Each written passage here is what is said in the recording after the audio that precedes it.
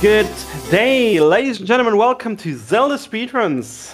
It's a special day today. It's a special weekend, and it's gonna be a fantastic start to the weekend with a showcase of all the 3D Zeldas and an all dungeons relay. The sun is shining on our countdown screen, and so am I shining. My head's shining, my face is shining, and my phone is ringing while I'm doing the intro. That caught me off guard. But hey, welcome Minnie, welcome EJ. How about we get started? What do you think? Yeah, let's do it. I think that's a great idea because we have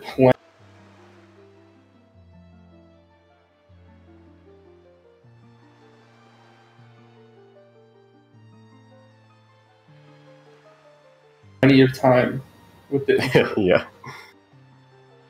Oh, that's fair actually. So let's... Oh no, that's not intended. That's not what it should look like. How come that this looks like this? That's a tragedy. Give me 1 second, please. I need to figure this out. Yeah. It worked just fine earlier, so let me quickly see what's happening here. Play the cool cinematic, Vinny. The idle cinematic. That looks just fine. Why is that like this?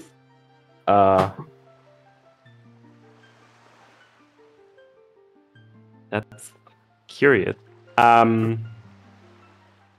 Yeah, the otter look. We tested with the otters, and it. Wait.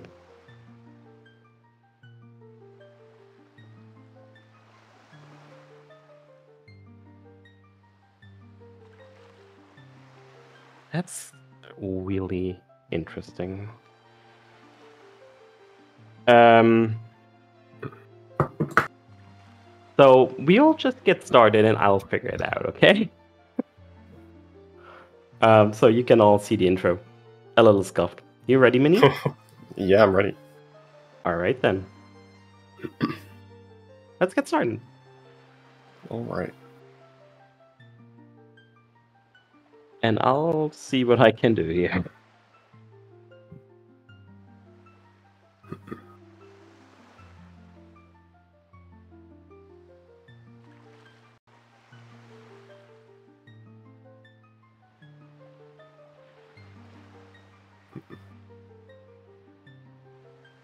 And good luck.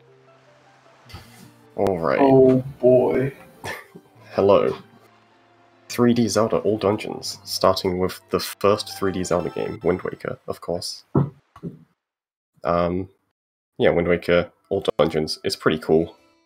We got 6 dungeons to beat: Dragon Roost Cavern, Forbidden Woods, Tower of the Gods, Forsaken Fortress 2, Earth Temple, and Wind Temple. And we got some pretty cool tricks in this category. This category has quite a few things that are exclusive to it that don't show up in any other category. And a few of those are pretty difficult. But yeah, lots of cool stuff. Yeah, I think this is my favorite Wind Waker category. Bar none. Yeah, it's definitely up there. Like, when you start the second half, it gets really crazy. Yeah, so back in the day, we used to, like before Barrier Escape existed, we had to kind of just play through the game as usual. And then All Dungeons, like when it was first discovered, or when Barrier Escape was first found and we first had All Dungeons, it was kind of like just the same as any % no Barrier Escape, but without the Triforce quest. It was not that interesting. But then a couple years ago we found early Earth Temple, which really changed up the category, made it way more interesting and also way harder, but also way faster. Spoilers. So yeah, we've got a lot of cool stuff to look forward to. But the very input viewer on stream, let's go. The very first thing we gotta do in the run is the manual super swim, where I will be pausing the game like 200 times frame perfectly, and gonna be building up a bunch of speed to do a super swim. It'll be free.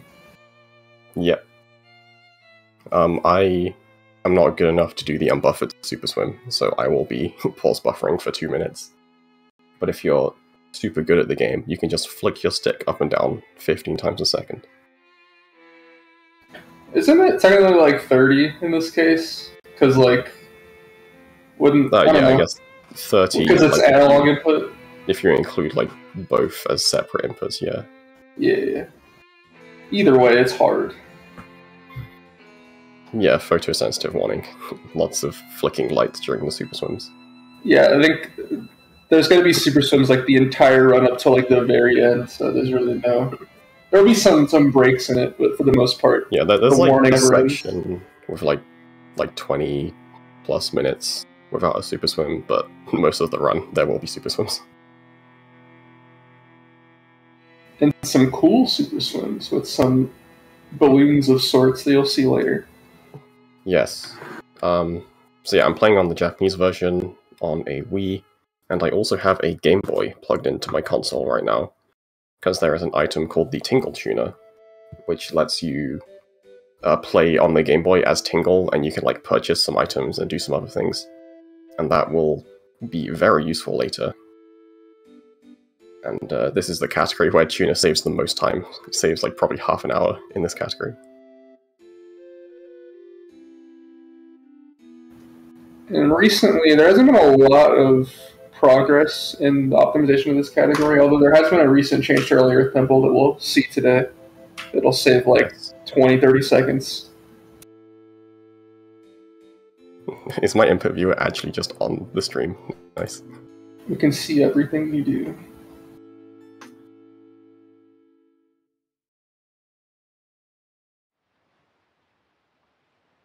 Alright, the first part of intro done. Second part of intro. Hey, it's Nuki, the person who organized all of this. Whoa. Everyone say thanks to Nuki. Type thanks Nuki in chat for 5 years good luck. So yeah, I'm going to be just jumping off this tower and then pause buffering for like 2 minutes. And some people can like talk while doing that. I cannot. I will have to just... I will not be talking throughout this entire thing. EJ can explain what's going on. But I'll try my best. Yeah, I will just be attempting to get this super swim. Yeah, we also, as a community, we do allow intro skip, just as a FYI. And we have various ways to do it. The main way is we have, a special save file that launches a rel file in the game, and then it launches the game at this cutscene immediately, which is pretty cool. Saves like 3 minutes of your life. But here we're watching it because it's a relay. And also, I don't think Mini even uses it normally. No, I don't have it set up. Don't feel like it. I like intro. Anyway, see ya in a few minutes. I'm all alone. But yeah, as Mini explained, he's doing manual super swim. So basically, the gist of all Wind Waker speedruns, as its name implied, is you want to get Wind Waker as soon as possible, because it's just so broken in the applications of what you can do with it. So every time you turn around in the water, you gain -3 speed. And if you just chain that with pause buffers or flicking, there's no cap on negative speed, and you can just infinitely gain negative speed. Well, not infinite, and technically at a certain point, it'll be bad. But it's just SD. We don't gain speed exponentially like HD does, so that would take a long time. So yeah, Mini has to pause roughly about like 180 times to get about just over 500 negative speed, and then he'll have enough speed to go past the camera and be able to kind of kickstart the normal super swims you see where it just automatically gains speed every frame by holding up. So it's going to take a little bit. And this roughly takes runners about, let's see, they start at like 5:12, so they usually upcharge after like 3-ish minutes. As Minnie alluded to earlier, you can do this unbuffered, and it saves quite a bit of time. Saves like 2.5 minutes. Doing it in full, not a lot of people can do it in full. It's pretty much only like Linkus, Aloha, and Awabi, and I don't remember if Demon could do full. I don't recall off the top of my head. I mean, the other people do like partial, where you do like half of it. Like I do half of it and save like a minute and a half. Yeah, basically me just getting enough speed to go to Dragon Roots to get the Wind Waker as soon as possible. And after that, we'll kind of get into the swing of things immediately. if you're familiar with a category like NoMSS, this basically skips the entire intro tutorial part of the game, like doing outset, the sword training, saving Tetra, rope swan for spoils. We'll still be doing FF1, but we'll be getting there a different way. That's kind of interesting. So Mini, I would say, is about like halfway there. His pausing has been pretty good so far. Some 2-framers, but no neutral hits or early pauses, which is really good. You can kind of see he's gaining more speed by how much he's moving per frame, and he's getting there. He's moving quite a bit per frame.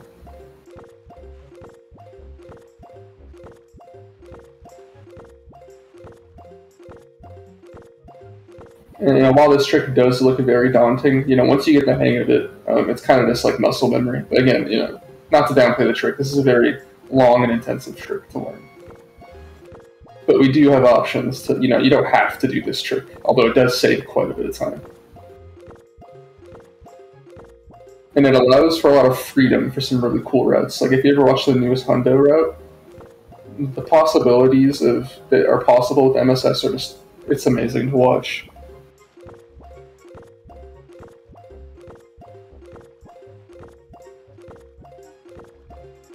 So he should be upcharging relatively soon.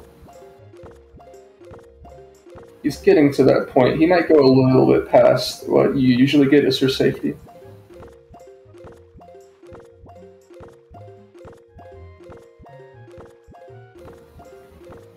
Yeah, this is frame perfect every pause. It's definitely hard, but manageable once you get practice into it.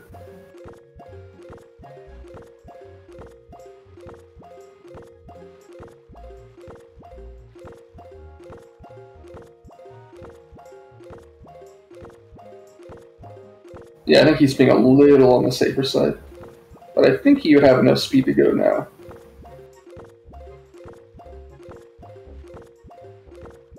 So basically, Mini's about to change cameras to the lock cam, and then that will allow him to do upcharge. And he's doing some safety pauses after the camera change. And now, as you can see, he's holding up. He has so much speed that he's going past the camera every single frame, and now he's just automatically gaining speed. And he'll do this for a little bit longer, gaining speed much faster now, and then he'll go back towards the island for a refill, because, air is still a thing, no matter how fast you're going. And then we'll make our way to Dragon Roost. This is probably the most sensitive part of controlling MSS. It's really sensitive to camera and stick movements here. So yeah, that should be in the clear. You obviously can always still hit things on the way there, but we're good now. And Mini is pressing the sum button to tune the music.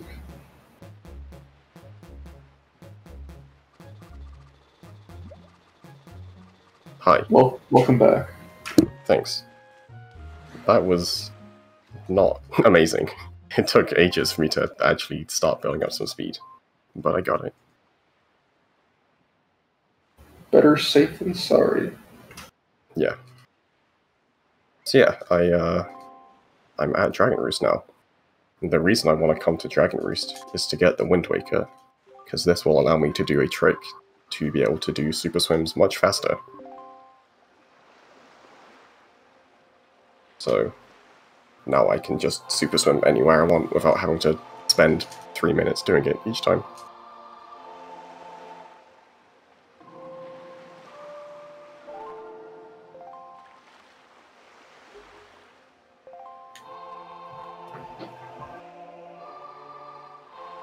Okay, so like most MSS categories, Mini's going to be booking it straight to FF1. However, he's going to take a quick detour to the back of the island here to grab a special song. Yeah, a special song which we can technically skip, but not really RTA viable. Yeah, it's unfortunate. The song is needed for like one thing, and that's it.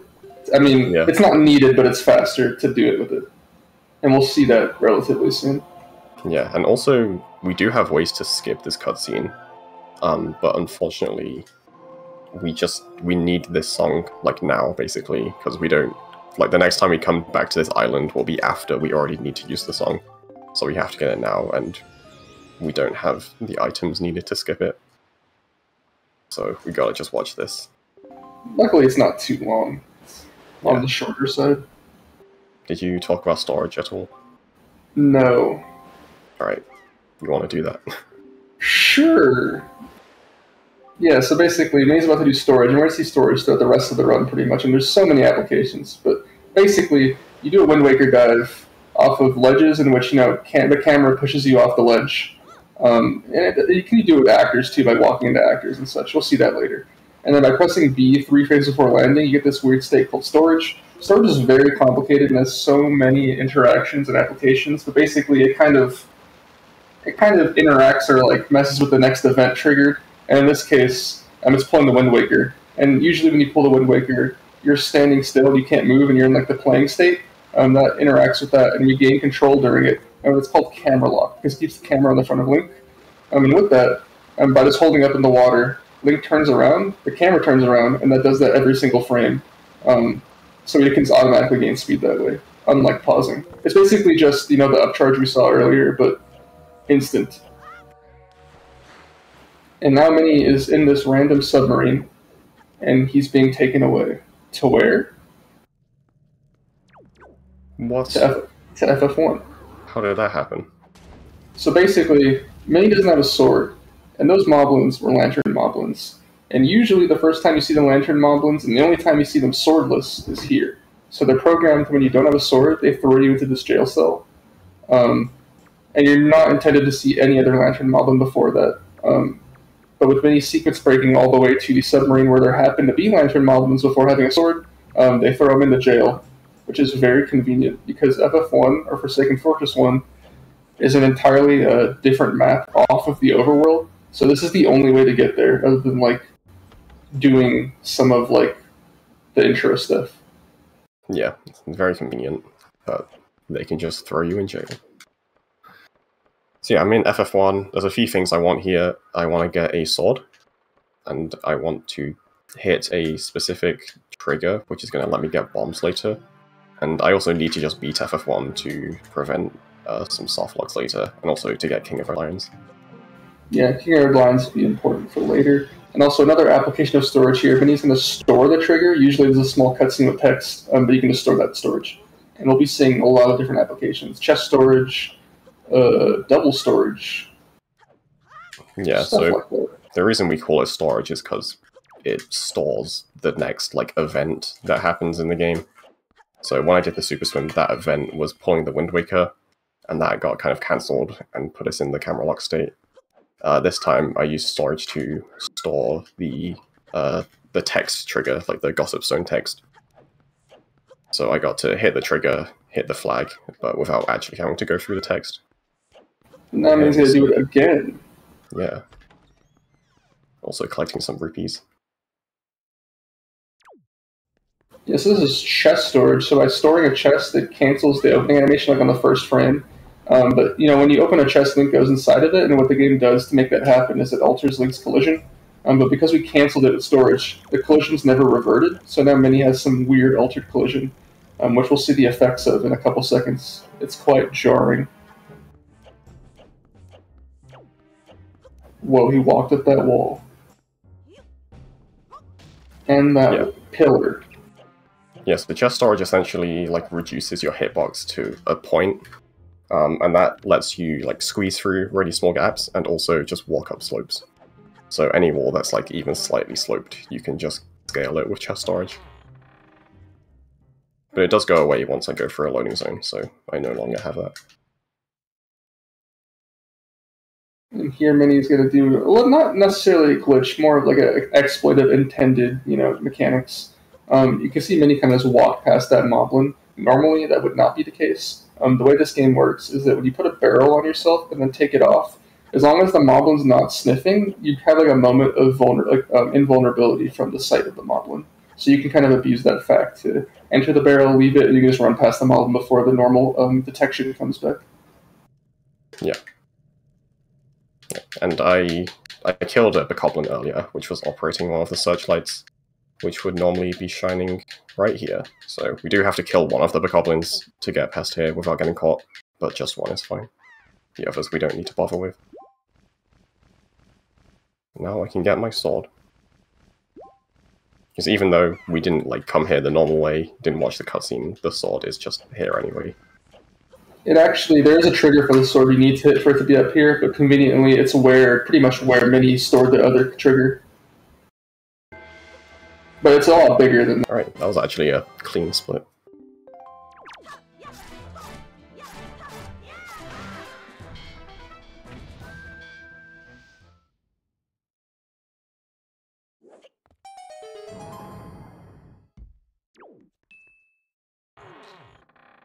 We've beaten Forsaken Fortress. So yeah, we need this to get King of Red Lions. I think I said this is also to avoid a soft lock. I don't think that's actually technically true in this category. Actually, no. So normally, if you don't have King of Red Lions and you go to Hyrule 2, and you try to watch that cutscene, you'll crash. But this category doesn't go to Hyrule 2. So we avoid that crash anyway. But we do just need King of Red Lions for other stuff. Yeah, I mean, you could do it without him, I think, but it would be slow. Yeah, I mean, we don't even have a way to even just beat the game without Forsaken Fortress 1, unless we use actor unloading, which we don't talk about. Actor unloading.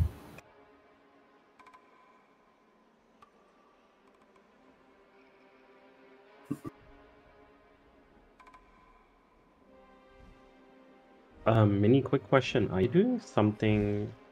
Do you have delay or something on an OBS? Because for whatever reason, your OBS is way behind your Discord game feed, or at least Discord or Twitch is reporting way shorter delay than it actually is.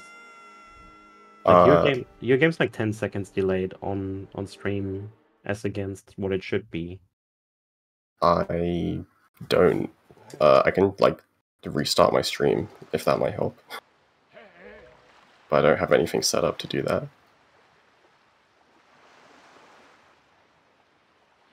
That it helps, but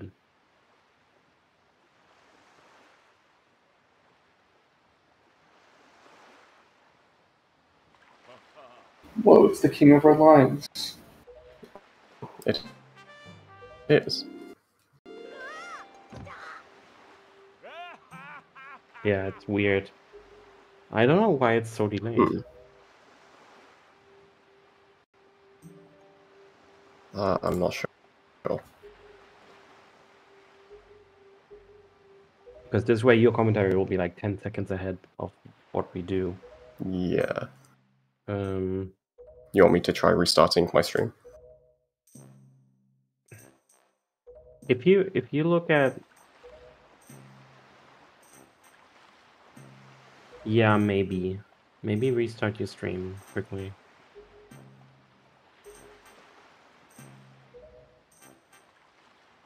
Sorry about this, folks.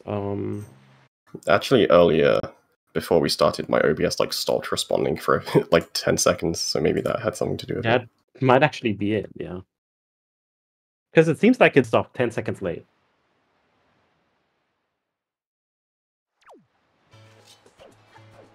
Alright, let's start it again now.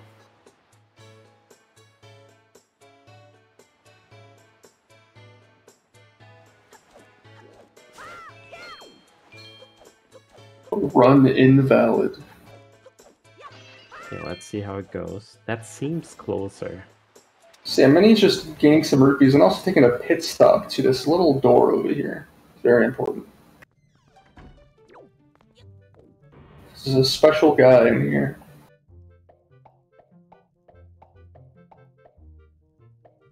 It's still Yeah. 4 seconds discrepancy, but I'll try to see what I can do to fix that.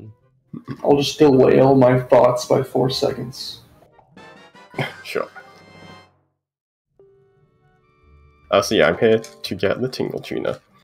Normally I would also be here to get the Picto Box as well, because the Picto box is used to do a trick called Puppet Gun Skip, but I'm not going to be doing that in this run.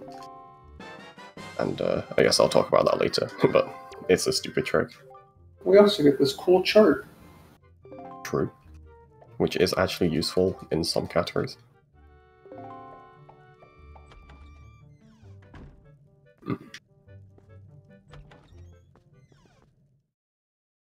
Yeah, Minnie needs to grind a decent amount of rupees while he's doing this windfall stuff. He needs to buy the sale and also have enough rupees to use stuff in the Tinkle Tuner relatively soon. Yeah. So we're just going to be collecting a bunch of pots. A bunch of guaranteed blue rupees here. Oops.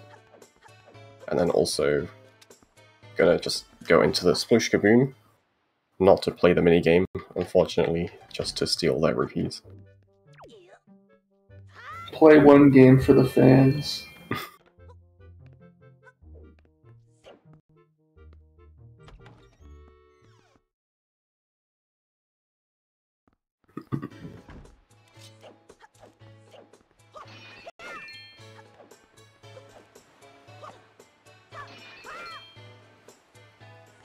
Green rupee. It's so over. Alright, sale for 80 rupees, which will be needed for a few things. Now I'm gonna set up a trick called the Great Fish Cutscene Skip. So I got storage and installed that King of Red Lions text. Yeah, so now Mini has double storage. Basically, when you store a text box, you can open it while in control like this, and when you close it again, you get storage back. So Mini got storage, got camera lock, and then now has storage in camera lock. And we call that double storage by closing this coral text in camera lock. And basically, Mini's going to swim towards Great Fish. Basically, a lot of the major islands have triggers around them for cutscenes to show off the island, and if you go into them normally, you'll soft lock, which is why you want to store it with double storage. However, Great Fish is special in the fact that it has two triggers for the cutscenes. So Mini's going to store the first one and then drown it at the second one, and that'll be Great Fish cutscene skip. And we'll see it in a second.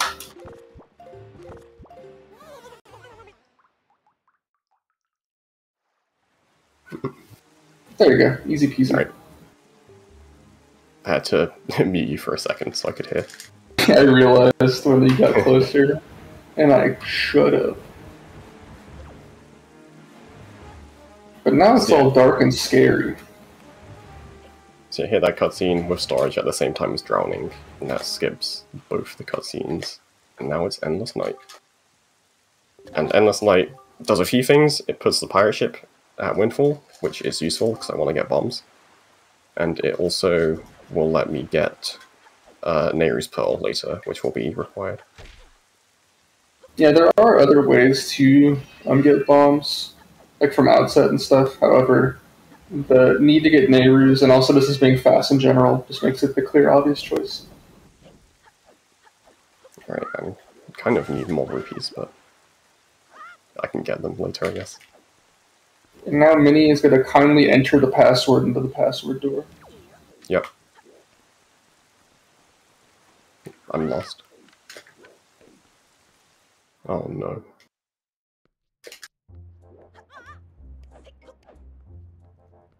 Cheating.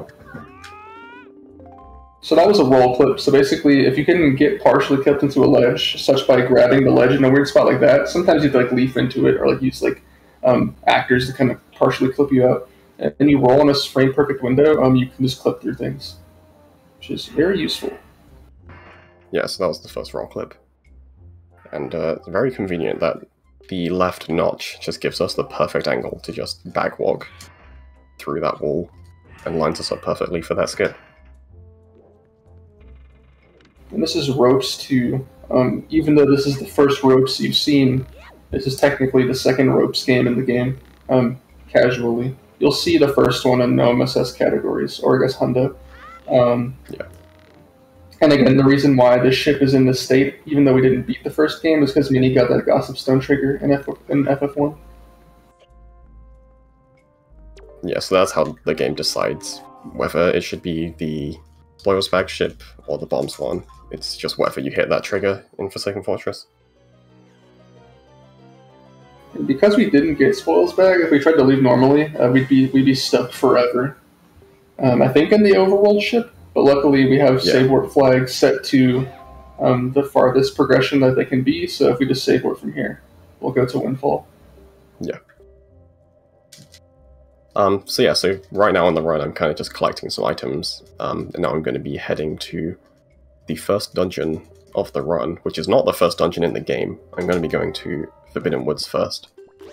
So we're going to be going to Forest Haven, get the Deku Leaf, and then do our first dungeon.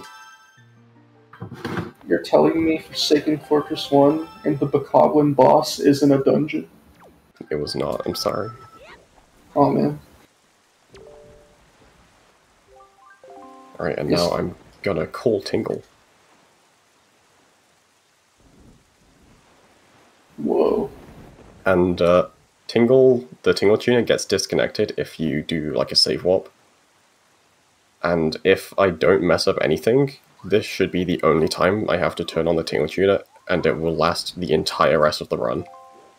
But if I like mess up something and have to reload a save, then I'll have to call Tingle again. Oops. Whoa. So yeah, Minnie's calling Tingle because relatively soon we're going to be using it for the first time. And also we're setting up double storage again because now we go to Forest Haven, and like I mentioned before, major islands have like a panning shot cutscene of introducing the island. Luckily this time it's only one, so Minnie has to swim into the area once it gets double storage. Yep, I'll do it eventually, I promise. In the meantime, stare at the cool Tingle cursor under Link. Oh my god. It's impossible. I can't do it.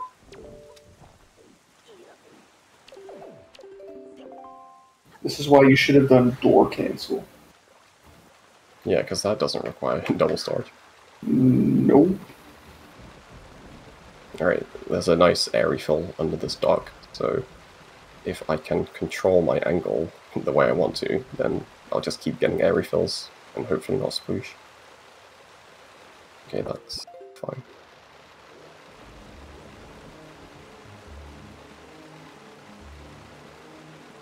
Now that it's Endless Night, which is when it's dark here because of that Great Fish cutscene, it's a little hard to see where you're going. But luckily, you know, when you run this game for a while, you kind of know where everything is. And also, should Minnie need it, he has the sea chart to take a look at. Yeah. Are you doing the epic camera lock thing? Wait, no, you're not doing that in this category. LOL. Yeah.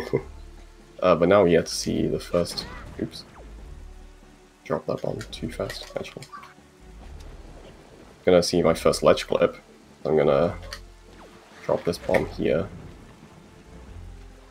And then climb into the bomb, and the game is like, you can't be in the same place as a bomb. So it pushes me the other way, which ends up going through the wall. It's like a roll clip, but the bomb rolls for you. Yeah. Alright, so now I'm gonna... Oops.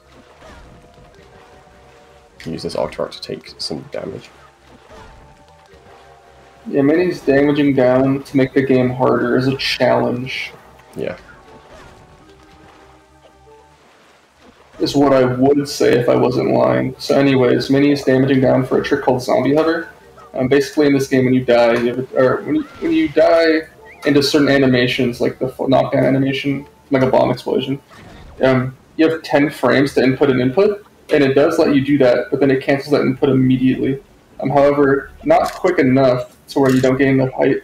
Well, it does cancel after a frame, but you get enough height in that one frame where you can just chain them infinitely and gain infinite height from the sword slashing.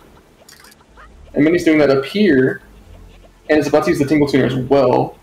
Because up here there's a trigger, if you go high enough and you hit it, and then you void out, you spawn up here. And we want to spawn up here because we need to get the leaf later, momentarily, and this is the only way to get to the leaf, because we don't have grapple yet. So now Minnie's calling Tingle for a red ting, which costs 20 rupees, which is pretty much just a little potion. You can activate it anywhere. Well, not anywhere. Anywhere you can use Tingle Tuner. And now he's healed, and then bam. Easy peasy. Yeah. So normally you need the grappling hook to get up to the platform where the leaf spawns. But I don't have that yet. So, do that zombie hover. And then it's weird. It seems weird that I just jump down immediately after. But I'm going to be doing a cutscene skip here, and if I don't mess up, it will respawn me back at the top. Also, yeah. I forgot to get more rupees. Oops. Ruh-roh. Yeah, Minnie needs 1 rupee, so remember, maybe do that now. I need 11. Well, at least the... That's fine, I'll figure it out.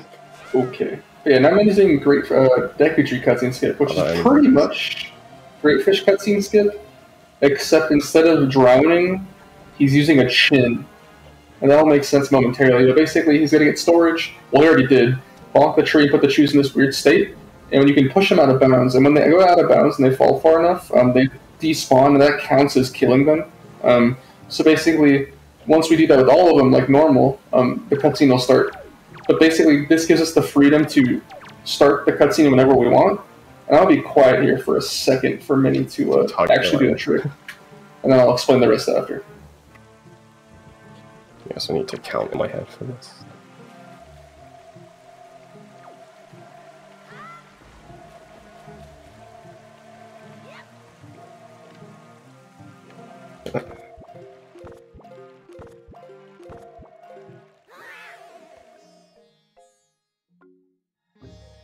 Oh my god. Clutch jeans. That was scary. I did that a couple days ago. It's terrifying. Yeah, basically. Fell off the first time, but managed to save it and got back up. Sweating. But yeah, basically, Minnie started the cutscene by pushing the last chew out at a specific time in the chin cycle, so that when he got there with storage, he got crushed as the cutscene started, and it canceled it. And that spawns him back up here with the leaf spawn. Alright, yeah, so I'm supposed to have 10 more rupees right now, which hopefully I know where I can get some in Forbidden Woods. Hopefully I can find enough.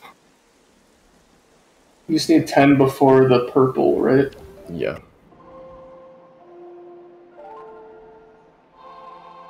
So we saw Minnie buy a red ting, and now we're going to see him use another item that'll be the second, or maybe most useful, the second most useful one, because red ting is pretty useful with hovers. Called the Tingle Balloon. It costs 30 rupees, and basically it lets you walk on the air for like 5 seconds. Give me that. Like so. And we'll use this to skip that, that platform to the left and just go straight to Forbidden Woods. Saves a little bit of time. Anyone saying leaf on Z? Please leave. Permaband.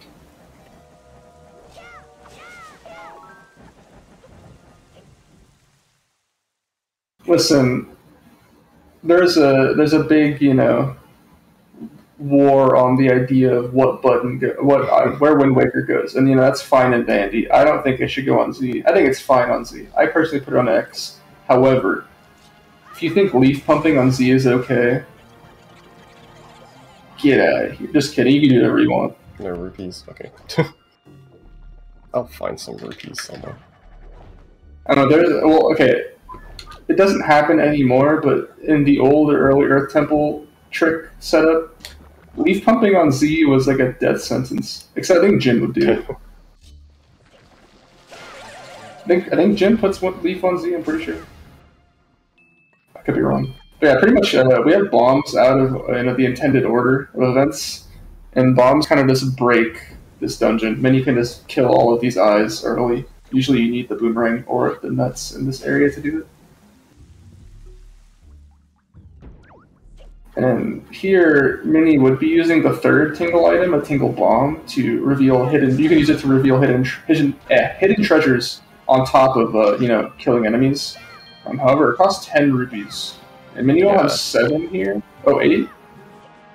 Yeah, so this is this is not how the run's supposed to go. I would normally just have enough rupees here, but I completely forgot to get more. Because usually I get the Picto Box, and you get like 15 rupees in the Picto Box maze. But I didn't get that. Maybe that'll have rupees. Okay, please give me a rupee. I guess this. Wait, Azer pumps on Z too? Okay, I have my 10 rupees. What the heck? Because in here, there's a 50 rupee, but I have to spend 10 rupees to get it. Alright, back on track. Just imagine the last, 20 seconds never happened. Yeah. Alright, so I just got storage, and in this little alcove is a chest. So I get chest storage again, and chest storage. messes with your hitbox. So I can just walk up here. And going through doors in a dungeon does not remove the chest storage, so I will just be keeping this until the end of the dungeon. What about boss doors? What's a boss door? I've never opened a boss door in my life. Oh, okay.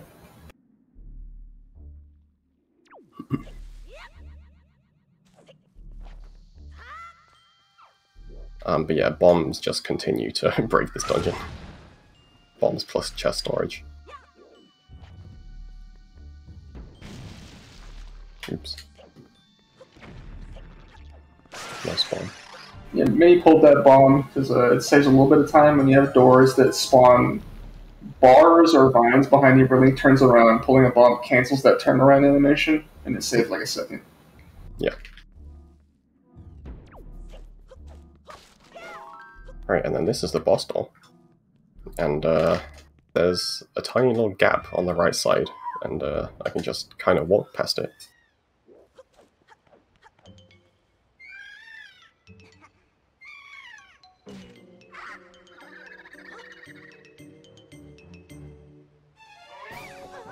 Alright, so you might have noticed I never got the boomerang, which is the dungeon item for this dungeon.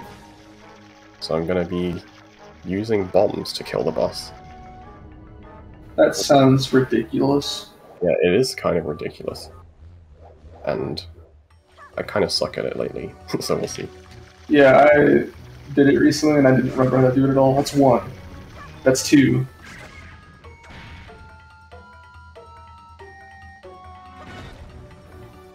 Oh, this is pretty good. No. Messed up the last one. That would have been perfect. Yeah, at the start of the game, at the start of the fight, Calidamos' collision isn't fully set in yet, so you can throw that first bomb inside. You can also clip inside, but good luck with that. Yeah, in theory, you can like get storage before the boss fight, and then you have control of Link during the cutscene, and you can like bomb boost into Calidamos or leaf into him, like as he's kind of mid-spawning still. But no one's like tried the RTA. TotK does it in the task though, which is pretty cool. This heart container is funny because where you finish the fight kind of matters because you walk to Makar from that position. So if you kind of mess up the fight for long enough, where you kind of like Calidamos has a lot of time to RNG move around, you can by happenstance walk into that heart piece after beating him, and then you get healed, and that's bad for what's coming up. But luckily here that didn't happen. Yeah, right now I'm kind of taking damage on purpose throughout that dungeon, because I'm going to have to be damaged down very soon. And that's why you failed that one bomb, because you were just taking damage. Yeah.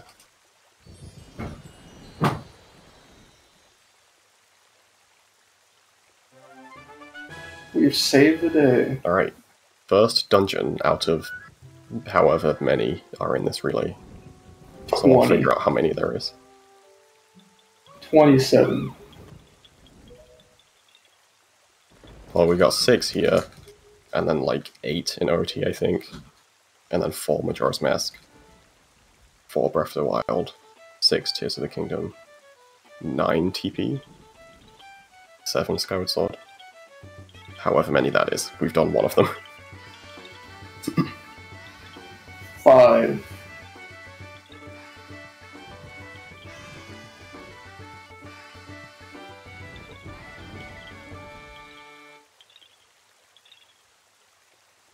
They're doing the rain dance to make it rain more. Yeah, it is still Endless Night. Normally, you're supposed to just like start Endless Night and then end it pretty much immediately after, but we keep it for a while. You're also not supposed to have even gotten Endless Night yet, like when you beat Forbidden Woods, so by getting it early, we have a lot of cool situations where we watch cutscenes with Endless Night that you normally wouldn't see. Yeah, in any percent, you do the Ganondorf fight in Endless Night, and it looks pretty cool, because the fight is like outdoors. So it's like actually raining during the fight.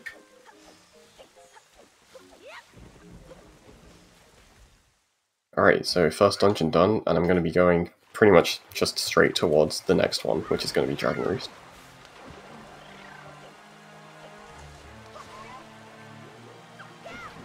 But on the way, we're going to take a quick pit stop to place our spoils from this dungeon.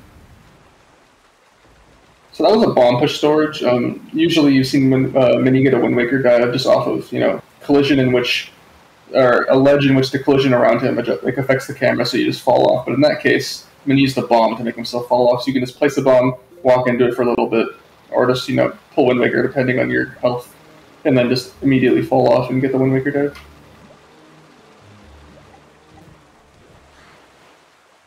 I can't see. Okay. So we're taking a quick pit stop at Eastern Triangle because Mini just got Ferore's Pearl, and we're going to place it because we're here now. Why not? Yeah, it's just on the way. You might as well. Alright, and also during some of these little animations or cutscenes where I'm not doing anything, I'm also equipping stuff on my Game Boy. So a lot of the downtime I'm actually still doing stuff, but you just can't see it. Yeah, so far Mini's used a red ting, a balloon, and a bomb, and now we're going to go back to a red ting in a second here. Mini's going to be damaging down against Fire Mountain right here on the way there. This is just a quick way to damage down that's on the way. And then setting a delivery bag skip. As well as skipping basically just skipping 2 cutscenes. But yeah, just delivery bag skip. Basically, when you first enter Dragon Roost for the first time, you talk to the mailman outside, and then you go inside for another cutscene. Mini's just going to hover up to the highest level and just skip all of that.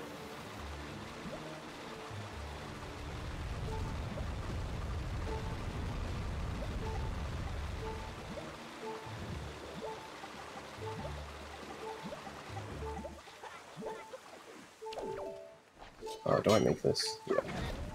Easy. Ooh, even on the island like that.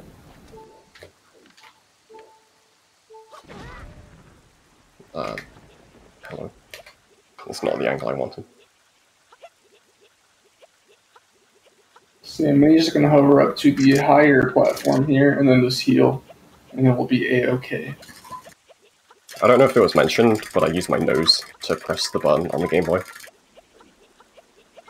What the heck? Fun fact.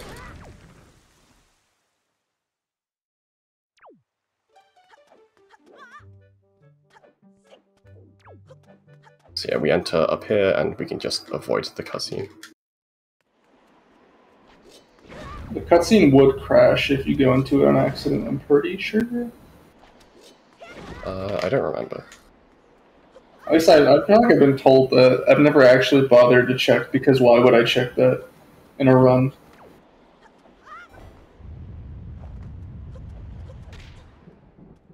Oh yeah, this category will not do Morph Hover because we'll have Hookshot at that point, so Mini could do it for fun if he wants to. I could. That's true. Yeah, no Morph Hover, but this category does have 4 zombie hovers. 2 of them have been done already. Oh, it does work fine? I've been lied to.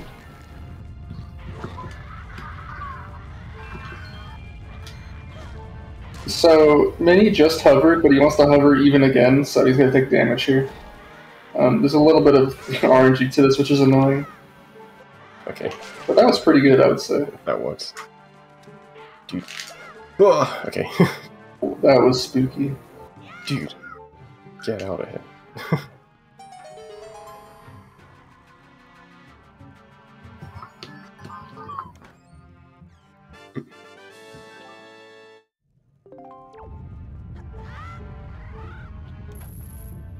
A key.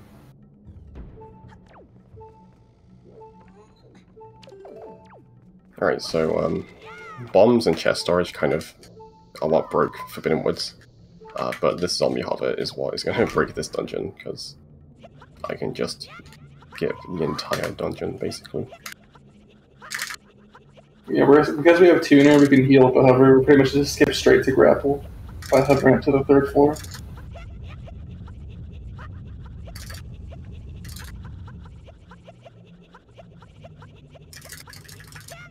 So up here is a door, and Mini will heal when he gets high enough.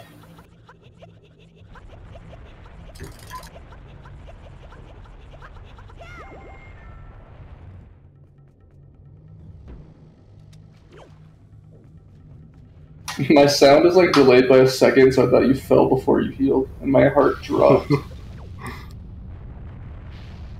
So yeah, Mini made this cycle right here. This is a global dungeon cycle. It starts the moment you enter, so the speed at which you do this entire part leading up to it does matter. So good he got that. Yeah, and then having Deck Leaf here also is important to skip these gaps. And this is also the reason we need Wind's Requiem. It is theoretically possible to do this with East Wind, but it's like insanely difficult and precise. I didn't pull Bob. Whoa, there's some enemies here. Looks dangerous.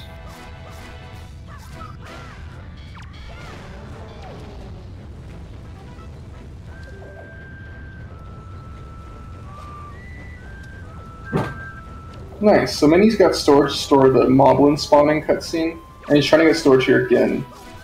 Okay, so he didn't get there because the moblin spawning in now. But ideally, we're gonna change Wind back like immediately after this to East. And if you can get storage there, you can play it while in the dive state and save some time because time still passes in that state. But it's dangerous because if the moblin hits you while you're doing that, you get text cancel, and that's bad. So usually runners stop going for it if they fail a couple times. But he's still going to want to get storage, because talking to Medley takes 5 years, and with storage only takes like 2 years. Yeah. Yeah, you get storage. It like skips some of Medley's text boxes. And also it let me get that orb while going through the text.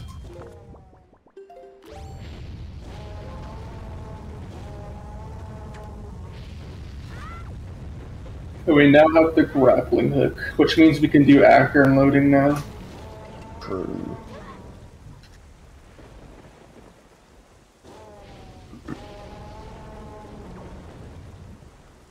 Alright, and then conveniently, the mini-boss is right next to the boss, and again, chest storage is gonna let me skip the boss key. Whoa, a rock. Whoa. And they also conveniently put some chests right next to the boss door. Kind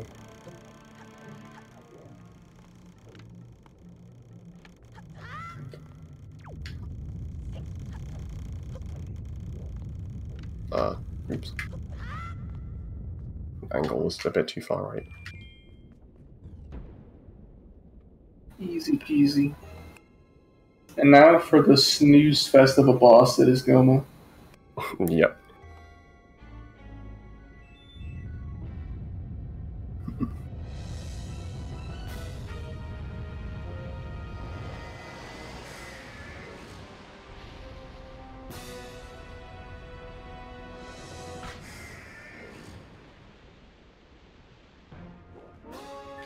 Yeah, so basically Goma has 2 phases, and the first phase is kind of, a set 3 rounds of doing this, and it's very boring. And not much you can do to speed it up. Yeah. I think Aza found that if you, when you jump off the grapple, if you grab like one of the platforms up top, it's actually a bit faster than landing on the ground. But I haven't like learned where to stand for that.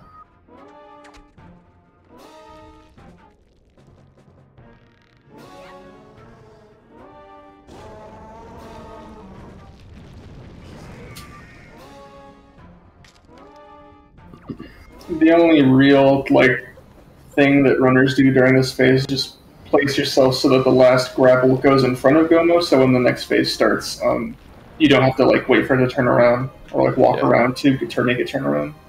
You also have to react to these fire things that spit out. Try and not get hit by them. But yeah, not too much going on here. Oops.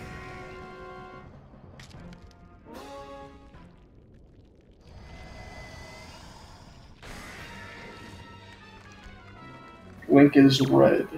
Because he's angry at how bad this boss is.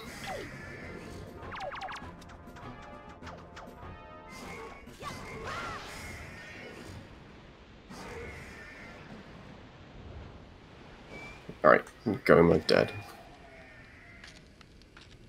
The second dungeon of the relay. Remember, you can do like a weird storage strat here. It's slower for AD though, right?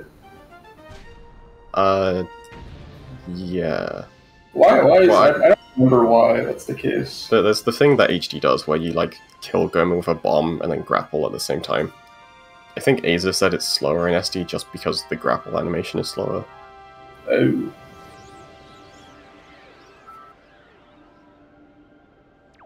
Alright. There should be a live dungeon count on the stream of how many dungeons we've completed out of how many.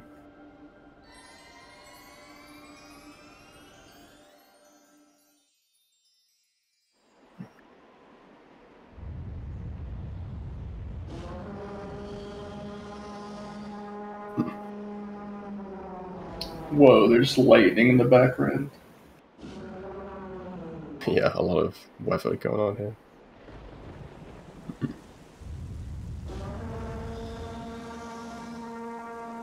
Alright, first 2 dungeons. So now we're going to be getting Nehru's Pearl, and then placing all the pearls and just head into Tower of the Gods.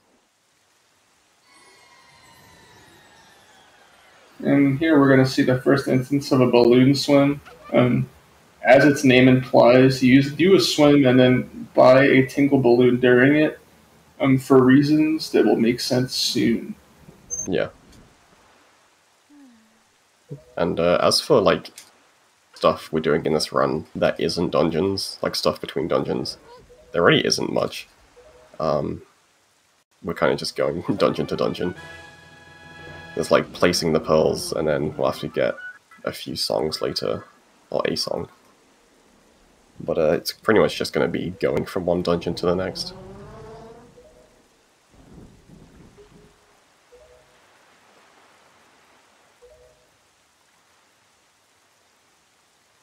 And I have to get Nehru's Pearl, I guess. That's not a dungeon.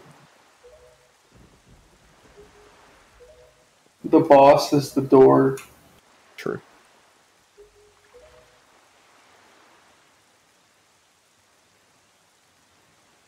Yeah, so that menu is pretty much just booking it to Outset. However, if you're aware of the map layout, Outset's on the complete other side of the map. And also, it has a trigger around it right now because of Endless Night, so it means getting double storage to store that. But again, the problem still stands that he needs to get there. Super swimming is fine and dandy, but you can only get so far off of, one air meter. So we need to do a balloon swim here. You can do it without by just getting a refill here, but it's very hard to get a refill that late. I did that wrong. Okay. I have to think now. I want to hold ESS left for this. Oh, like your camera direction? Yeah. Yeah. That's fine. So ESS left, don't forget. yeah, we haven't really talked about it that much, but the camera in which you initiate, like the way you're facing when you start camera lock matters for the land controls, or controls on the land and how they're oriented. So usually runners try to do it a specific way every single time. So when you use the balloon, he's going to slide off of this island. He retains all of his speed, while also getting, well, I think you lose a little bit of speed off of that, but you retain a bunch of speed while getting an air refill. And that's pretty much kind of like a cheeky way to get a free refill while still, making it towards your destination, as opposed to like taking a pit stop somewhere or like driving by some other refill. And again, it is possible to do without. I think Jim just gets a refill, Dragon Racing sends it, but it's pretty hard. Crazy. And now we're just going to drown in this whirlpool because when you come here the first time, you're forced to reload the area once before Coral lets you in. Yeah. And also, we normally just wouldn't be able to enter King of Red Lions anyway right now, so this drown just forces me inside, which is what we need.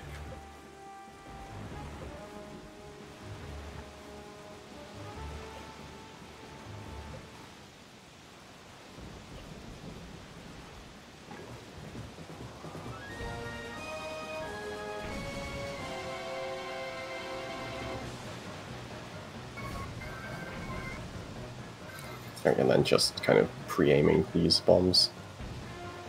So I can just shoot straight away.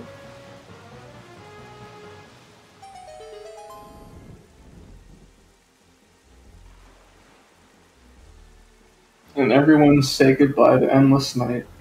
Yep, goodbye. It is not endless. False advertising.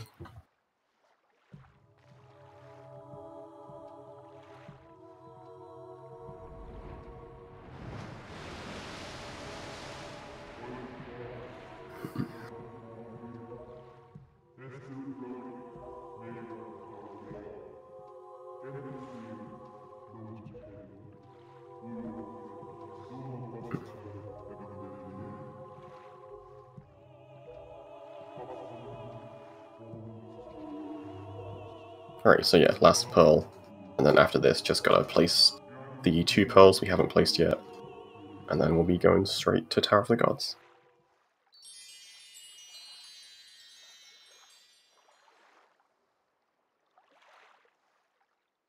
Everyone's favorite dungeon. Yep.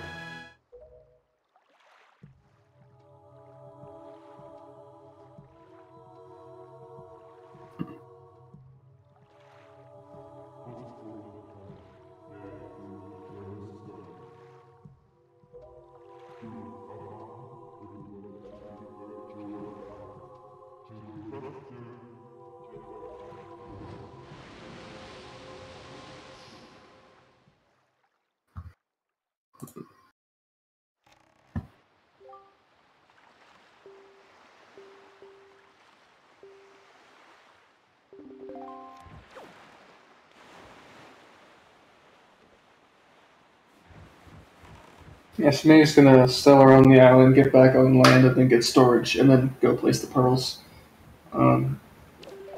These swims are a little tight, but completely manageable. And now that it's not Endless Night anymore, it's easier to see.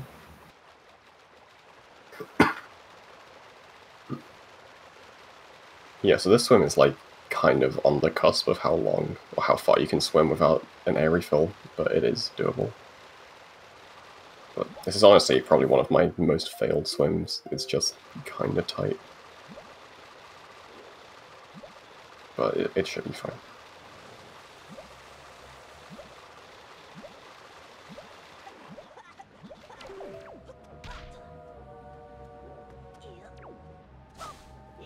Oops.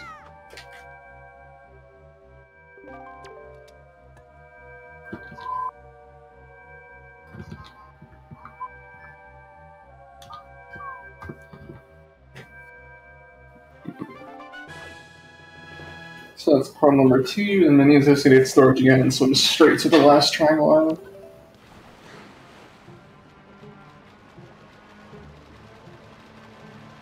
This swim is annoying because when you release, there's a pretty good chance that you'll target the sea heads, and that's cringe. Yeah. But it looks like they're being nice.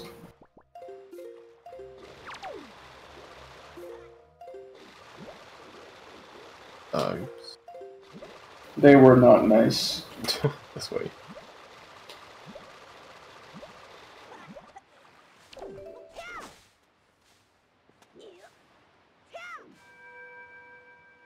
That was a clean landing.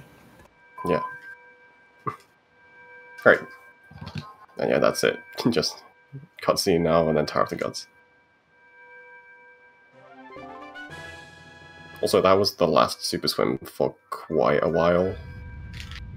Like half an hour or something.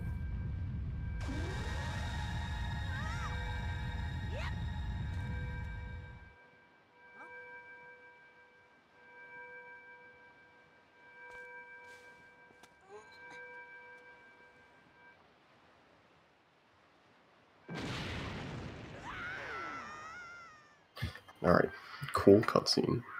Link is dead. Yeah. Rip. We will now play as this statue.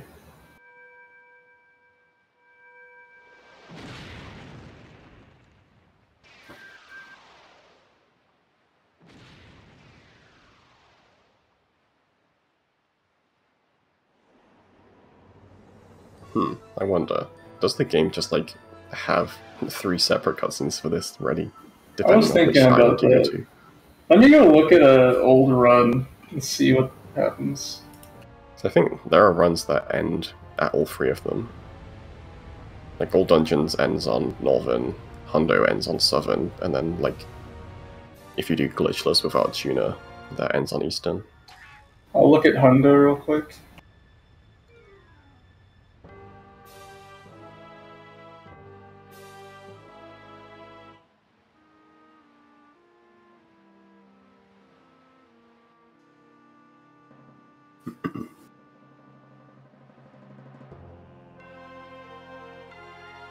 Alright, pretty big tower.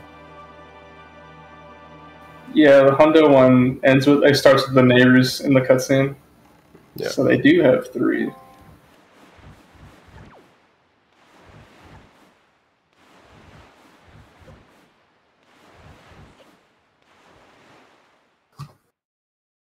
That's interesting. Yeah. That feels like there's some trickery afoot. Alright, Tower of the Gods. The only dungeon which isn't broken by storage. This is a storageless dungeon. Yeah, there's not really much you can do beyond skipping the first floor. After that, it's pretty iron tight and forcing you to do the objectives.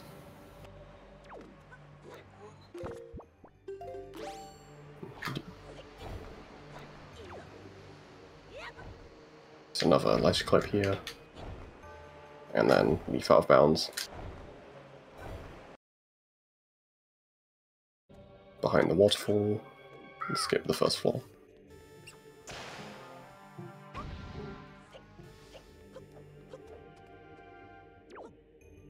Nice rat. Rip. It was a valiant effort.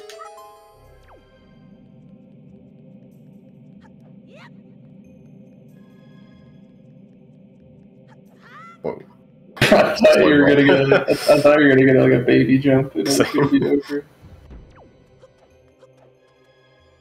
Alright, and then in this room is another hidden purple rupee with a Azer makes a really good point that I didn't think about that cutscene, that all 3 of the statues are just on that island. I remember now.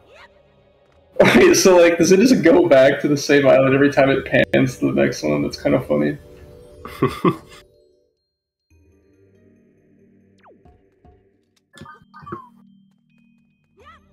Alright, for this first statue, I'm gonna be doing something called jack clip. If I crawl on the ground, I can just kind of pick up this statue through the floor.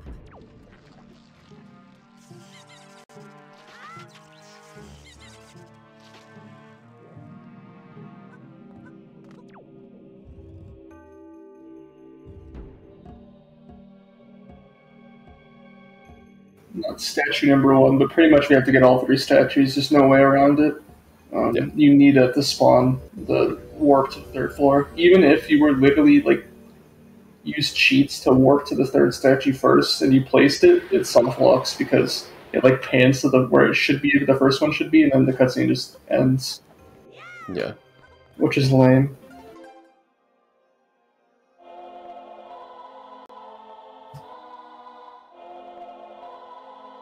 Right, we do need the command melody though, which is this song. We don't need it in this dungeon, but we need it later. We don't currently know of a way to skip it. So, the game forces us to get it here anyway, so it's fine.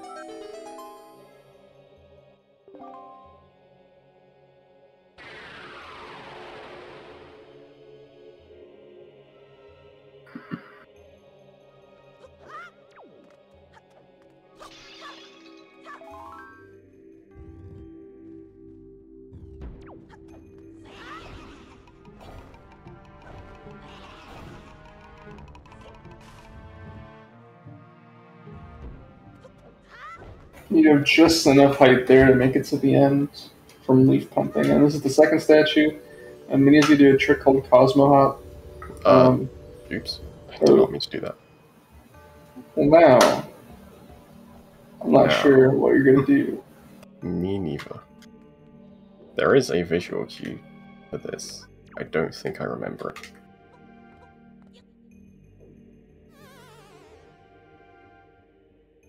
Yeah, that's fine. I'll just redo it.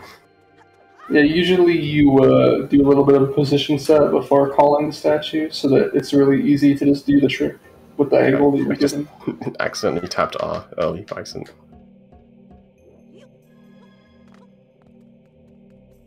There's a bunch of different variations of this trick. This is just the setup that most runners opt to go for because it's pretty quick and easy.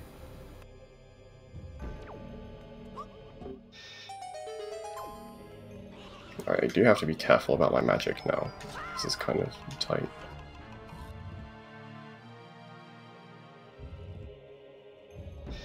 There's a really annoying coral text there that you have to avoid. But now this is the mini-boss.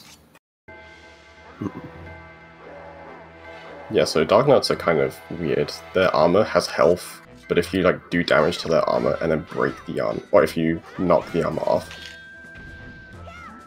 the damage like transfers to the Dark Knight. So then after I knock off his armor, he's just one hit.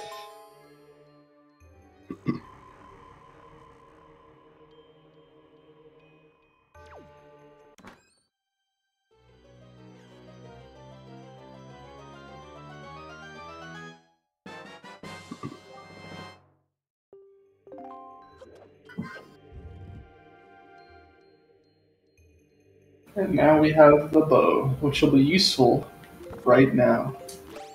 Yep.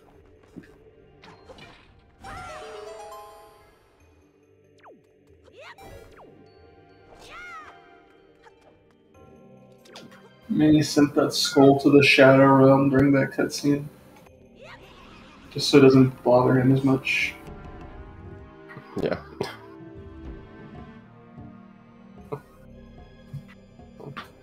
After you load that room, the skulls either fly like left or right, and if they both fly towards the center, I can knock them both out with one leaf, and it's pretty satisfying, but only one of them. Only the left one matters, really. The right one is fine. There is no magic drop in vanilla at that door, right? Or else we probably would get it normally. I don't know. I feel like we would know that... In the room I just came from? Yeah. Well, unless the Yal is referring to something else. I could have read that at the wrong time. Or, like, late. Yeah, I don't know if a magic drop there.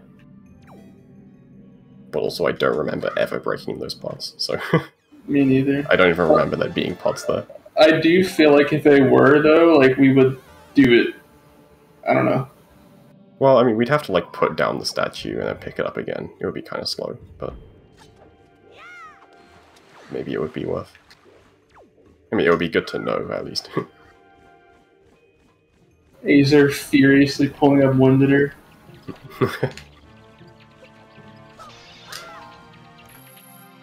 Alright, some kind of precise leaf pumps there. Let me skip the scales.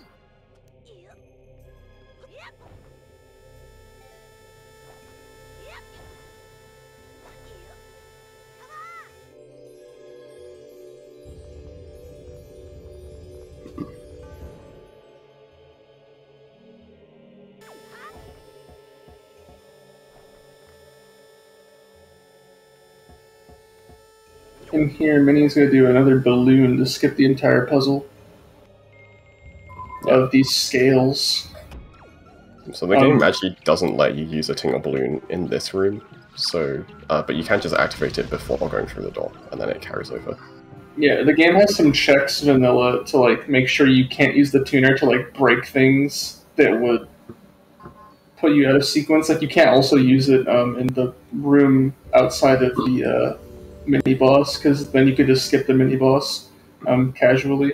And also another area is that you can't use it a tingle bomb near the neighbor's door, because that also breaks the door and they were aware of that.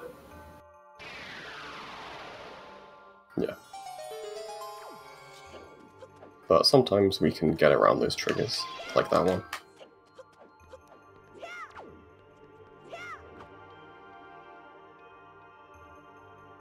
And now the dungeon is complete. This is the warp to the end. Yep, this takes me to the next dungeon.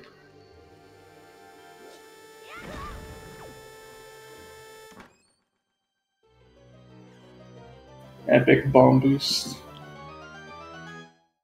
Alright. The only dungeon where I won't be skipping the boss key.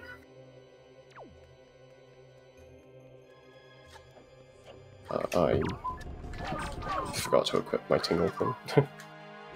So Minnie's going to give himself full magic here, because it's really important to have full magic coming up in this next area. Yeah. So I just buy a green tank, which gives me magic.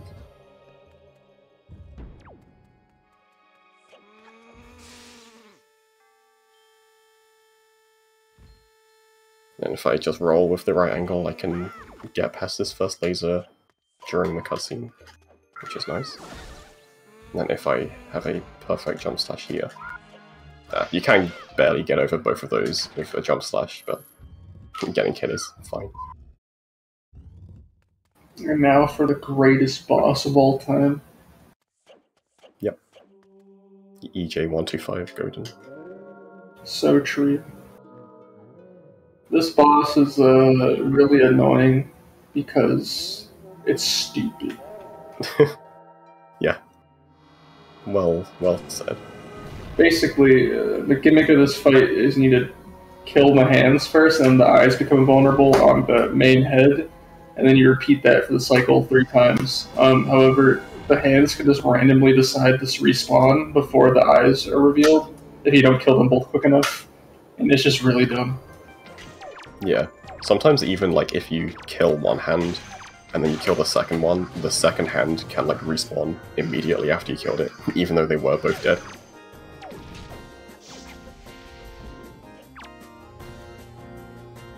And if I stand underneath Godin when he does that fire attack or whatever it is, I can cancel it. And then once the phase is complete, you throw a bomb in his mouth to do damage to him, and he needs to repeat this 3 times.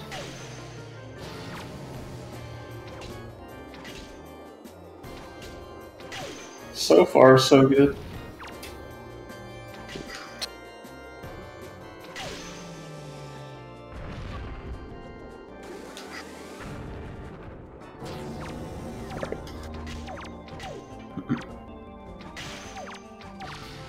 So if everything goes good here, should not need any snot arrows. Okay, yeah. And the hand respawned. Fun game.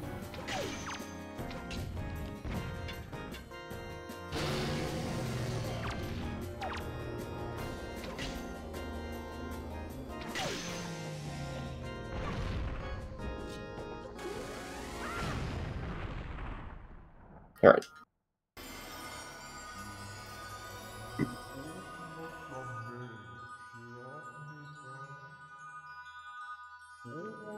So yeah, Godin flying around is just weird and hard to react to. Sometimes he just kind of like stays in place, and I think it's like position based. Like there are certain positions where if he's like there, he'll just kind of stay there. But usually he's just kind of flying all over the place. Makes it hard to aim.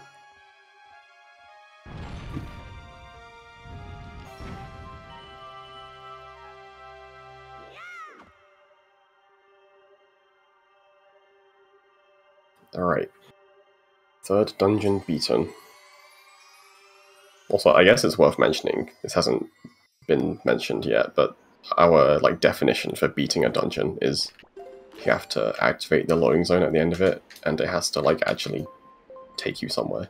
So you can't just like touch the loading zone for 1 frame and then leave like HD does. We don't allow that. The load has to actually like finish.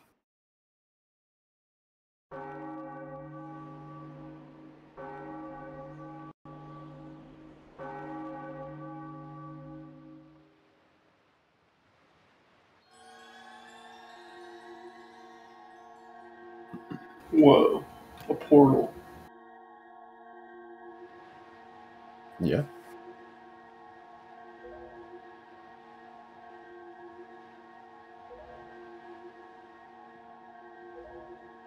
Alright, so yeah, beating Tower of the Gods pretty much just forces us to do Hyrule 1, unless we do a bunch of things to avoid it, which would end up losing time.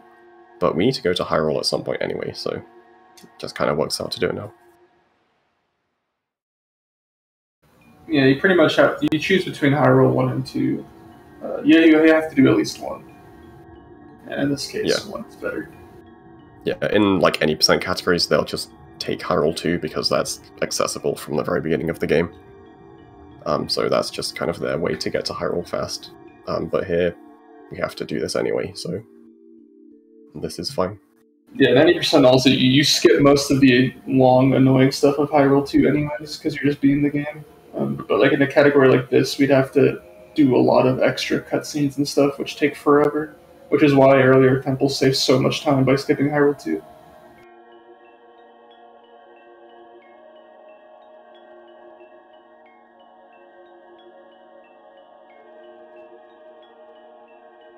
And this is kind of like the halfway point. Well, pretty much it is the halfway point. And after this is where the category kind of gets crazy. Yeah.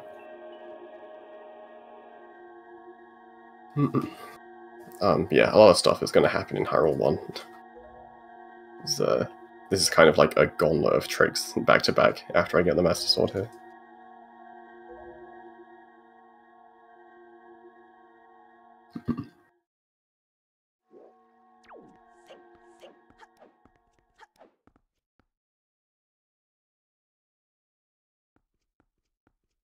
Yeah, right off the bat, Minnie's going to do a thing called puzzle skips. So usually you do the Triforce puzzle with the blocks down there to open the pathway to the Master Sword.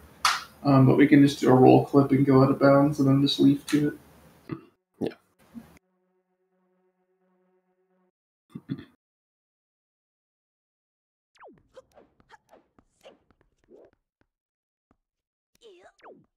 So Minnie's going to walk over to this corner, or this ledge right here, clip into the pillar.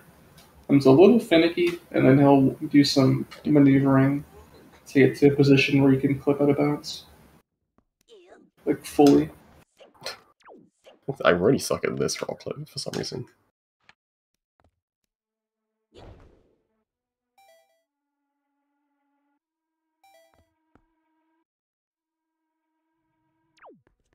But yeah, just get out of bounds and then leave into the loading zone.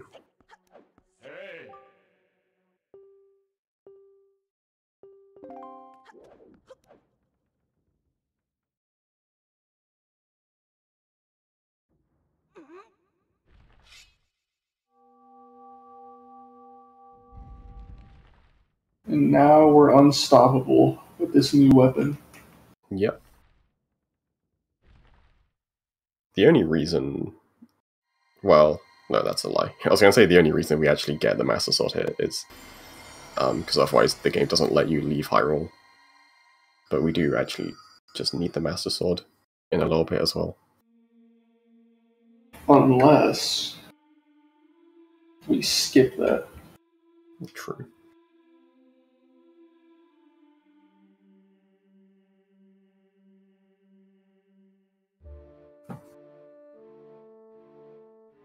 So now Minnie's gonna fight all of these monsters. Yep. All 17 of them. You actually know how many there are. I think it's 17. I might be wrong. I think it's 10 Moblins, 7 Darknuts. I know it's 7 Darknuts.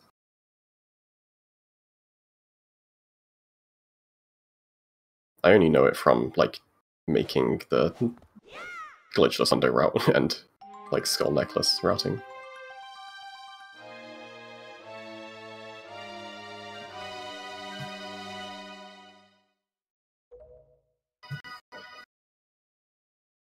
Alright, Master Sword.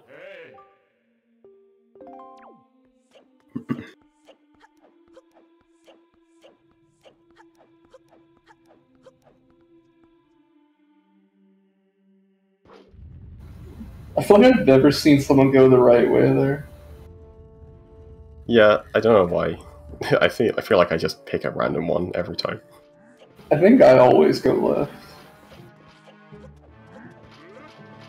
Yeah, Minnie's gonna fight all of these guys with words, not violence.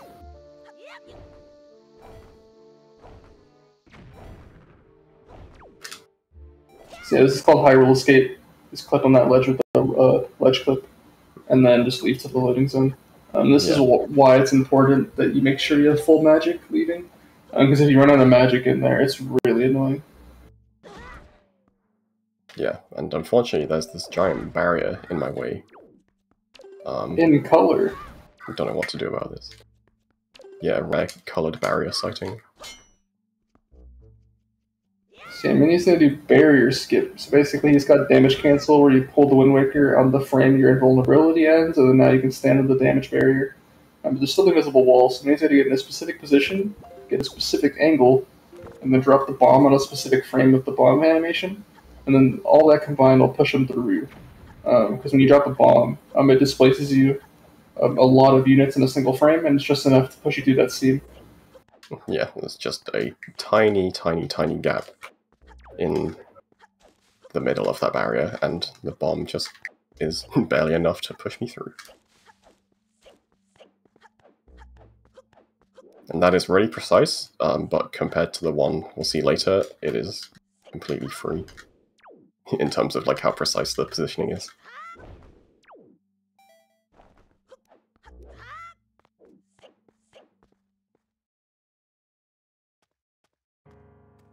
So yeah, now we're in Ganon's tower. We're not, we haven't beaten all the dungeons yet, so we're obviously not going to Ganondorf. So what are we doing here?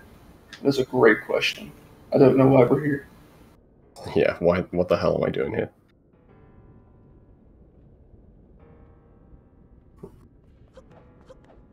There is an item here that I want to get, but also it's going to kind of act as a shortcut to get back here later. Very fortunate that even exists. That did not knock him off.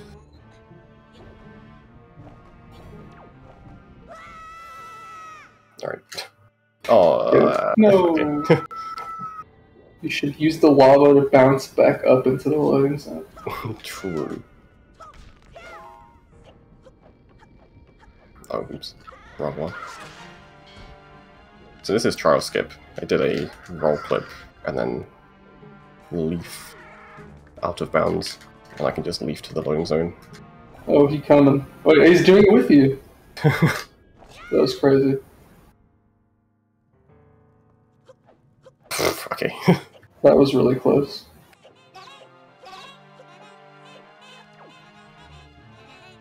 That was funny. He grabbed the ledge like the frame you grabbed the ledge. Yeah. Alright, and then one last trick in this Hyrule Gauntlet of tricks is this trick called Boomerang Skip. So I want to activate this Dark Portal, and you have to hit these 4 switches in a specific order. Normally you'd use the boomerang, but I don't have that. Yeah, so maybe it's like a pause buffer and shoot these crystals in a certain order. It's precise, but there's a pretty good frame window leniency with this trick, so it's not too crazy. You'll see HG do it with gyro. We don't have gyro, and physically, realistically, it's just not possible to do without buffering. Yeah, but you can move just fast enough to be able to do it, and with pause buffering, it's not too bad. Especially when you're a runner who does MSS and you're very used to pause buffering anyway. And also, bow is pretty easy to shoot out of pausing, just by coincidence, so it's pretty free. There's something weird about it. Yeah, most items you have to press the button frame perfectly out of the unpause to get it on the first frame, but with the bow you can just press it at any point during the unpause, and as long as you're holding it when the unpause finishes, then it'll just work. So you have kind of a window to press it instead of a single frame.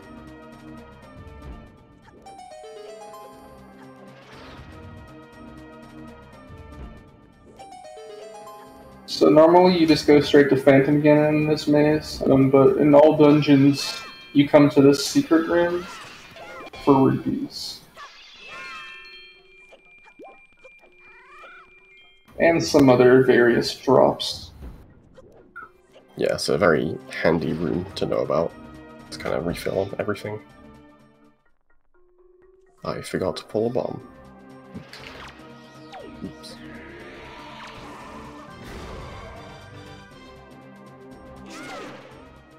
Right, and you need the Master Sword to defeat Phantom Ganon. Even this one? Yeah. Oh. I was not aware.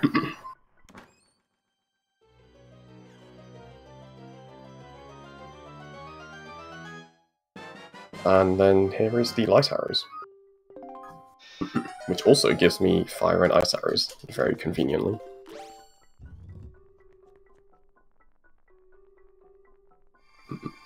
Dude, this category would suck if you didn't get Fire and Ice Arrows from that. It would suck, yeah.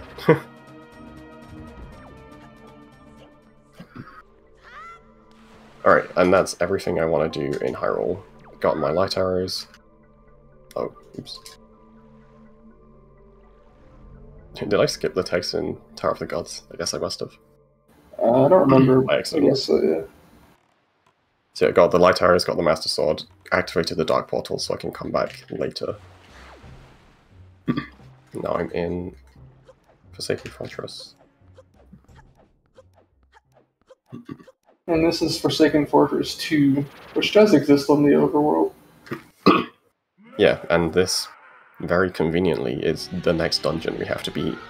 So, going to Hyrule after Tower of the Gods is convenient in that it also just takes us to the next dungeon anyway.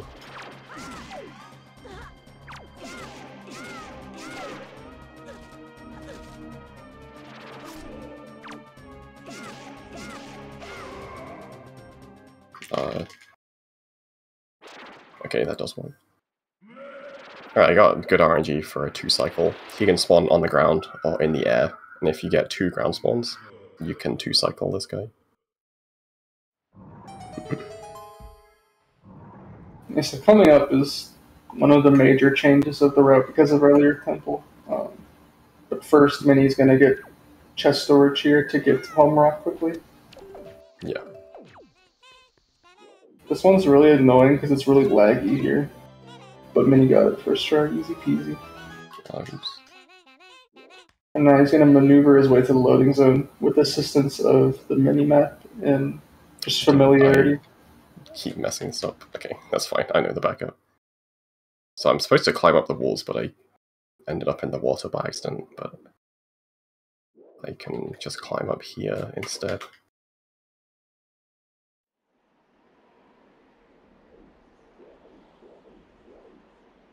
So yeah, you can't see anything. I'm just using the mini-map, basically. Now I'm near the top. And it's specific chests that when you store give this like dark world effect. It's the spiky chests and then the weird like Oh my god. wood and metal chests. Keep falling down.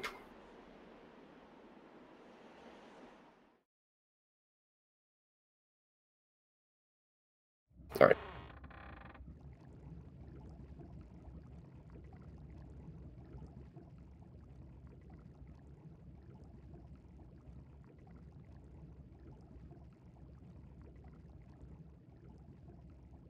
We've beat the game. Yep. Alright. Very important cutscene here. Yes. This game has something called animation sets. And there's 2 of them. So animation set 1 and 2. And basically it's kind of split up between like first half of the game, second half of the game. And cutscenes in those relative halves use animation set 1 and 2. And if you use the wrong one in the wrong cutscene, you crash. And this is the cutscene that changes animation set 1 to 2. And it was also like the cutscene that first uses animation set 2. So from now on, we have animation set 2. And every cutscene going forward that uses animation set 2, we needed this to not crash. So you cannot beat the game unless you watch this cutscene. It's just not possible. Yeah. Well, you can unload the cutscene and that still works. Yeah. So you can technically skip watching it, but you do have to come here.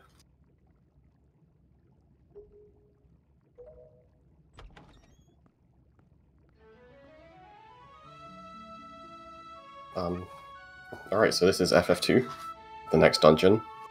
And normally, when you beat this dungeon, there's a loading zone at the end of this boss fight, and it forces you into a bunch of cutscenes which take you to Hyrule 2. But I don't want to go to Hyrule 2, so I'm going to be doing a trick to essentially do what we did for Greatfish and Deku-Tree, where I'm going to activate the loading zone, and then void out as it's activating, which is going to activate the loading zone, but then on the other side it's going to skip the cutscene, and then I can escape and not get forced to go to Hyrule 2. And this trick is pretty difficult, so hopefully it goes well. Yeah, and the reason why this opened up as a possibility is because we found Early Earth Temple, and by finding Early Earth Temple, that removes the requirement of having to get Medley, and thus we don't need to, do the requirement to spawn Medley. One of those being, or the one being, going to Hyrule 2. So now that we don't need Medley anymore, there's no reason to go to Hyrule 2. Because this trick here has been known about for a lot longer than Early Earth Temple, but it just didn't make sense. Yeah, this trick is useless if you have to go to Hyrule 2, and before Early Earth Temple, we had that dependency. So once that was found, we got to skip Hyrule 2. Alright, so I'm actually going to make a safety save here, because this trick uses a lot of magic, and if I run out of magic, or use too much, then I'm screwed, basically.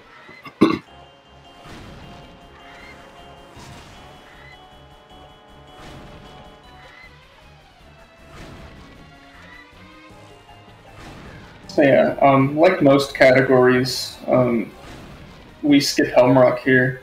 But again, as Minnie mentioned, we're doing a little bit of a different thing at the loading zone, so we're going to go at it with a little bit of a different approach. That's different than you'd see in like a normal category where you just clip past the spikes and then just walk through the loading zone. It's a little more involved than that. So first things first, Minnie's going to walk back and forth with the pot here. And when you walk back and forth here, Helm Rock goes back and forth between going to attack you, like in the flying position next to you, and then the standing position at the top. And if you just chain this back and forth, it'll go higher and higher.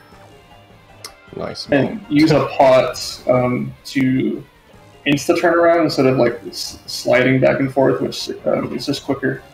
In that case, you want to grab that ledge before Helm Rock lands, and that bonk made it not possible. Exactly, the pot is our friend here.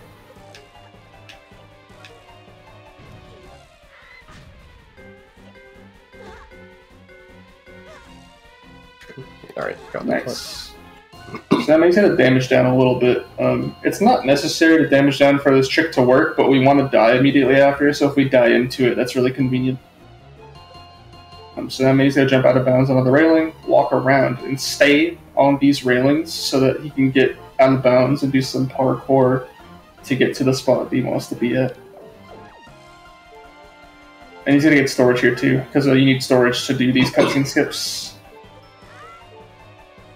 And I'll be a little quiet when he gets towards the end, because so he can focus, but basically we're going to get to the door frame, pull a bomb, and then side hop leaf to activate the cutscene, and the bomb will explode on us and then void us out as the cutscene starts.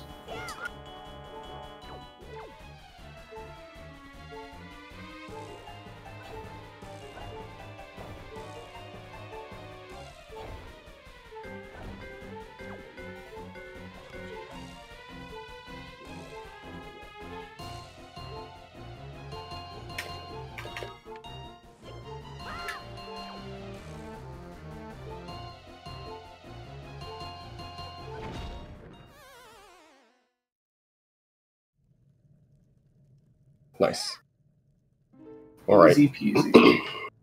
So yeah, in this game, when you leaf over a loading zone, it activates it. So I got into a specific position, such that I could pull the bomb, and then side hop, and then leaf. And then leafing activated the loading zone for exactly 1 frame. And because I had storage, that meant that the load, or like the game, continued to run as the load was happening, which allowed the bomb to blow up immediately after and send me into the void. And that trick is like a 3-frame window for that leaf. So it's pretty precise. Yeah, and then we enter that room without the cutscene, and for some reason, I think it's just the default save warp position, but save warping in that room puts you back to Windfall, which is very convenient because it lets us escape, and also it's very close to where we need to go to anyways. Yeah.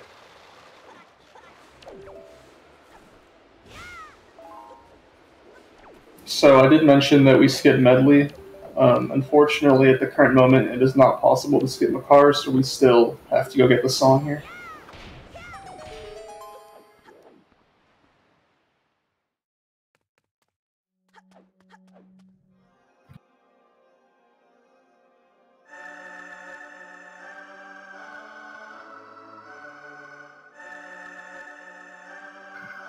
So yeah, pretty fast-paced part of the run right there. So we did that whole trick to both skip Helm Rock and Hyrule 2 at the same time.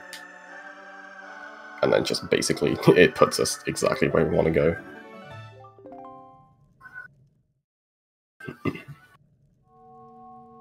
Yeah, just going to be picking up a few items we need, this song, and then the power bracelets, and then heading straight to Earth Temple. As well, we do need this song to go get Makar later. We do not need Medley.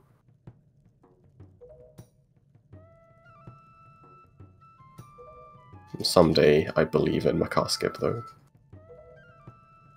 We had a pretty we had a pretty close run-in with Makar skip, like maybe like a little under a year ago, but it did not work out.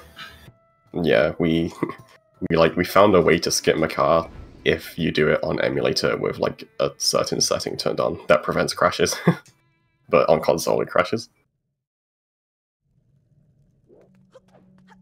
When SD comes out on Virtual Console on the Switch, or whatever the heck that thing's called, it'll be possible. Trust. Yeah. Because surely they'd re-release SD.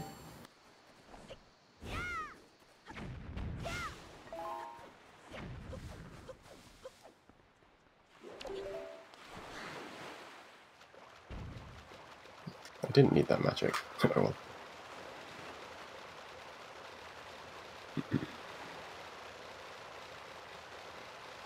Alright, so yeah, just going to Fire Mountain now, where it is convenient that I got the ice arrows from getting light arrows as well, because I will need those in a second.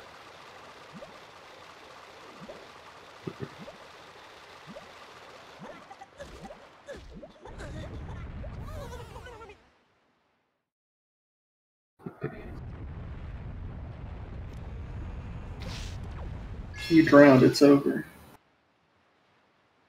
Yep. Rip. Oh, that arrow went perfectly towards those 3 stars. Do you see that? I didn't see it. Azer has presented a challenge to you. Oh man, I think I can. Hello? He pushed me off.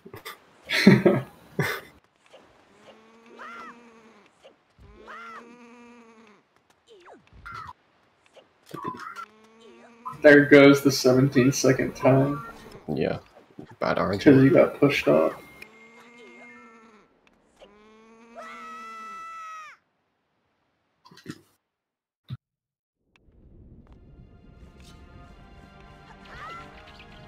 Alright. In here, you can use leaf and light arrows to save some time.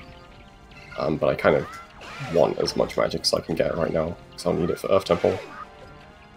So I'm not going to waste any in here.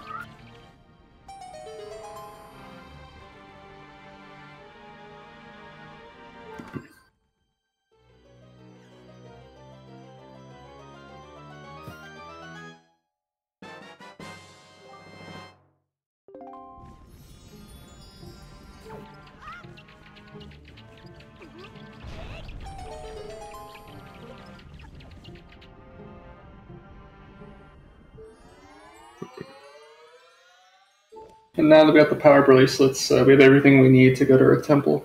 Slowly making our way there. We'll be seeing Barrier Skip 2.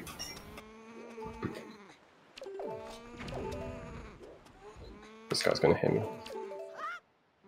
He missed, okay. So for the longest time, this bomb push clip wasn't known to be possible, because again, it's so much more precise than Barrier Skip. And also, not until fairly recently have we really even had the tools to easily search for bomb push clips. Yeah.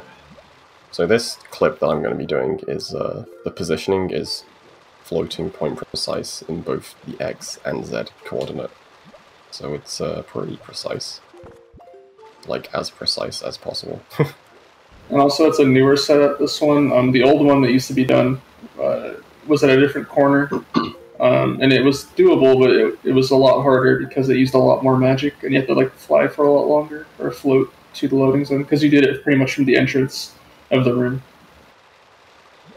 But this one is now like right next to the stone, pretty much, so it's really easy.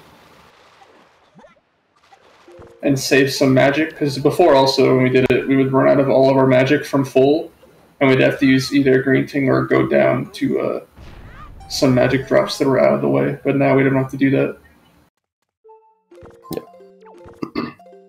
So I'm going to be doing the setup from entering the room, pretty much.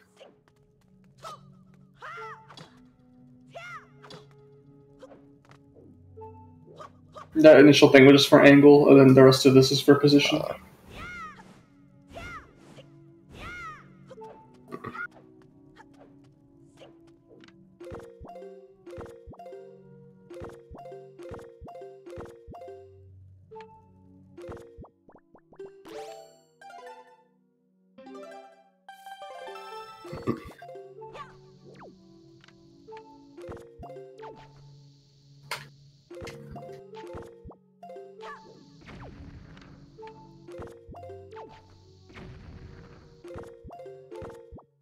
Another nice thing about this setup is that you can throw the bombs in such a way that you don't get hit by them if you fail. The old setup, you couldn't do that. You would be forced to retry after like 3 bomb pulls. Yeah. And there you go. Just click in that corner and a tiny bit of leafing takes me straight into the dungeon.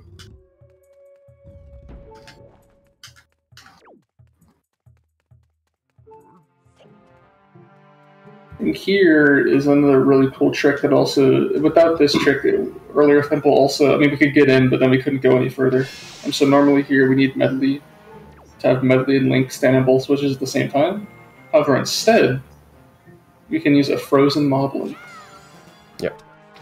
Plus a Tingle Balloon to get him over here. So luckily, yeah, Moblins have enough health to freeze twice, thank god. If that wasn't possible, it'd be over.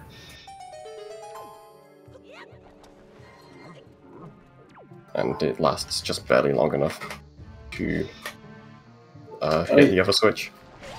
Yeah, as Azer said, we run a script to look for bomb push clips. In this specific one, we had like 3 people run the script with multiple instances of Dolphin open, some of them. And it took like an entire day or 2 to find like one solution. Ooh, lots of magic drops. I will take it. The TLDR is you use a script to test displacement clips, and then once we find one, we test it for an actual bomb push clip, and it takes a long time to run all that, especially for all animation frames. And here Minnie's going to do a thing called door storage. Door storage is very complicated and differs on what it does depending on the door. So in this specific case, it loads the next room and puts it in the middle of this room, so it gives us a leaf to the end here. Yeah, so I stored one door and then opened the other, and the game like doesn't know what to load, so it loads both rooms and then puts Link in the middle, out of bounds. The weird thing is, all doors don't do that. Different doors do different things in dungeons, and it makes no sense as to why they do one over the other. Now I'm gonna get storage here. And this part's gonna look a bit weird. So I'm gonna store this Songstone text. That's gonna make Link go invisible. And then I leave over here. And basically, I just want to get chest storage. And this is actually the only chest which is available to me right now, which is this Tingle chest. So I activate that, and then I can open it and close the text at the same time, which gives me chest storage and avoids the like dark world, so I can actually see what I'm doing. Fill up on magic and bombs in here.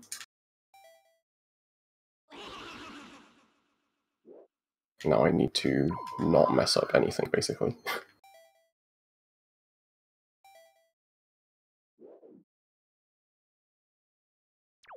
A leaf around here with a roll clip. And then I can maneuver through this room to get past the Songstone. So I don't have any way to reflect light. But with a... I do not have much magic. This should be fine, but we'll see. Tingle Balloon. can roll around here. Yeah, with chest storage, you can grab some ledges in certain angles, and then you'll just clip through on the climb up.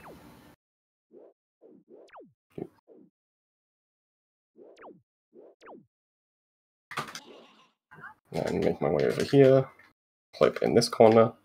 So if you basically just grab a ledge while you're like next to a wall, you can clip through.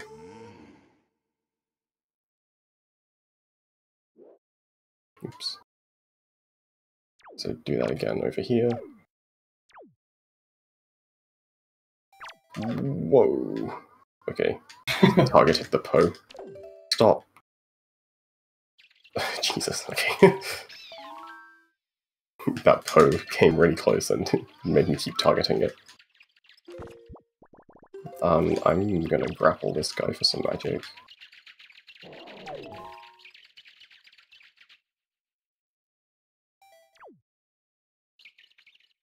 And then make my way to this coffin. Another clip. These keys. Oh lord. God. They can hit you while you're climbing and it will knock you out of bounds. I don't think I actually needed that magic, but I wasn't sure.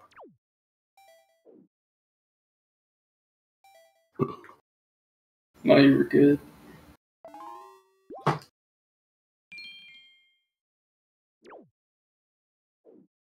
I didn't need those either, that's fine. And then chest storage, I can just backflip through this boss door.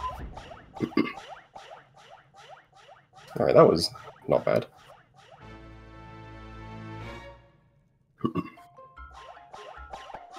So yeah, pretty cool dungeon. There's a lot going on, a lot of clips and tingle balloons and other things. And makes for a pretty full dungeon. No medley, no mirror shield. Just chest storage.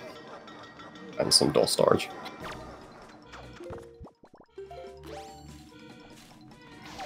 That is the grapple. So yeah, Mini has light arrows early, and for whatever reason, light arrows materialize Jala Hollow, which is really convenient because we don't have near shield. It also does faster. Yeah. Yeah, because we don't have any way to reflect light, so that is very convenient.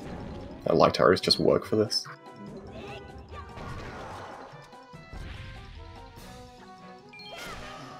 I'm also just dropping some bombs in the hope that they will hit some of the guys.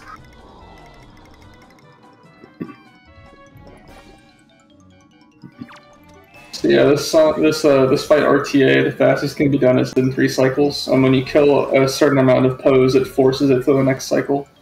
And you can do it within 3. It is possible to do it in 2 and theoretically in 1, but it's outside the capabilities of a human. Yeah. Yeah, to get a 2 cycle, you have to kill 6 pose on a single frame. To get a 1 cycle, you'd have to kill 11 on a single frame. Which, you know, is in theory possible with, like, bombs and spin attacks, but it's not really gonna happen.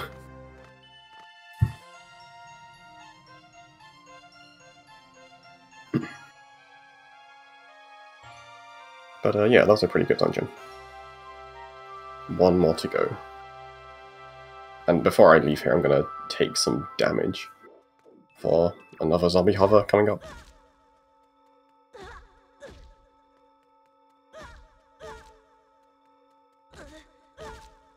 Yeah, so here I'm doing something called, I guess it's called invulnerability reset or something. You just pull an item at a certain point in the damage animation and it quickly resets your invulnerability.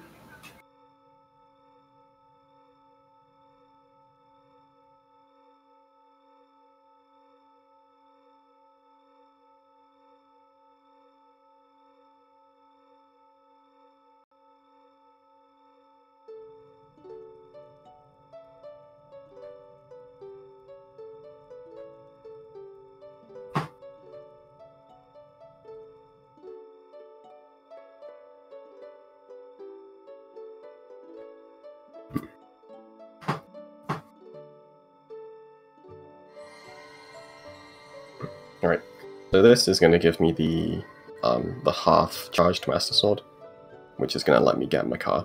So fortunately, beating Hyrule 2 is not a requirement to get my car, just beating Earth Temple.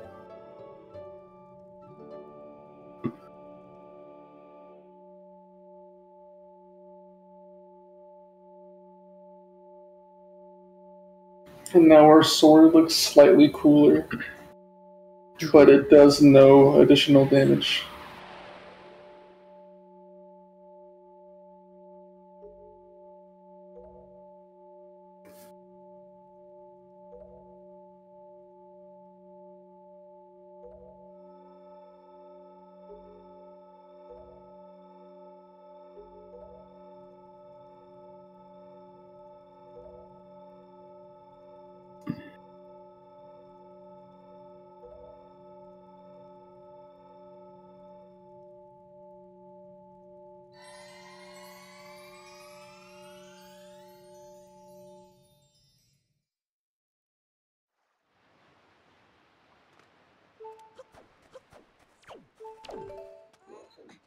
So now I'm going to need to take a quick pit stop to one, not only get my car, but also get the iron boots.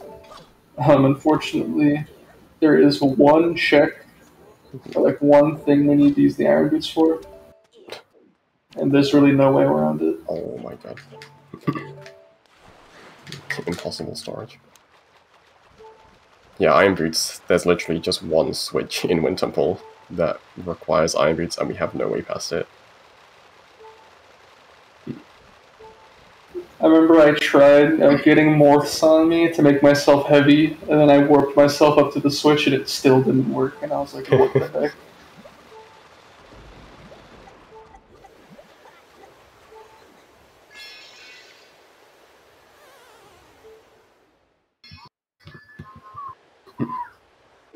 Alright, Ice Ring.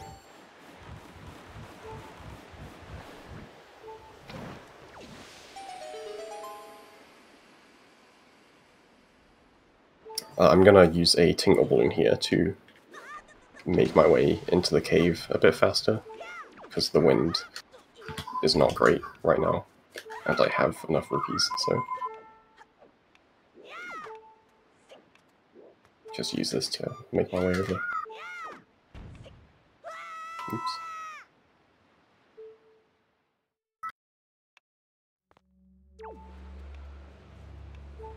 And then in here, instead of making my way around normally, you can just roll through this wind.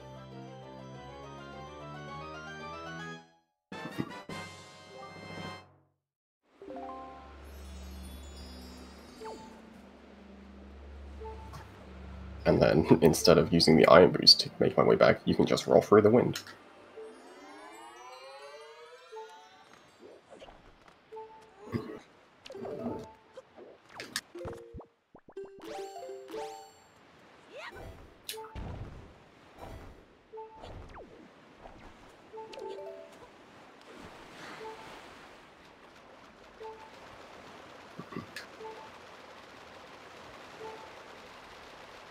And now we're just going to swim to Makar. We're right next to the island, so it's pretty close, pretty short super swim. Yeah.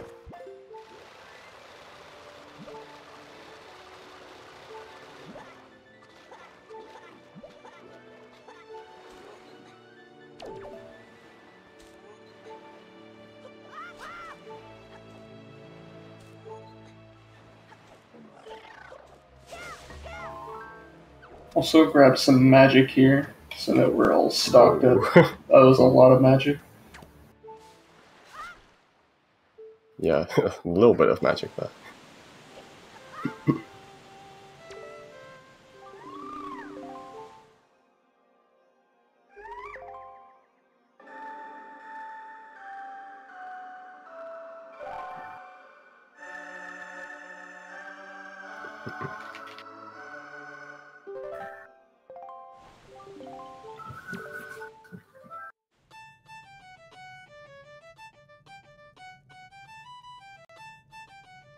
Alright, got my car, and then after this, just pretty much go into Wind Temple, beating it, and then go in to beat the game.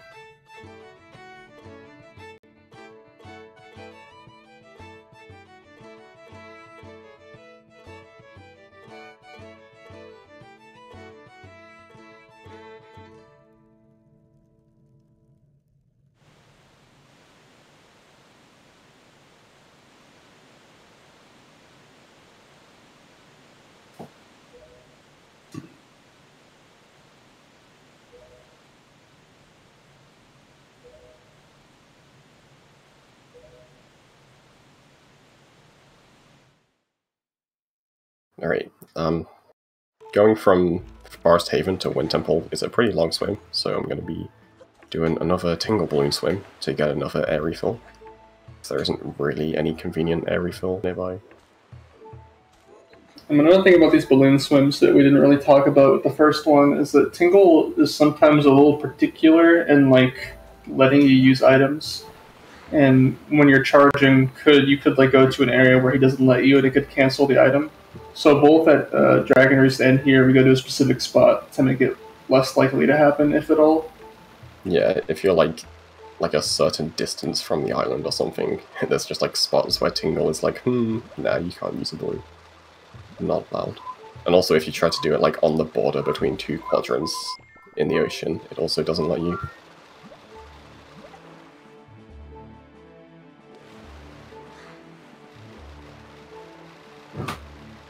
So here Manny went off of Bomb Island there, and then is just going to make his way towards Gale.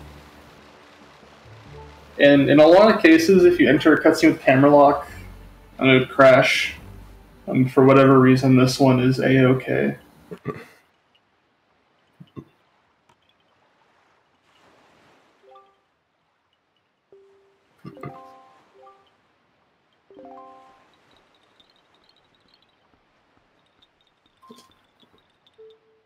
Yeah, we could skip this if we got double storage, but Beetle storage is really annoying on Forest Haven, and that cutscene is like not long at all, so it's not really worth.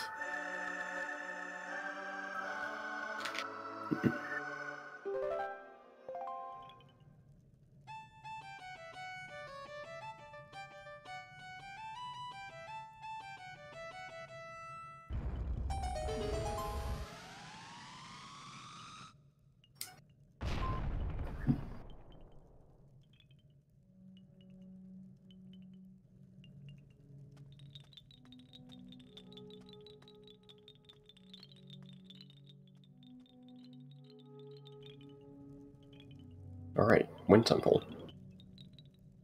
It is possible to do the same clips to enter Wind Temple early as well, but it's pointless when we don't have Makar.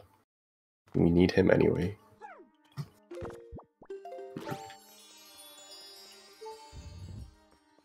So right off the bat, Minnie's going to do a trick called Makar Damage Cancel or Damage Interrupt.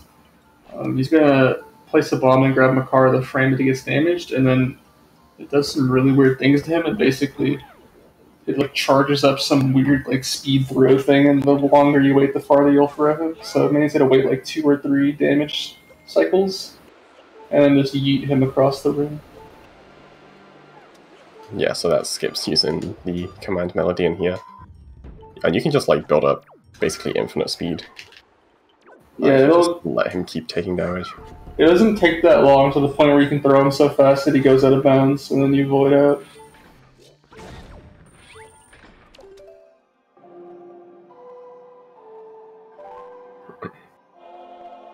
And these trees are the reason, these in the next room too, are the reason why Makar is needed. Yeah, doors which are like locked with bars are kind of our enemy. We don't have any way to open them other than whatever the intended puzzle is, so we have to just do this. Which means we need Makar.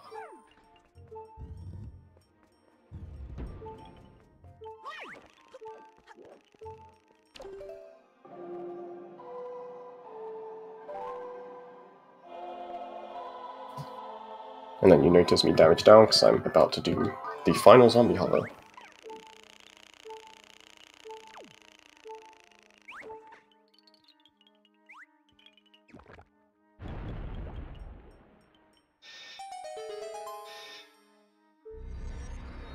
And this is the last time we'll see Makar. Yep. Except for later, but for now, yeah, he's dead.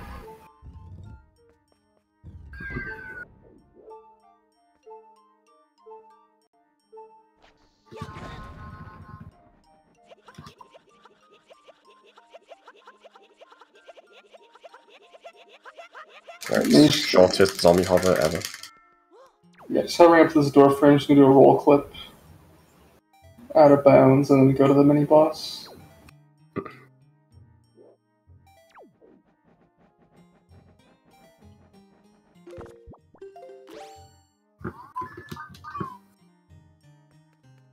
the photos are very sensitive. Yeah.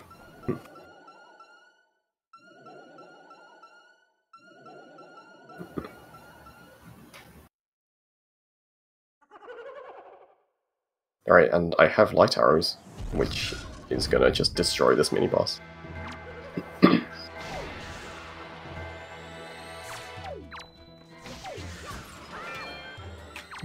Hello. Oh, I couldn't find him.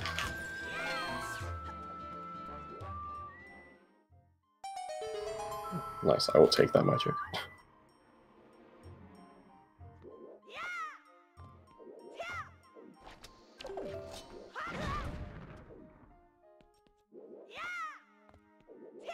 Did not mean to jump attack up there.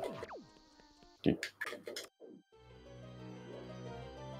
And then this is the hookshot chest, and you're supposed to do like a little puzzle, hit a switch to escape here, but I can just clip through the door with chest storage, and that does still give me the hookshot as well, so just a faster way to leave there.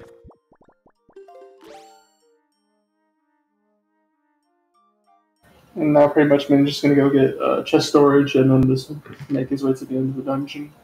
Nothing else is needed. What am I doing?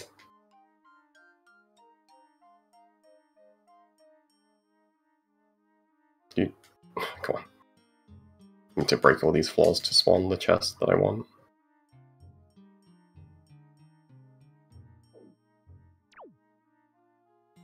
Yes, all of them except for this one need to be done that way. This one needs to be done in a special way because this was the last one that triggers this cutscene. And if you did it the other way, you would just fall down. And then we'll just bomb boost up over the spikes. Yeah. So this chest has a key, which I need. And I can't just store this chest, because when you store a chest, you don't actually get the item in the chest until after you reload, or you load a new area. And I do need the key now. So open that one normally for the key, and then store this one for chest storage.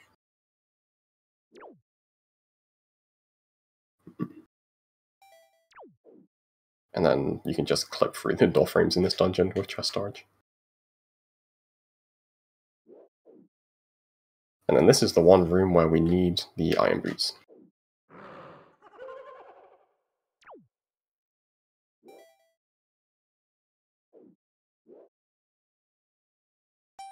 Just this switch right here. Literally just put them on and then immediately take them off. That's all you need it for.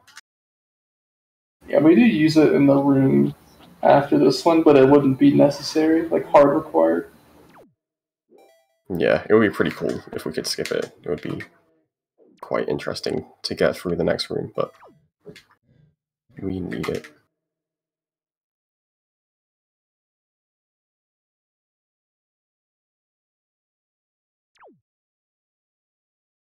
But yeah, in here there's some wind, which we use the iron boots to get past, but you can like clip out of bounds and then kind of leaf around the wind instead of going through it. Oops. Okay, that's not good.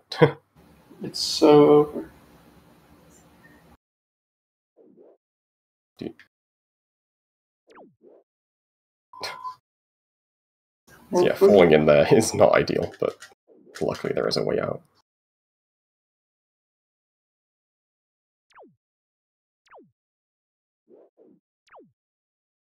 Oops.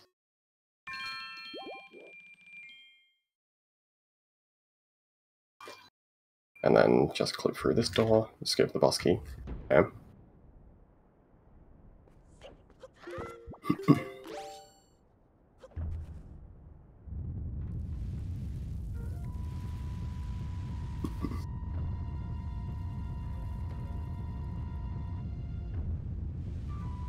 Yeah, so this boss actually does have some tech called the one cycle, or I guess a quick kill, whatever you want to call it.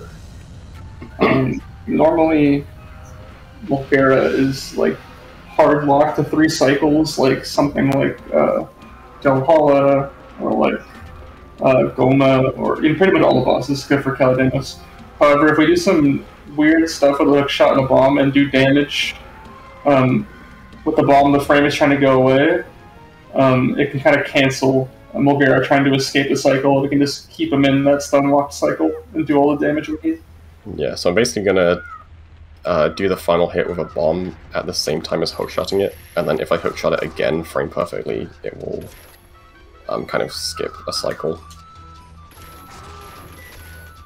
So Mei does as much damage up until the last damage needed, and then hook shots the same on a specific frame that the bomb does the last cycle-ending damage. And then that lets him keep Mulgara here.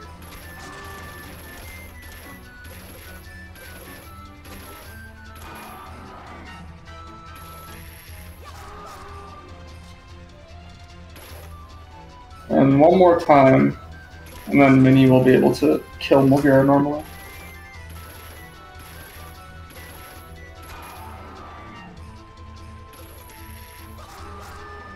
Okay, that was not fast, but I got it all.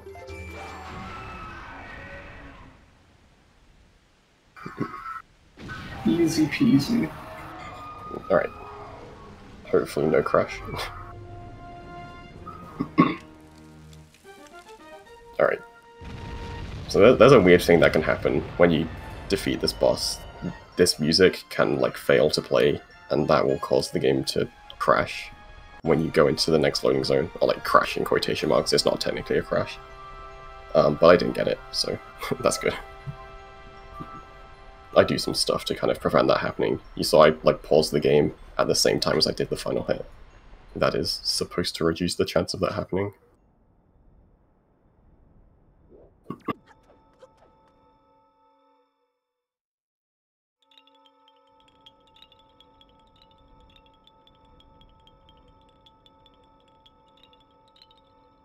Alright, that is all of the dungeons. Now I just gotta go beat the game. Because we don't count Ganon's Tower as a dungeon, because it doesn't have, like, a dungeon map or anything. Yeah, so now Mini needs to make his way back to a dark portal, although the overworld is not in the exact state needed to have the dark world spawn, even though we did open it, so Mini has to do some stuff to make that happen first.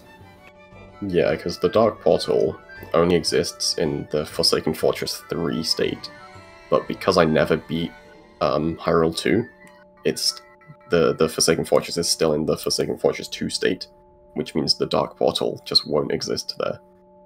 So I gotta pull something out of a hat to be able to do that.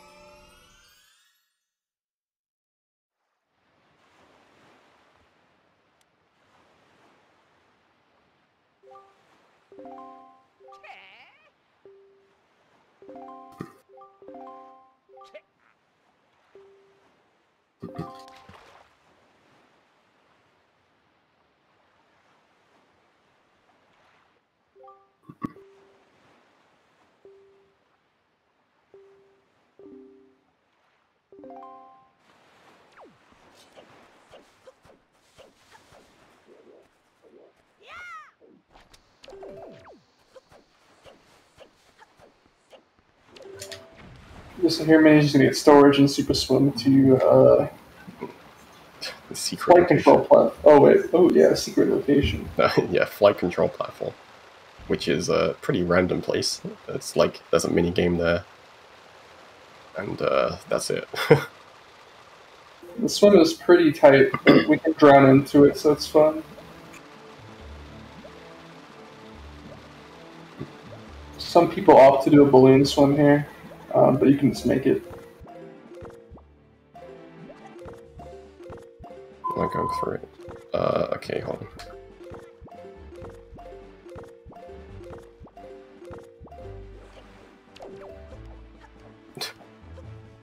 It's not how I do that swim normally, but I kind of missed my landing spot.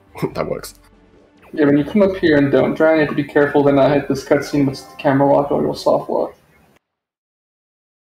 So I mean, he's going to start the game, and then he's not going to beat it, he's going to escape, and basically what this does is this minigame is on a specific layer, and like has effects over the layers of the overworld, and it's just by circumstance that this layer forces FF to FF3 state, and the portal is open unless we reload the area. So we got to make sure to get there without reloading the area, else it'll go back to what it was. I'm trying to get storage off this peg here, or this post. And this is another case. Yeah, this is similar to a bomb push, except it's just at the post instead. I like to pause buffer this one, just because it's so annoying. And now again, we're in the minigame, so we can't touch the water at all, so luckily Coral's here. We can touch the water, we need the quadrant, but we have to make sure we leave the quadrant first. Yeah, and you're gonna get the epic minigame music while we sail away. But yeah, you touch the water in this quadrant, then it will end the minigame, but if I sail far enough away, that won't happen anymore. And so yeah, so right now, because of the minigame state, Forsaken Fortress is in the Forsaken Fortress 3 state, which is exactly what we need to use the Dark Portal.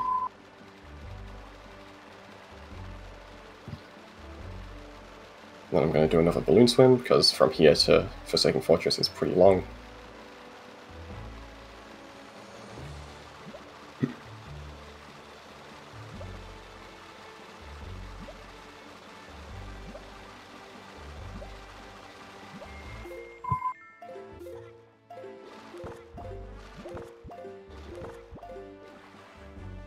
This is definitely the hardest balloon swim of the game, or this category.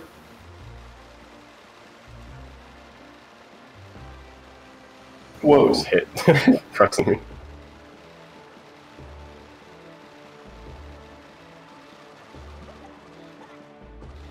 But this should be fine. And then here I can do a Wind Waker dive under the island. If I can get it. And very luckily, there's a cutscene here, because to use the portal, we have to have coral. But to normally spawn coral, we'd have to reload the overworld, which would again get rid of this layer. But luckily, this cutscene here just brings it here for us, or else this wouldn't be possible. So this cutscene you're supposed to hit at Forsaken Fortress 2, but it is still here, and it brings King of Red Lions here, which is great because otherwise we would have to sail all the way from FCP to here. So this saves a bit of time. Pretty convenient cutscene.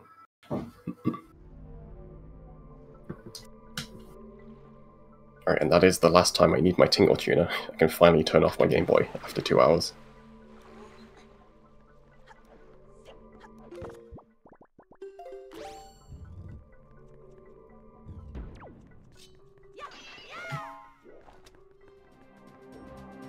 Now that we're back, we'll kill Pam Ganon now. We could have done it earlier, it doesn't really matter.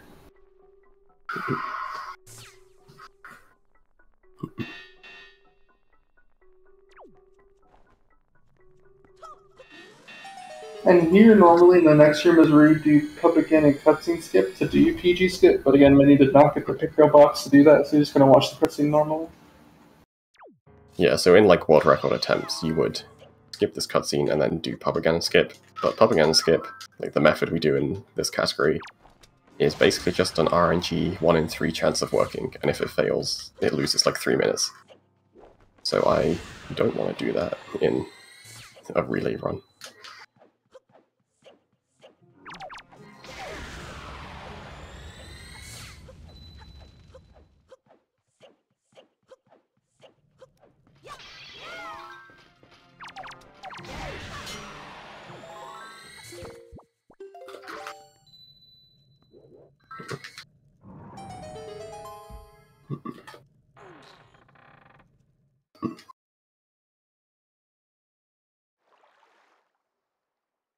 Alright, Papa Ganon. Also, look, Link has a shield now. This is the first time I've had a shield the entire run. So, some cutscenes in this game, if they expect Link to be holding a sword or shield, they will just give him the sword or shield, so... I didn't have the mirror shield before, but now I do. Which is pretty convenient, because you can't beat the game without a shield.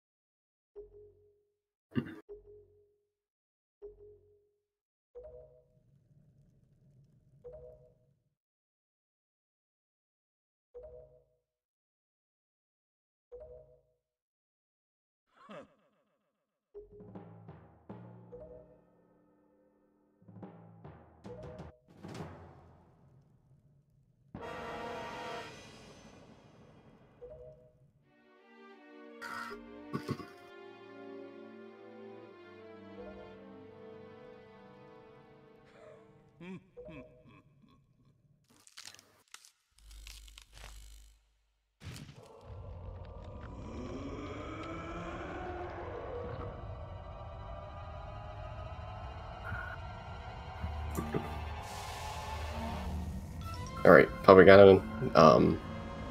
Basically just testing my aim. I'm gonna shoot him with light arrows. 3 times per phase. 3 phases.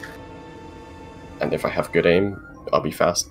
If I don't, it'll be slow. I can get an instant shot right now if I have quick aim at the start. Ooh. Yeah, this first frame is pretty much the hardest, which is what you wouldn't think, but that is the case. Your raid. Welcome to the end of the run, but we're almost done here. Oh wow, I didn't think that was hitting. Yeah, that's kind of low. Could it work? Yeah. Barely hit the bottom of it.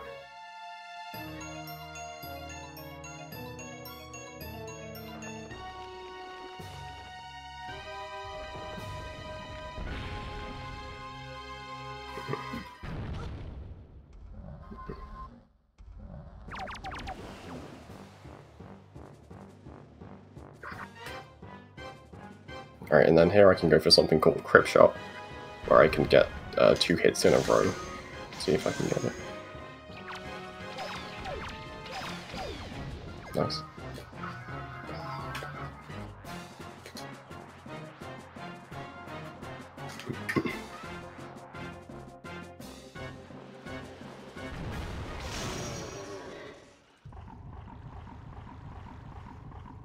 It is possible to double Crip Shot and get all 3 hits in one cycle, but I didn't have enough magic for that.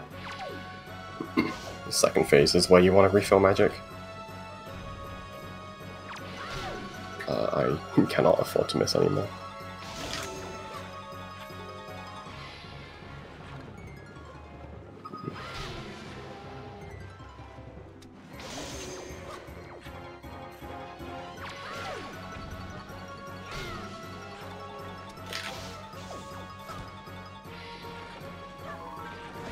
No, are you kidding me?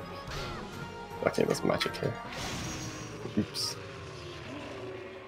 Well, that was silly. And killed the boss.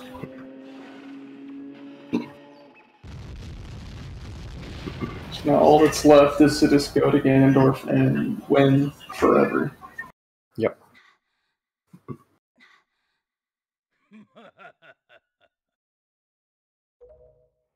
So yeah, about propaganda skip, the way that works is you would come into this room after the cutscene skip, so the boss would not be here either. You would clip out of bounds, and then you would shoot a fire arrow towards the very top of the room, and that would hit a morph through the ground, set it on fire, and then the morph will bounce a random distance, and if it bounces the correct distance, it will burn the lid of the warp pot. But it's only a 1 in 5 chance that each morph will actually hit it, and there's 2 morphs, so it's around a 1 in 3 chance for both of them combined. And you also need the Picto box to zoom in to actually load the pot, because otherwise it won't be loaded. So yeah, that's the trick that you would normally do, but I did not. Dude, I failed the else life.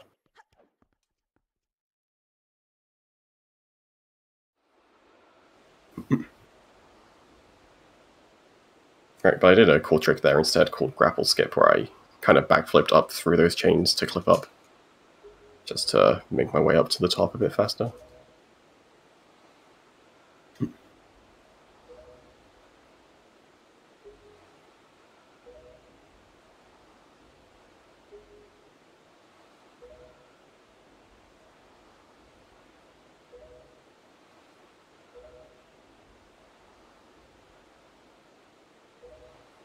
The only thing standing between us and the end is this cutscene. Yep. And that's it. Just a few more minutes to go. Yeah, the fight itself is like a minute long. It's really quick. But yeah, I'm very happy with how this run has gone, to be honest. Yeah, it looks to be what, like a 227, 228? Yeah, it's like almost PB if I had gone on PG skip. I don't have splits open, so I don't actually know like where I lost time or anything. But yeah, nothing went super wrong. Like the biggest time loss was just forgetting to get those 10 rupees at the start. Yeah.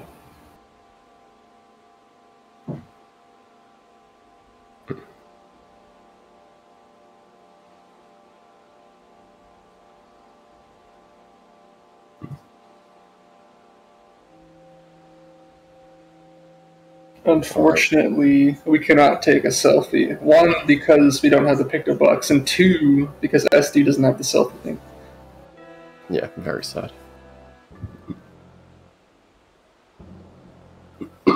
That's unfortunate. It is. I'll take a selfie of the stream.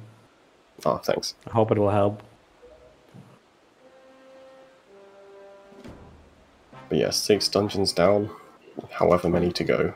Like 30 or something.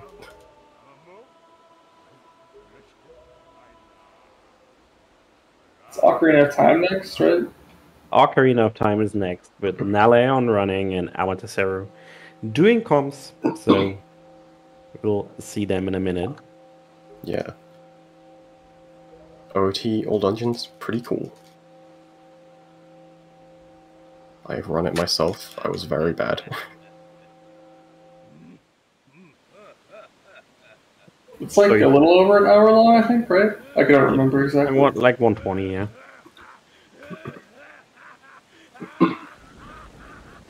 So you found OOT ADs too hard, so you switched to the harder game?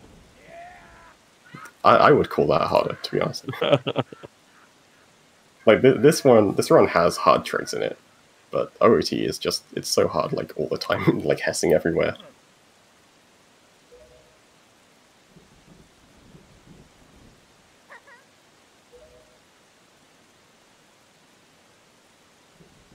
You heard it here first. Wind Waker is free. Yeah. Yep. Pretty much. Alright, cutscene almost over. Ganondorf fight is pretty standard. Yeah, there's pretty much just 3 phases, and the whole point of the first 2 is just to do enough damage to get to the next phase. The first one being the hardest in a like high stakes situation, but Minnie has a lot of health, so it's really not that scary. Yeah. And something like any percent, you have like 1 heart. Yeah. Gonna do a bit of movement here to make Zelda shoot a tiny bit faster.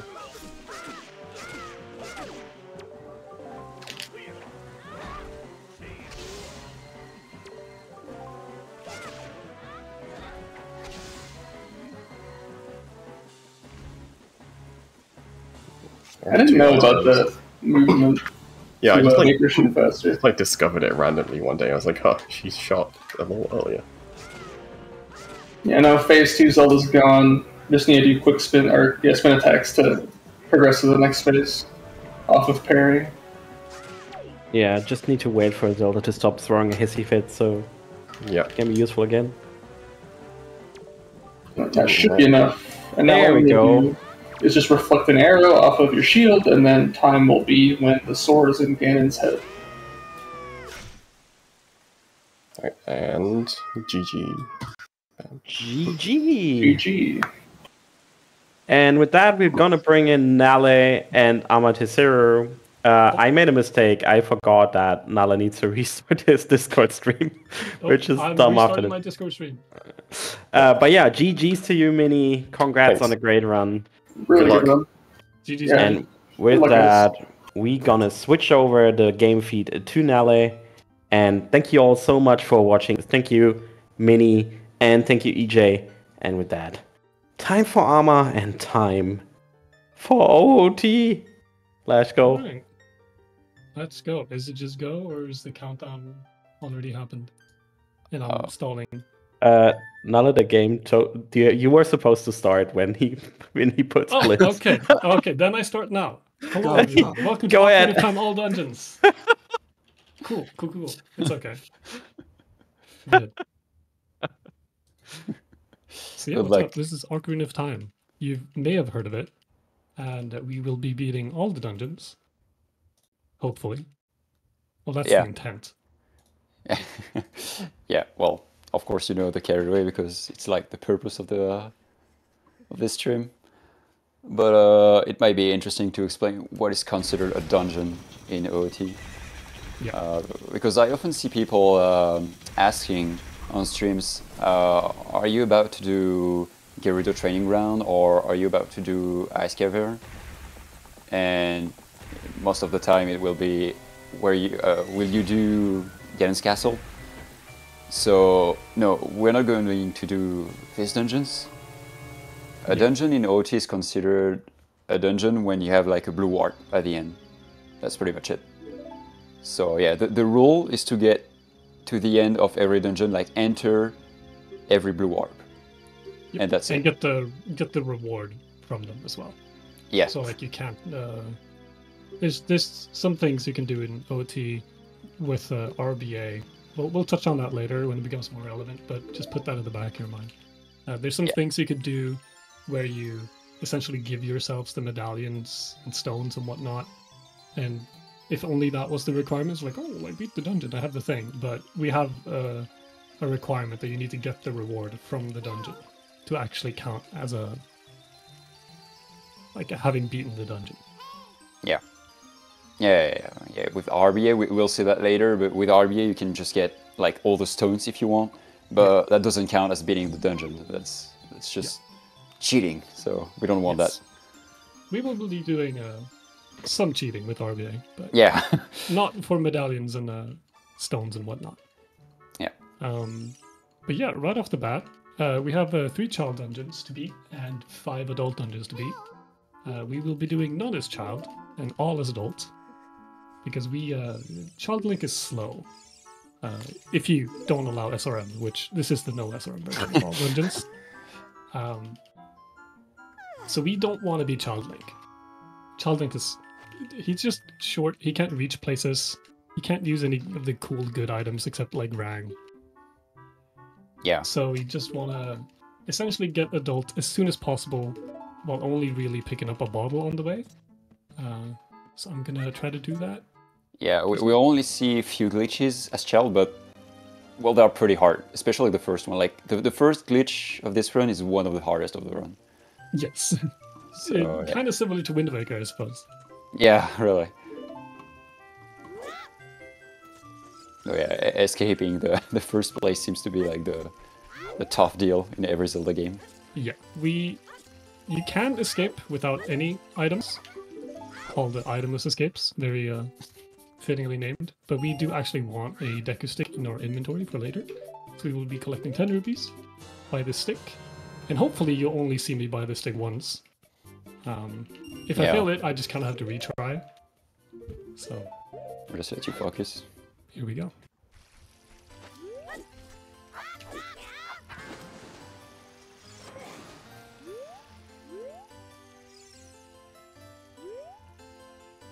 Ah, a bit too early.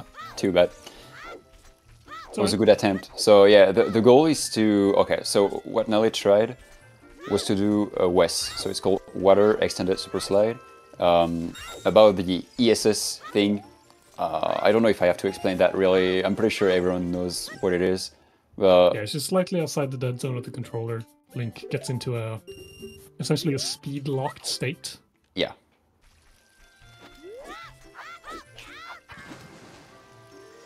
So we use that and a recoil to preserve high speed. So I don't know if you can see. And we use that. But Okay, you can amazing. actually see on the input display. I can actually visualize this. GG. Second try is honestly Second try, that's very better good. than I expected. Yeah. That's better than I expected. Well, usually you want first try if you want to go for world record, but yeah, if you're doing like PB or world record attempts, then then if you fail it, you reset. Yeah. But, it's just like so early in the run. Yes, but a little bit on ESS, because we will see it coming up right after this cutscene and a little chat with our feathered friend out in Hyrule Field. If you look at the input display, you can see like the left control stick.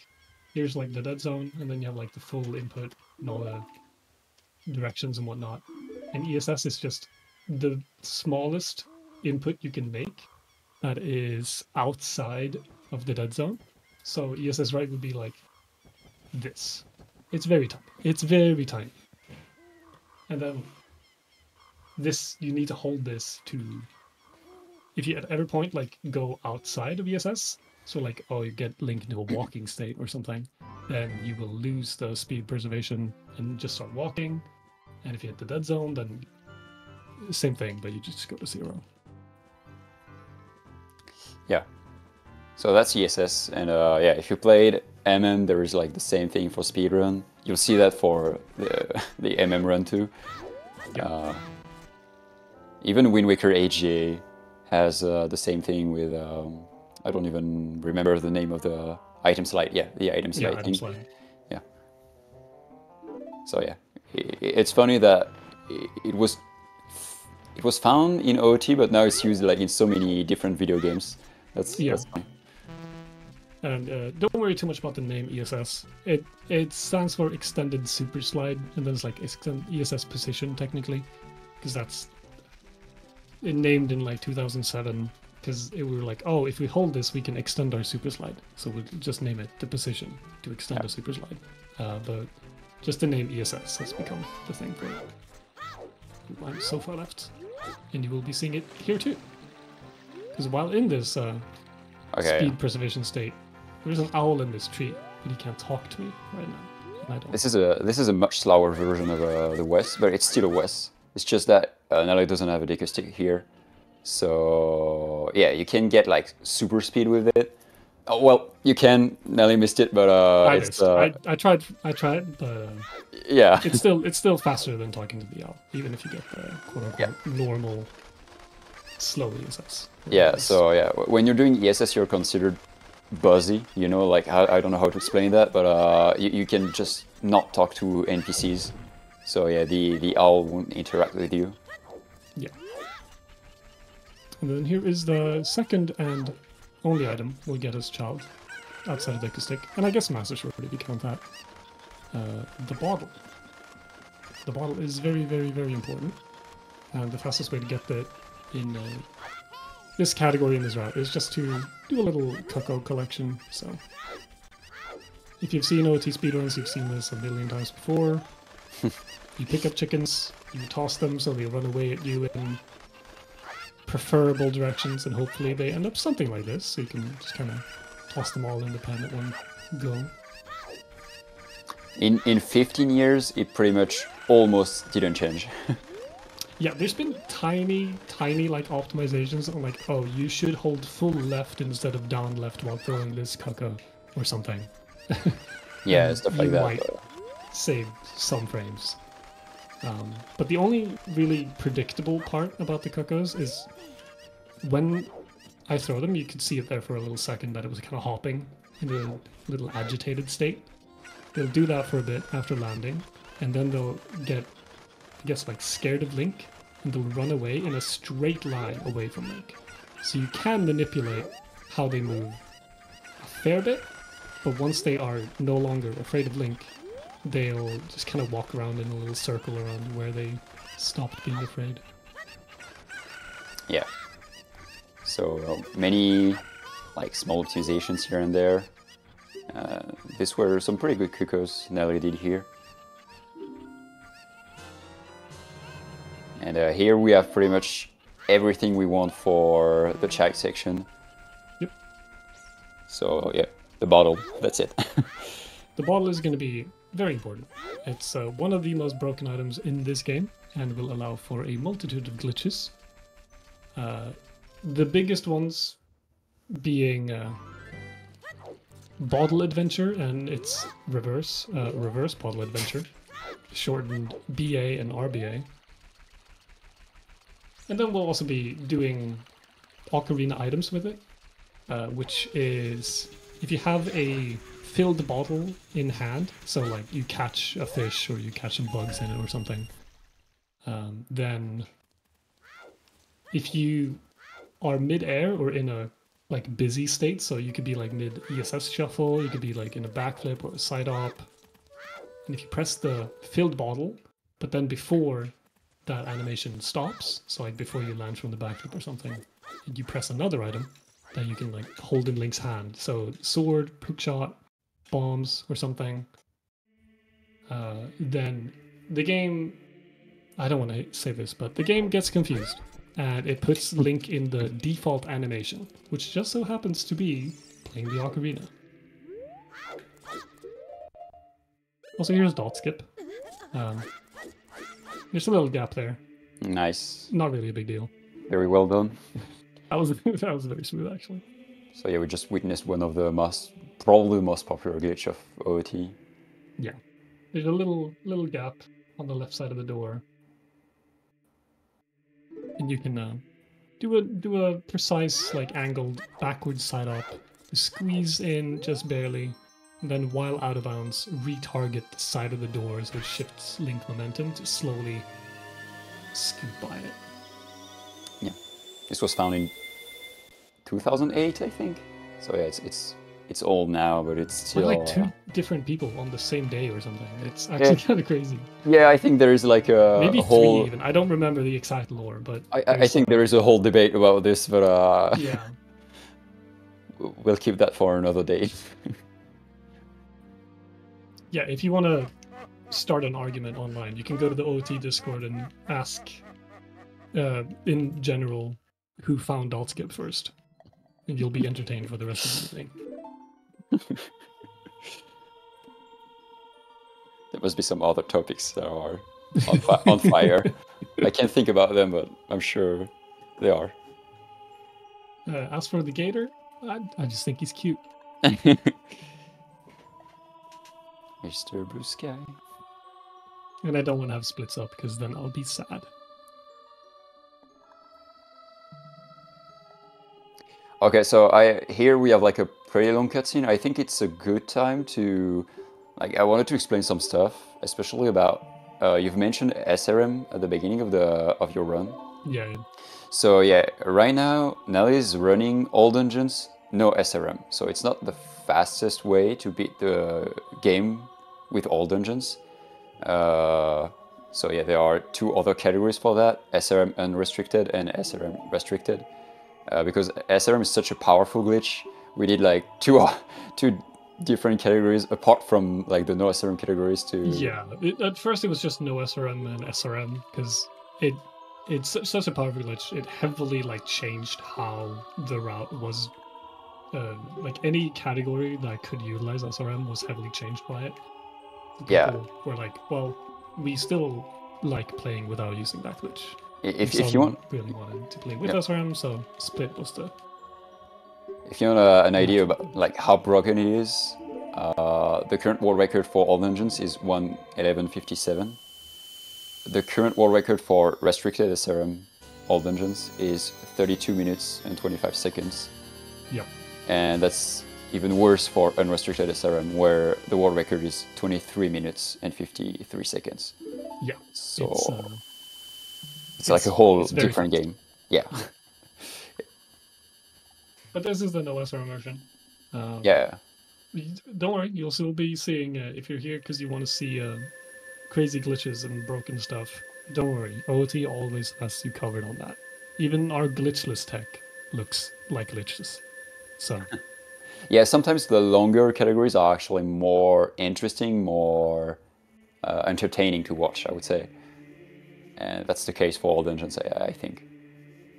I would be inclined to agree. Totally not biased, because I've been running this category for 4-something years or something. Yeah.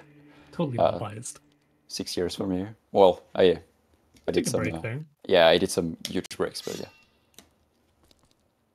yeah. This cutscene is the last part of this cutscene. It is the longest one in the run, so don't worry if you're feeling EP. This is almost done. This is something I really like about this category. It's like it's almost gameplay, like only gameplay. You don't really have that much cutscenes. Yeah, this is like the only one. Yeah. Which is a huge difference with like GSR. Yeah. Oh yeah, anyways. Or even like glitchless or stuff like that. Yeah, that's true. But as to other stuff that we will be doing in the coming future, you saw me equip Bottle on C right there and save warp because you might not have looked at it, but since we did skip the door time, it might have looked like it was not there for a split second on the camera pan band link, but it is still there. So we can't just walk out. It's still there, very much closed. But save warping as adult link puts us back at the Temple of Time warp pedestal, so we can just do a quick little save warp and end up on the correct side. And the bottle is going to be very useful. Because as we touched on earlier, RBA is going to be a big thing.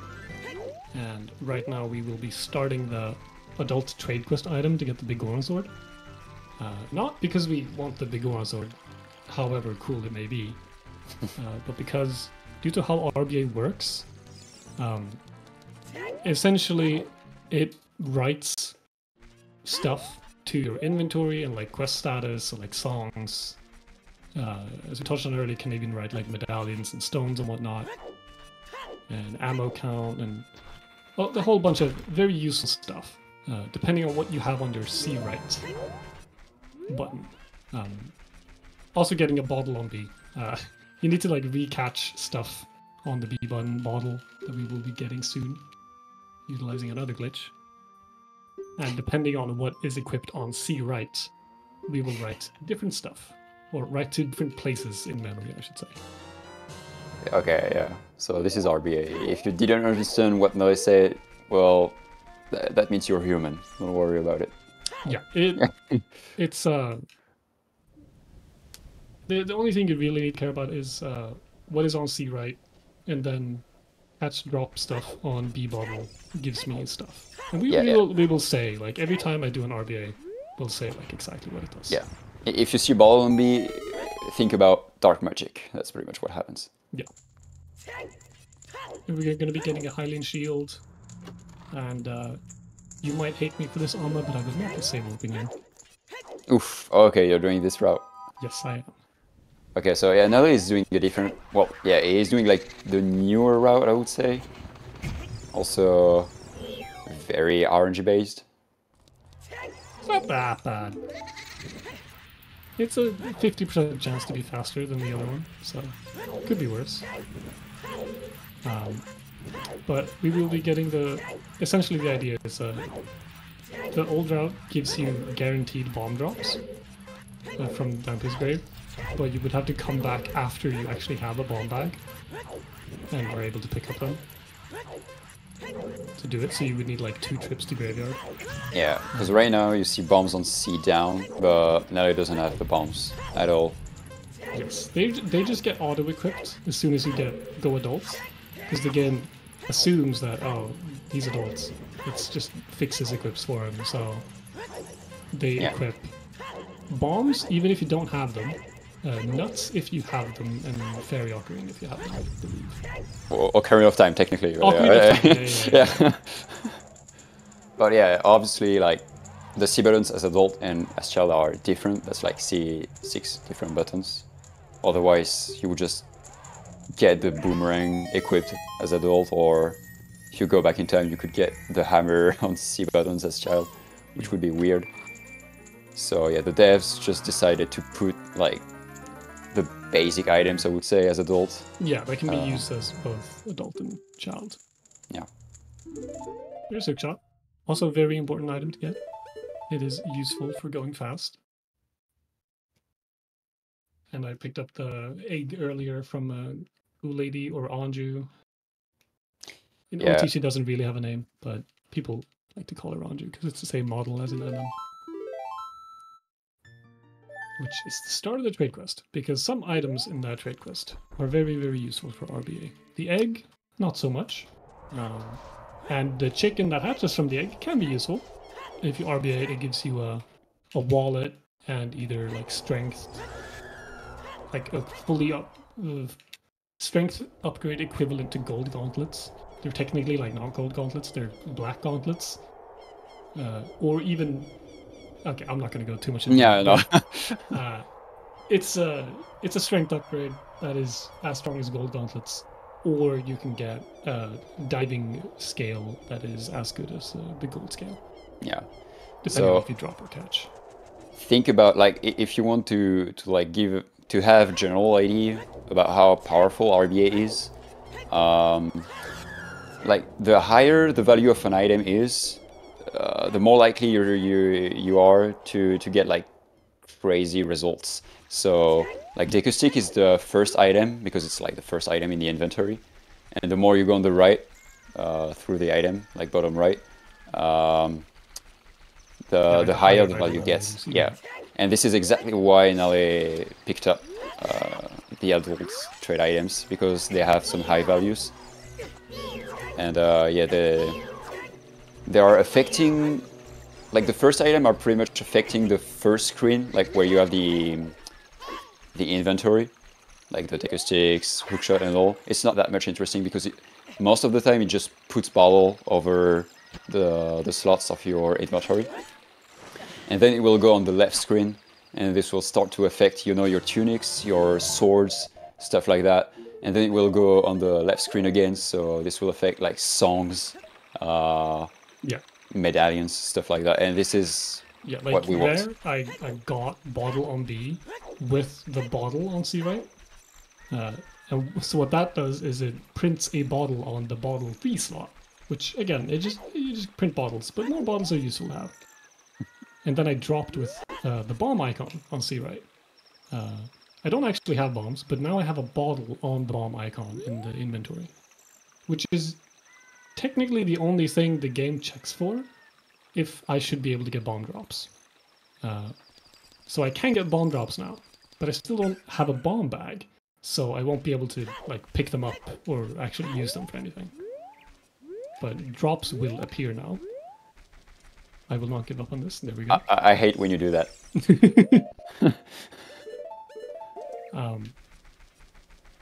But yeah, also, if you saw there on the pause screen, I have some bottles in weird places. Yeah. Try to pay attention to Nale's inventory, and you'll see that there are many bottles, and Yes. especially there is a bottle in the bomb slot. So if Nale ever equips over the bomb slot, you could tell the run is pretty much over. Yes, because I don't have real bombs. I have some fake Home Depot bombs that you just build in your garage at home. Yeah. So they're gonna hopefully stay on C left. I will not be pressing C left at any point while in the equipment menu. So it should be fine. But if it does happen, it's really bad. But now I have Kajiro on C right. I'm gonna catch these bugs on my B bottle. And that gives me a bomb bag that can hold 40 bombs. And also a quiver. That's less relevant for this, but still, you get it.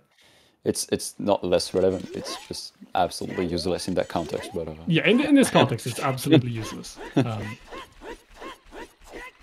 yeah, since I don't have any bombs yet, we're going to be using our old friend the Poe here. Try to. Right. Never mind. Right. We'll walk.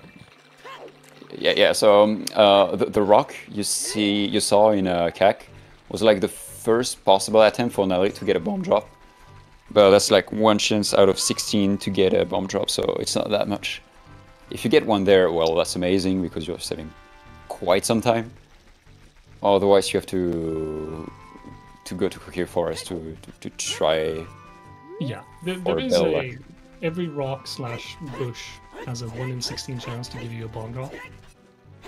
And there's a nice little circle of rocks here in Cookie Forest. Lovingly placed next to a loading zone to a house, so we can respawn them very quickly. So now we're gambling. 1 in 16 every time I drop one of these rocks to get a bomb drop.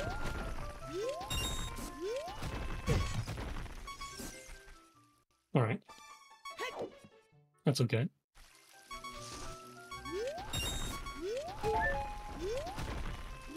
A heart is I will also am going to be doing a cutscene skip coming up after this as soon as I get my hands on some bombs. So hearts and whatnot dropping from these rocks is not ideal, but I can damage them quickly using these enemies here, so... Oh, there's some bombs. Nice. I'm just gonna keep gambling a bit. by tossing these, seeing if I... Oh! Oh, Okay. There we go. nice. So 2 bomb drops there. It's pretty good. And we have exactly half a heart, which is how much damage a bomb does to Link in this game. So now we will be maneuvering over to the forest temple. Not to actually go into it, but we will be doing a cutscene skip. By dying on the first frame as we start the cutscene for Minya the Forest. We will still get the song.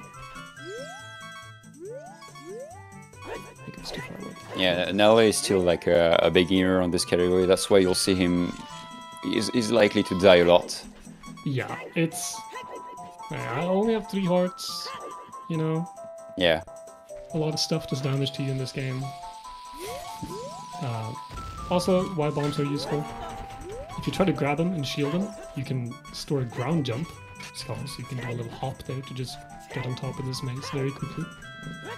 So you can ignore all the moblins and whatnot. And then here you'll see me doing a little bit of a setup by walking into the behind of this lovely moblin and starting a backwalk and pulling a bomb on the same frame and die as soon as the cutscene starts. So now we have Minya the Forest. We can play whenever we want. We will be doing that shortly, but not right now. We still have some trade quest items to get, because there are other things we want in RBA. You might have noticed many things.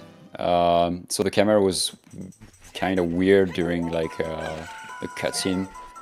So that means he pretty much got the minuet while dying at the same time.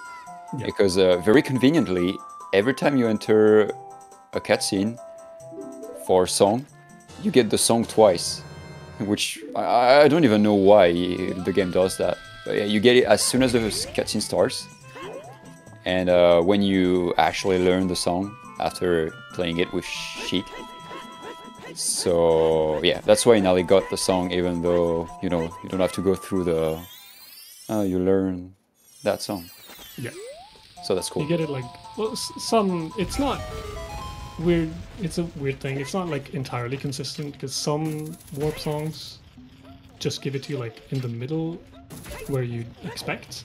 Some give it to you in the middle where you don't expect. And some give it to you at the start and in the middle where you expect. So it's... Really? Yeah, it's... I think Saria Song is one of those really weird ones. They give it to you like 3 times, but never at the start. Oh yeah, yeah. Saria Song is... yeah. I think you get it after saying yes to... Yeah. To Sorry or something. Yeah. We're just going to be continuing the trade quest, making our way back to Kakariko to hand in this mushroom. Our being mushroom is pretty cool. It sets your heart piece counter to 1. It doesn't give you like 1, so, well, if you have 0 heart pieces, it gives you 1. If you have 3, you lose 2, etc, etc. So it's pretty cool. Not useful for us though, in the purposes of this run. So we'll just be continuing the trade quest. Yeah, Nally wants not the next item, but the one after that. Yeah. Yeah, don't want to spoil too much, but it does. But yeah. Yeah, sorry, go ahead. Oh yeah, I'm just gonna go through because this is the odd potion. Also a pretty cool RBA thing. It gives you all the spiritual stones. So that's pretty cool. And it gives you Song of Time. Pretty cool, but we won't be doing that because we still have to beat the dungeons anyway. So no need to do that. So I've seen the question: how many dungeons has this guy beaten? So that's that's a fun thing about this category and like this particular route. It's called all dungeons. We're doing them in like relative like fast way. And after 30 minutes, you're still not done with a single dungeon. Yeah. The dungeons really only start after we get magic. And there's a couple like prerequisites to that, because to get magic you need to like, it's the Great Fairy at the top of Death Mountain. You need to play Zelda's Lullaby too. But we don't have Zelda's Lullaby. But that's about to be swiftly rectified. Yeah. Yeah, the first 30 minutes is just setting the entire run, and then you have everything for the rest of the run, really. Yeah, it's set up to like get warp songs, getting the bomb bag, getting the useful items that help us go fast later, the hook shot, the bombs, of course, the staple in going fast. It just allows a bunch of glitches and fast movement tech and whatnot. If you also want to get some warp songs, like now I'm gonna go and get Bolero of Fire. But there's a door in the way. Ooh. It's okay. I got some more bomb drops. You didn't die at least. There's a mega flip. If you roll into an explosion and while holding shield, so you like shield the explosion while also combining it with the volt. Oh, that's okay. It's okay. It gives me more time to explain. Mega flip. It is so rare. You're so unlucky. I'm so sorry for you. It's crazy. It never happens, really. That's it. There is a loading zone behind there that I want to get to. Yeah. But it's okay. You get to see this mega flip again. It's cool. Yeah, oddly enough, you can just hook shot that loading zone. It's just that one. Yeah, the loading zone behind that statue that leads to Death Mountain Crater is just hook-shotable for some reason. So you do a mega flip here, flip on this little corner there, get past the door, and we're gonna try this one more time. I feel if I fail it again, I'm just pulling the statue, but there we go.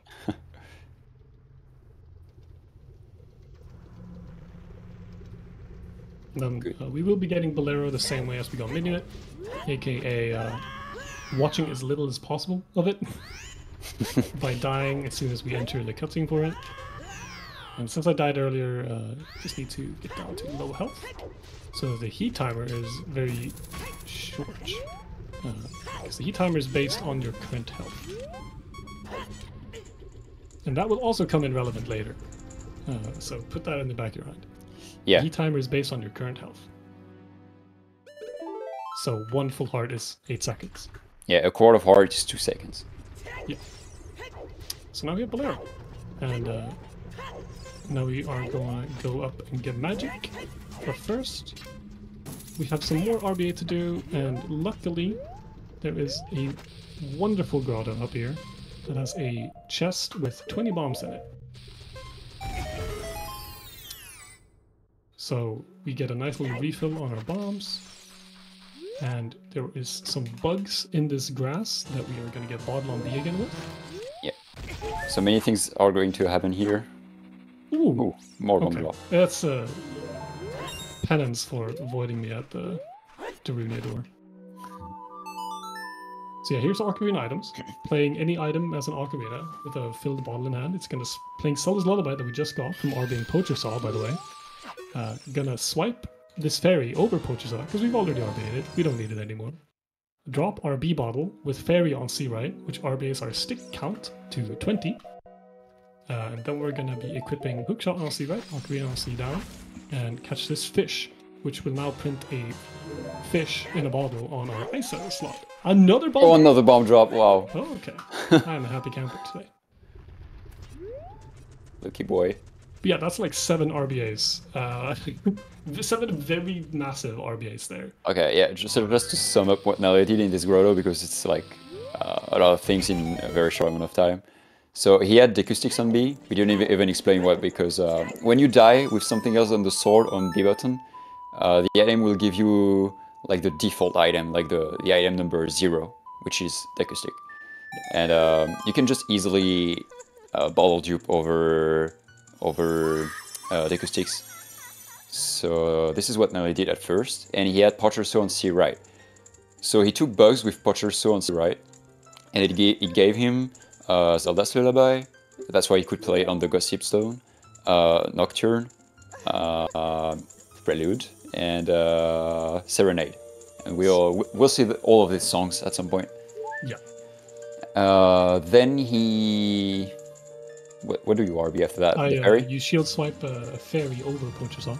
Yeah, okay, so then you empty your bottle with fairy on C right, which gives you 20 decaustics. Yeah, it changes your amount of decaustics to have a fairy on C right. Then you equip hookshot on C, right? And you catch the fish with it. And it gives you a fish bowl over the ice arrow slot. So yeah, if you have the time, when Nali will pause, you'll see 20 Deku Sticks. I will be pausing in a bit, so Yeah. because we will be going to if you're here for all dungeons, here's the first one. Forest Temple.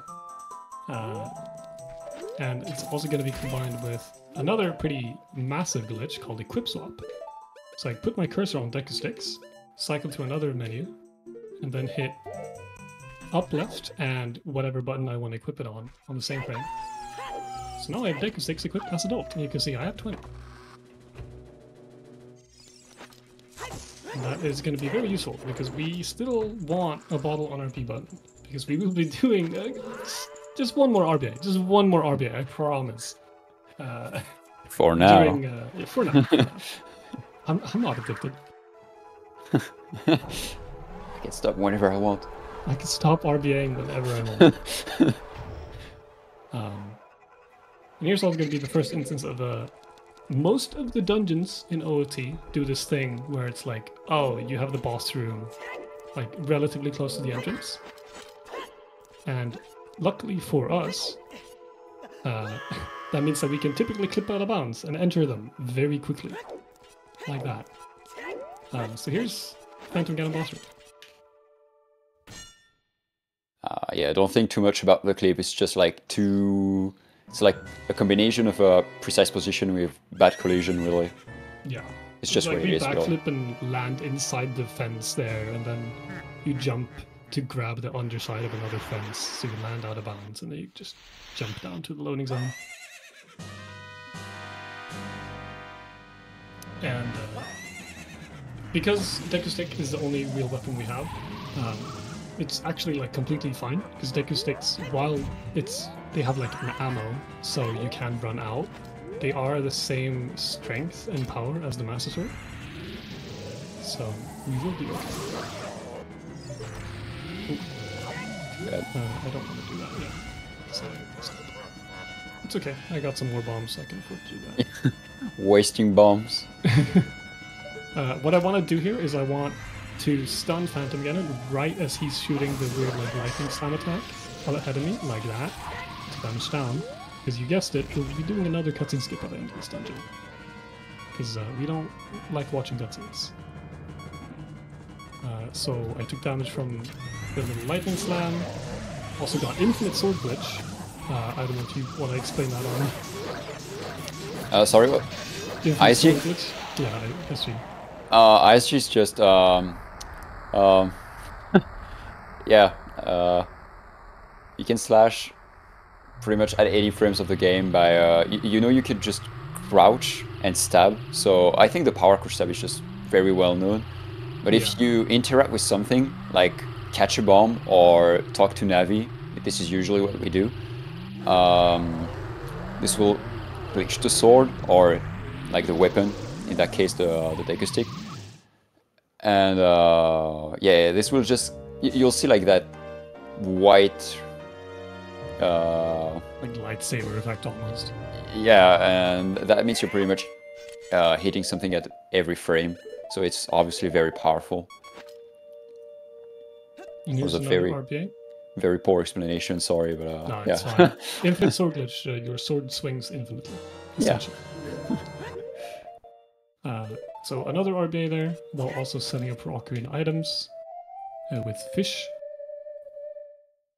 which RBAs are nut amount, which will be coming in relevance very shortly. And here's another cutscene. You play ocarina items at the edge of the blue warp to start the whole like the blue warp trying to take you away to the Chamber of Sages thing. But we die on the same frame as the game is trying to take us to the Chamber of Sages. So hopefully we see a white flash here. Yeah. Like that. Okay, nice. That was really well done. Yeah, that was a pretty good first one. Yep. GG. And that's yeah, that's also one of I wouldn't say one, maybe not one of the hardest, but definitely not one of the easiest catch and skip.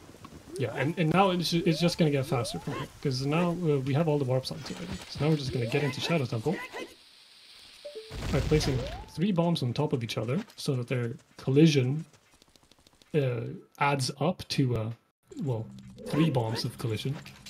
So they push us through the little loading plane that loads in the bottom there to get into Shadow Temple. So the door is just completely unloaded, so we can just walk on through. Yeah, OT is an old game, so you can just expect some areas to be cut in half or even more sometimes. Yeah. And that's the case of the graveyard. Yeah, So it's essentially just to preserve like processing power. So it's like split into different like loading, not like loading zones or whatnot, but there's like loading planes which load and deload different actors and whatnot. So yeah, Nale just before that fight got 5 nuts in a pot. It seems like not that interesting, it's just like nuts, but they are actually very, very important. And you will notice whenever he will pause that he has way more than 5 nuts. It's just because he stored the RBA he did at Phantom Ganon. When you RBA a fish, so when you have a bottle on B and a fish on C, right? Whenever you, for example, drop whatever you have in... Okay, I'll just let you do that.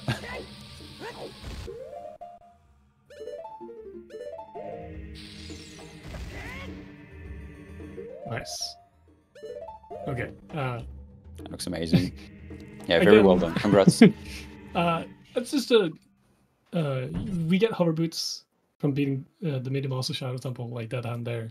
Very useful items, because when combined with high-speed tricks such as the Super Slide, which I got from one of the bombs I placed on there, you can keep that very high speed while in the like floating hover boot state.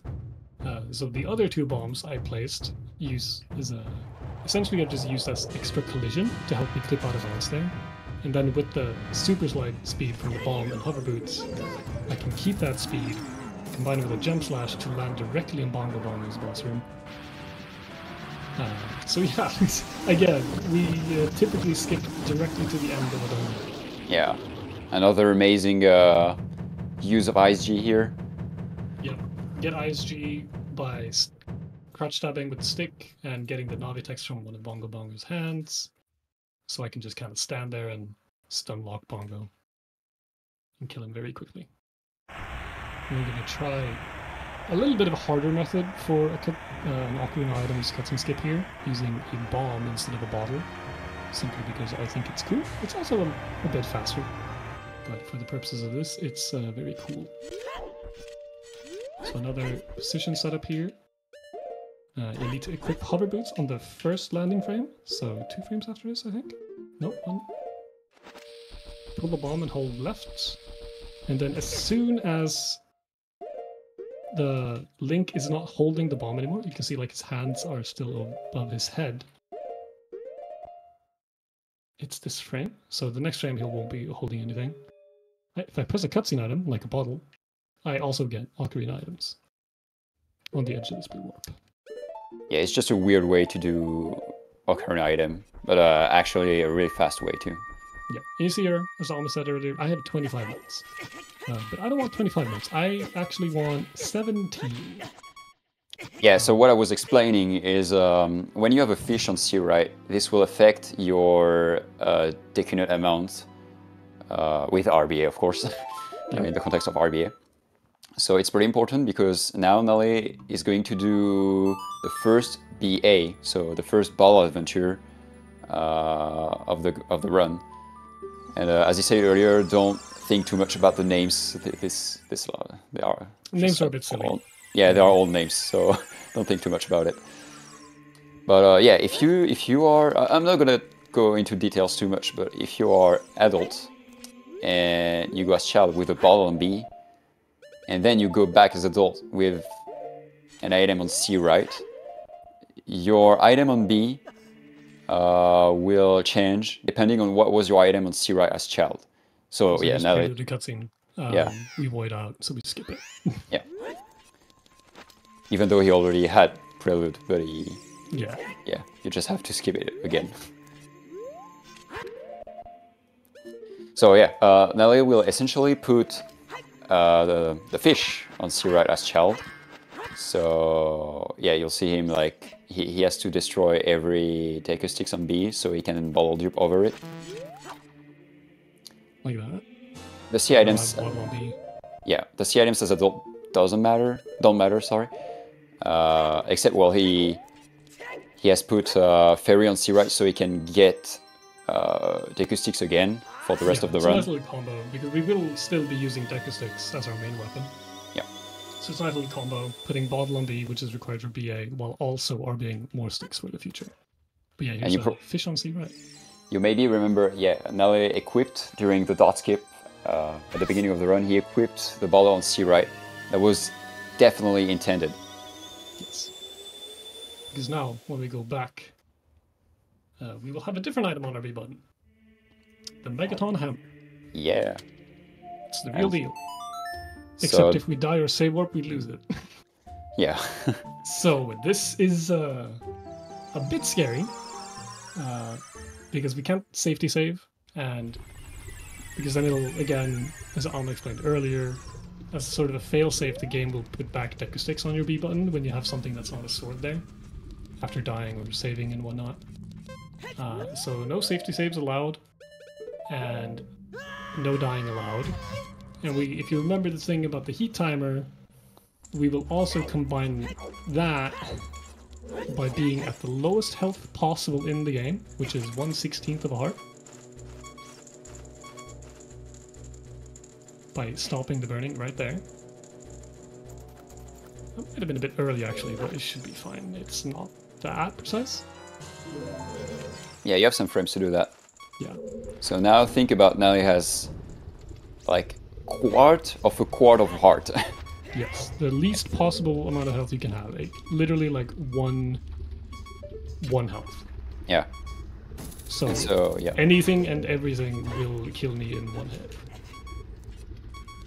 And if you're familiar with fighting Volvadia, the boss of... Well, we can talk about that when it comes. But first we're going to be doing a hookshot jump here.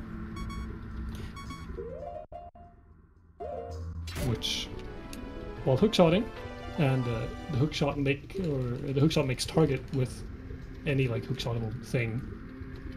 For one frame, you get a lot of upward speed, and if we interrupt that, the hookshot like pulling us towards something with, let's say, a cutscene in this case, Durnia wanting to talk to us, it doesn't unset that speed. So we can keep that throughout, well, for as long as we have upward speed fighting gravity. So now we're way up above in Fire Temple, in an unloaded room. We can flip on this ledge by targeting on the same frame as I grab it. Hopefully. Yeah, there are a lot of things going on in Fire Temple. Oh, come on. There we go. We'll do a little jump slash and land behind the boss door. And here is Volvagia. We will be not fighting this boss the normal way, because there's actually 2 hitboxes involved. One that you can like see that is spewing fire at you and that you can hit with a hammer and whatnot, and one is this hitbox that is flying around in the cutscenes and whatnot. So there's 2 separate ones, and we will hit the second one with bombs, which is above one of these lava pits during the fight. And friendly reminder again, literally anything will kill me. So if I walk too close to the lava, I'll die. If I walk into my own explosions, I'll die. So I have to place them in very specific spots.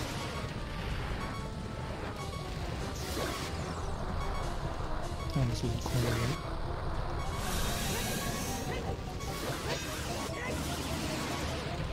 You can even hear, like, Volvagia is making, like, a little bit of, ooh, I get hit sound from the bombing. And that is enough. Yeah. Oh. Ooh. Okay, that was close. But that's it. Yeah, you really don't want to screw up that fight. Yeah, because again, an extra added layer of terrifyingness in this fight is our hammer is not real. It's if we die or save one, we lose it and we have to get it back. So combined with being very little health, the littlest health even, and placing a bunch of bombs in lava holes that damage you, it's quite scary. Yes. So we made it through in one piece, and hopefully I even get the cutscene skip here. Again, gonna be playing the lick first, of course, and then we're gonna be relying on the blue warp, doing a little setup here to make sure that I die on the same frame as the blue warp is trying to take me away. Yeah. So now I just conveniently threw nuts here, just for the setup of the cutscene skip, but also because he needs to get rid of some extra nuts. Yes, because we will be doing Bottle Adventure again, specifically with item value 13. So we want 13 nuts, because that is what fish points to. Remember? This will be on the test. Oh yeah, Fish yeah, points yeah. to nuts, Gary points to sticks.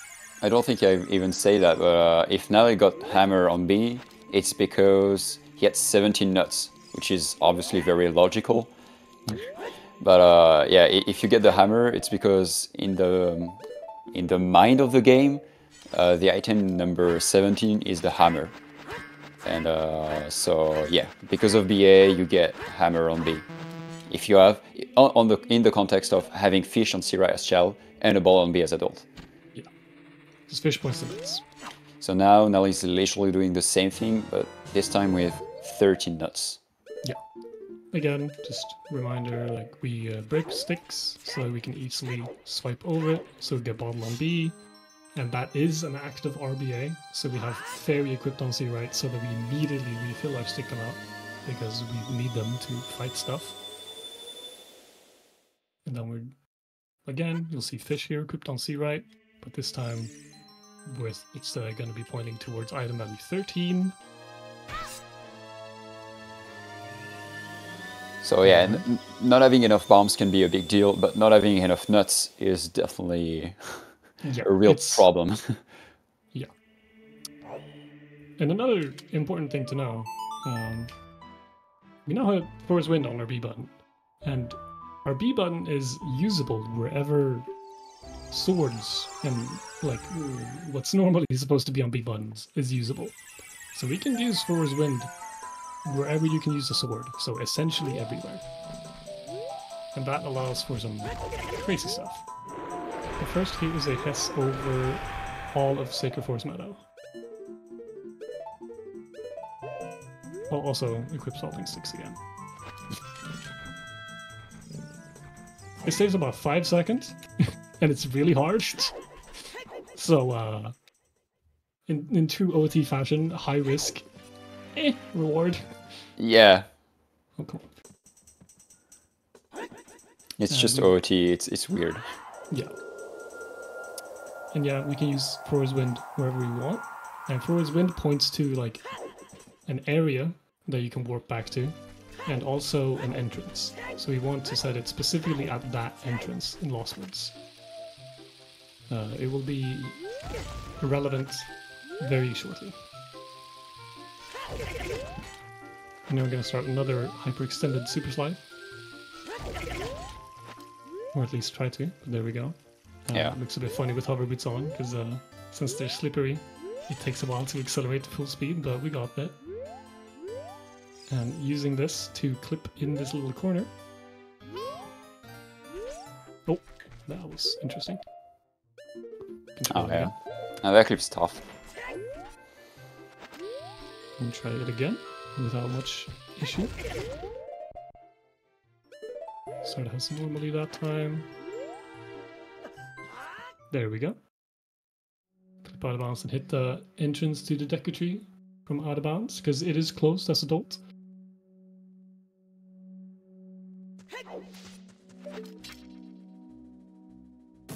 And Deku Tree as adult with hookshot is very fast, because you can just hookshot these climbable walls to skip a bunch of like traversing the dungeon and whatnot. And again, we will be using a bomb to skip almost the entire dungeon. I just need to get a mega flip off this ball. It's decently precise, but there we go. Quick hover flips. We've seen mega flips before, but that one is harder than the others. Yeah. There we go. And again, it's a running theme in OOT all dungeons where enter dungeon, go to a place where you can clip out of bounds to the boss room, clip out of bounds to the boss room, and like that's just kind of it. But a lot of the time it's very, very fast paced in that sense. I, not to toot my own horn too much, but I feel like I'm making it look easier than it is. It's just years of practice, really. Yeah, and that's Goma, again, using ISG and stunned with a Deku Nut. Because again, Deku Sticks are the power of Master Sword, so 3 jump slash hits is enough to kill. And now here we're going to be doing a different type of cutscene skip than you've seen before. We're going to be warping back to where we set FW right as this warp is trying to take us away.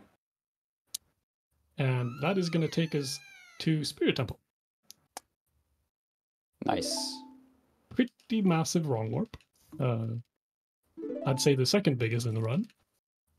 Only behind the final wrong warp we do. But I guess a little shortly on how wrong warps work. It's similar to cutscene skips.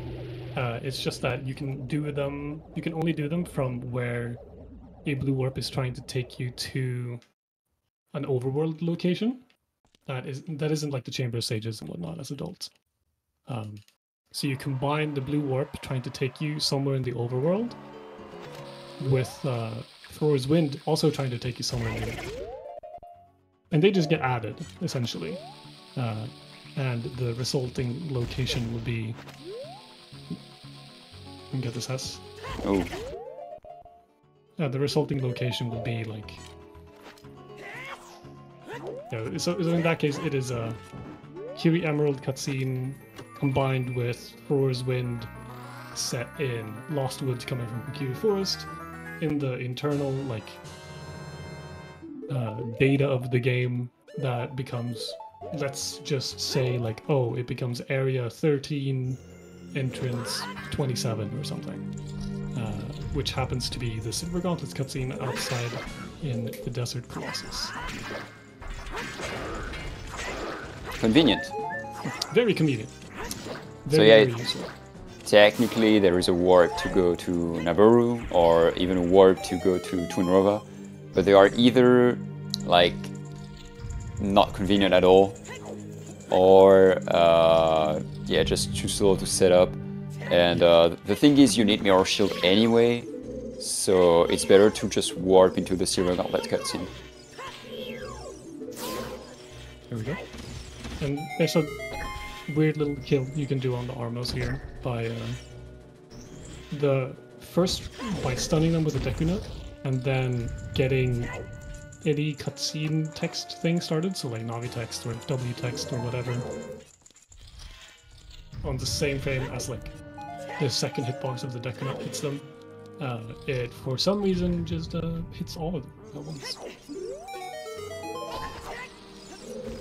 And Spirit Temple is one of these dungeons where we actually have to do a fair amount in the dungeon, because the boss room isn't located immediately at our fingertips. So we need to traverse through these couple of rooms here. But it's also a good place to refill on some bombs, because there's this pot here. The Armos earlier there have a 50% chance of dropping a bomb, so... And you got 2 bomb drop over 4 Armos, so... Yeah. Here's Statue King. This is not the intended way to get up here, but utilizing the movement in the game... Ooh. Oh. It's alright. Yeah. We can try it again. Statue Climb is tough, but yeah, the Link's physique on the shoulder of the statue and the sword is just weird. It's weird. I mean, you're not supposed to be up there, so they didn't put like a lot of effort into it, I suppose. I actually wonder why it does that.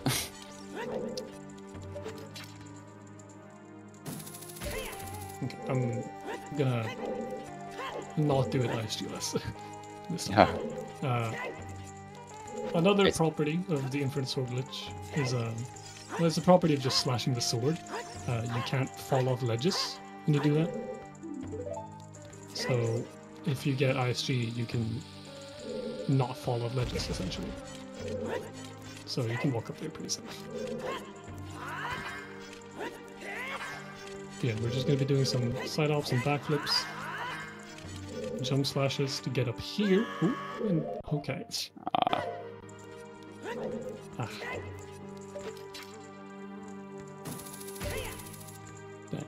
Yeah, it's one of the hardest tricks of the game, so... So, platforming in OOT isn't exactly its strong suit, and this is a section heavily utilizing it. Yeah. So, the game is not meant to do precision platforming like this. But we're trying anyway.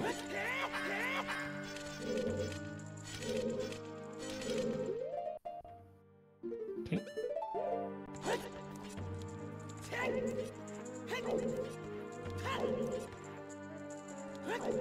That's not the angle. Is it? Oh. Maybe it is. Oh, it was. Cool. Yeah, also doing this part unbuffered is a big deal. So yeah, GG Lally. Thank you. Yeah, we end up at a very specific position in that like little cubby hole on her shoulder, on the statue's shoulder, and then we do 2 crane perfect backflips with hover boots equipped to flip out of bounds, and then using the hover boots, we maneuver behind the boss door. To enter the boss room. And here is in the Buru, the first part of the boss of Spirit Temple. Has a cutscene associated with it at the end, and we'll be trying to skip that as well. Can be a bit hard, so I'm just going to focus here a bit.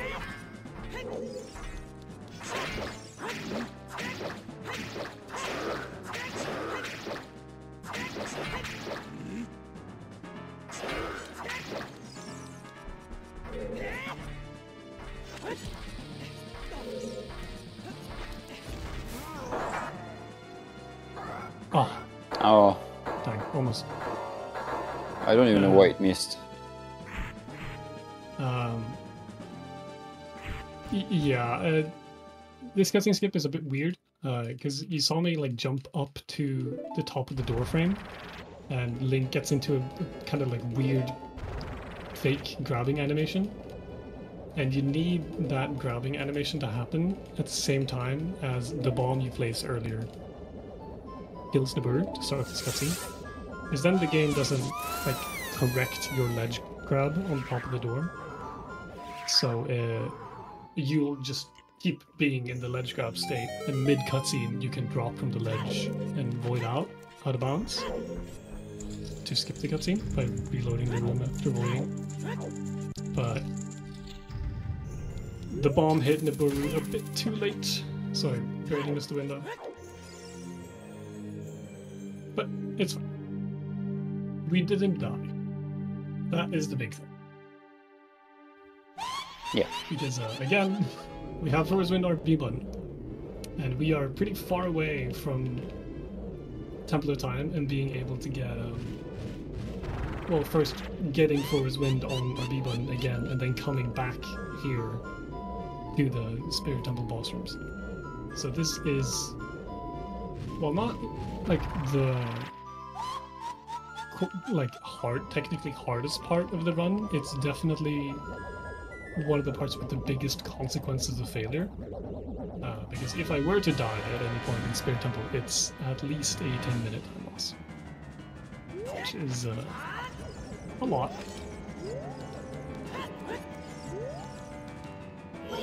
Here's Twin Rolla. Phase 1 is pretty chill. We just reflect opposing elements with the mirror shield. So just keep your eye on them and see where they fly and see which one wants to shoot. This part is RNG, but there are still some RNG manipulation you can do. So yeah, well, you can also like spin in place if I shoot hookshot and whatnot. Yeah. Getting the double cozy. So yeah, she's trying to fly away. I can make her stay in that spot, so I don't have to worry about aiming too much. Like quickly shooting and unshooting the hookshot.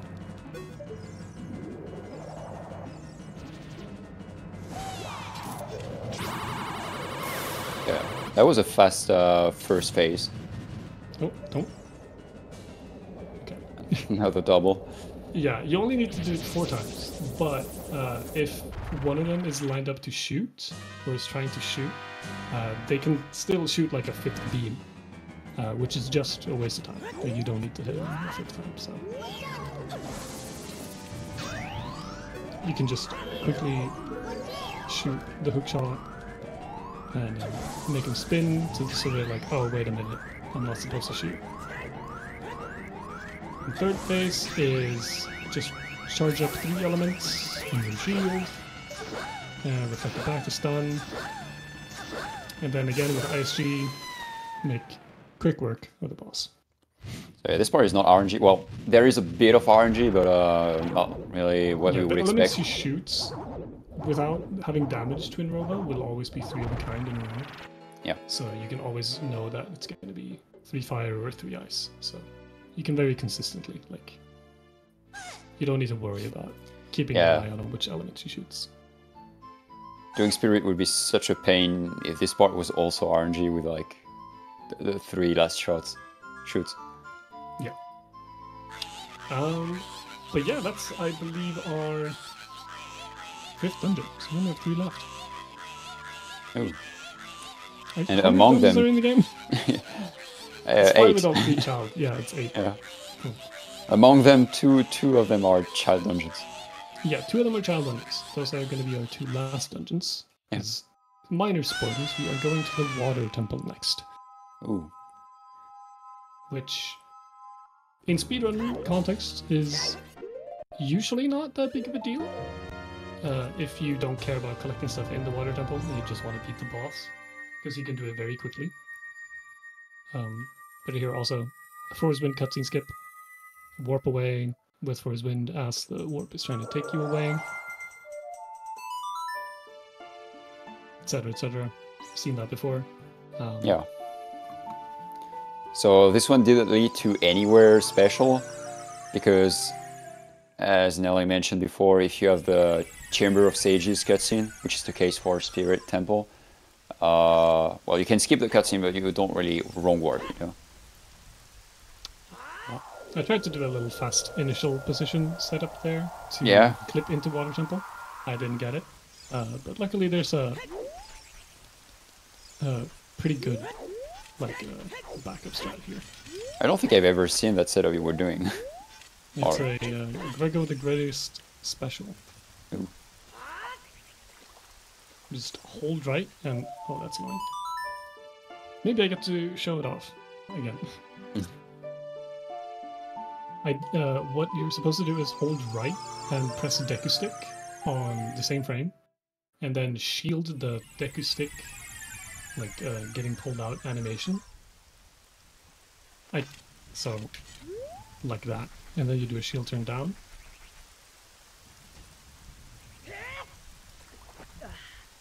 Jump slash there, and you're in. Nice. It's really fast if you get it first try. Yeah. But it is a bit more precise than most of the other setups. And then here's the water temple. You're not going to be seeing a lot of it, so we will be starting a hiss. And with hover boots, cross all these gaps and go directly to the boss door. You also want to catch a fairy here. Will be useful for later. Also importantly, catching a fairy in a real boggle this time, because if you look at my inventory screen, I already have one, but it's not in one of the normal 4 bottle slots, so it doesn't actually act as a fairy. Oh, that's I'm just gonna do this. Yeah, this explains why Nally died multiple times, even though he had a fairy. It's just because it's in a fake bottle, and it doesn't really, count as a real bottle, so you don't get revived by this. Oh, that's annoying. So Nally is going to use the hover properties of ISG, where you can just, not fall from the edge, but if you just shield the damage mid-air, you can just gain height. Oh my god. I'm gonna try to at least. Yeah.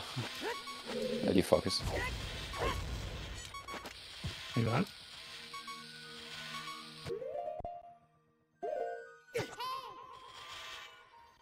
Okay. Yeah, nice. Okay, so yeah, if you shield the damage while having ASG, we'll just hover. And you need a bit of height here to just drop a bomb. And then by cancelling ISG, you will just quickly gain a lot of vertical height. And thanks to another bomb, you will just clip through the floor, or I mean through the wall more than the floor. Yeah, falling from ISG hovers is just max falling speed, and then the bomb explosion pushes us back into the door. And in general OOT terms, fast downward speed and fast backward speed equals clip, typically. It's also one of those things where, like, that trick isn't that hard, but for some reason, it's just... And I practice it like every day for the past 3 years. Oh, Come on. Get a bit closer. Okay. That's it's just, yeah, it's like OT in a nutshell, where every trick is like somewhat easy, but being able to pull them off all in a clean way in a run, that's what is hard. Yeah. So yeah, you saw me get ISG earlier, so I'm just going to put the little Morpher Ball in the corner, pull out stick, keep Morph in the corner, not get a chance to get back to the water, so stun Okay. lock until defeated. That's pretty much how you do Morpha in one cycle. Yeah. I had a bit of unluckiness and also a bit of skill issue by not getting it with the first tentacle pop-up, but we made it through, and that's all I can ask of myself. Here's gonna be another cutscene skip on these blue warps. On the other blue warps, you have seen me like kind of just walk in and press B.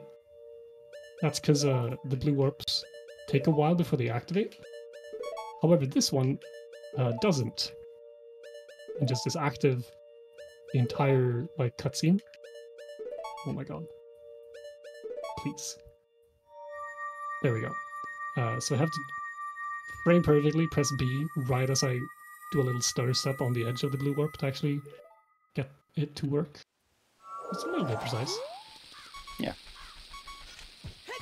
But that was well done. Again, sorry, the white flash.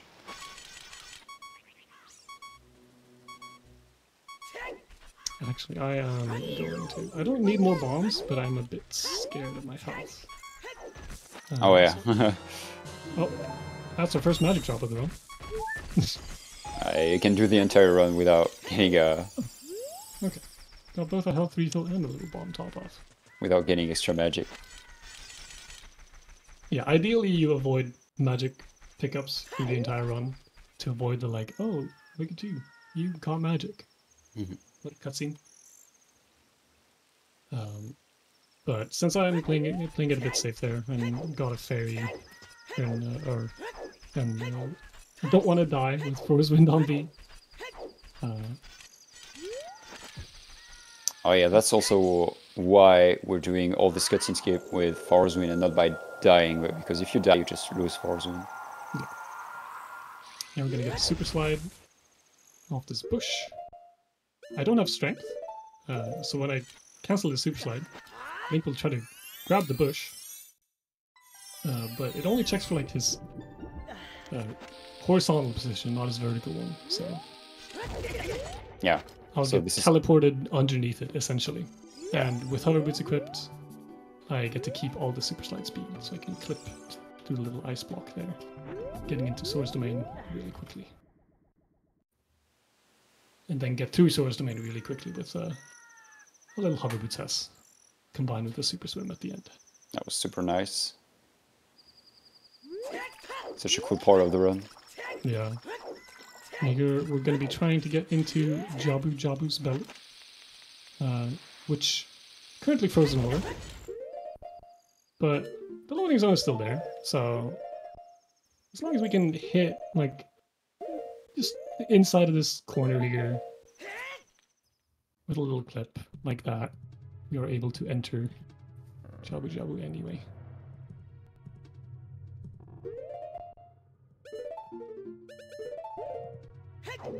Fun fact, that is well, okay. I stopped to farm for fairy and bombs, so it wouldn't have been my cleanest enter Jabu section ever. But if I hadn't stopped to pick up health and a bomb, that would have been my cleanest enter Jabu section ever. Yeah, that was really good.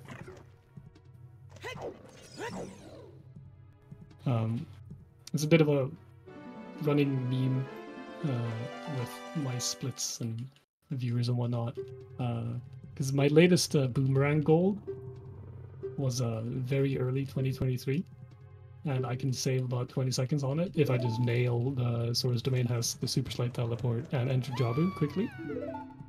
But it's hard, and it's hard to do all of those three back to back, especially when you're on like PD pace and you're getting kind of nervous. But I got it here, so I'm happy to get to show it off. Yeah. And now we also have a bit of a chill time. We just need to get Boomerang to beat Baronade, the boss of this dungeon.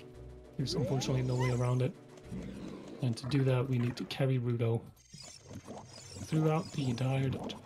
I usually don't like this part, but I think in the context of all dungeons, it's pretty cool to have like this part where you can just chill a bit after like pre-Jabu, which is pretty hard.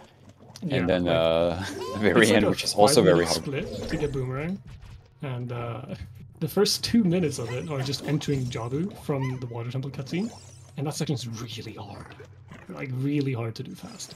Yeah. And then you have 3 minutes of carrying Rudo around, which is very chill. Oh, I need to take damage here. What am I doing? I almost forgot.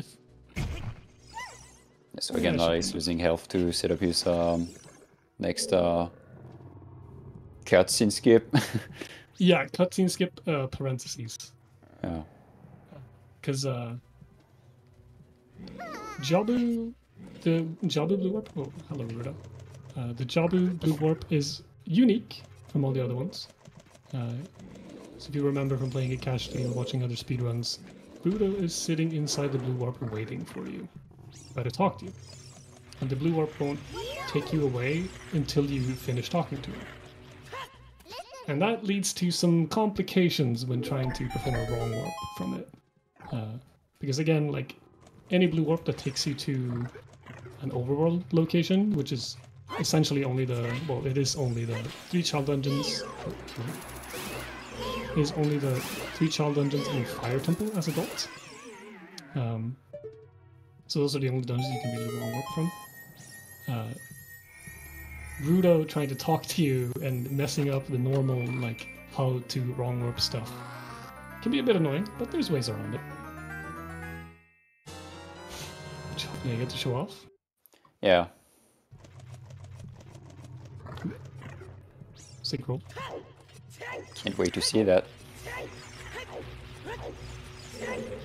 But now we have the boom need to defeat Baronade, boss. Well, we need Boomerang and the damage source, which is our Deku Sticks.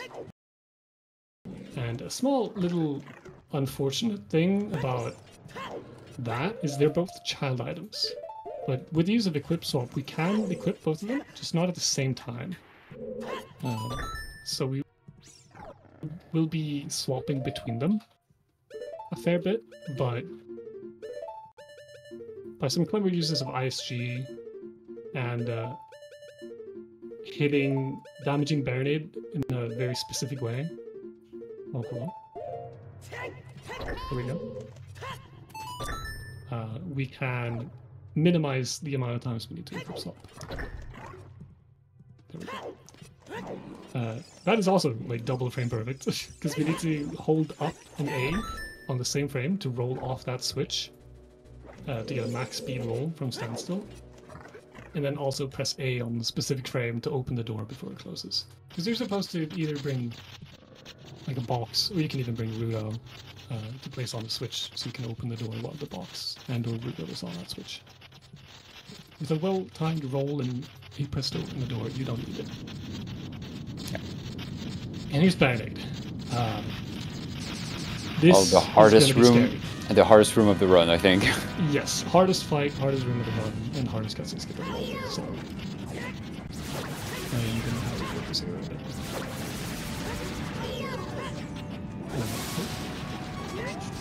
That's actually a good put there.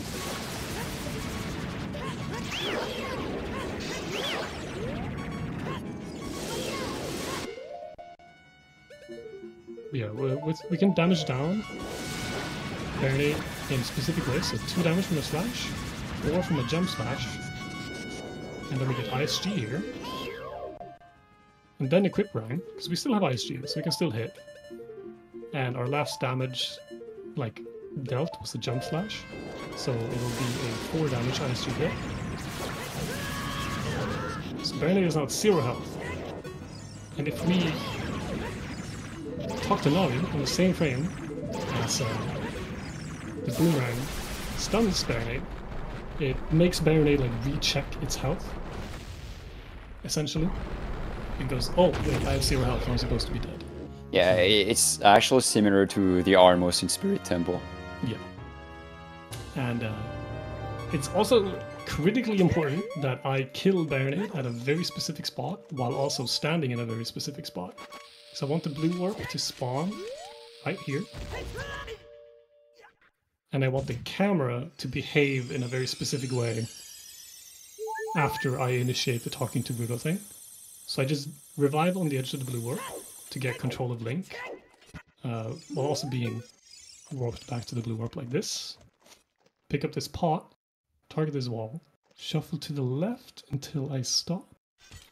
There. Drop the pot. ESS to this angle. To backflip, side up, side roll. And then when I press A, I'm going to close this text box. And the cutscene warp is going to start. And then I need to side hop up on a very specific frame, so I need to really focus here.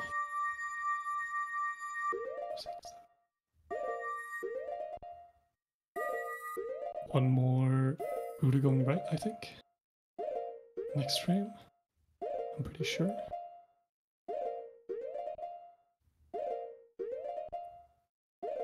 And then side hop up.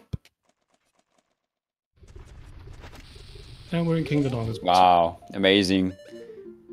Congrats for the cutscene skip. Thank you, thank you.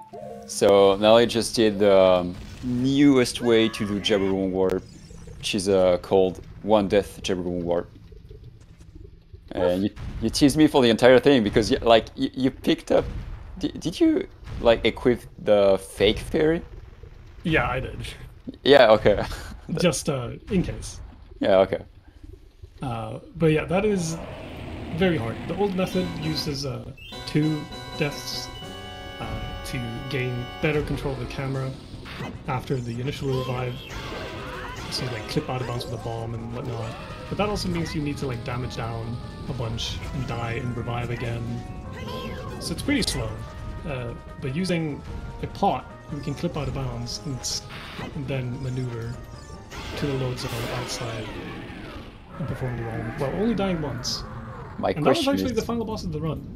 We're coming up, we're very close to the end. It's just one wrong warp remaining until we have beaten all the dungeons and beaten the game. You might be curious how that works, because we haven't defeated Ganon. But you don't need to beat Ganon to reach the credits. We can wrong warp into the credits. Because if you remember, I set FW earlier in Lake Hylia from a specific entrance. And that combined with the cutscene here And puts it's us done. in the credits. GG. And that's OT All Dungeons. Oh, congrats. Sorry, that end surprised me. Sorry.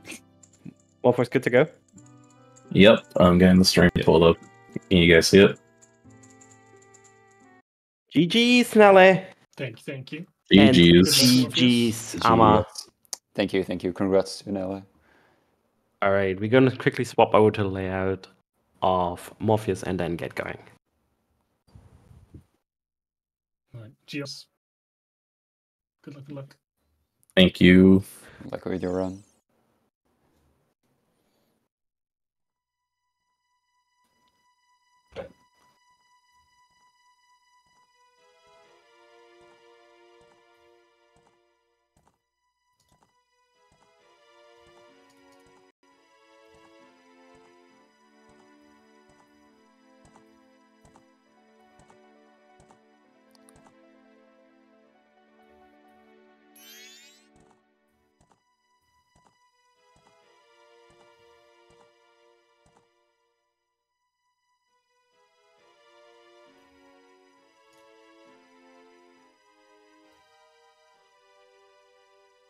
So, welcome to MM, all dungeons, except it's actually Majora's Mask any percent in MG.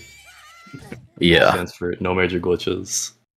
So a big thing in this game is without using SRM, which like I imagine most people here know what SRM is. The only way we can actually beat the game is we need to get the Oath to Order from clearing the first dungeon, and we also need to complete the other 3 dungeons because we need all 4 giants to stop the moon from falling.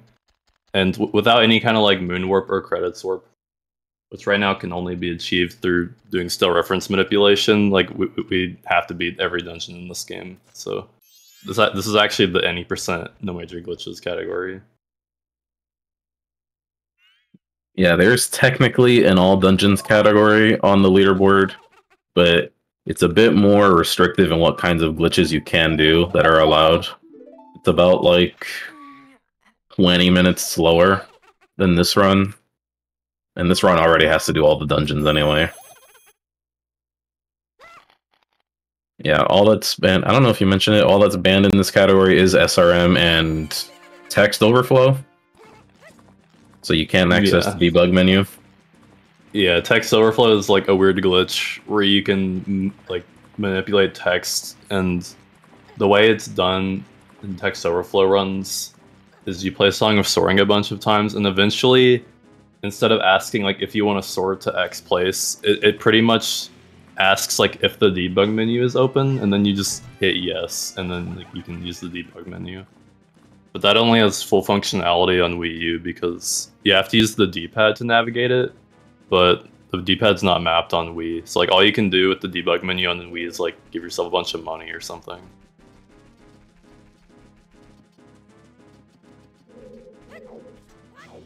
So we're getting some movement here. We're already seeing some MM tech. So the way Morpheus is turned there is called a quick turnaround, where you target, you hold the direction you want to turn, and then you target again. And this is done because normally when you target a different direction MM, the controls don't actually update for 5 frames. So like if you wanted to do that without like doing the like double target, you'd have to like turn down, target, hold up for like 5 frames, and then hold down. But doing that like little double target turnaround pretty much completely circumvents that.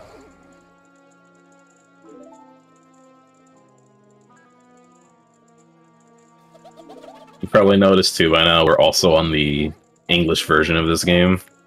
It's not used that often, but it has its benefits for this specific category. Mainly, the biggest time save is the Snowhead Hess later on in the run, when you do Lullaby Skip. I think the other like huge time save you get from English is the Song of Double Time cutscene skips for Zora Mask and Pirate cutscene skip. Yeah, and we'll explain those as they happen and why they're English only. Another weird quirk about English is there is no power crouch stab. So that doesn't matter for most of the boss fights in this game, but it matters a lot for Majora later on. Also sort of Adola, depending on what strats you do. Yeah, it's mainly like Majora's the big one. Like no PCS definitely increases the difficulty of Majora a fair bit. Because usually the strategy with PCS is you bring a stick to Majora and you store a stick jump slash. Makes it a lot easier.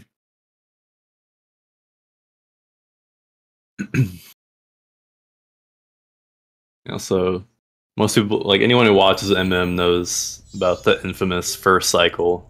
It's kind of what we're in the midst of right now, where there's a bunch of cutscenes and you're like pretty restricted on what you can. Once we get to Clock Town, is to go Night 3 as fast as possible so we can get to the Clock Tower ASAP.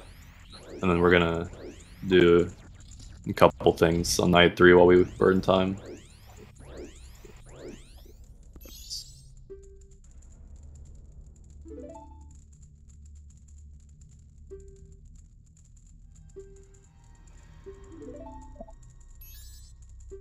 Yeah, so far it's just been like tech smashing and just like some little like movement tech.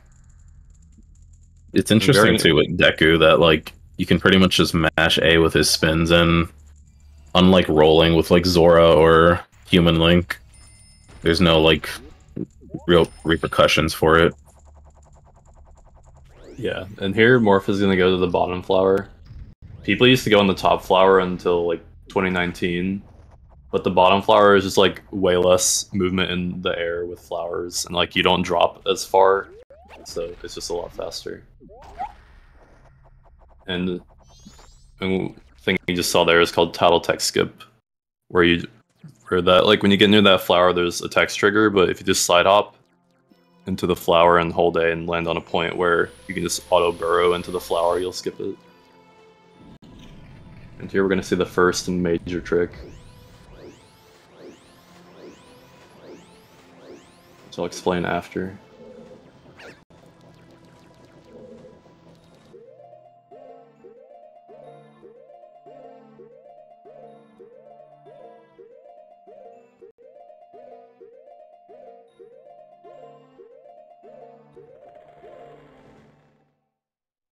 Nice.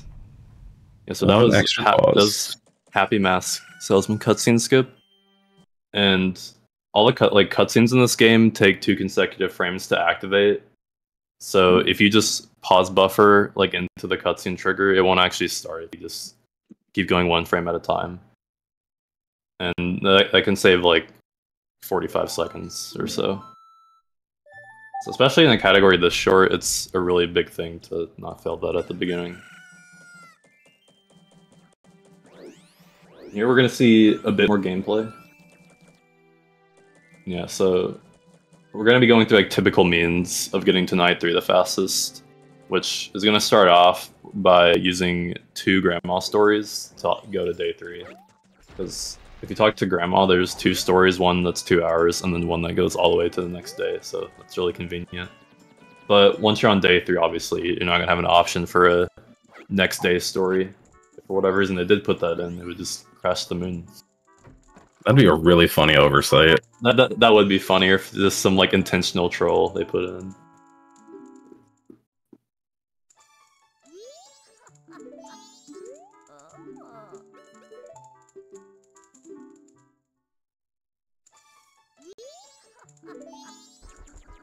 Yeah, so we're already on day 3, so that's awesome.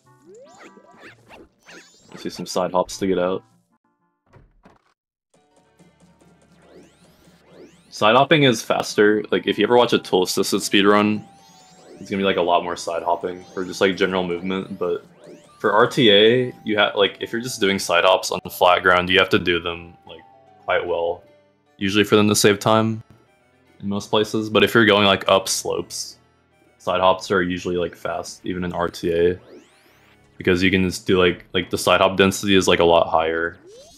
Do like going up a slope, so usually in RTA you'll see like side hops up slopes and stuff like that. And now we've reached the point in first cycle where movement isn't as punishing. Like, aside from the tech smashing here, we don't really have to worry about losing time in this part of the run, because we're just waiting for the time to hit midnight. So we're gonna go get some rupees to deposit in the bank. Yeah, and the Scarecrow there will advance 12 hours, so even though we can't use Grandma again, Scarecrow is at least a nice substitute there.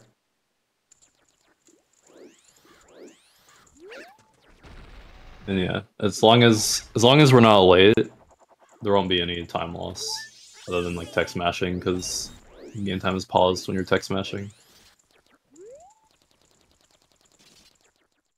So I believe Morpheer is going to be aiming to get 60 rupees. Yeah, 60 is the bare minimum we need with this route. If you've ever seen the other bank lip route, you need 90. But since we're also going to be getting a silver rupee chest later in cycle 2 as well, we only need 60. But 90 is a little bit faster. Yeah, and yeah, Morph is doing a little bit of a different route, but we'll also explain that when the time comes where we see the differences there. So kind of just some lawn mowing here. It's always fun. My favorite activity. Yeah. Only having to get 60 is nice. Like, you definitely don't get 90 every time. Yeah, it's pretty hard not to get 60. You'd have to be super unlucky.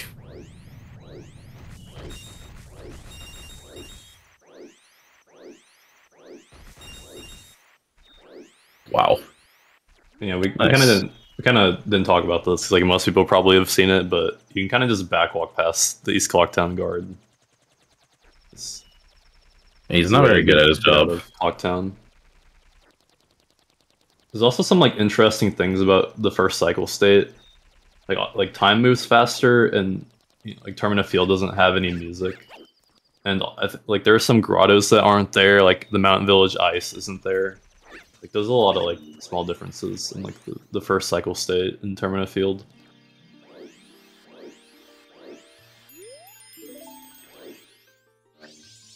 But at the very least, all the rupee grass is still there, which is nice.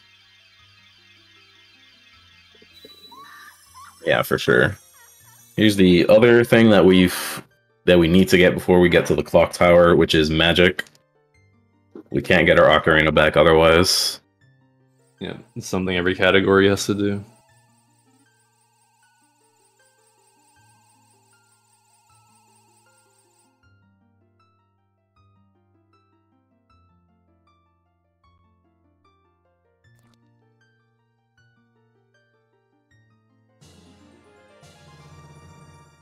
Gotta be able to shoot those Deku bubbles. And he's just a little guy. It's all he's got, really. Yeah. So from here, we're gonna see a bank trip to deposit this money that's been obtained, which we will be withdrawing pretty soon after we restart second cycle.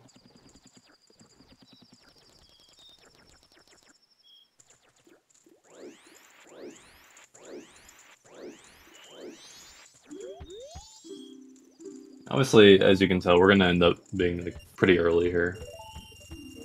Yeah, it's hard to be late to this. Yeah. With this route, especially. There used to be an older route where, like, you had to go all the way to Milk Road for the map point. And that was pretty hard to make on time with good movement. And on the other route, like the faster route here, if you have to get 90 and have to go through like a bunch of extra bushes, it can also be a bit tighter there too. Gainers are unironically the hardest trick. What was that? Yeah, so what you just saw there is a gainer. So basically like what a gainer is like a backflip where your momentum doesn't go backwards, but instead just like goes towards the wall that you're targeting. And you achieve this by like when you backflip, if you untarget on the same frame you backflip, you go in the backflip state while being untargeted when normally you're targeted in the backflip, and that allows you to like target on the next frame and your momentum won't go backwards and you'll be able to grab ledges you normally couldn't grab. Yeah, a lot of those fails with me spinning was just pressing or untargeting too early. Yeah, it's kind of hard to like. It can be hard to do the backflip and the untarget on the same frame sometimes. So yes, like sometimes you might see people like spin on accident because of that. Yeah, even with the way I was doing it, I had 2 frames to do it. It's a very finicky trick. If you don't have a corner to line up against, it's frame perfect. Yeah, if you're like next to a wall, I don't remember if the untarget is an extra frame of leniency or the retarget is, but I know like like one of the inputs is more lenient if you're against a wall. Yeah, one of them is.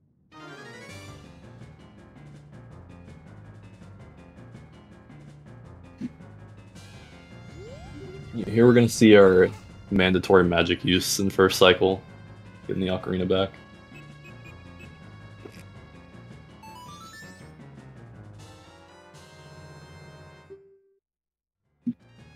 And now we're gonna see Zelda, the only time we'll ever see her in this game.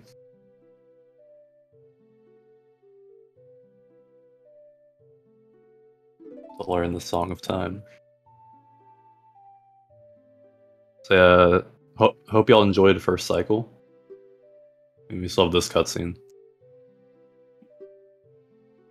First cycle extends into cycle 2, really. Yeah, as soon as like we're gonna finish first cycle, but then there's gonna be another like few minutes of cutscenes with the Happy Mouse salesman. It's not over quite yet. But at the very least, all the action we'll see after definitely makes up for it, I would say. Oh yeah. It's definitely worth the wait. Yeah, this run, as soon as it starts, it doesn't stop.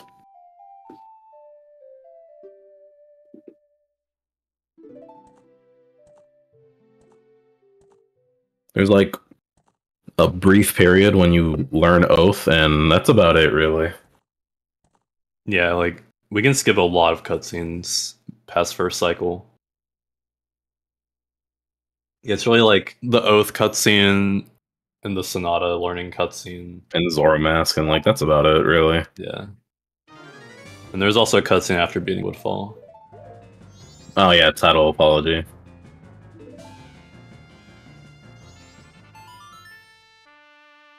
Yeah, an interesting thing about that Tattle Apology cutscene is you can actually skip it by beating other dungeons first, but that just doesn't work out well with current routes for this category. It's just not worth to come back to Woodfall later. I think it ends up. I think it's mainly due to just having to get the bow immediately for other dungeons. Because we need the bow to like do action swap and fight Twin Mold and all the other stuff. And like it just makes there's sense. also like there's not like much benefit to coming back later. Like other categories like 100%. When you go to Woodfall, you don't have the Great Fairy Mask or like fire arrows or like a better sword to help speed up the dungeon. But in this category, like all we need is to grab the bow, and then we need some explosives to do the boss key skip, which we're gonna have when we go. So there's not too much reason to just go ahead and finish Woodfall.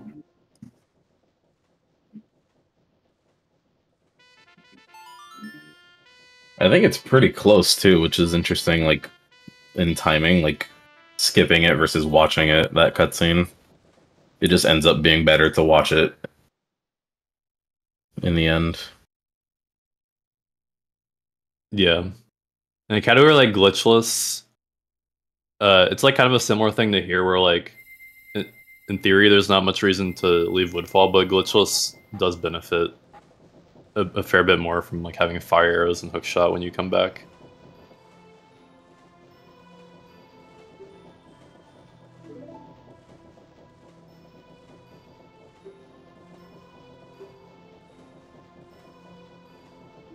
So yeah, we got Song of Healing, now we're getting Deku Mask.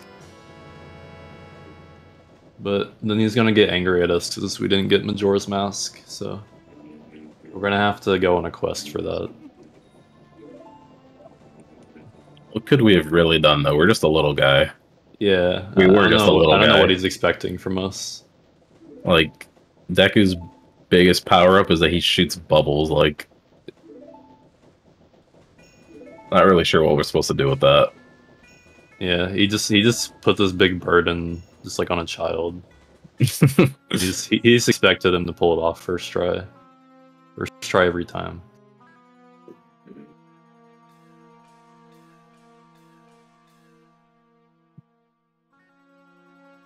Yeah, this is where the last like long cutscene before we really get into things.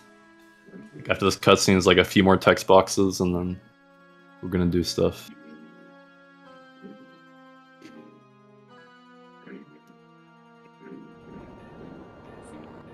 And he's just yapping about how dangerous this mask is and like why we should have gotten it back. And we have to feel bad and be scared.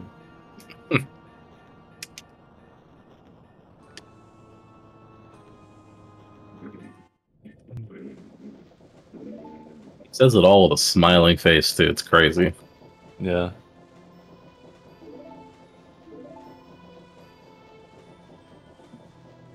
But yeah, first thing we're gonna do right after this cutscene is mash a little more once Tattle talks to us, but we're gonna go to East Clocktown and get 100 rupees out of the chest. There's a treasure chest you can open for that. And what we're doing is first thing we're doing is buying explosives with all this money that we've collected now. Yeah, we'll explain explosives a bit. But yeah, that's like one of the crucial parts of Majora's Mask in general, and like same with Ocarina of Time. Like explosives are just a fundamental part of these games for speedruns.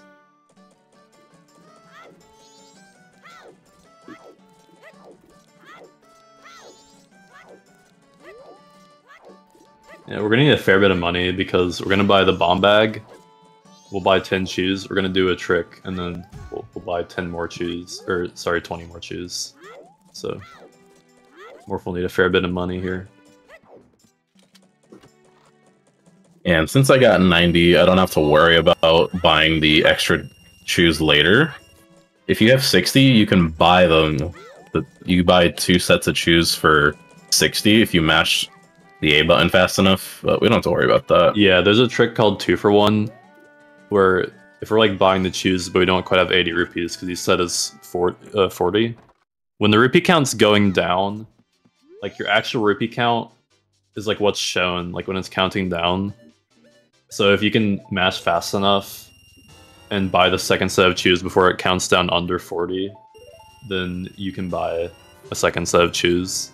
I think the lowest you can really do it with shoes is like 68 rupees or something, or in that range. Yeah, we barely make it with 69 when we get 60 before. Oh, alright, missed ISG. It's fine.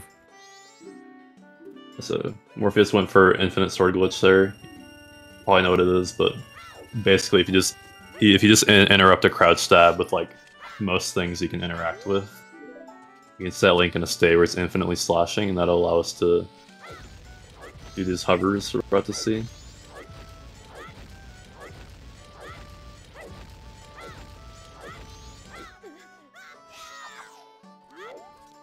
So we're gonna see the hidden owl statue. And so normally this is just like a prop owl statue that you can kind of just see from West Clocktown to South Clocktown, but it turns out it's like an actual like owl actor that you can hit. And we'll kind of see what that's gonna do when we get Song of Soaring. Has some interesting side effects.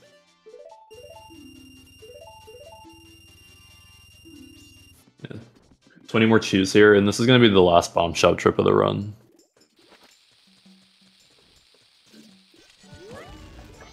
You're gonna see a recoil flip, and that's basically just like using speed that the bomb gives you as like a damage source to do a nice big backflip. we're going to see our first instance of ESS, which is Extended Super Slide. It's basically a position slightly past the dead zone where it preserves whatever speed you have, and we use the speed you gain from the bomb recoil to, in conjunction with ESS, get high speed.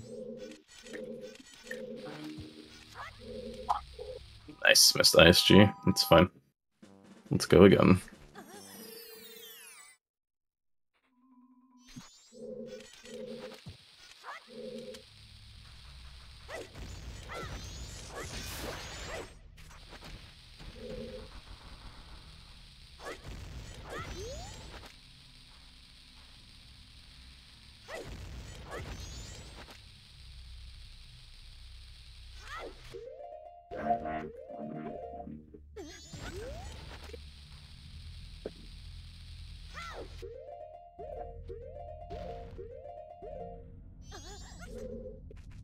Nice.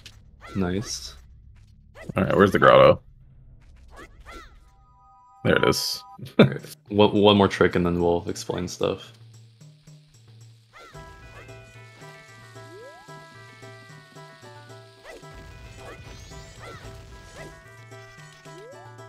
Nice.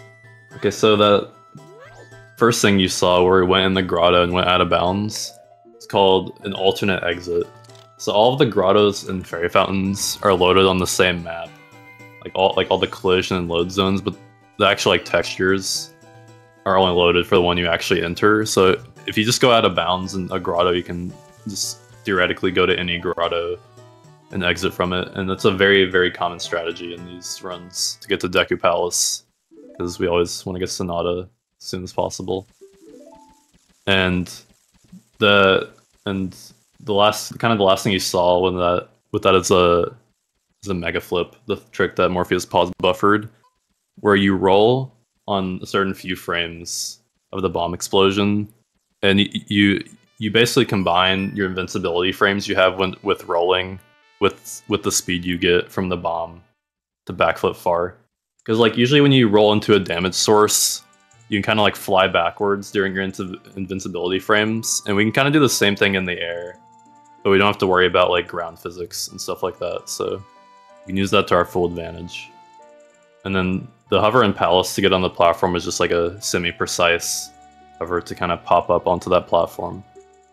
Because with a lot of platforms or ledges in this game, if you have like a certain kind of range of distance, like height with them, you'll kind of just pop up on them. Like with that platform, if you had hovered too high, you just like won't hit it. And obviously if you're too low, you won't hit it either. But if you kind of get a nice in between, you'll kind of do like a weird pop up onto it. And we're actually gonna see the same thing. We're gonna see a pop up in a sec here. Get up to a ledge.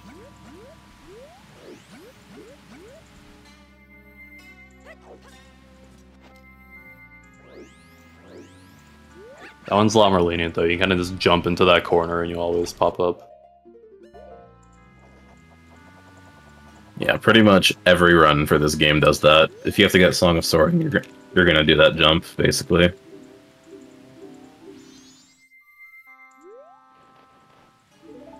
Yeah, here we're gonna see Song of Soaring, and we're gonna come back to the weird owl we hit in West Clocktown in a sec. That I was saying has some weird side effects.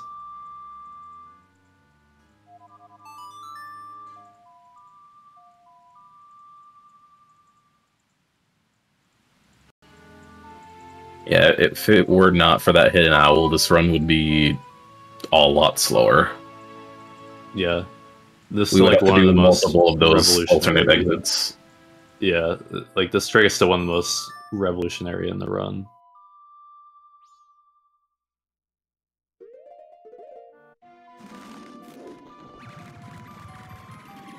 Yeah, so prior to getting Song of Soaring, Morph did a pause, and he went onto the map screen and set the cursor onto a certain map point.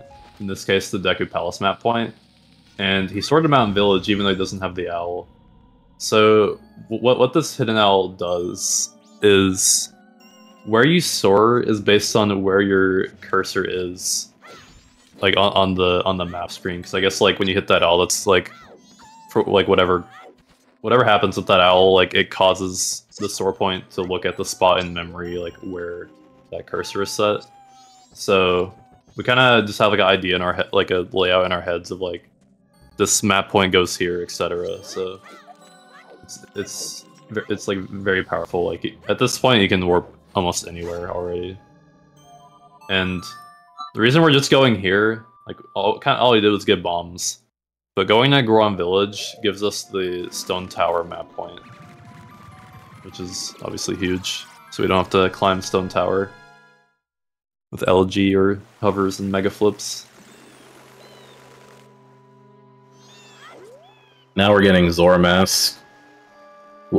Sonata. So all of the dungeons in this game have a song associated with them to enter the dungeon, and we cannot skip Sonata, and we can't skip Zora Mask or New Wave Bossa Nova, so we have to get this item here. Yeah. The loading zone for Great Bay Temple literally does not appear until we play New Wave. So this is just like hard required in the run right now. Yeah, along with the overall game completion being strict in terms of dungeons, like getting in the dungeons is also generally pretty strict in terms of like what you need. Alright, so here we're gonna see a benefit of English. So there you kind of just saw the Zora, like the Mikau walking cutscene skip start for a sec and then get interrupted. So when you go from day to night on English, it'll like reload the entire scene.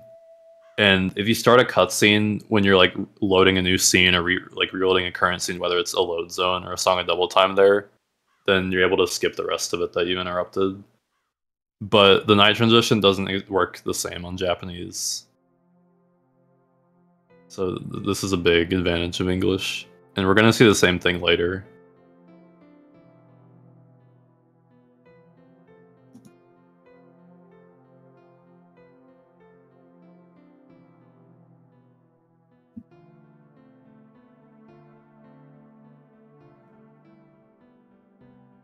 Yeah, so we're getting Zora Mask now.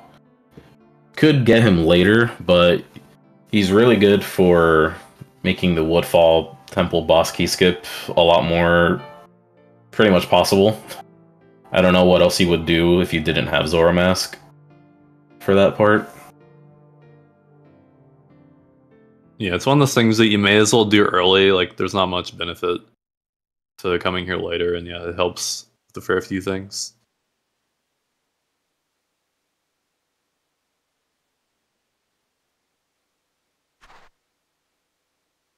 And we're also going to see something interesting after Zora Mask here that's going to contribute to all the stuff with the Hidden Owl statue.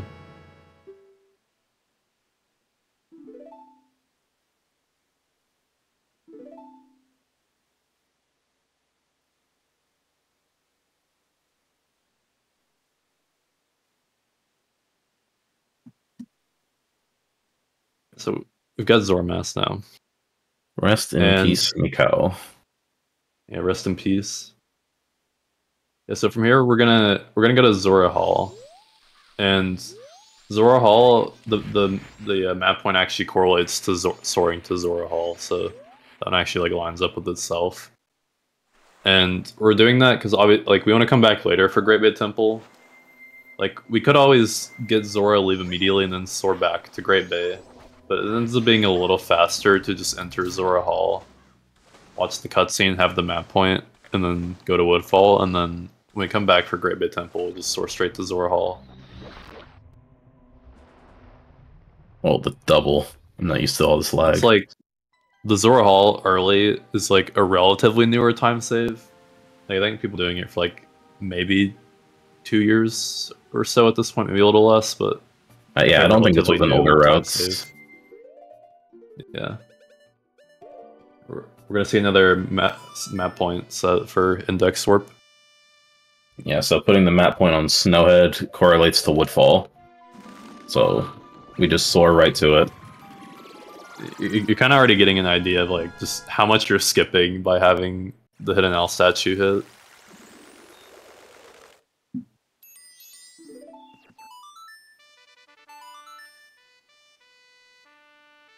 Yeah. So I mentioned that this song is hard required, and while it technically is RTA, The load zone for this temple is under all this water, but I don't think there exists a way to get there that isn't really, really slow, to my knowledge. Yeah, I know there were some people working on it like months ago, but it doesn't seem like there's a good way to do it RTA at the moment. But in theory, it's probably like a big discovery we're like the closest to in Majora's Mask. Yeah, getting to skip Sonata would be huge. We would probably still do the alternate exit just for Song of Soaring, if I had to guess. But that would still save a lot.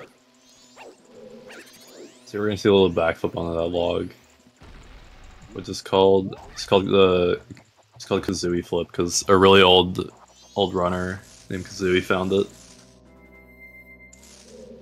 back in the Stone Ages. And we're gonna see a Song of Double Time here, and there is gonna be a reason for this after Woodfall Temple.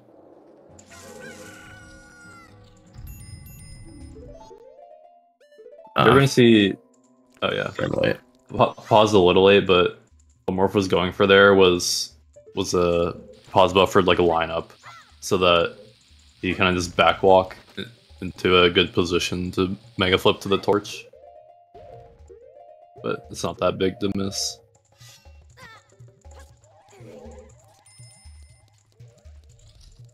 Yeah, nice little hover into mega flip on the torch there. Yeah, it's a nice strat too because you already have to equip bombs and bomb shoes, so it saves a little time on just saving a pause. It doesn't save a pause, but you have to pause anyway. So yeah. Okay. Yeah. Bad luck on this guy. That guy is not fun. Normally you'll do 2 jump slashes if he's nice to you and kind of just keeps walking straight, but sometimes it doesn't happen. Sometimes he can move to the sides and you can angle your jump slash and it'll be fine, but he jumped out of the way, which is just... Sometimes it can be hard to react to, or like you can just go really far away. Yeah. Getting bows very fast, and we're gonna see the first boss key skip here. This is one of the hard ones.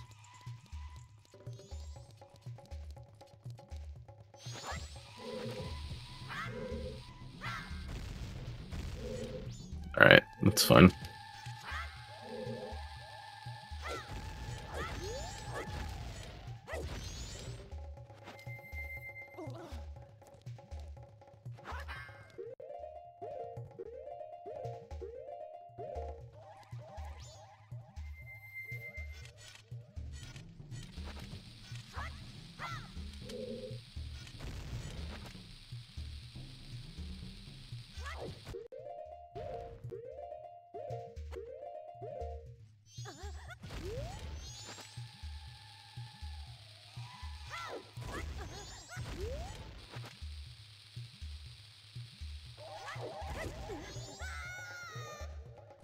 Nice. Yeah, so a lot of that boss key skip was kind of a combination of things we've seen already. There are a few new things though. So we saw what's called a Zora ledge clip, where if you kind of get against a wall and like do a ledge grab, you can clip into the ledge on the first frame. That Zora grabs the ledge. And then we also saw a mega side hop, which is the same concept as a mega flip, but you side hop instead. And that's kind of a more like niche usage kind of thing.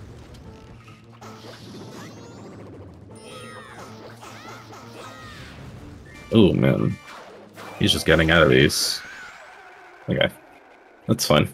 Yeah, and there Morph was attempting a quick spin stun lock, which is very finicky. Yeah, quick spinning in this game is not easy. I imagine that's the case for every game, really.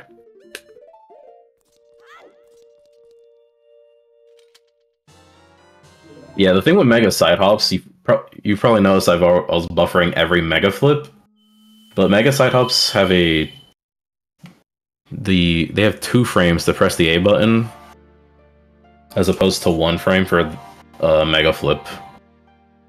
So it's a bit more lenient, and it doesn't kill your speed as much if you do a side hop as opposed to a backflip holding down. Yeah, so the thing with mega flips is there's 2 frames that you can roll on, and one of them gives you 2 frames to press it, and one only gives you 1. And depending on how you do the mega flip, like, so when you do the mega flip, you have to stop holding down soon enough so that you don't kill your all your speed. And if you get a later backflip on like a later bomb explosion frame, getting off of down is frame perfect, because so like your speed starts getting killed on the 3rd explosion frame. So if you backflip on the 2nd explosion frame, you have to switch off of down on the next frame. And that's not, like, with a mega side op, that's not something you have to worry about. Yeah, mega side hops are much more lenient in that regard. Yeah, but if you do a mega flip where you backflip on the 1st explosion frame, it's not as bad. You have one extra frame to be on a different direction, but it's still rough. Yeah, typically I would unbuffer at least the ones in the grotto at the start of the run of Cycle 2. But this run is pretty punishing, and just this game in general, with explosives. There's not really a good way to back up getting bomb shoes. Bombs are relatively easy to get back if you really need them, but bomb shoes, you pretty much have to buy them at Clocktown. Yeah, that's the only good way to get bomb shoes. There's like a single chest, I can only think of one in Ikana Canyon that gives 5. And I think all the others like give maybe 1. 1 or 2 other ones. All the other like, bomb shoe chests give like 1 bomb shoe, and it's like, well, thanks, I guess. And then the one good one that gives you 10 is on the moon. Ah, yeah, there's that one. So, like, it's better to, like, until you're really confident or going for a really good time, it's usually better to just buffer them. Things that involve a lot of explosives. It's something we didn't really touch on because there's a lot to explain in the early part of Cycle 2, but really the biggest difference with the route that you're seeing here is Morpheus bought 10 extra or like 20 extra shoes than you'd normally buy, because you can technically do this run with 10 bomb shoes, but it requires doing a harder strat to hit the hidden Owl statue where you clip through the bang, but it uses way less explosives. And overall throughout the run, there's a lot of strats you can do to save bomb shoes, which, like, in the moment are slower than using more bomb shoes, but it's still worth it over having to do the extra bomb shop trip and then the trip to the East Clocktown chest. But that route is a lot harder than this one. Okay, does this work? Nice. Yeah, we're gonna see a cool house through the woods, through the swamp, and then we'll see another one in the woods. And so soon we're gonna see why there was a Song of Double Time done to day 2 in Woodfall Temple. There we go.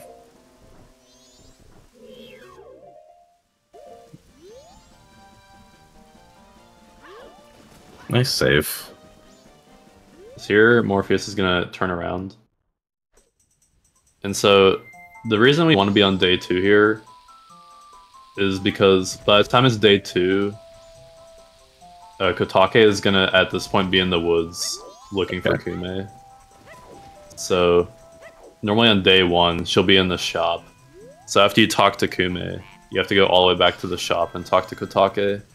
But if you're on day 2 or 3, Kotake will be in the woods. So it ends up being a fair bit faster. And the reason we had like Morph turned around there is because if you just like hest into there normally without like looking at the shop enough, then she won't actually be in the woods, because you have to like load her in for her to actually show up. Because normally there's a cutscene that plays where you see her flying into the woods, but if you just load her a little bit, you don't actually have to watch the cutscene. Yeah, we're doing all this for this red potion bottle. We don't really care about the potion inside, but the bottle is what's important. Yeah, we're not actually gonna save Kume. That's slow. And we don't need the pictograph box. Yeah, now we're going here for the 50 rupee chest in here. And Deku Nuts, and a stick. I guess there's a lot that we're getting in here, actually. Let's take We're getting money for another thing that will be explained when it happens. It's a secret, unless you already know the run. You probably also... It was pretty fast. I got the equip swap really quickly, but I did equip swap my Ocarina over the bow. I had to do that before I got Deku Nuts, or else it wouldn't be possible.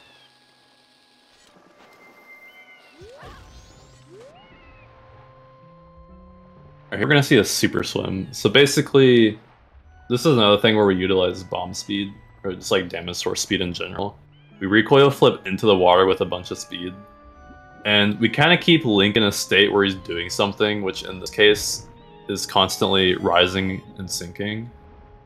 And if we do that fast enough, then we can just keep all that speed that we got from the recoil when we entered the water. So this is a nice time save.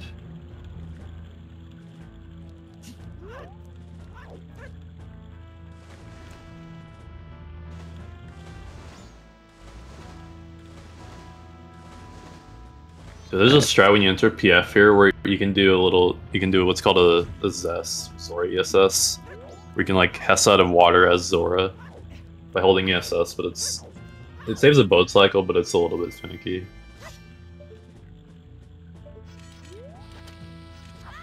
And here we're gonna see some hovers into Mega Flip, get to PF, instead of having to go through the sewers.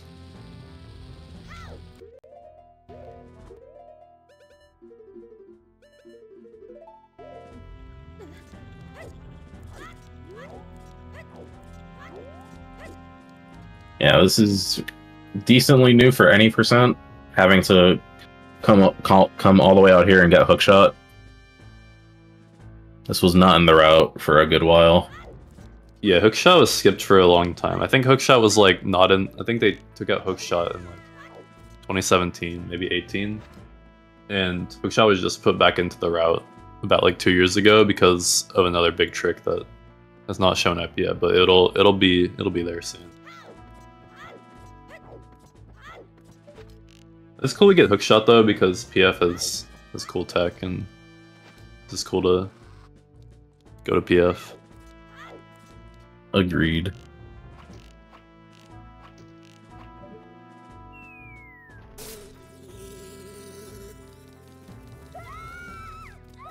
Yeah, so we can skip the cutscene by just standing pretty close to the wall to the right. We don't have to watch the pirates talk about the eggs and all that if we just stand far away enough from the cutscene trigger.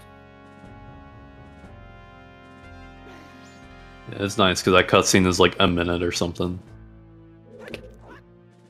We're drinking the red potion here because we're gonna replace it with something, but who knows what? The world may never know. Yeah, it's a mystery right now.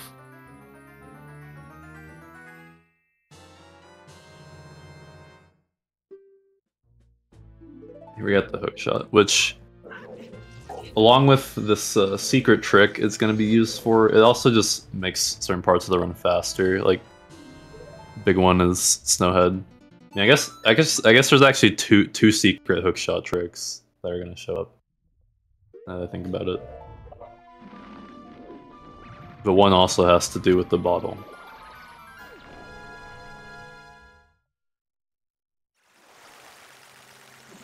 But before any of that cool stuff happens, we do have to get New Wave Bossa Nova at some point, and it works out to just do it right now. Yeah, so you did see Morph doing an equip swap on the way to Mystery Woods, which we didn't explain at the time, but basically if you set your cursor onto an item and then you leave that screen, just like go to a different menu, the game will still kind of think that your cursor is there in a way. And when you go, you can scroll back over to the menu where your cursor is. And so the pause menu is at 30 FPS, and if you frame perfectly, hit if you hit like, so here we're using upright to cursor onto the ocarina slot. So you hit upright, and then on the same frame, you also hit the button that you want to equip the item on. If you do both of those inputs on the same frame at 30 FPS, then you'll equip the item that your cursor was on before you moved over to the other screen.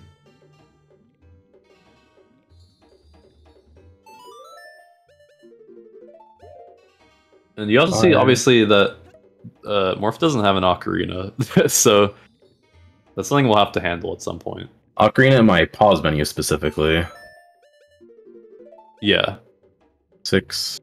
Yes, yeah, because Morph equip swapped the ocarina earlier, so that, like, in this case, since the ocarina slot got overwritten, he still had it equip swapped onto a C button, so he can still use it on the C button, but if he equips over it, it's just going to be gone. It also has the added consequence of having to equip swap the bow every time I want to use it until I get an ocarina back. Because we do need the ocarina back in our pause menu at some point. Otherwise, we can't go to the moon. So we will remedy that soon. Yeah. So for those familiar with ocarina items, you can't, like, if you try to ocarina items and play Oath for the to get to the moon, it just doesn't work. Yeah. So yeah, those were some nice equip swaps. I think there was like one extra attempt. That was really good.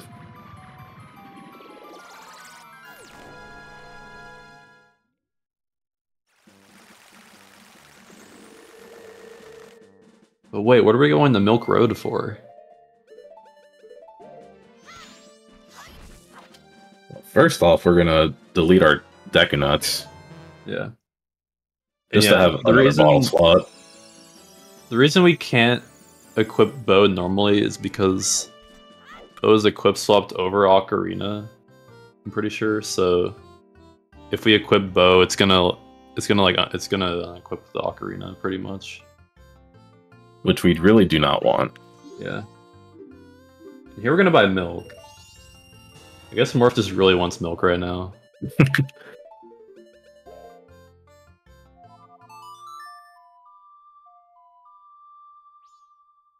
And that's why we got the money.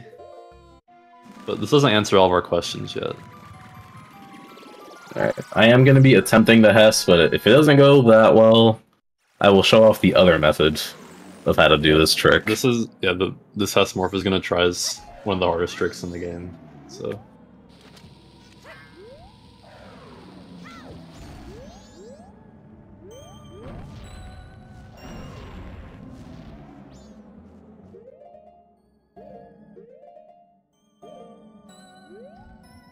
Ooh, I'm stuck. Let's see if I can dodge this guy. No, okay. I'll give it another go.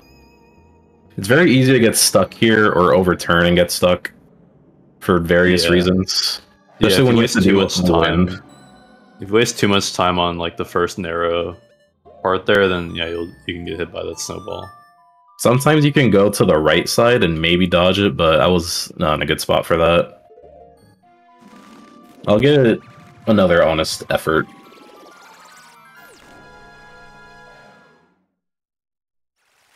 Yeah, I've only recently started implementing this into runs, so it's a bit finicky. More bombs, at least.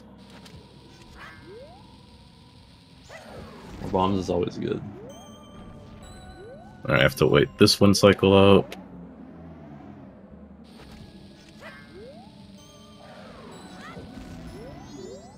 Okay. I'll just do the other method, so it's this. I don't want to waste too much time here.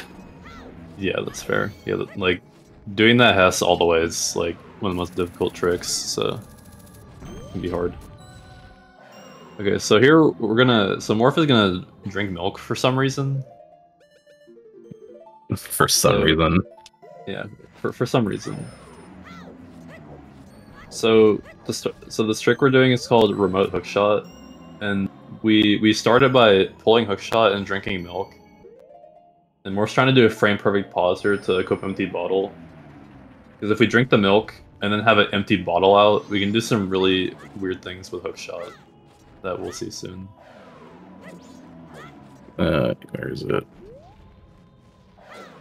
Here, yeah.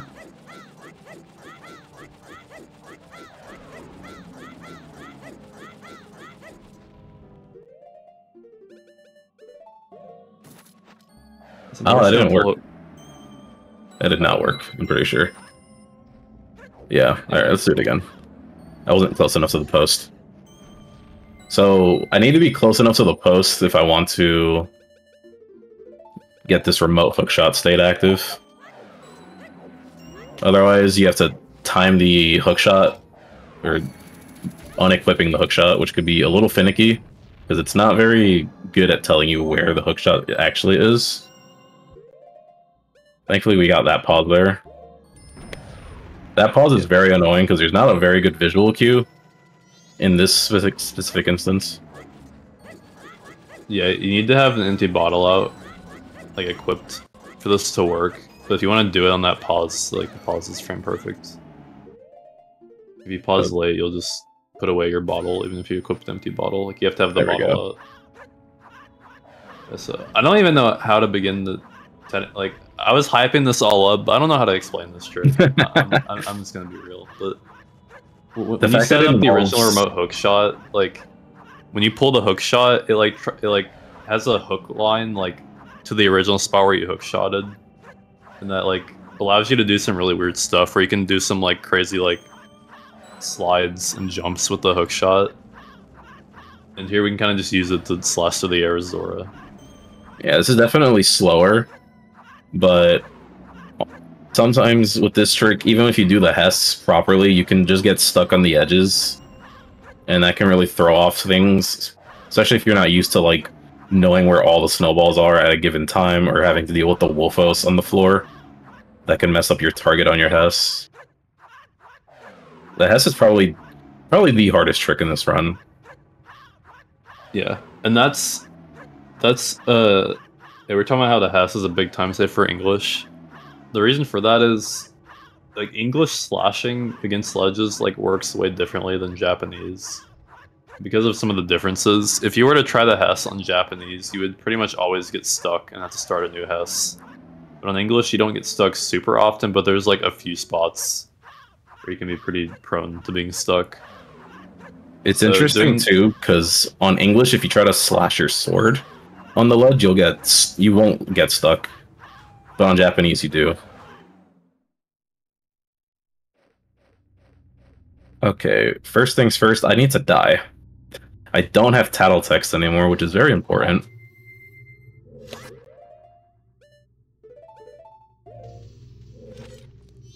So, fastest way to die. First I need to melt this ice. So here we're seeing action swap. This is also another technically weird trick to explain, but basically we're like pulling out a first person item and interrupting it with text and like pulling stick at the same time, which for whatever reason like swaps the action of the stick. So now instead of like the stick slashing, it's shot a lit arrow.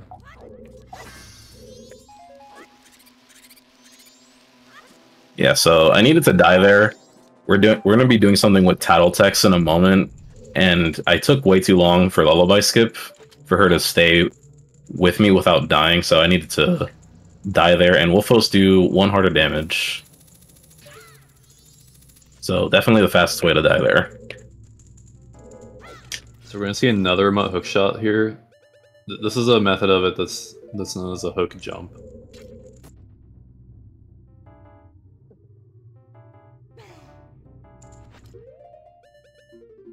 Early pause. Yeah, all of these pauses are frame perfect because we need to equip the empty bottle. And you can't buffer it, so there's no mashing. Unless you Wii home menu buffer, Kappa. You could, but should you? Definitely not. Yeah, there we go.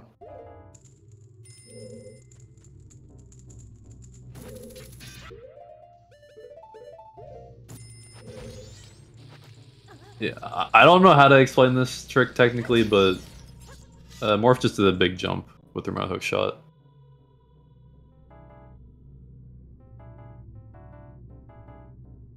It looked cool, basically. Pretty much, yeah. I really don't know why that works. Milk is a very weird item. I'm pretty To sure, try I and think like drive. Fig or someone has a good video on it. I should definitely educate myself on more technical stuff. Yeah, same. And I don't know how to explain, I never know how to explain this trick. That's how I feel with action swap. And yeah, there's also a nice little recoil flip to just clip into the boss door.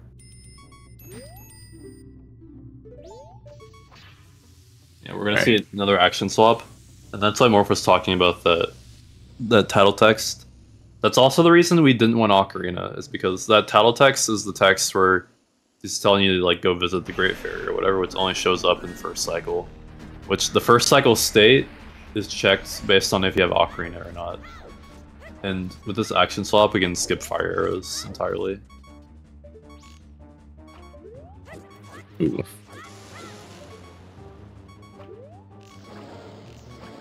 We're gonna see a strategy with Goat here. It's been around for, I don't know how long this has been a strategy, but basically we're shooting Goat and periodically side hopping, because when he's just like sitting there, he's kind of on a timer, and if you wait a certain amount of time, he'll start running at you. So if you time it to where you side hop a little bit to reset his timer, and then you do the last cycle of arrows, when you're like, by the time you shoot the last arrow, you want him to start moving towards you, so that when he dies, he ends up over here. So the warp is in a good spot.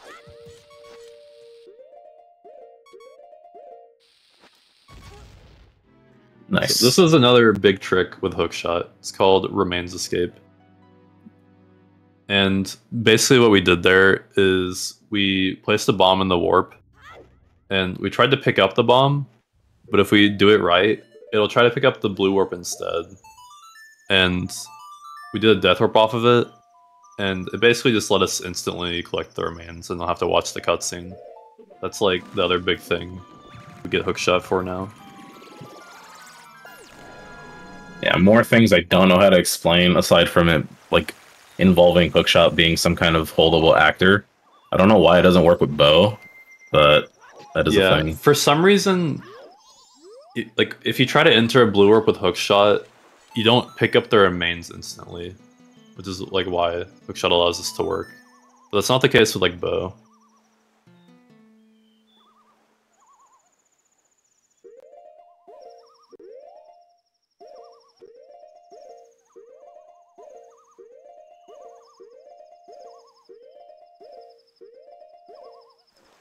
Nice. Nice. That was turtle cutscene skip. So a lot of like cutscenes in this game that are like gonna be ready to play, like after you play a song or something, most of them have one frame, like one frame where you can pause.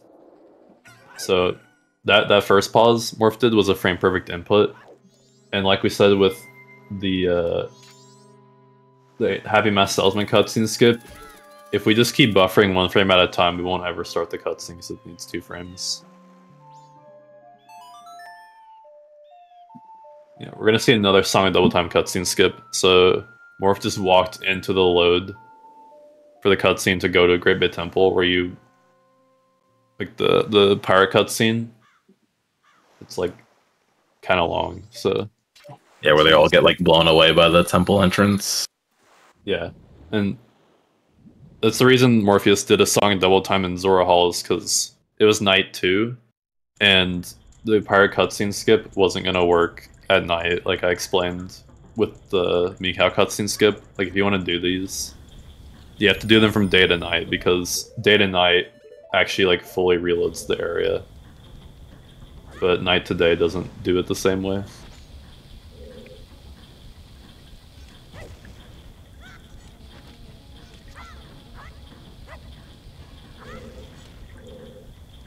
That works. We saw a nice little recoil flip off the elevator.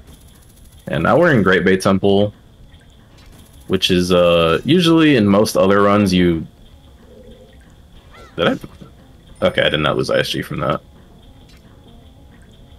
In most other runs that aren't Hundo, you kind of just skip it. There's a boss key skip you can do right at the very entrance of the room, of the dungeon. Yeah. But this is a little more involved now in this category. Yeah, something we didn't mention with the boss loads is that when you're in a dungeon, the loads done for the boss rooms are always there, like no matter where you are in the dungeon. Just like the load and the collision for them is just like always there. So a lot of dungeons have like really like different ways you can do the boss key skips from like different places, kind of depending on the use case or the category.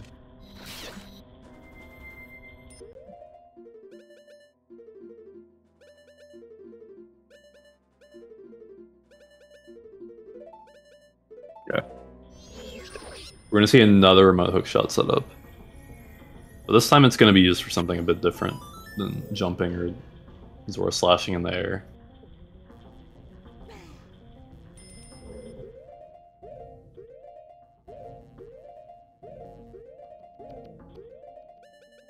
And so with this, we're gonna get Link in a state where he's trying to open the chest, but he's like too busy, and we're gonna get in the water to get out of that state.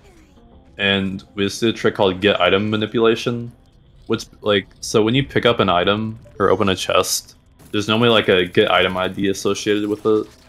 But if we do that trick we just did there, we can change it.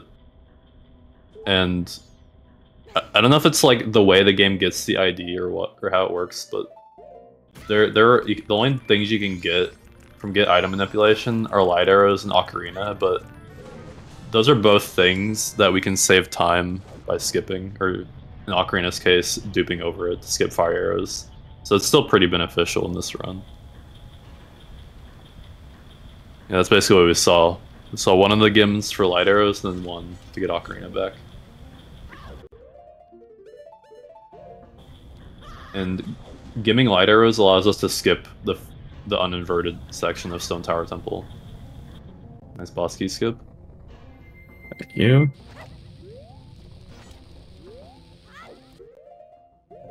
Okay. Don't fall down there. Let's try that again.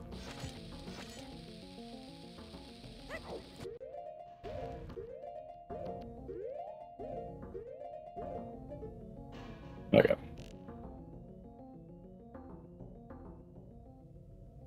I think that's him right there.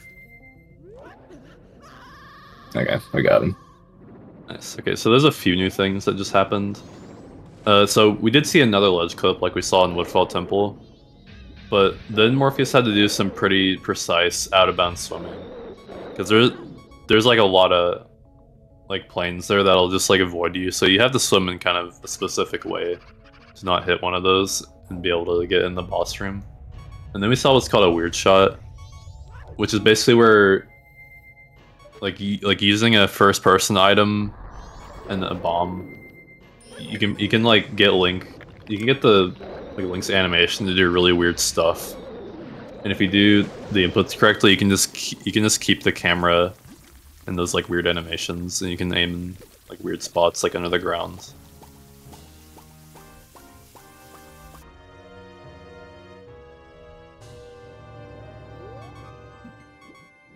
And here we're gonna see another Remains escape, just like in Snowhead Temple.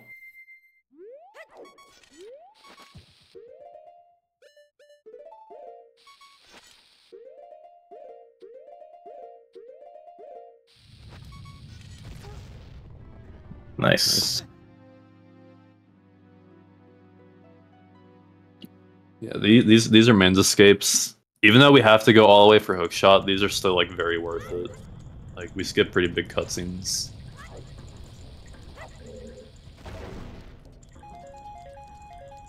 Get the refill here, and we're off. Yeah. One interesting thing about Remains Escape, not relevant for this category really, but for like 100%, when you do Remains Escape, it doesn't set the dungeon or like the area the dungeon's associated with to its cleared state. and 100% needs all the cleared states except Icona. So 100% can actually only do one, but if you don't need any cleared states, you technically only have to watch one Giants cutscene because you still have to watch the first one where you get Oath to Order. Like, that's just always mandatory. Alright, I could not get the magic drop, so I have to get at Stone Tower. But I did... what do we call this trick? It's like item crap or something. It's not a very good name, to be honest. Yes, so we're gonna do what's called bomb crap. And so earlier, we didn't really explain it, it's just a lot going on, but Morph duped over his nuts, which, if you do the extended super slide on the range on the controller, like we explained at the beginning, where you hold a bit out of your dead zone, Link will do like a shuffle because he has no speed. And if you hit to like bottle and then an item that with no ammo, it'll put a bottle over that item slot. And so one application of this is if we have like bombs or bomb chews, we can we can equip swap a bomb onto one C slot, and we don't want to run out of bombs, but we need some way for the bombs to like not have ammo, or like if you press the C button, it'll make like the error sound or whatever. So the way you can do that is place 3 bombs. You can have more than 3 placed, and that'll allow you to do a bottle dupe. And so we'll have bottle over the bomb slot, but we still have the equip swapped bombs like on the C buttons. And this actually means that we can preserve our bomb count through Song of Time, which is very useful. But since there's a bottle on the bomb slot, it won't want to like reset the bomb count.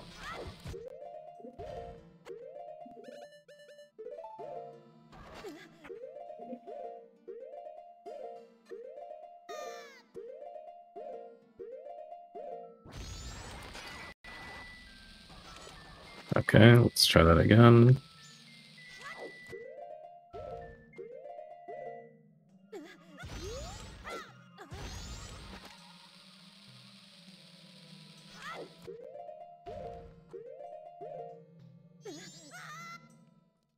Nice.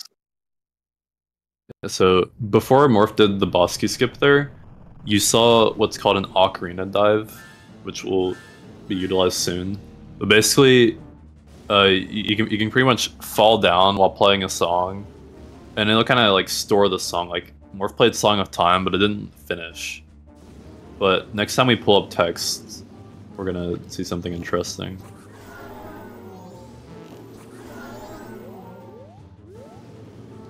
Oh my god. Okay. This is a pattern. It definitely is. Oh my god. I'll just wait for blue to spawn. Oh, that was blue. I thought that was red. Yeah, final hours.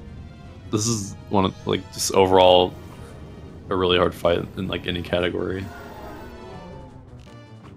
It's like it's one of those things where it is some RNG, but there's like such a high ceiling for it in terms of skill that like a lot of the RNG you can just like get good at reacting to over just like hundreds of hours of practice, but like the ceiling for Twin Mold is just like insanely high. Alright. I don't want to look at that timer anymore. So we need to bring up this text box before killing Twin Mold.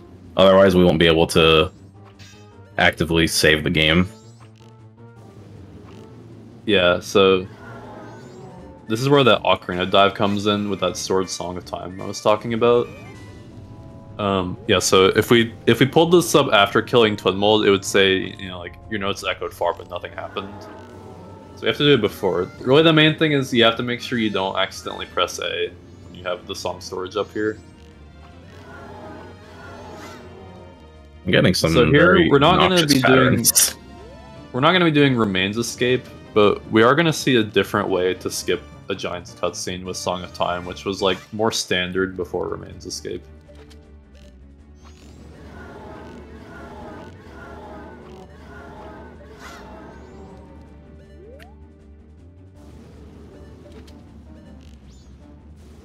Yeah, this is what was used before Remains Escape was found. Okay. Alright, that was not the greatest twin molds. Ran There's into definitely me. some weird had- patterns at the start. Yeah, them like conjoining together was not very cool. But I Yeah. didn't run out of arrows, which is the important part, because it's really hard to back that up Yeah. if that happens. So here, Morph is gonna grab the remains, and kind of like you probably observed with the remains escape, like once you like, grab the warp or like get the remains, like you already have them, so you can skip the cutscene. So there we grabbed the remains, and as soon as we grabbed them, we activated the song storage to save. So we saved after we got the remains and just reset the console, and now we have Twin Mold's remains.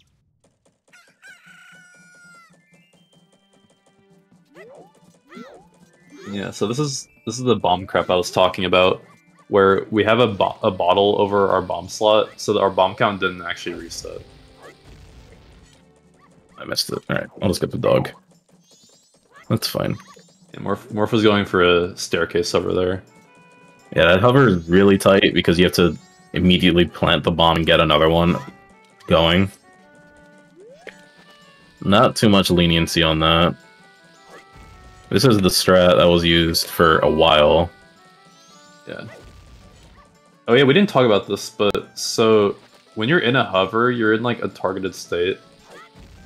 But so what you kind of saw most of the run is using bomb chews to do what's called an untarget. I don't know how high this. Oh, this is fine. And if you, it's like when you pull the chew, there'll be like a tattle indicator, and if you target like for the tattle indicator, you'll unlock your camera, and you're able to like change your angle freely with that, which is very helpful. And basically just did the same thing with the dog for an easier strat to turn around. Yeah, I would have attempted the staircase hover again, but I really do want to save some bombs for Majora here. Yeah, bombs will prove to be nice for Majora. Especially for Incarnation.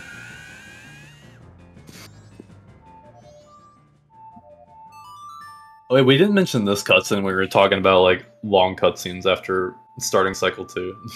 Oh, this is one of them, yeah. This is like probably the longest one. It's such a break after compared to everything else you just did beforehand. Yeah, it is kind of nice having this bit of downtime like prior to this Majora fight though, because it's rough. Yeah, this is just like a 5-minute cutscene of like the giant stopping the moon and a bunch of like, dialogue between Tattletale, Skull Kid.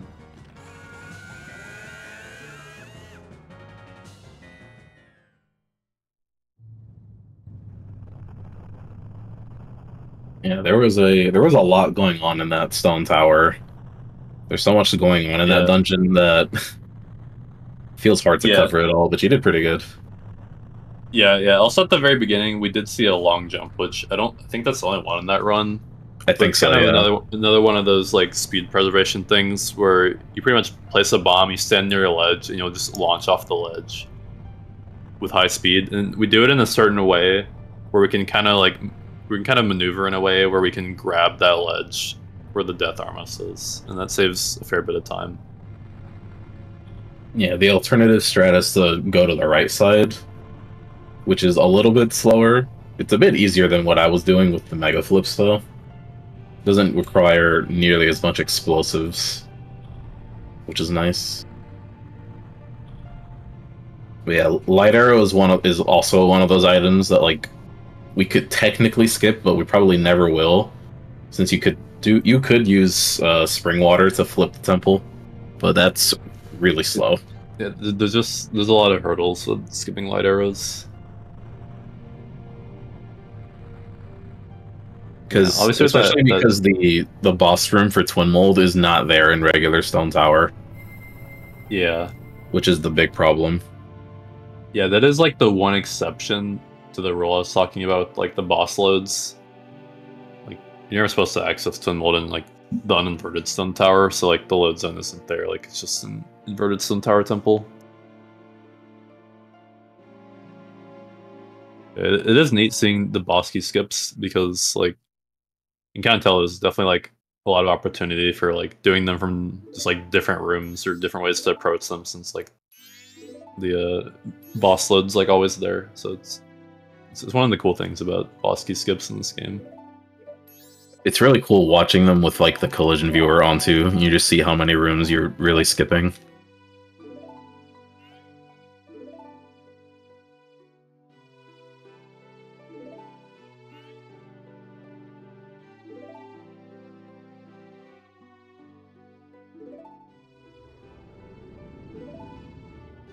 And also, like, as you can probably tell, like, one of the interesting things about this run is just having to like manage your explosives and like kind of adjust on the fly based on how many explosives you waste. Because yeah, like Morph said early on, other than bombs, like there's not really like a good way to get bomb shoes except for going back to Clocktown. So it's like pretty crucial that you understand like what you need to do based on your explosive counts throughout the run. Yeah, thankfully, even there at the end of Twin Mold, I still had like 2 bomb shoes, I think. And I used an extra one in Woodfall Temple for the boss key skip to climb the pillar. So, like, if you're good enough at managing your chews, you can end up with extras to use throughout the run. That was probably the only bomb shoe I wasted. I think the rest of them were all used well.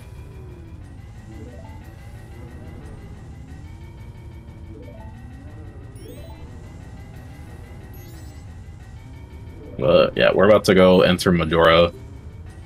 And this fight is a little chaotic. Yeah.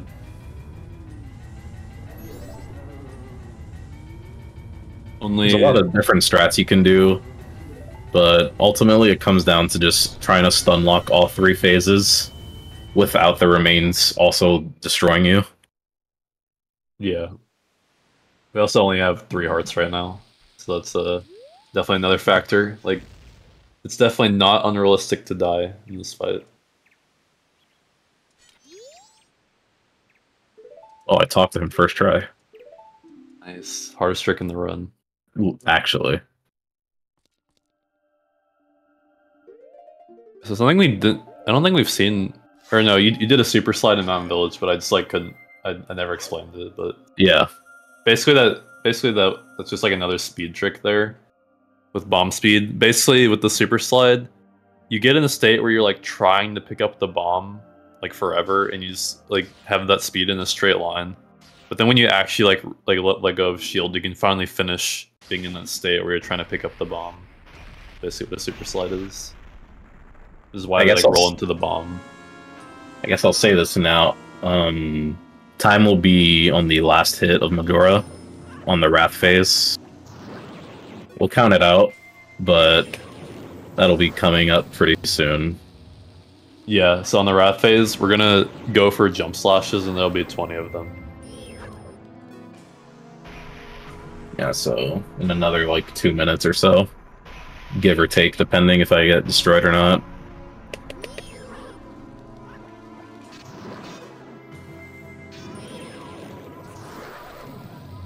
So here we're using bombs to hit Majora here instead of having to turn Zora. Yeah, I will turn Zora here. Yeah, just to see if I get lucky. Yeah.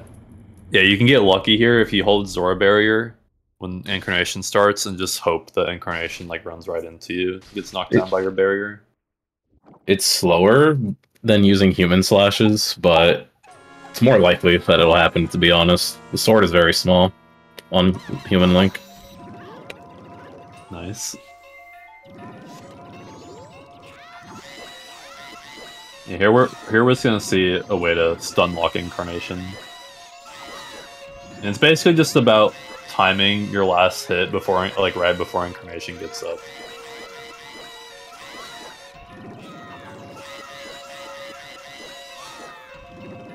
Or like, sorry, like before Incarnation starts like run away. Like you want to time your last hit before that happens in a certain way, so that she just falls down.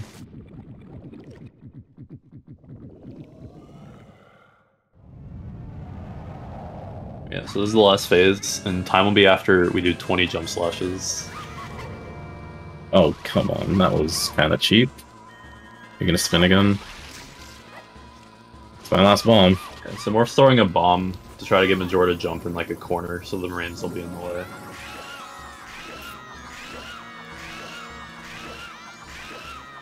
Six, 7, 8, 9, 10, 11, 12, 13, 14, 15, 16, 17, 18, 19, 20. Alright, that's GG. time. Oh yeah, the last one actually wasn't a jump slash, I didn't mention that, but... GG.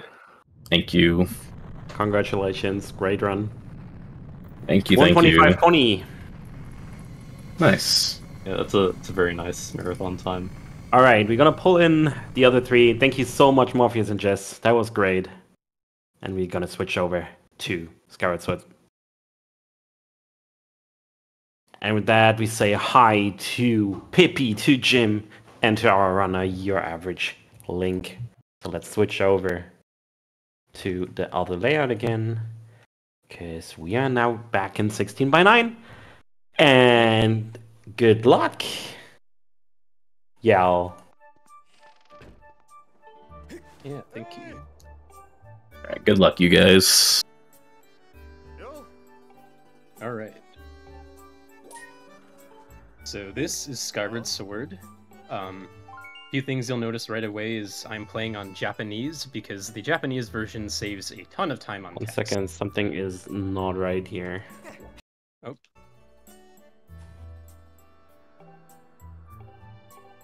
I know what it is. You don't worry about it. I'll be okay. I just need to quickly reload the layout, guys. Okay. Very nice save, Yell. I don't know if they can hear us on stream, but They can. Oh, wonderful. so first thing I'm going to be doing is saving at this bird statue. And dying here with what's called the killing post. So named because it either kills Link or the run. What? You're Yes. dying? You're not good at the video game and don't die? I know. I am just Oh my awful. god. I am just awful at this game. Man, only 2 minutes in, we already have a game over. How could this possibly be? Might as well reset. Yeah. It's right at the beginning of the run, right? Yeah, we'll be fine. Alright, so now that we've gotten the obligatory Yes. joke out of the way, Yeah. this is back in time. Get used to it, you're gonna see it 28 times in this run. Oh, is it? Uh, have you counted? Yeah. In Heck this route, yeah. this is... In the old route, it used to be 30, but now it's 28. Can't believe we've reduced the number of title screen that is present in Skyward Sword all dungeons. Yeah, so... Essentially, if you die and then... continue your game and reset within like a solid second window, like it's pretty easy. You will enter the title screen, but we'll have control of Link, which allows you to do a lot of crazy things in this game. So to start off, I'm going to save my file, because you'll notice I'm on a slightly unusual state of Skyloft, where everything has like this weird bloom effect, and the goddess statue is open. If I save my file back in time, it means when I reload it, I will also be on this state, which will be useful because I want to come back in here to grab the goddess sword. Yeah, of note, while Yal is grabbing the goddess sword now, doing things in back in time that are not interacting with a save statue do not usually get transferred over to your file, so we have this one on loan. It's yours until you hit start on a file. Yeah. Also worth noting is that I'm playing on hero mode, which has numerous benefits, the main one being that I can skip cutscenes. So at the start of the game, there's like a handful of intro cutscenes, but I was able to skip through them. You also notice that in order to reset my game, I had to go into the home menu, so a funny story about that. So there is a Wii U Virtual Console version of this game that saves time in most categories because there's like generally faster loads. But in all dungeons specifically, it loses time because you lose time for every instance of back in time because there's no reset button. And all dungeons just has so much back in time density that it loses out. So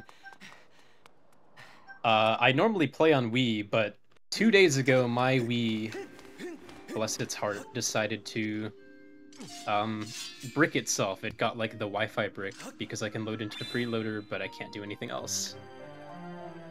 So I wasn't able to fix that in time, but thankfully I have a Wii U and I'm playing on Virtual Console instead.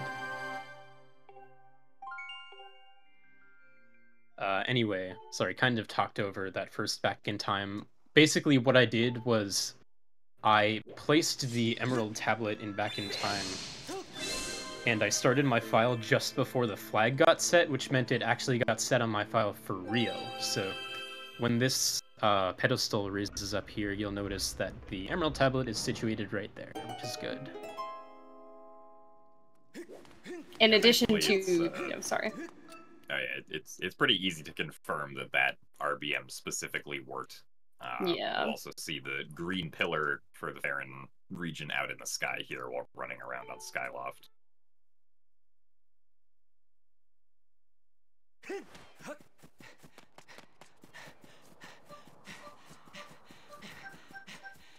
So now, I basically just need to make my way to where my Loftwing is. So the nice thing about getting the Goddess Sword earlier is it means we don't have to pick up the Practice Sword. Normally you're expected to go meet Zelda up there, go meet Groose, and then get a Practice Sword from the Sparring Hall.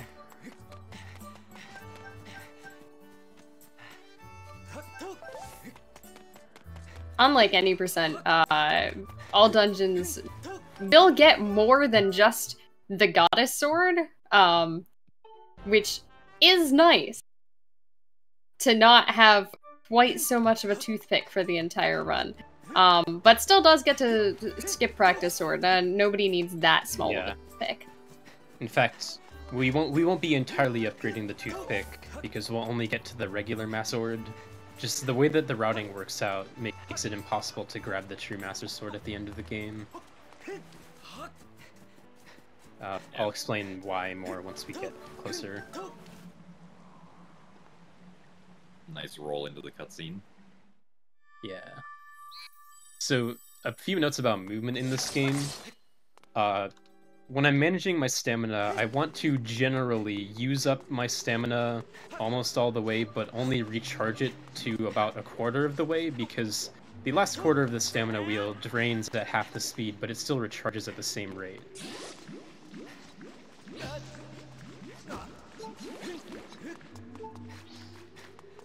As you might have noticed, we'll be doing a lot of dying in this run. Something about having numerous benefits and making the run go way faster. So, to get casual damage down at the, first easily available possible spot to take damage. Dungeons! Dungeons! Yeah, so it's like, yes, this Zelda, game, thank you. This game does not have instant text, so I do technically lose a little bit of time from this longer file name, but it's whatever. In fact, I'll do something fun with it later on.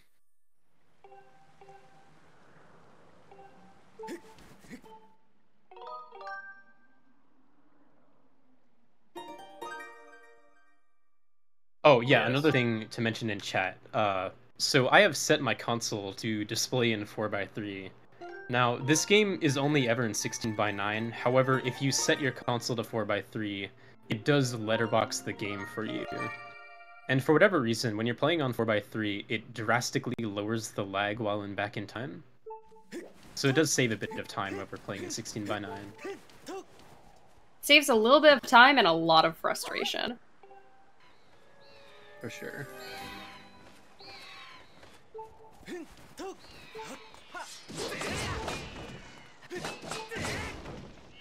So here's the Loftwing. Surely we will not have to save it again after we have saved it this time. Oh, definitely not. Surely not. Our Loftwing is smart. It knows how to stay out of the prison. It won't reoffend.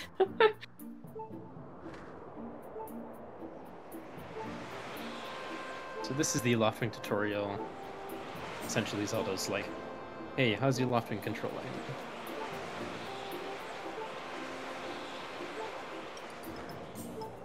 So the 4x3 discovery was actually pretty recent. I think it was like a year and a half ago. Approximately, like yeah. Maybe a year ago? About like that? Something like that. Yeah.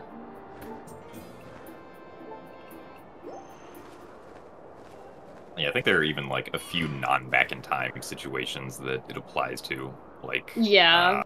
Some time shift stones that you activate in Lanayru, for instance, have slightly less lag. Also, I know during the gauntlet at the end, it reduces lag during the G3 fight in any percent at least. So Unfortunately, so basically, there is the saved prompt there, and there is, for whatever reason, a small 2-frame window during the save prompt where you're able to side hop out of that text trigger. Unfortunately, I missed it there. So the backup will be to reload file 3 and play a little game of Donkey Kong. what Yal is trying to do here is set up for essentially the beginning of the file setup that we're going to want for the entire rest of the run to make the route work. And step 1 is to save at that prompt that you saw him save at and then die. And unfortunately, it spits you directly into a cutscene where you cannot die because we want to enter back in time. If he had side-hopped out of the cutscene, he would be able to die. Since he did not side-hop out of the cutscene, we find alternative and creative methods for death. Have you considered barrels? Now you might think, well, there were enemies in the waterfall cave, why don't I just die there? For whatever reason, you can't perform back in time in the waterfall cave, so that is not an option. Yeah, I think it has to do with the, there's like a different type of respawn that the game forces in the waterfall cave that prevents back in time from working.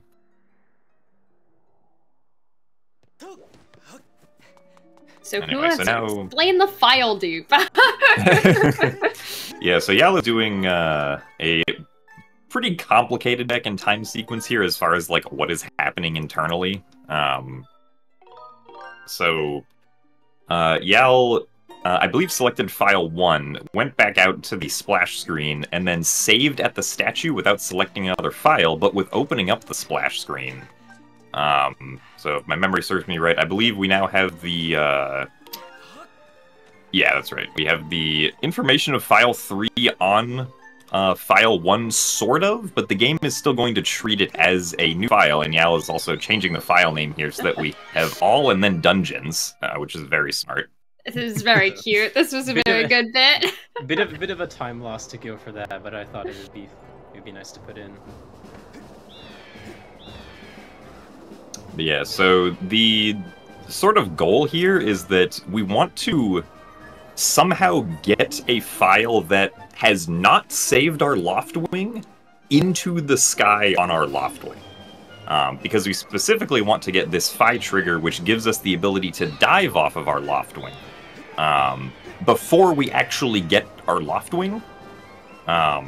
So to do that, we essentially loaded our Loftwing into back in time, and then we started that, quote, new file into the sky, which was basically just file 3, which did not save the Loftwing because file 3 was the file that we copied at this statue here before saving our Loftwing. I'm sure this is very easy to follow.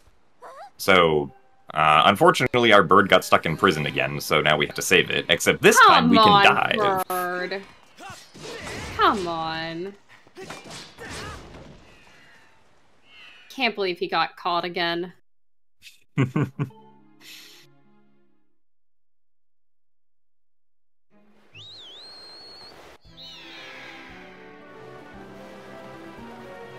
Yeah, so now that... Oh yeah, you can go ahead, Yal. We've done all of the necessary setup, and now just need to get into Farron. So because I have saved the Loftwing, but also have the ability to dive off my Loftwing, which is not supposed to happen, I'm able to dive during this tutorial sequence to end up in the Farron Pillar, because there are bounds preventing your Loftwing from exiting a certain area, but that does not apply to Link.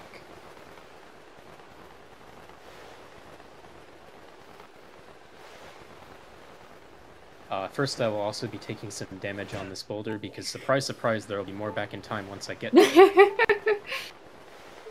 Yeah, this is not actually, to my knowledge, the fastest way to get off of Skyloft. We've actually gone out of our way quite a bit. But what we have accomplished in creating is a file that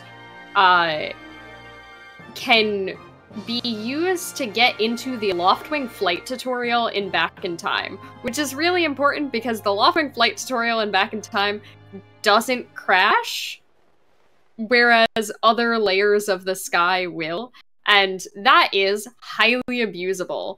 And we can use it to be on the title screen and be in places like Farron or Lumpy Pumpkin, which we're going to be doing throughout the run, and also some other quirky newer shenanigans that will be put on that file later.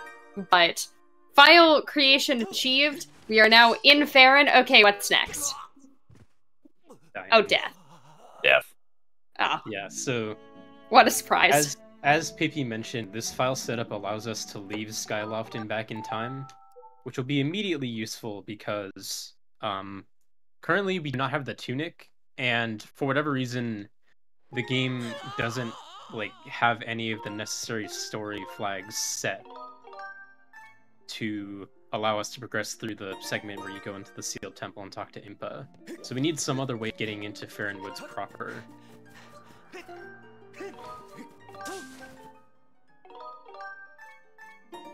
So by deleting file 2 and saving it here, I create what's called a corrupt file, which has essentially zeros in all of its values.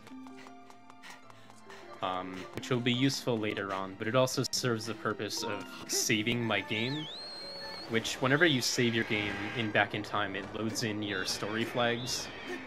And one of the story flags is being able to fly on the Loftwing, which you need to enter the sky in Back in Time. But yeah, so even in Back in Time, those same barriers from the Loftwing flight tutorial still apply. So if we want to get into the Farron Pillar, we still have to dive off of our Loftwing and then dive forward to get to the pillar. Which can be a bit tricky because it's very hard to tell if you're going straight forward when you're diving with just the clouds below you. So it can be a little sketchy sometimes. You'll also notice Yellow's changing files on the file select screen before entering loading zones. And that's because when you are entering a loading zone or passing certain triggers, it tries to check what to do next based on what file you most recently have looked at.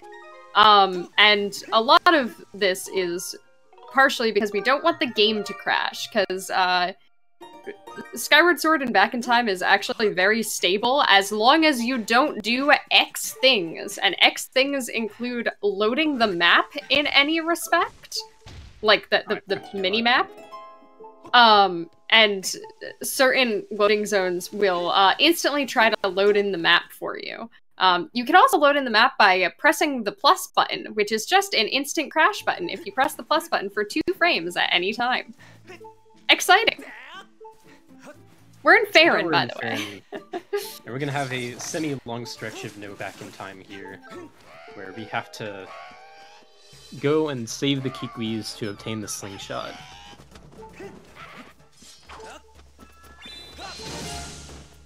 And we don't specifically need the slingshot, but picking up the slingshot is also what lets you get any other item on the B wheel without soft blocking your game. For So some it's reason. it's a necessary prerequisite for this category because the items will be very useful.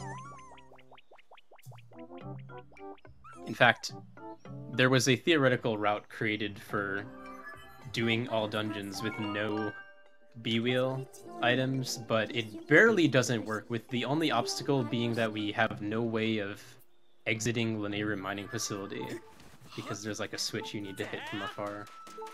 Really? Is that the only thing we haven't cracked? Yep. That's unfortunate. Yeah. Not sure how that one's going to be solved without either the bow or a beetle, but... Stay tuned. But in the meantime, we get to play with Kikwis, and Kikwis are rather cute. But chat, please debate your favorite Kikwi. I will live and die by Ulo, the one with a mohawk. My favorite is Urla, because he has by far the shortest text. Very valid reason to have a favorite Kiwi for Skyward Sword. I think I gotta go with Buka, because he has my vocal range.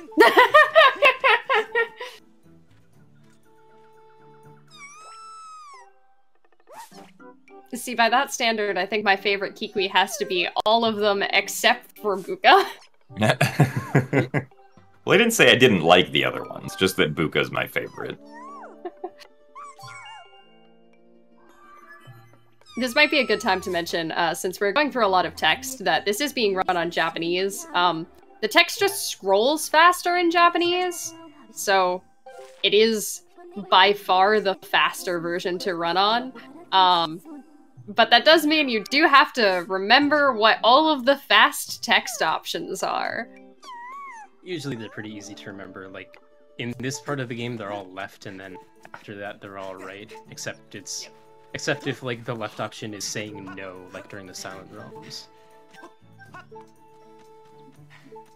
Yeah, Skyward Sword is a kind of, at least among Zelda games, unique in that regard, because for a lot of Zelda games, it's fastest to just, mash the buttons as fast as possible to get through the text.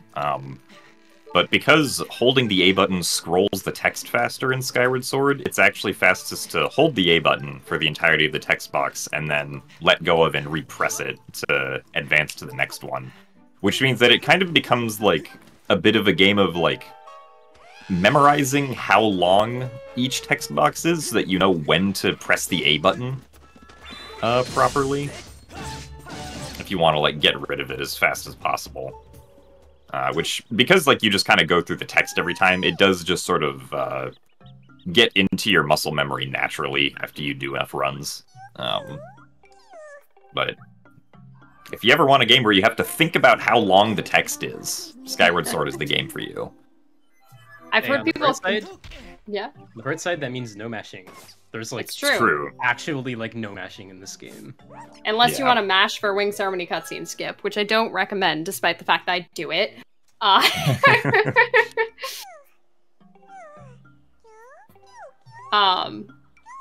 You can kind of... I've heard both people love and hate the Fi text being slightly different, because you can kind of tell when Fi's gonna stop talking, because her text kind of appears twice. And some people are like, ah, good, this is like a nice little indicator, and some people are like, ah, good, I let go of the button too early. I am firmly in the second camp.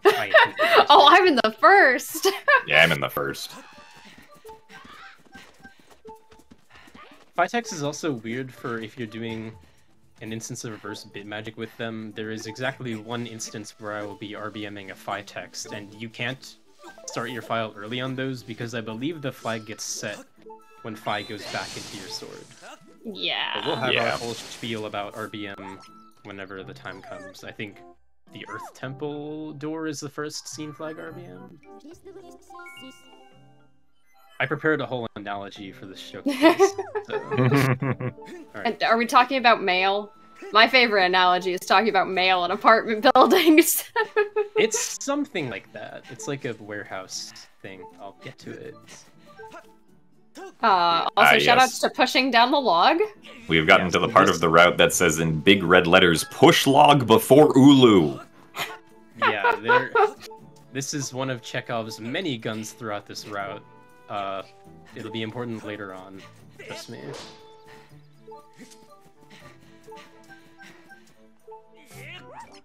Yeah, I guess another thing that we've seen throughout this Kikwi adventure is that we already have a very powerful Skyward Strike thanks to Hero Mode.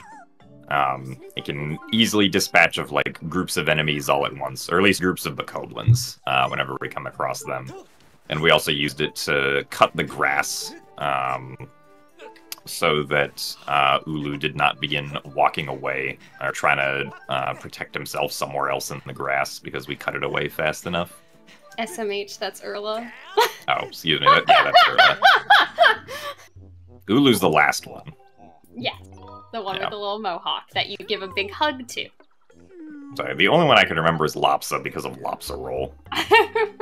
Yeah, so back in the section with the bokoblins, you may have noticed I tried to roll into the tree. There's basically a one-frame window where you can roll into the tree right when when the Lopsa's like text sequence starts, and if you do that, it kind of plays in reverse order and it's a little bit faster. But it's also funnier.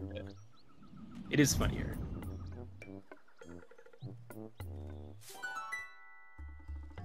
Hooray! We get to pick up the B wheel. We do. It's really a 2-for-1 deal when you think about it. Yeah, since we're saddled with it, we will make use of the slingshot where possible. But yeah, if we had the opportunity to skip it quickly, we would. Yeah, because Kikwi's is a long quest. In any percentage example, we skip this entire fair in one sequence by warping straight into Skyview. But any percent is also able to get away with getting no B-wheel items, which, as mentioned, isn't really possible for this category. Unfortunate. Yeah, I'm a little sad because it does mean that I don't think we'll ever get like a possible all dungeons route that just like immediately goes to Ancient Cistern first. Oh, that'd be so cool. Theoretically, you could. Like, there's nothing blocking you. Well, I mean, we wouldn't be able to.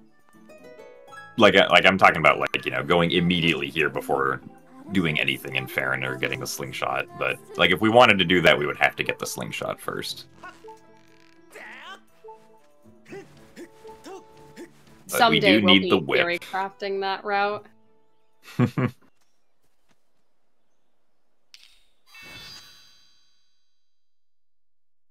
So, I'm assuming Yell is gonna go for a fun little trick that's very funny if it works out, called Extending Blow. Yeah, so essentially what I'm trying to do is knock a bokoblin exactly on the edge over a void, so that when I go to do a fatal blow on it, the knockback was not quite in my favor there. Yeah. So, if you've watched Skyward Sword speedruns in the past, you might be kind of confused by the setup I use. It's actually one that I figured out like the tail end of last year, where normally you have about a 25% chance of success, but with the setup that I just did, you theoretically have about a 50% chance of it working. Unfortunately, it is somewhat RNG, so it's not like Yell did anything incorrectly, it's just, sometimes the Boko gets knocked back the wrong amount. And oopie doopie. Gotta do cube warp to teleport up here instead. Oh no, the second most optimal random teleport. Yeah, the RNG component is just the amount of vertical velocity the bokoblin has. I think it's between like 40 and 50 units. And with that setup, I think values between like 43 and 48 work. And so in that case, my value was too low. If it's too high, the bokoblin just falls off the edge. Also, the weird movement that Yal did before entering into Skyview Temple was to skip a Phi text trigger. To save like 15 seconds or something.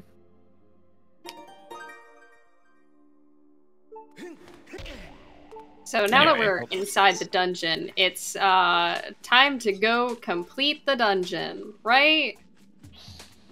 Hi, Keys. Yeah, I don't think the slingshot works against these webs.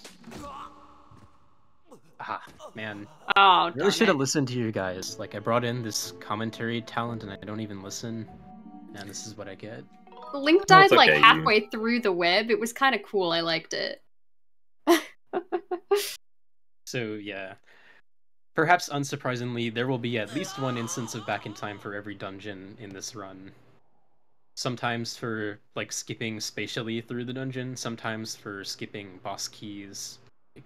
It's very useful. So I bonked that tree there to perform what's called bit magic, which is when you load in a flag from a file onto back in time. So since file 3 was saved on Skyloft, and Skyloft had the gates open, it just opened up the gates for me. And now, by starting my file and saving at the statue, I will apply the statue's coordinates to wherever I am saved, which is in Skyview Temple, which places me quite far into the dungeon.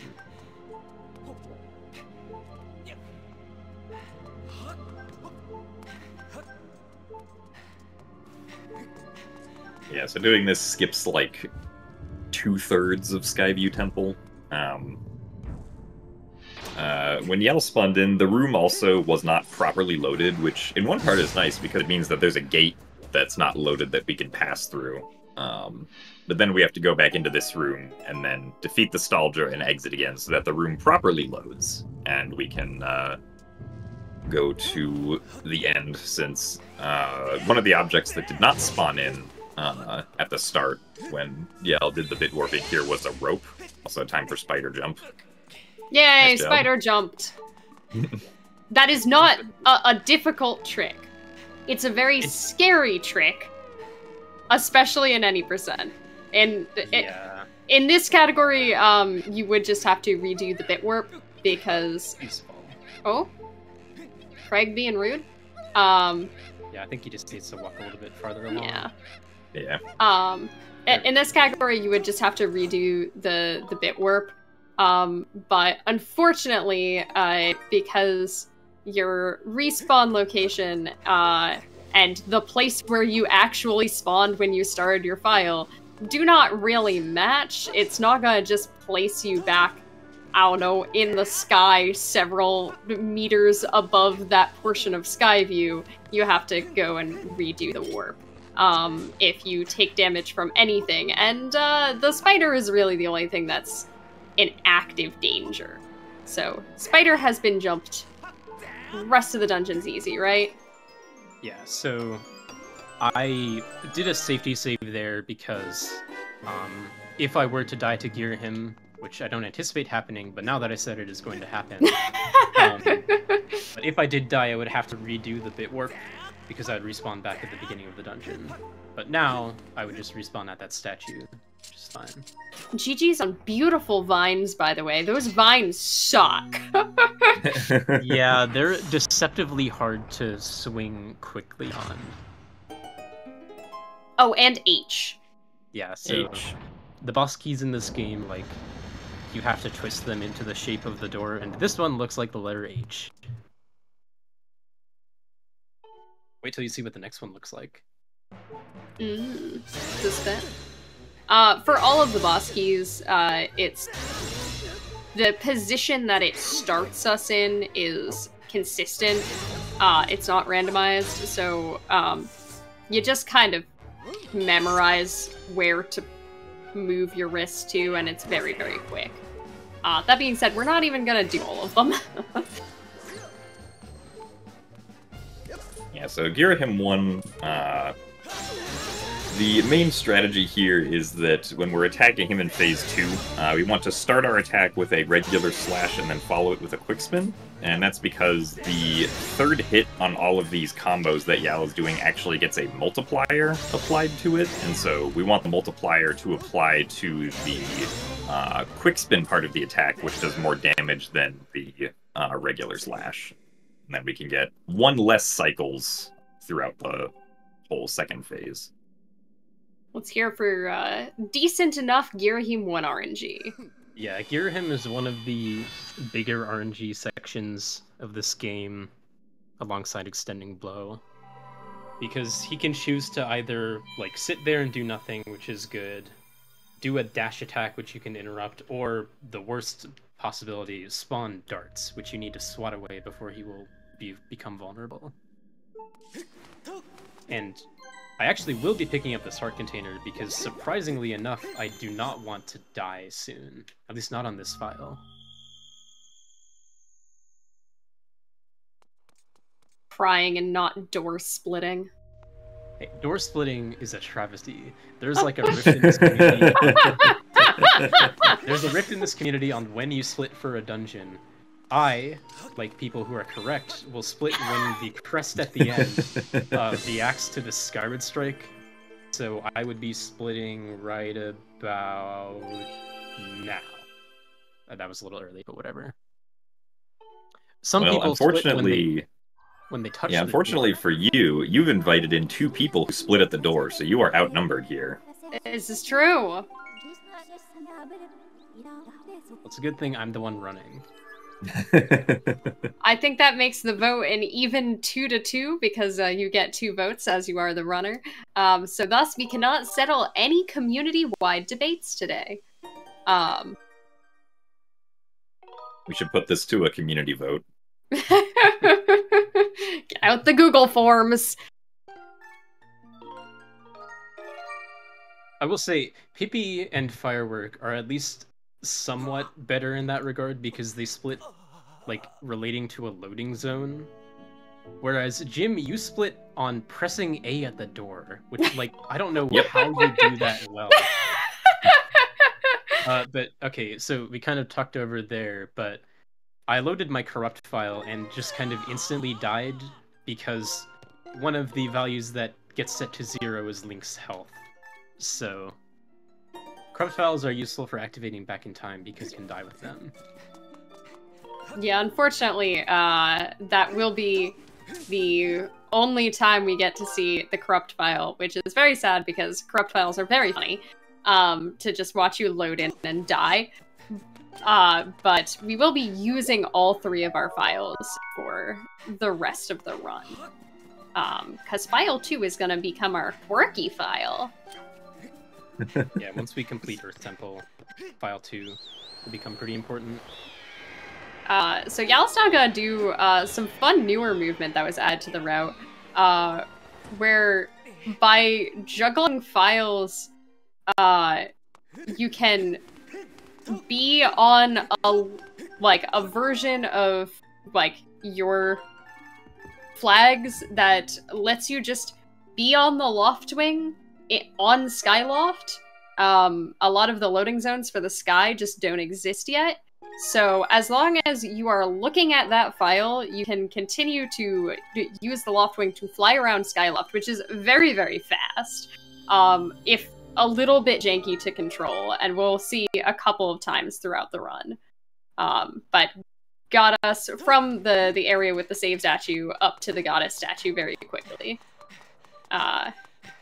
And because Yal bit saved during that last interaction, it placed him back at that save statue we were interacting with. So very convenient to go back to the sky and, oh wait, there's a pillar that exists. Yeah, so because my file has not yet received the tunic, I am still on the Loftwing tutorial layer. But thankfully, it is actually possible to reach the Elder Pillar in this state. To do it more quickly, I'm going to dive off here and then remount my Loftwing into this zipper, which gives you a speed boost. It seems there was a poll in chat, and the options were, where do you split between door and crystal? I'm assuming by crystal we meant crest. Just crest, yeah. But Yell the door won. Well, it's too bad that I didn't get a chance to vote in that poll, and if I would be the runner, and I'd have 2 votes, means that the crest would have won.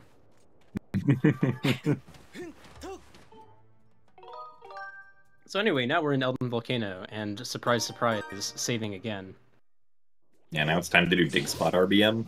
Yeah. If only.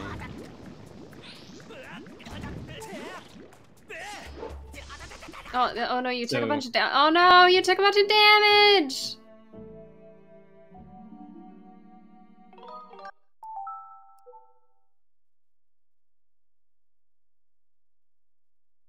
So, the purpose of this instance of Back in Time is to try and get into the magma turf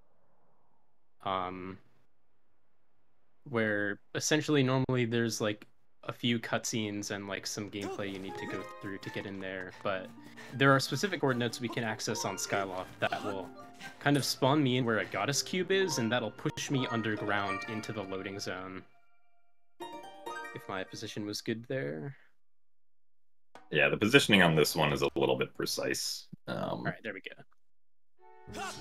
Yeah, for whatever reason, when you save at a statue, it does actively save Link's position. It does not have a set of coordinates associated with that statue. So it does matter where in relation to the statue Link is standing when you press save, not just that you saved at that statue. In some places it doesn't matter because everywhere in the radius is fine, but for that one specifically you need to be like a little bit back and a little bit to the right. Hopefully that's all of them. Okay, good. Yeah, once again, the hero mode Skyward Strike doing work. Yeah, of note with the sword, it is the Skyward Strike that has all of the overpowered damage, not the sword itself, which is why you'll see Yal trying to get distance from the enemies before attacking them. Because if you hit them with the blade, it's not going to do the projectile damage, it's just going to do the regular damage for the goddess sword, which is toothpicky. But if you hit them with the actual projectile itself, they kind of just get wrecked. Alright, so now approaching the next instance of Back in Time. Well, first we need to see if I'll get circles here. Circles are reset. I forgot there was a cutscene here. Yeah, this cutscene does not exist in the randomizer. So This is scene flag 9x04. You can tell that it's important because we know exactly which one it is. Yeah. It'll come up later. No circles. Okay, so for this next instance of Back in Time, so for this analogy, let's imagine that you are in a warehouse and that every single area in this game has its own identical room with like shelves. There's like 8 rows and 16 columns. And so in this instance, I want to go to the Elden area and say, open up the Earth Temple. But to do that normally, I'd have to go dig up some key pieces, and it would be very slow. Also, I don't know if you can hear my cat. He just came into my room. So instead, let's imagine that I'm instead blindfolded and taken into the Skyloft room. So I know that the Earth Temple area is in like row 4, column 5 of this storage area. If I instead go into the Skyloft room and look at row 4, column 5, that is pushing the gravestone that leads to Betrot's house. So when I'm performing reverse bit magic with a scene flag like this, I'm essentially grabbing that data from Skyloft, but performing the corresponding like action on my save file wherever I'm saved, in this case in Elden. So if I start my file and then push this gravestone, it will set the flag corresponding to row 4, column 5, which will open up the Earth Temple for me. That didn't... I don't think that worked. I'll have to retry that, unfortunately. Yeah, I think you were like just a hair too far left. So it's not quite grabbing the push gravestone. the gravestone. Well, we did have somebody ask earlier if we could do 29 instances of Back in Time just for fun. So, That's true. They got their wish. We will do an extra instance of Back in Time.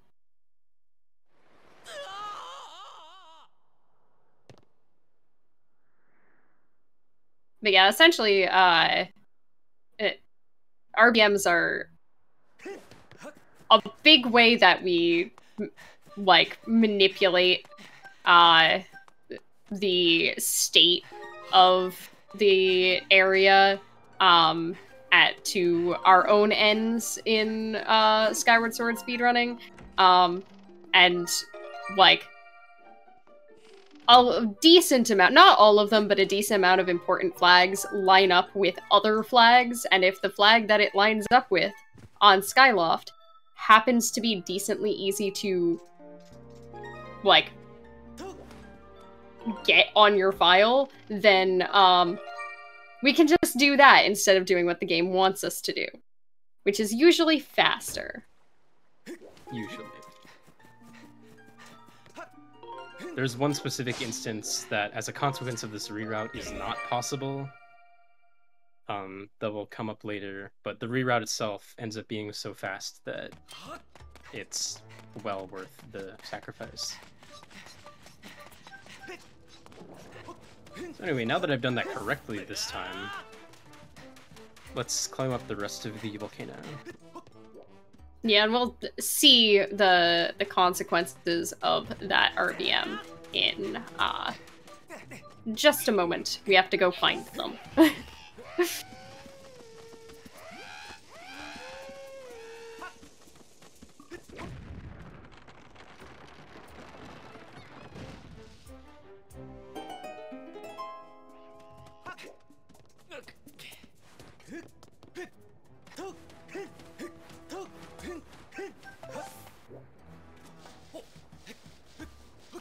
I don't know if we ever mentioned it, but if you do have excess stamina that you can use, it is very slightly faster to roll if you have the stamina for it versus just straight up sprinting. Because generally, on average, doing a roll will save a single frame over sprinting the same distance, assuming that you are already at top speed. To start off like movement, usually it is much faster to do a roll versus to go from like standing still to sprinting without one. So these Magmas are going to talk about how there's a door blocking the entrance to the Earth Temple that you need a key of 5 parts to enter.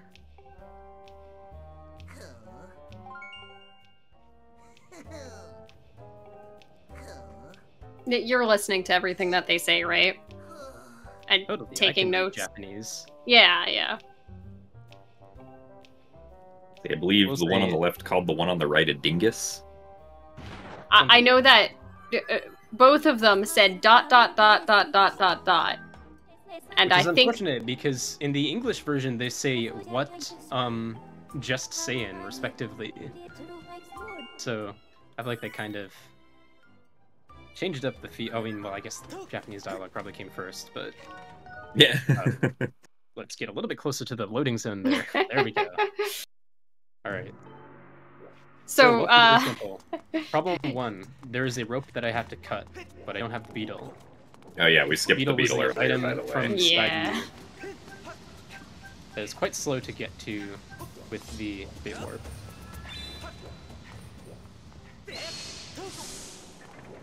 So instead, Solution here will involve this keys here.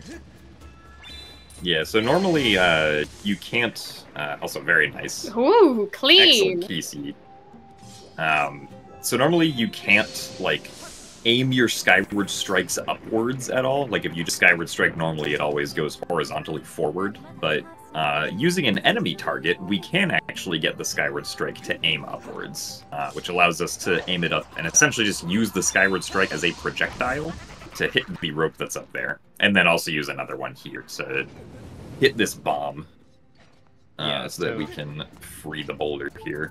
Since there are no other required uses of the beetle in this route, it saves about a minute and a half to skip the beetle entirely and just do key seat here.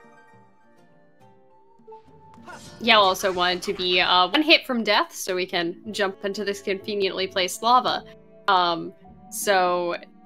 By hitting the bomb to release the boulder and then immediately jumping into the lava, you can take free damage while the boulder cutscene is playing when you wouldn't have had control of Link anyway.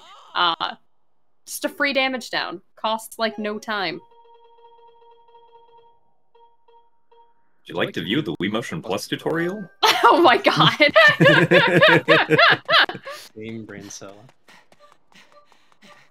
Incredible. Yeah, so I brought up that prompt because for this instance of Back in Time, I do not want to leave the splash screen because essentially, when you enter Back in Time, you start off with a file that has no flags.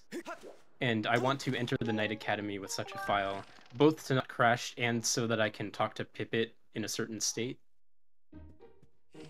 Because the next thing that I will be RBMing is Pippet's text box here. Let's say he's like row 5, column 8.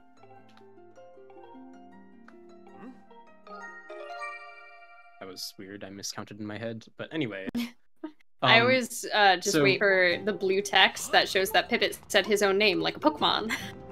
Yeah, so let's imagine that row 5, column 8 in Earth Temple is having the bridge to the second part of the dungeon raised.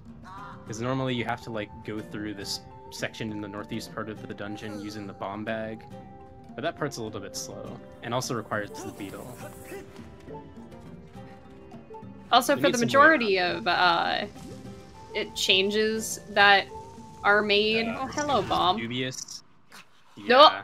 Yeah. I was trying to push. Unfortunate. I was trying to push that bomb forward to the boulder. And blow it up and skip the cutscene that would ensue. But for the majority of changes that are made that like change something physical on the map, we do need to reload the map for it to take effect, which meant that we did want to be at low health because we did want to at some point die during this interaction, because dying triggers a map reload. These bombs are not cooperating. There we go. Yeah. I still got what? Blow it. Man, bomb is not cooperating today. Bomb. There we go. There we go. There we go. So the reason that Yal didn't just simply roll the bomb through was because if you can push the bomb close enough in the crawl space, you can skip the cutscene that's normally associated with that bomb blowing up. And also here, this slingshot is used to skip another cutscene of these outposts, intimidatingly walking forward to Link and like flexing their muscles.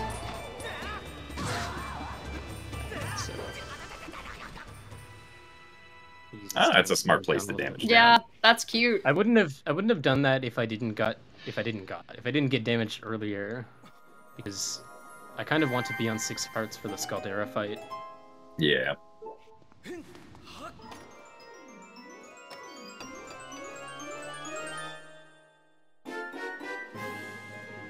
Oh my goodness, we got the bomb bag! Nope. Camera. Unexpectedly different camera. Sometimes that happens. Skyward Sword is usually pretty good about like keeping whatever camera angle you had before a cutscene afterwards. Sometimes it doesn't quite work though. Oh hey, we got the bomb bag! That's never happened before. Yeah, so the first time, like basically, this bomb bag is originally Lead's. This Magma's here. I almost called him a Bokoblin. But he's decided to graciously gift it to us for real and give us 5 bombs. So now, because I died twice on accident, I was able to reload the area so that the effects of the RBM I did earlier will actually manifest. So now this bridge is down. Or up, I guess. Yeah, if you've ever played Earth Temple casually, that skips the entire, like, ball rolling section through the tunnel with the beetle things and the... I don't know. I never do it.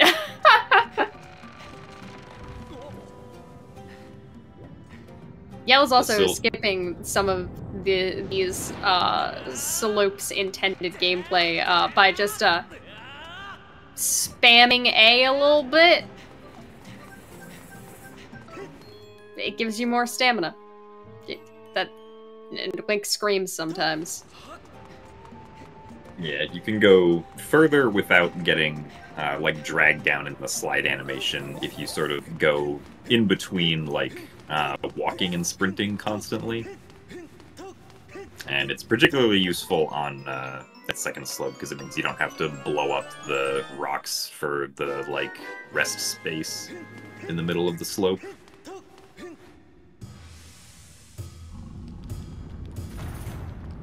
Yes, when you have problems, try screaming at them. I can't guarantee effectiveness, but I can say it works in Skyward Sword Earth Temples, so. So after obtaining the boss key, I got chased by this boulder, which happens to be the boss of the dungeon. And now, remember earlier when I talked about waiting patiently for this boss key? This one says D. So really, the Skyward Sword developers predicted Skyward Sword HD way back when this game first came out.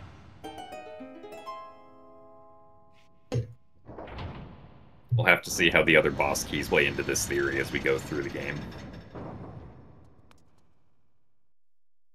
Is it significant which ones we skip?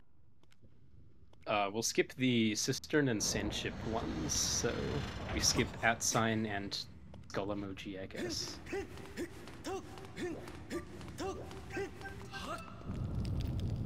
But does that mean that the significant ones are the ones we actually use, right? We're piecing together a conspiracy theory. I suppose. So it's significant to have HD, Cactus, and Q.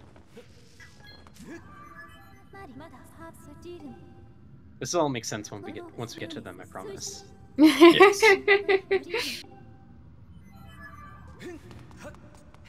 Alright, so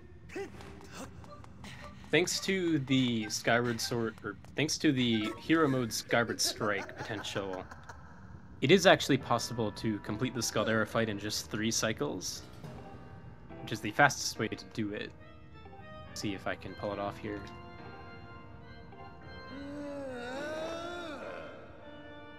But first, Gearhim is going to talk to him, or talk to us about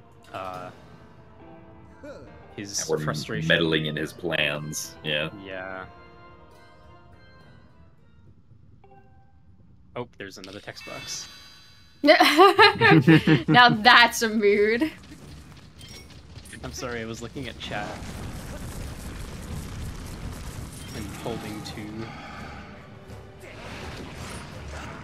Yeah, so here Yal's going to be doing damage in a very specific way, basically in an attempt to get Scaldera beaten in 3 cycles, and hopefully without having to have Scaldera go into his rage phase, where he essentially just runs up the entire arena and then rolls back down, because that's kind of slow.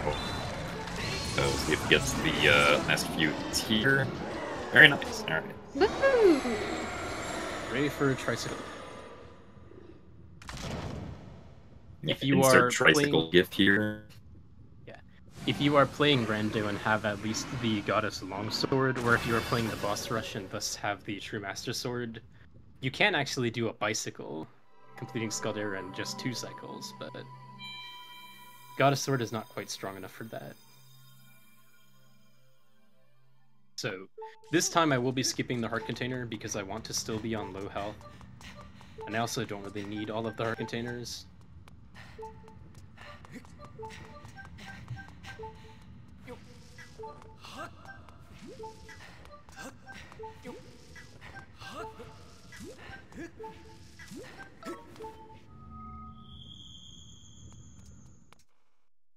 Door splitters rise up. Exactly. And sit back down. Hey, Yeah, I don't you already mind sitting finished back splitting. down. Yeah, I'm comfy. Yeah. Meanwhile, you have, for some reason, striking this crest as part of your Enter Ancient Cistern split, because that makes sense. Yeah. Yeah, I mean, that's the next thing that happens in the sequence. I mean, it's actually not for me because I have a split in between there. My split in between there is called Betro Kidnaps Machi. That's how I remember what to do. Well, speaking of that, we are going to see Betro kidnapping Machi soon enough. Heck yeah. So, this next instance of Back in Time is pretty much the crux of the most recent reroute for this category. So about a year ago, it was discovered that if you can trigger the Thunderhead cutscene in Back in Time, it will load in your story flags. The important one being the Loftwing, which lets you get into the sky and Back in Time very quickly. The problem is that normally if you trigger that cutscene, you kind of soft lock in Back in Time because you can't move. But if we have some way of triggering that cutscene in the air, where it doesn't actually trigger the cutscene, but it does still cause the effects, we can take advantage of that, those story flag properties.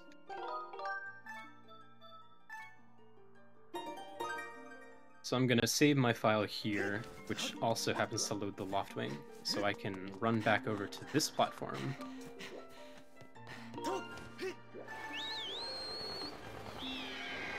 I hope everyone is ready for the most impressive Back in Time movement, in my opinion. Is being able to see this platform and also juggle files while on the Loftwing. It is really hard. Yell made it look easy. By the way, there's a big scary monster. Don't worry, I put up the motion plus prompt to make sure you don't have to see him. Oh, good. Unfortunately, we do Glad our, have to be at least a little bit confrontational to get him to talk to us. So if you just pull out any item there, he'll get scared and then start talking to you. That does include the bug net if you have it. Be wary. I have a bug net. However, we don't. Yeah, unfortunately, it is not faster in all dungeons to grab the bug net.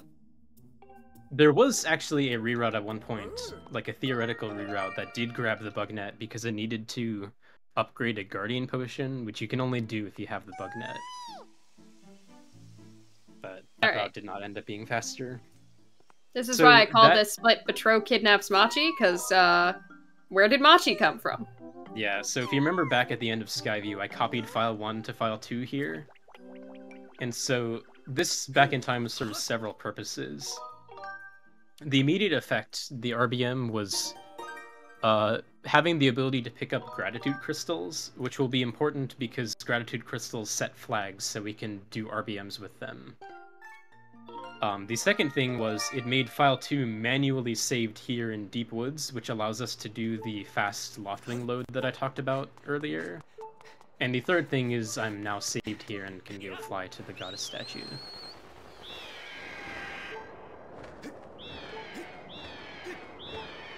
I do have to be careful to not dive up from too high because I will die of fall damage. I skipped the sailcloth earlier, so I can't break my fall. Yeah, that is a funny thing that you might have noticed when traversing Eldin and going up the little vents.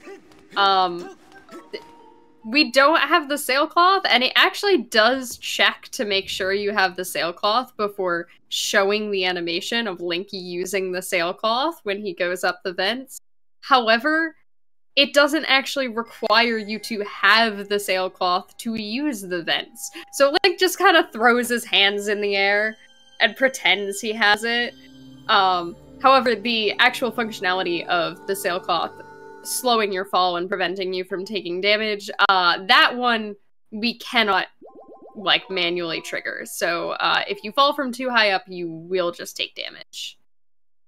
Unless we fly down to a statue, then the game will just pull out the sailcloth for us. Yeah, no, that one it doesn't check on. So now, finally, an hour in, I'm going to be checking Fledge's gift. I really should have routed this in earlier. Watch this be claw shots. Oh, it's a pouch. Ow. For some reason, these settings don't. For some reason, these sets don't start with one. So I mean, I guess it's good to have one for now. Yeah. Okay. These have been rando jokes. So, generally in this game, when you're exiting double doors, the left door is faster. It's also way more important for this door specifically, which will come into play soon enough. So my sensor bar is kind of falling off my monitor. Yeah, now we're gonna do one of the more complicated bit sequences that is kind of unique to all dungeons. I don't know, do you do it in Hundo at all? I don't know if you do this specific one, because I think you get the Song of the Hero normally, but you do a Lumpy Dive. At least one in Hundo. Oh, I was talking about after the Lumpy Dive. We're doing a cutscene wrong warp. I don't think that's in Hundo. Yeah, I don't think that's in Hundo. It's in the task route a bunch, I think. So, essentially, when I entered back in time there, I made sure to select file 2 as soon as possible, which loaded in the Loftwing for me. And so now I'm in the sky, much faster than I would otherwise by having to save my game.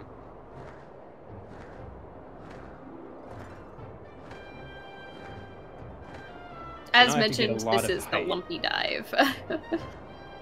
Yeah, so the flag of interest here is at the Lumpy Pumpkin, which can be dove to, or dived to, I guess. But I will need a lot of height to make it there.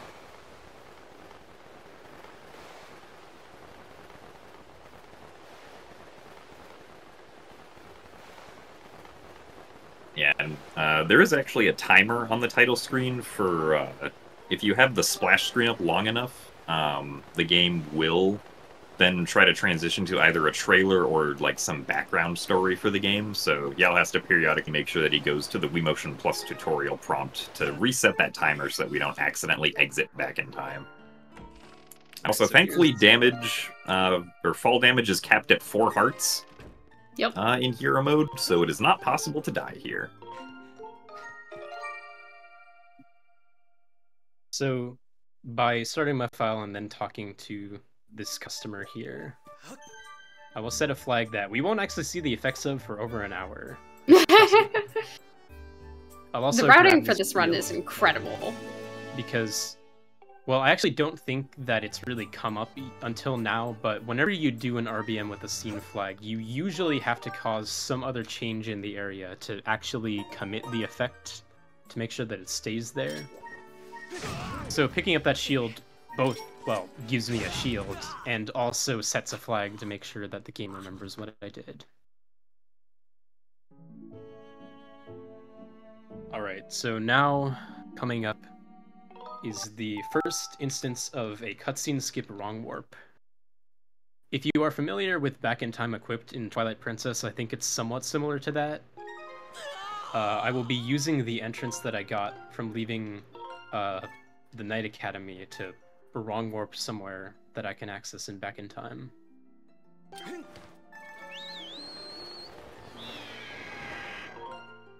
Yeah, so for this eventual trick that's going to happen, it's not just the entrance that matters for being able to achieve the desired effect, it's also the room number that we're saved in. So the entirety of like the outside of Skyloft is considered to be room 0. So we saved in room 0 with our last entrance being entrance 4.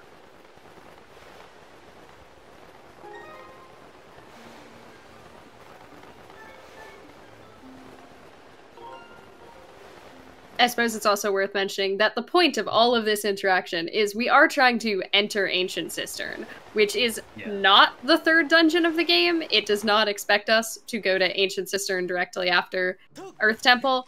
It expects us to go to Lanayru. Ancient Cistern usually requires the Water Dragon scale, which allows you to swim, but I don't know how to swim, so why should Link know how to swim?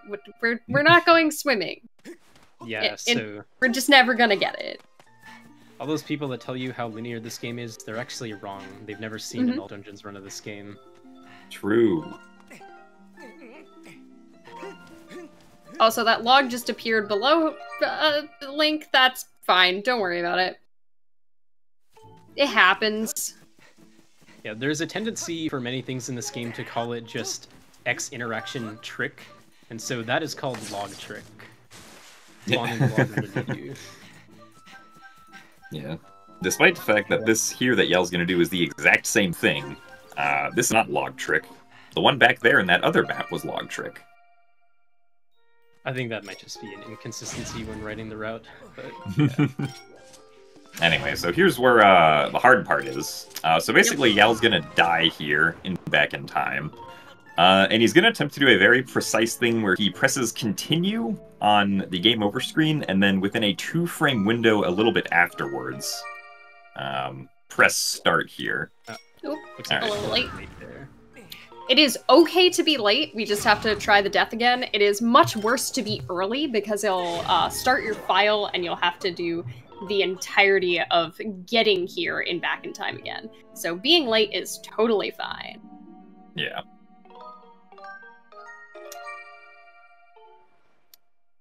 There we go. Very nice. There we go. Much better. Basically, by starting the file within that 2-frame window, because we had our file saved in Room 0 Entrance 4, starting our file within that precise 2-frame window actually triggered the entrance in Room 0 Entrance 4 in Lake Floria, which actually happens to be the cutscene for entering Ancient Cistern. And so as the file was starting, Yal started that cutscene for entering Ancient Cistern, but then skipped it, because this is hero mode, so it's skippable, and that triggered the loading sequence for entering Ancient Cistern, which is where our file then ended up. So now we're in Ancient Cistern. Yep. Without the Water Dragon scale, which means we don't have to do Fair and Trial. Which, although that Silent Realm itself isn't actually that slow, it's a pain to set up, because you need to, like, get Forore's Courage, or do early boss rush.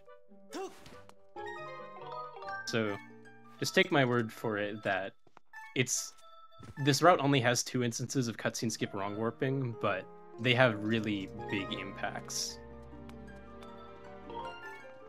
Yeah, now you might be wondering, well, I mean, that's cool, but don't you still need the Water Dragon scale in Ancient Cistern? Nope. And the answer is no, we have the title screen. Yes.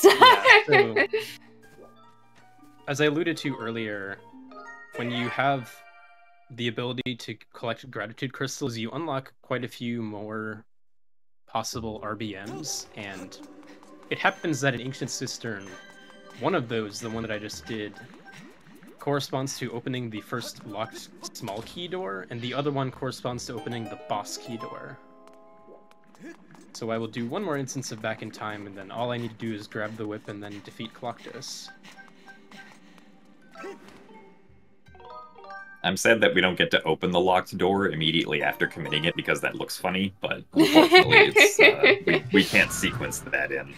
But basically, if we were to, like, the lock on the door is still visually there, but we can actually just open it right now, and Link just phases through the lock. It looks very silly. Very silly, yeah.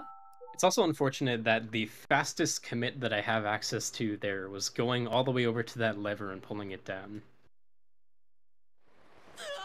But yeah, none of the enemies are able to commit there, which is a little unfortunate, but at least there is a commit. So here I will once again make use of the Loftwing.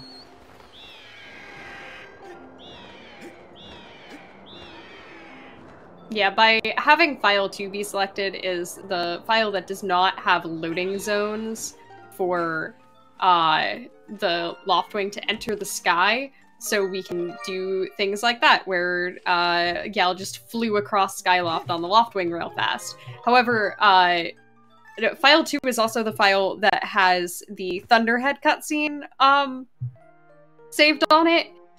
So if you touch the ground at any point, while on file 2, you're going to start a cutscene. So while jumping off the bird, you'll see Yala's switching files so that once you touch the ground, you are already on a different file, and it doesn't soft lock you.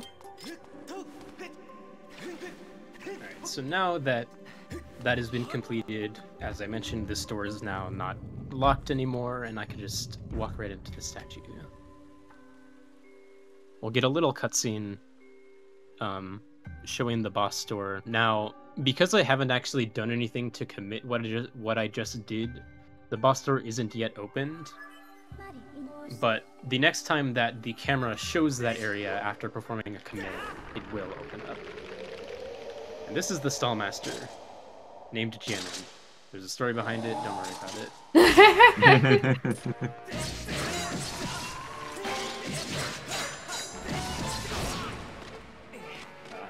If I get my fins out.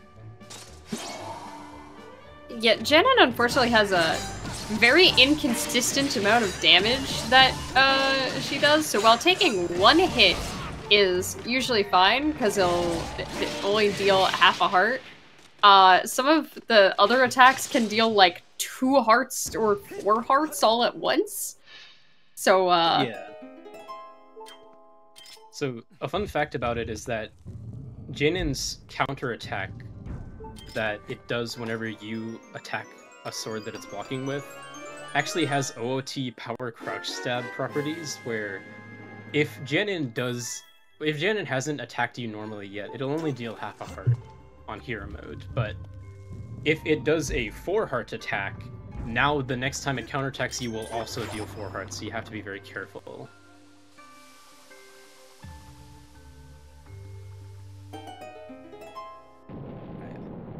So as I mentioned, now I've done something to commit the change that I did, and now the boss door is open.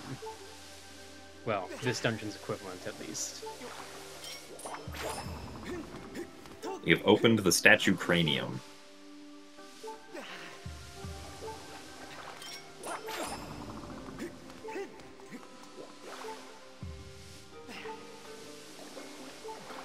So that completely skips all of the puzzle solving that would be involved to get to the boss key.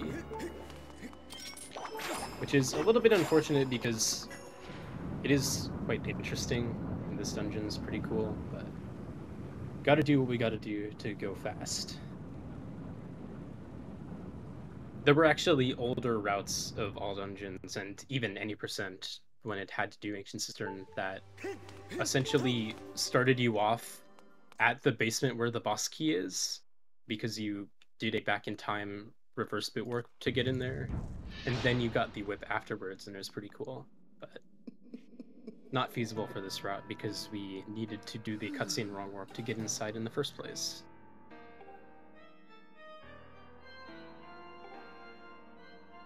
Alright, now, because I took damage to the Stallmaster earlier, I need to be careful here, but there is a 1 cycle I can do for the first phase.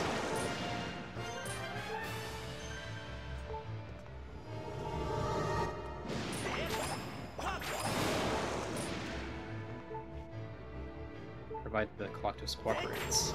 There we go.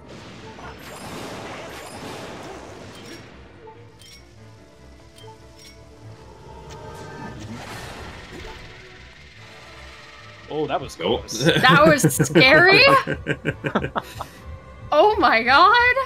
Still worked, though. Yep. So essentially, with those 2 bombs together, it dealt so much damage that Coloctos advanced to the second phase without ever, like, forcing me to do another cycle of attacking. Yeah, normally, if you don't take extra damage to Janet, you can damage down during that, and you don't have to worry about using the slingshot. You can just place 2 bombs and attack it with your sword and blow up your face at the same time, and that's totally fine. But it's way scarier to do it with the slingshot. And also, by the way, Skyward Strike damage just absolutely myrtleates Coloctos second phase. Yeah, basically, Totally the developers made it so that most sources of damage you have access to at this point do only 1 damage, so that they incentivize you to use Coloctos' swords, because those do 4 damage and the phase is 28 health. They did not, however, nerf the damage of Skyward Strikes, even on hero mode, which means I get the full power 16 damage Skyward Strike to work with, so just 2 of those is enough to 1 cycle the second phase.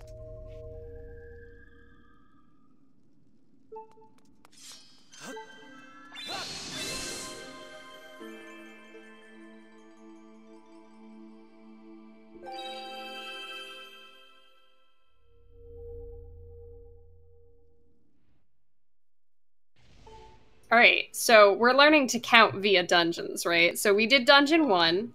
After Dungeon 1 comes Dungeon 2, obviously. and after Dungeon 2 comes Dungeon 4. What comes after 4?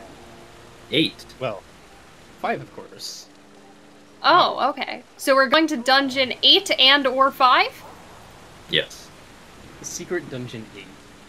Does the Temple of Hylia count as a dungeon?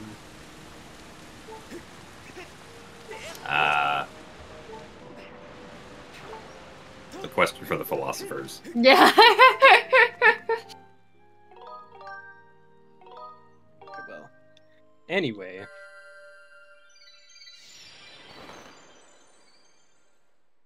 Well, actually, if you think about it, 8 is congruent to 1 mod 7, so that means we're actually doing Skyview again. It's So Skyview 2! Oh! Wait, I thought we skipped Water Dragon Scale. Also, because I missed extending blow earlier, there's now a text box for this goddess cube that I hit earlier. That's more time saved for if you get extending blow because you never hit the goddess cube. But it did not happen this time.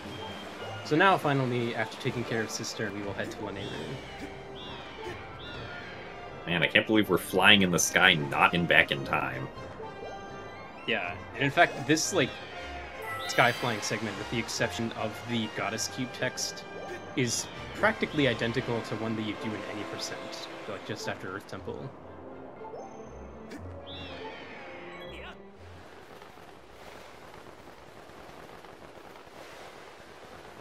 Will not be the last flying segment, but...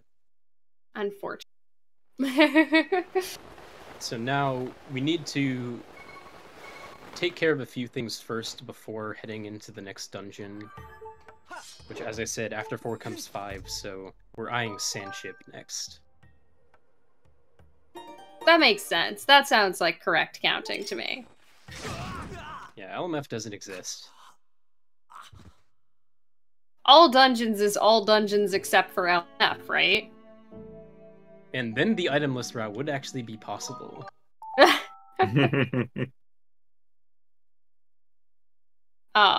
Pretty much any time you enter a new area in Skyward Sword runs, the first thing you do is save your game and enter back in time. So, big surprise, we entered Lanayru, we're saving the game and entering back in time. And we're going to set a couple of flags, partially because there's some very easy commits here that we have access to. So, first thing to take care of is, normally after you complete Ancient Cistern, you would go to the Isle of Songs with your new goddess Longsword, and then go learn Nehru's Wisdom and play that to open up the Lanayru Silent Realm and get the claw shots. We have neither harp nor access to the Thunderhead, so we need some other way of getting in there to get claw shots. But as usual, Back in Time has our back. Yup. No pun intended. In time. That's quick. Hey, there's a rupee I bet you didn't know existed. I didn't realize we had hidden item shuffle on. Clearly not, because it was a vanilla blue rupee. Unless it was just... Oh, darn it. Did I make a mistake in the logic code again? No, I think we just turned on the wrong settings. Oh, that would make sense. Alright, and next on the chopping block, normally at this point you're supposed to go through this area called the Lanayru Mine.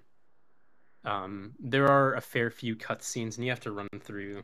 It's quite a long area, but there is an alternative we can do with Back in Time.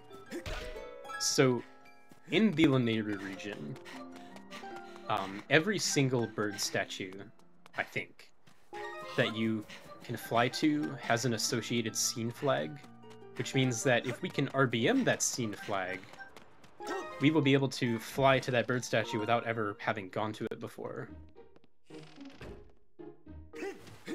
So, this means that if we can set, for example, the Stone Cache statue, which is the statue outside of Fire Node, I can simply fly out of Lanayru and fly back in to skip this entire mine section. Also, we're never going to find out what's in that chest. There's another rupee you didn't know existed. So we have an interesting discussion topic from chat of every game should let you skip one dungeon in all dungeons for free, which dungeon do y'all skip from Skyward Sword? I feel like, especially for this route, you probably want to skip Fire Sanctuary, because you'd skip the entire Elden... Actually, wait, no. No, because then you need the entrance for a Gate of Time skip. Yeah. Maybe skip Skykeep, then? You'd be able to skip Skyloft Trial, which would be about as Yes. Yeah, Skykeep would probably be the best option. Or at least the easiest option to just remove from the route. Yeah. I mean, come on, it doesn't even have a heart container. It doesn't count as a dungeon. Yeah, it has 3. They're called Triforce pieces. Does that mean it counts as 3 dungeons? Oh, so we can only skip one Triforce piece. This talk about numbers of dungeons reminded me. I ran the numbers earlier, under the assumption that Breath of the Wild only has 4 dungeons, i.e. you don't count Hyrule Castle, because it doesn't have a heart container like in Tears of the Kingdom. There are a total of 44 dungeons in this run. Divide that by 7, and you find that the average game has roughly Tau dungeons in it. 6.2857, roughly 2 pi, or Tau. So, once again proving that Tau is the superior circle constant. Did y'all know that the comms team for this run are nerds? Yell out here giving out the controversial math opinions. Well, anyway, I'm now in the Lanayru's Silent Realm, which cannot really be sped up by any back in time. There's nowhere to save, and even if there was, I don't think there are any relevant flags here. Yeah, nothing in here requires items to get. Yeah, so just gonna be picking up the tiers. There's a prescribed route. What if you could RBM every single tier and then cry? I think the game keeps track of the total number of tiers that you have collected. And I also don't think the tiers are scene flags either.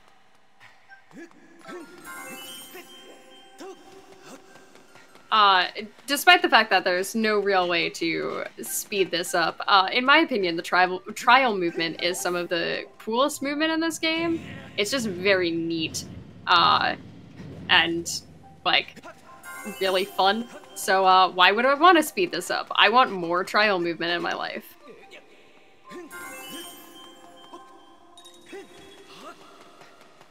Sorry about that. Had someone calling to my attention. Anyway, making my way on through.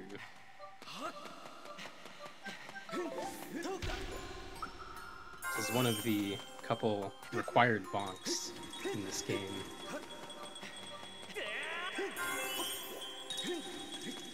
I wonder if you could complete an 80% run without bonking, because you do have to bonk some trees sometime in Back in Time. There was also a pacifist run that was a fun thought experiment that people were routing for a while. So I feel like the logical next progression to pacifist is bonkless. Yeah, I mean, you can always... there's always the box that you can push on Skyloft and Back in Time that can actually act as infinite commits, because you can both set it and unset it as many times as you want. I do need to go back and, like, improve my pacifist PB. I did, like, 1 run and I lost, like, 10 minutes at the end.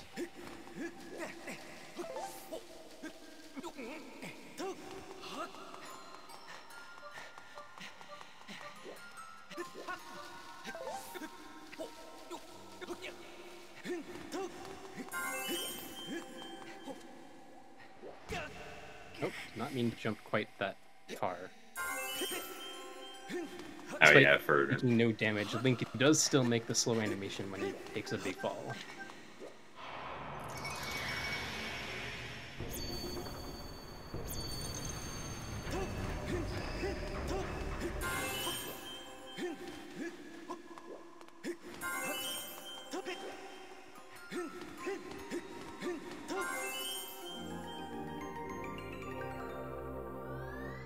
I must confess, I have no idea what the optimal movement here in this situation is, because that watcher is in a terrible spot.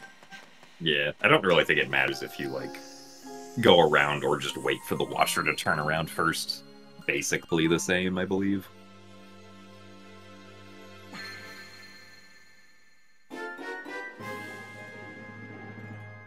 Wow, vanilla claw shots. Whoa!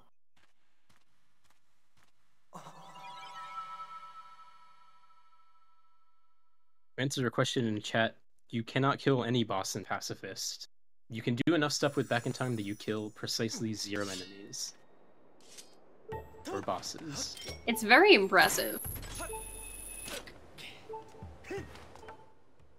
Alright, so here, I'm gonna save here, both so I have the North Desert statue to return to, and because I need to do an instance of Back in Time. So, here, if we imagine the warehouse example, there is a flag here in Lanayru to open up Lanayru Mining Facility, but it's, like, locked behind, like, 17 different padlocks in that warehouse. It's really annoying. So we have to find some other way using Back in Time. Mainly because I did not pick up the beetle, which means I also cannot pick up the hook beetle, which was normally required to activate the fire node. Unfortunately, it also turns out that the Farron version of this flag, which we'll be going to, has a solid like 3 or 4 padlocks over it. So still not the fastest thing out there, but it's our best alternative in this route. Yeah, this is probably the jankiest RBM in this route. It's really neat to get correctly, though. And there are some RBMs that you just kind of have to trust that you knew what you were doing and did it correctly. This one does give you instant confirmation that you did it correctly, which does feel quite nice.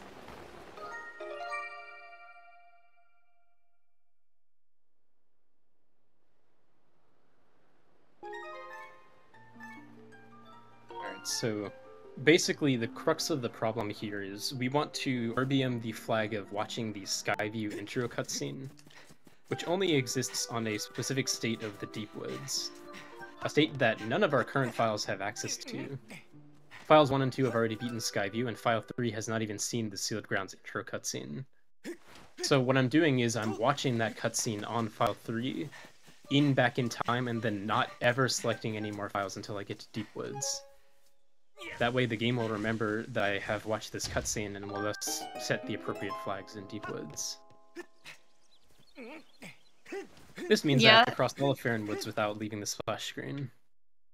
Essentially, what we're doing is dragging something across several screens, and for whatever reason, when you clear the splash screen, so if it stops saying The Legend of Zelda Skyward Sword for any reason, it'll try to load in the data from file 3, and then it will forget the thing we wanted it to remember because it's going to revert to what is actually on file 3 instead of what we tried to put on file 3 earlier, because that information was not actually saved to any file.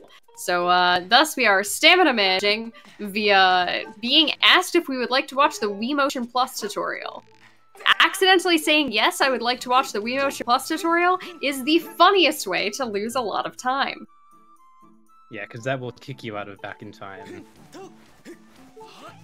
Alright, now that I'm in Deep Woods, I can finally get off of the splash screen. And now I want this book open to kill me. Basically, in order for me to execute this correctly, I need to die and reload the area.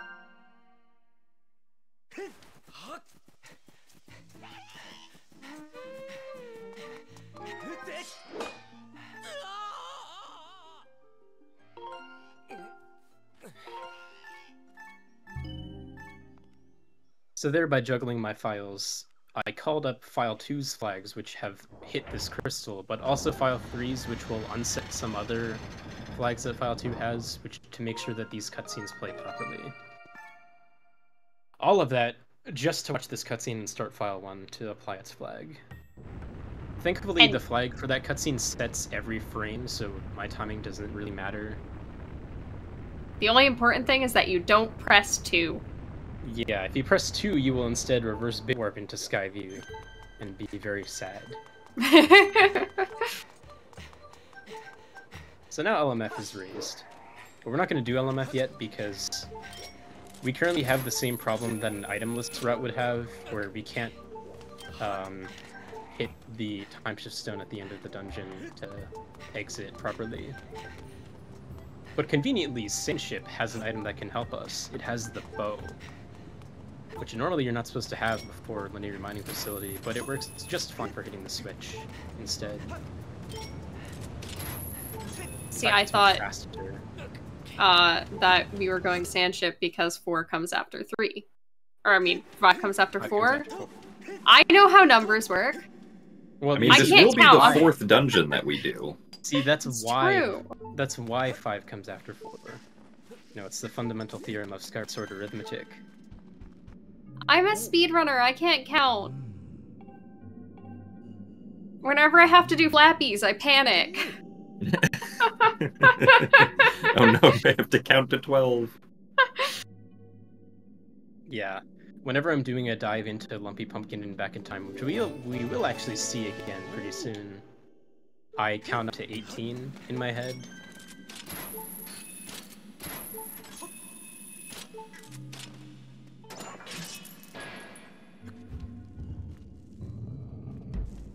And so that Goron gave us Cave's Key to enter into Linear Sand Sea.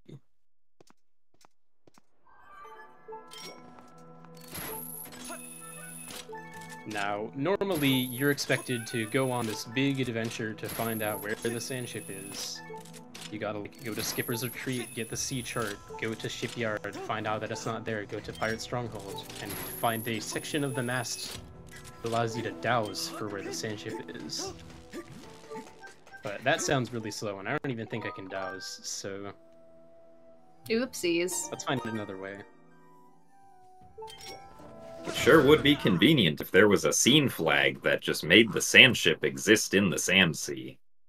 Oh, well, lucky you. There are not 1 but 2 options. Oh my goodness. The fast Fahrenbit reroute makes the second option faster again.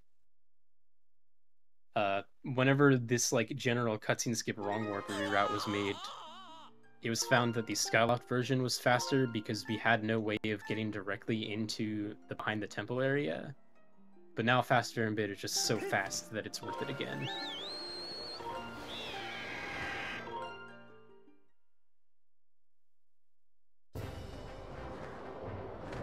Yeah, what is the alternative option? Being as, hi, I only have run on the most current route for all dungeons. I'm a noob.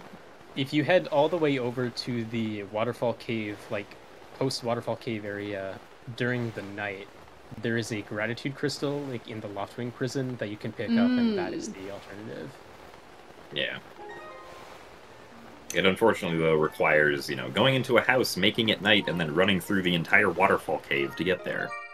Now, there is actually an alternative that we can do with the Fast Fahrenbit file called Reverse Entrance Animation Transfer, which actually saves a few seconds over running there normally, but even that is slower than this. Hey, nice racetracks. Yeah, nice so Deku Babas growing in the racetracks. These are the treks to the Grusinator, which spawn in after you complete the Ancient Cistern. Which you would use to defeat the Imprisoned, but thankfully, this run will not see the Imprisoned at all. Unless you Thankfully, count the Demise. Imprisoned is not a dungeon. If it was, I would cry. Honestly, this run is like peak Skyward Sword. You get to do the really good dungeons, and you skip the part that people hate, which is the Imprisoned. Honestly, this run is pretty similar to how me described Wind Waker, where you don't really do a lot between dungeons. You do what you have to, but nothing else.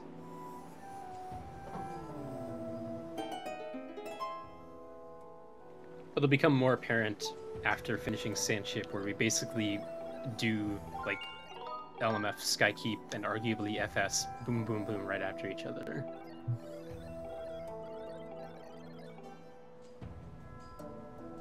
I say arguably because there is still a fair amount of things to do before FS. Also, this is like the worst area of text boxes in the game. I never know where any of the boxes end, and there's like 3 different dialogue options. The slow draw on the ... is fun.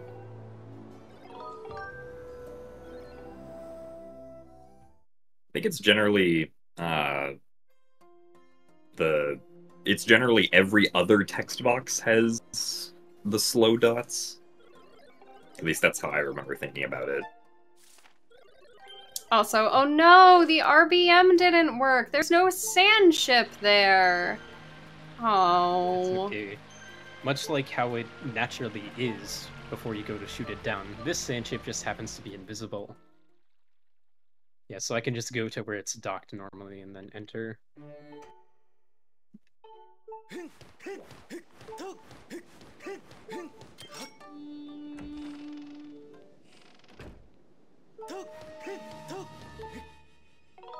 Yeah, welcome to Sandship, where we will be doing the logical progression, yes? Of course. But first I want to take a break and go to the Lumpy Pumpkin again. You know, I'd really like some soup. Sometimes you get hungry. There's a super shiny heart piece on top that really looks appealing. It's the middle of the day, you know, it's time for a lunch break.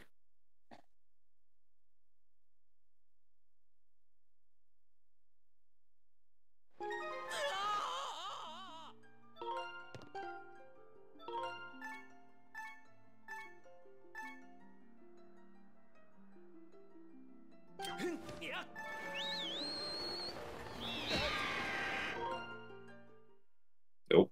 That was a bonk bird. Didn't like that corner. I think that bonk slightly helped me because it puts me like closer to where I need to be for this dive.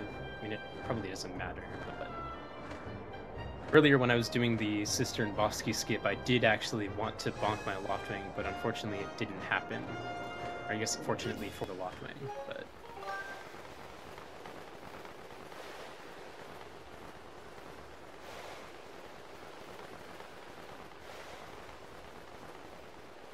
Once again, diving over to the Lumpy Pumpkin, being mindful that I don't stay on the splash screen for too long.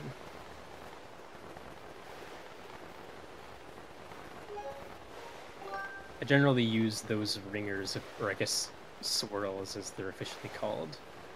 I use those swirls appearing as a confirmation, or at least a cue for when I should get off of splash. Yeah, I suppose of note, you don't actually have to stay on the splash screen like we did earlier for the don't press ARBMs for that one, but it is helpful because, as we mentioned previously, telling what direction you are diving can be kind of finicky, and when you have the file select screen open, you get these, like, you know, all of this stuff at the top and the bottom of the screen to worry about. And when you go to the splash screen, you don't have that. So you don't really have as much to worry about and can kind of also line up. I usually use Link's feet, but any part of Link's model with the crest on the splash screen, and it'll tell you whether or not you are moving forwards. Nice to have, makes diving a lot easier. Yeah, so the bartender of the Lumpy Pumpkin, was chewing me out for knocking over the chandelier, but luckily I was able to teleport away before he yelled at me for not having a bottle. Essentially, the flag that gets set after that dialogue option will correspond to something we will see in 5, 4, 3, 2, 1. Well, a little bit more. Hey, look, the boss door is open. It's kind of hard to see because it's behind the barbed wire, but it is. So that was the second and final boss key skip that we're capable of doing. Which will skip all of the long puzzle solving that I'd have to do otherwise. Ooh, nice watermelon. Yep. And so that combo lock is thankfully the same every time. Just have to remember down, up, down, right. You know, there's Delularu, the cow goes moo for the Ganon maze and Wind Waker, and so as an extension of that, we have Dutter Milk the Udder for this combo lock. Ew. Yeah, if you want some milk, No, thank you. now you know what to do. I'm sorry, I just muscle memoried it. Yeah, it would be a bit unfortunate if those combo locks were like random each time, but Oh god, yeah. Yeah, especially since we don't have the Gust Bellows at this point, we would have to like trial and error it. How many possible combinations would that be? 256, I think. That's yeah, a lot. just four To the floor. 4 to the 4th.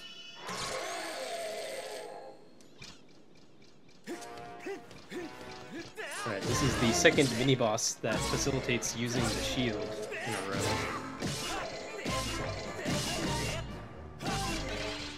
Shoutouts Very to... good first cycle. Yeah. Nice RNG. Shoutouts to Skirbo, the Scurvy Servo, my favorite character name in, honestly, all of Zelda. What a good name.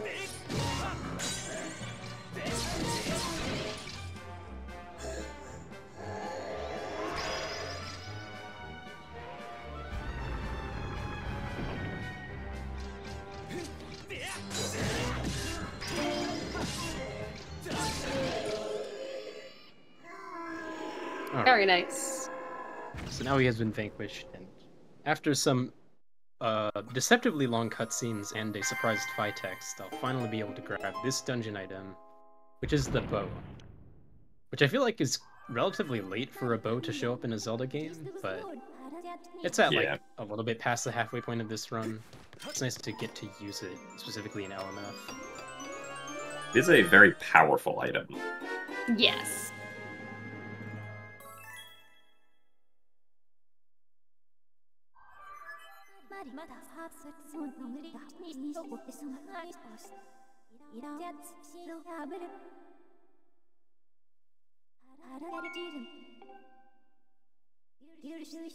Unfortunately, unlike some Zelda games, we only have 20 arrows, and we will be probably running pretty low after a while. If one of the rooms in Skykeep goes awry, I could run out, but there's thankfully a refill in that room.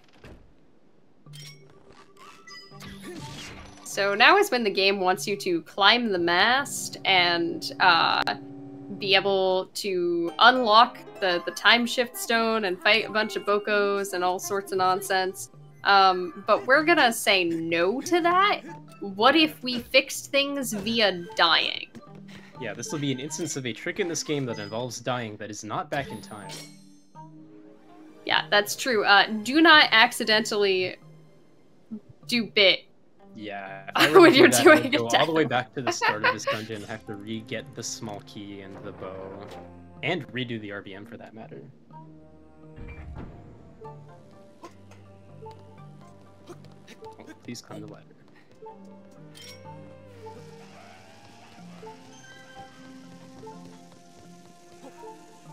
So essentially what I'm trying to do here is, if you were to die throughout most of the Sandships area, the game would respawn you in like a sort of stealth autosave that it does. Probably to prevent shenanigans like this, but if you die outside of that radius, you will just respawn normally wherever you last saved. Yeah, they didn't quite account for you jumping off of the sand ship and then dying in midair, so they didn't quite extend the range, the trigger for that to account for it. Unfortunately, since I have already opened up the boss door, I can simply run straight to the door. If you were running, for example, HD 80%, you would have to leave the dungeon and come back, because while it is currently the past in the sand ship, the time shift stone is still blocked off. But that does get fixed if you leave and re-enter. And reminder that the past looks futuristic-y, and the present looks ancient. Yep. Don't worry about it.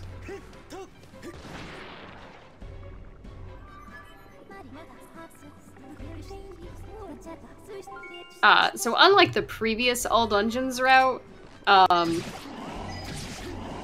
we don't actually get to skip Tantalus in this route anymore. It requires file setup that we don't have. So we actually get to fight the Wiggly Lad. So there is an RBM you can do to skip the Tantalus fight. The problem is it requires having setup from at least one other file. In the old route, we just did a copy while in Paladin 1, and that was fine. But now we have a file taking up the file 2 slot, which is for Fast Fair and we don't have any spare files that would allow us to get a setup in time. We sadly need file 3 for just long enough for it to work like that. Because we needed file 3 to wrong warp into Cistern and to raise LMF, but as of now, we kind of don't need file 3 anymore. So if we had some way to, like, copy a file and save it somewhere that had the setup, it could be worth it, but there's no way to do that in time. Believe me, I've tried. I've tried several reasons in this category, and a couple of, like, these small time save, like, mainly involving using the Loftwing back in time, have worked, and I guess I kind of came up with the Fast Fair and Bit reroute idea, but other than that, none of the other reroutes have really worked. Oh, hey, look, you got some arrows. Yep. The hot take, Tantalus might be the weirdest looking and least intimidating looking boss in Skyward Sword, but it's actually kind of fun to fight. Yeah, it's weird because, like, whenever you're escaping the dungeon to get out here, it's like, oh, there's these big, scary tentacles, the ship is gonna capsize, I wonder what's gonna be there. And then it's just this.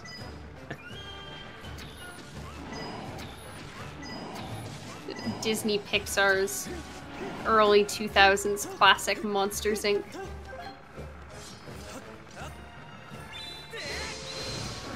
This fight also is mostly an auto-scroller, there's a lot of waiting involved.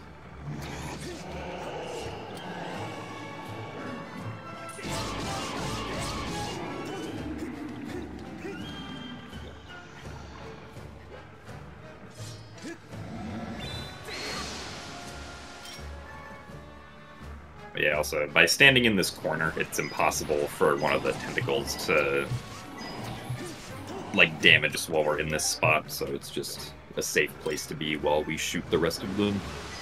Yeah, it gives us a nice... It means we don't have to look behind us or anything. All of the possible targets are right in front of us.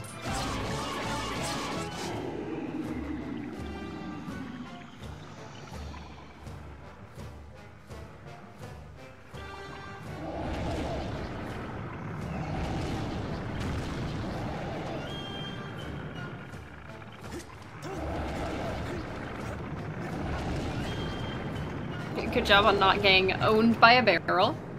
Yeah, that was pretty close. It was like... Barrel Dwarf will not win today. That's why I only damaged down to 4 hearts during the escape instead of 2.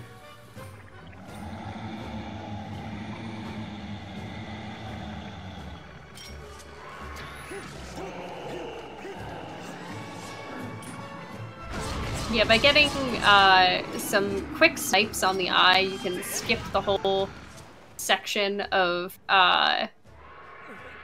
like his hair doing the little snappy snappies. Oh, there it goes. I thought I'd missed it for a second. Keeping me on my toes. Yeah, so if you specifically do an uncharged shot, you can sneak one in before the snake hair has a chance to attack you. If you miss it, you get to do the arm workout of shame. Yeah, you have to swing the Weir mode a lot to get rid of the Medusa hair.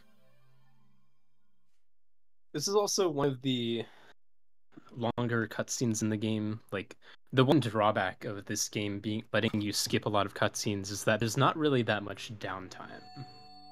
There's a small bit of downtime for every time you start back in time, but there are very few long cutscenes. So Appreciate breaks when I get them. What we're saying is this is the water break? Please Yeah, hydrate? Everybody, Yeah, I did everybody- grab water during that cutscene, and I'll grab some again after Mulderak. Okay, so now that Sandship is down, and we have the bow, and we're still in the Nehru, may as well knock out the other linear dungeon while we're here.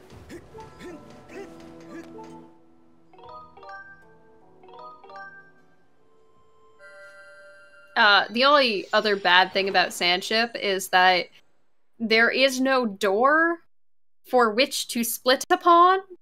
I think that's an excellent thing, honestly. Where am I supposed to split? Here's an idea: you split when you hit the crest and it reacts to it. That's literally impossible. I can't do it. I guess I'm just not splitting for Sandship. We'll never know how my Sandship times stack up. If you want to, you could watch the cutscene after striking the crest and split when Link puts the sword up. Yeah, I guess one thing that you kind of miss when you skip these cutscenes is you'll notice now my sword is different. I got the white sword, which, besides the goddess sword, might be the sword that I have for the longest in this run.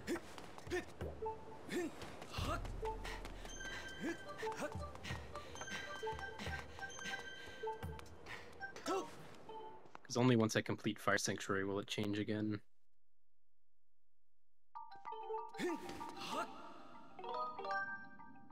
Alright, new dungeon, you know the drill. Save.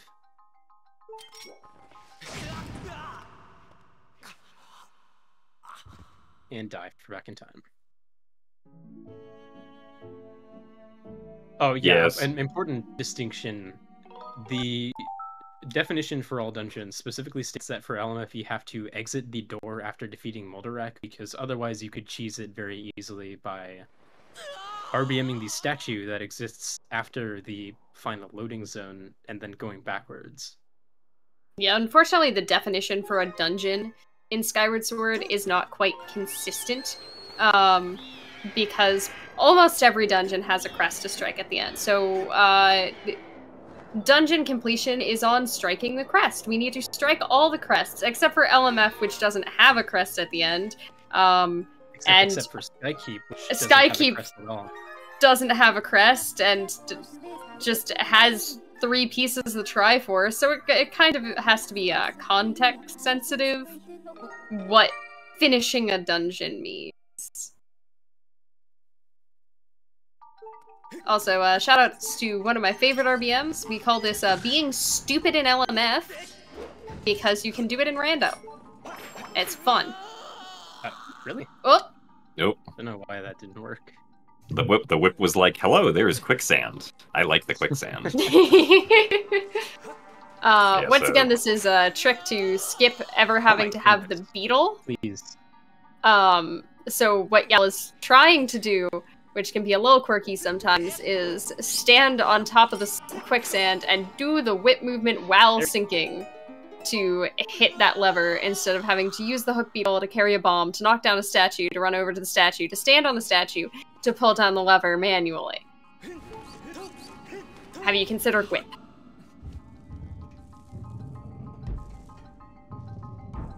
Yeah, so that's the nice thing about doing Cistern and Sandship before LMF, is we get their handy items to use. I've And never skipping considered the killing those with the whip before.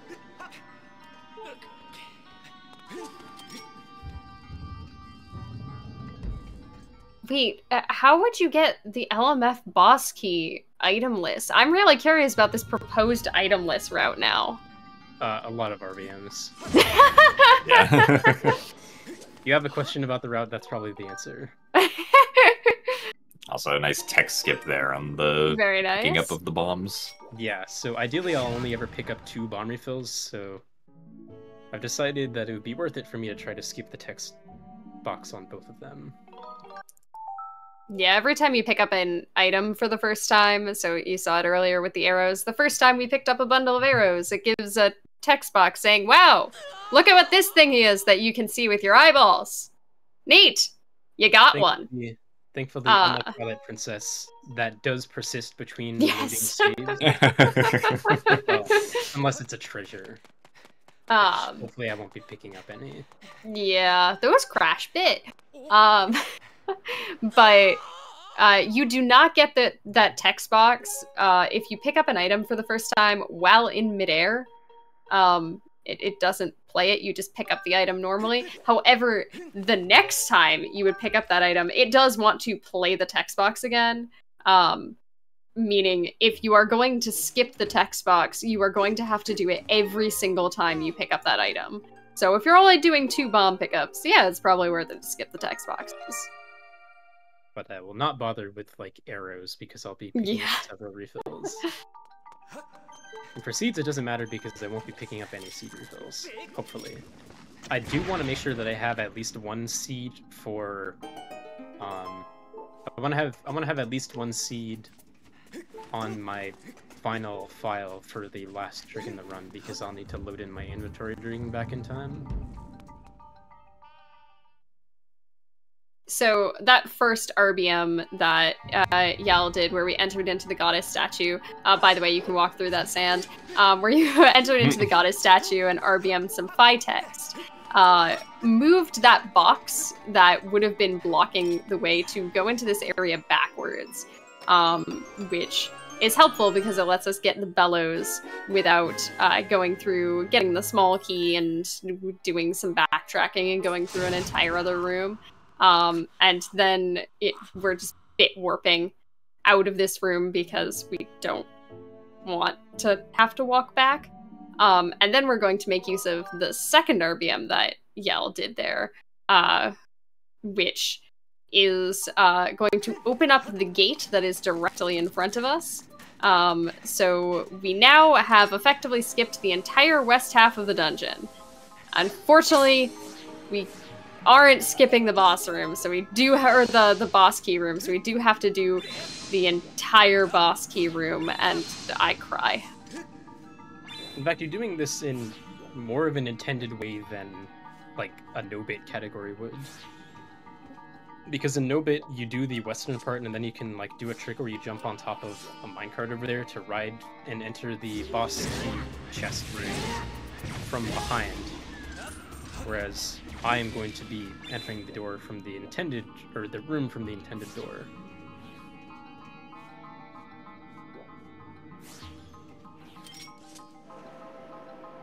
Just gotta wait for the minecart here. The thing that makes LMF the worst dungeon casually is it's a lot of just waiting for minecarts to move. In my opinion, at least. So I heard you like Tower of the Gods. I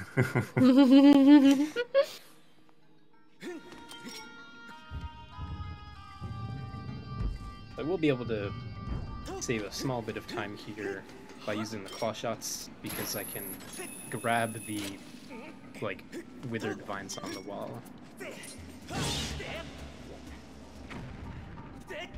The other thing that we already did once and we will be doing again is essentially a safe ground warp, where you jump in the void but haven't touched safe ground other than where you got on the platform. And so what Yal did was step on the platform that has the entrance to the boss key room, and then not touch on the safe ground on the other side. So then jumping into the void warps you directly back to that platform, and we're gonna do that again in just a minute. You probably see something similar in Tears of the Kingdom, if I remember correctly. Do you? I don't remember. Something with the wings to Temple of Time. Oh yeah. Yeah, that's true. I didn't even think of that. When you're standing on an actor in Tears of the Kingdom, that doesn't update your respawn position. Neither does standing on these propeller platform actors.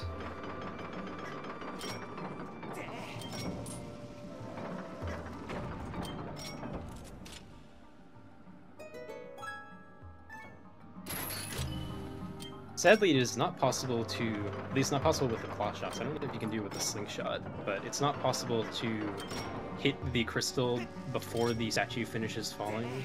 That would be a nice time save if it was. I believe it is possible with the bow, but want to conserve arrows, of course. Like, yeah, want to conserve arrows, and it's kind of awkward to unequip the bow compared to other items for some reason. Yeah. And now, probably give myself a bit of a sharper angle for this side hop. Whee! There is also a trick to skip knocking down those statues. That's possible if you have Hook Beetle. That gets used in stuff like HD speedruns. We don't have a beetle, so we can't do that. So we do have to. Fun fact, if you did try to get the Hook Beetle without having the beetle, you'll see it in your inventory, but you can't equip it because you never got the beetle. Yeah, the game, like, you'll see the graphic of the Hook Beetle there, but because you never, like, unlocked the slot, you can't actually, like, select it or anything. It's kind of silly. I never knew that.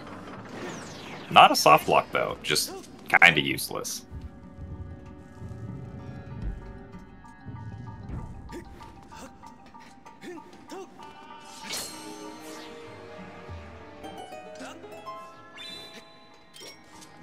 Actually, I don't know why I just thought of this. I wonder what happens if you get the Hook Beetle without ever getting the beetle, and then, like, go to Bokoblin base, lose all your items, and get them back? I don't think that would give it back to you, but I don't know if anyone's ever tried that before. It would be neat if it did. Probably wouldn't be faster in any way, but... Yeah. Look, this is a boss door. But you've never seen one of those before. We're gonna need to go get a key for that. Where are we gonna get Fallen Over Cactus? Oh hey, Fallen Over Cactus, by the way. Yeah, there's more disagreement on what typographical element this boss key closely resembles. I'm of the camp that is an arrow pointing to the right. Pippi thinks it's a 3. We decided to compromise on a sideways cactus. Well, shoutouts to some chatter in the hotfix, the GDQ hotfix chat, who came up with, oh, it's a fallen over cactus. I was like, you know what? Yeah, no, it is a fallen over cactus. You are just correct. Oh, good reaction timing there with the shield dash. For whatever reason, claw shot didn't work. Yeah, so for this fight, Yal is going to be attempting to push Moldarak up against the wall by the end of the first phase here, so that during the second phase, you can just very quickly get the 4 stabs in that are necessary, so that we don't have to deal with trying to dig up Moldarak from the sand. Very nice.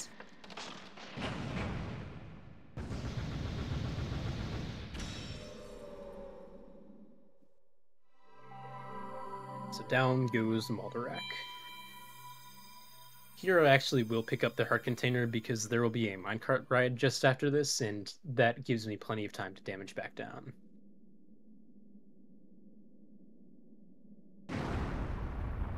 So, it is. Yeah, this is a very long, unskippable cutscene for some reason. We need to watch the sand magically disappear into the floor. I guess there were vents down there? Yeah, I don't know where... What's it draining the sand? It drains to the same place that the sand in the Arbiter's grounds drains to. Ah, I see. After you beat the first phase of Stallard. What if I've just drained the sand into the Arbiter's arena? We're draining the sand into the arena for Beast to drain later. Well, if Beast were to fight Stallard, bring the sand back over to LMF. I don't know if he's... Oh, it's like an hourglass! Also, Oh, high because I five. have because I have the claw shots, I can high five these people. This is absolutely necessary if you run this category. I'm sorry, I like to make the minecart go fast. At least we can all agree that that is the correct place to split on completing LMF. Yes. Yeah. There is no. This is when you get the harp. Oh, very Also, nice. Cutscene skip. Yeah, so that uses the same principle that I tried to do with the wing ceremony back at the beginning of the run.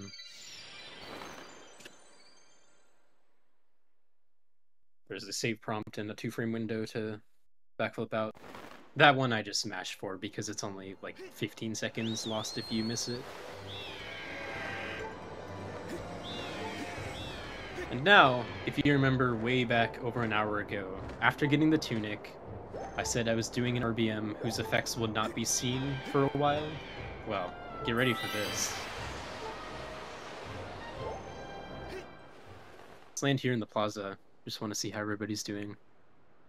We're gonna go say hi to Pero. Hey, look, a trial gate. Oh, neat.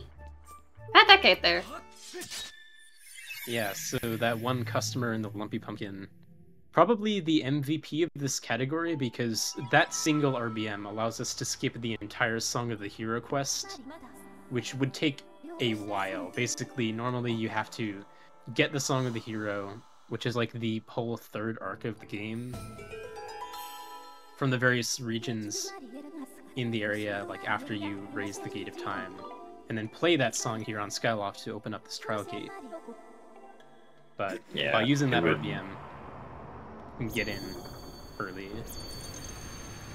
I think it would add probably somewhere around like a half hour to the run Oh my god. if you had to do it. Because then, Well, it would also make the routing way worse because we could no longer do Skykeep before Fire Sanctuary. yeah. Well, no, because we'd be able to do like we'd probably go back to the boss rush route that can then go to Boko Base to get items.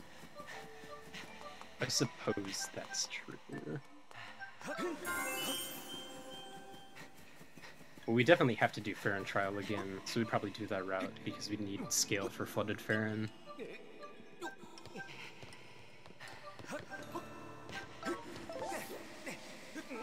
Once again, trial movement is just really neat. I am aware that a lot of people say that casually. This part of the game is terrifying and haunts their nightmares because you're being chased by stuff, and if you get caught, the music's really scary. I mean, and it's kind of like ethereal and surreal the whole time. really? No, but like the speedrun route, just like eventually you learn to be completely desensitized to like getting chased and getting caught, and you learn exactly how much sort of leeway you have with like avoiding things. I mean, it's reasonable. Like, whenever I played this game casually as a kid, I would always get my older brother to do these segments for me, and then turn the TV volume all the way down. Yeah, here we just intentionally run on the Waking Water because, fun fact, with the Waking Water, you can walk on water. It's not actually water. It's just a fancy pressure plate, I guess. That's a big pressure plate. It's a lot of pressure. Whoop! Yeah, that can sometimes happen if your angle isn't like quite the optimal angle, but still good enough to clip through. I've never seen that before. That's supposed to be a clip through the edge of the fence, but that works too. That's the glitchless strategy.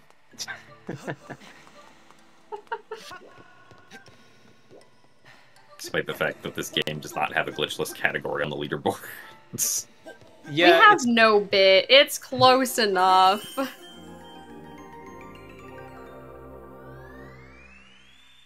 Although you could argue that with Gear Him 3 Escape being a thing, glitchless would be pretty meaningfully different now.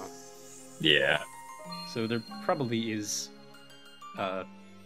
like a decent reason to have it be a thing.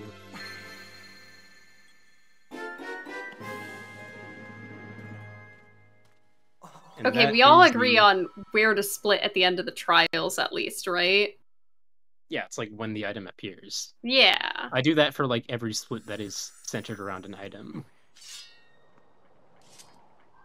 So that is the Skyloft Silent Realm complete. And now Fi is going to talk about how that Stone of Trials is one in a pair, and we have to find where to place the stone to match another one for us to find the Triforce. I believe the other stone Triforce. was actually in the trial itself. I think you should try placing it there. Oh. Yeah, so this is something that I believe you can actually recreate in your game if you go to the Thunder Dragon's Silent Realm minigame. If you were to place the Stone of Trials in the Skyloft Silent Realm, which is a thing you can do, you will crash the game. I did not know this. That is very funny. Or you gotta skip the lore. Yeah, Yeah, skip the they lore they and did skip- actually patch that in HD though. Aww. Nice lore skip. Yeah. That's my second to last- favorite cutscene of the game, by the way, is the one where even if you're holding 2, it plays half a note. Beautiful. Yeah, so this is the dungeon map. We don't actually need it, but I do still need to open this chest to actually progress through the dungeon.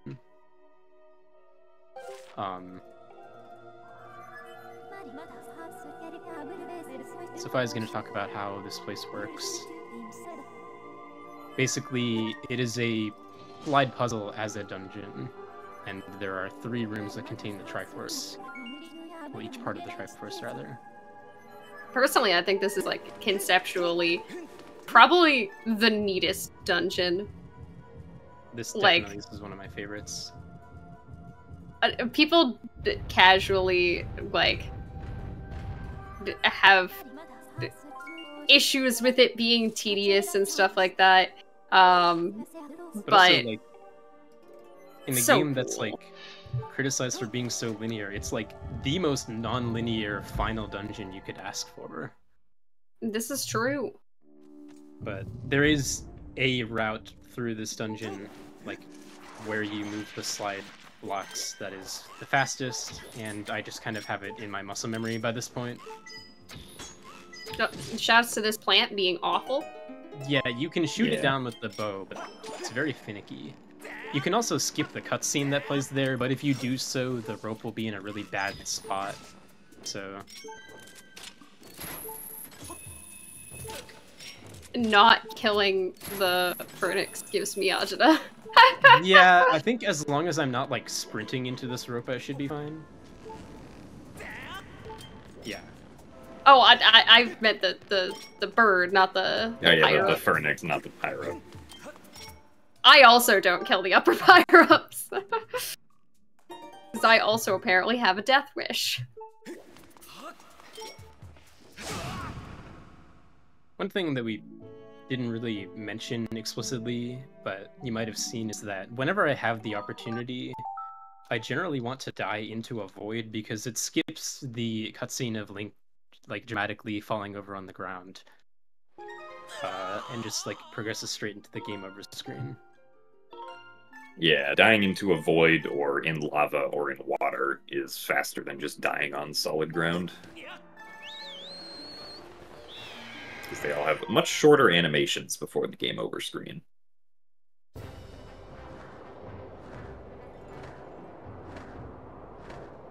So, once again, we had our lunch break earlier, but who says you can't have snack breaks?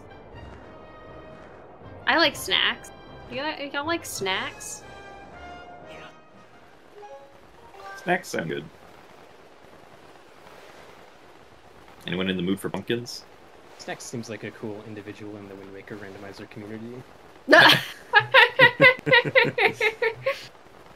I'm actually not quite sure if I'm in exactly the right direction, but hopefully I should see some confirmation soon enough.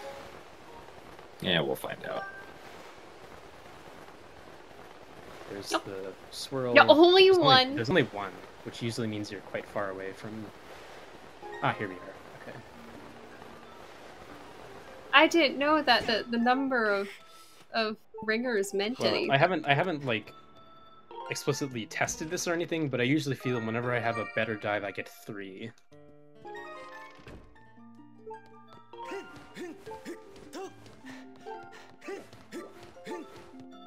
So for this one, it is very important that I bonk this chandelier with file 2. If I were to do it with file 1, because of some of the flags that are set in Skykeep, it would just kind of be stuck here, facing the chandelier with the camera.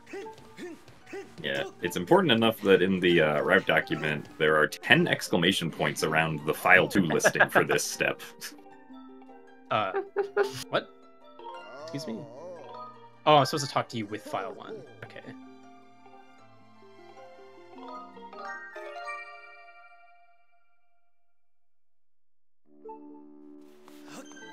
Okay.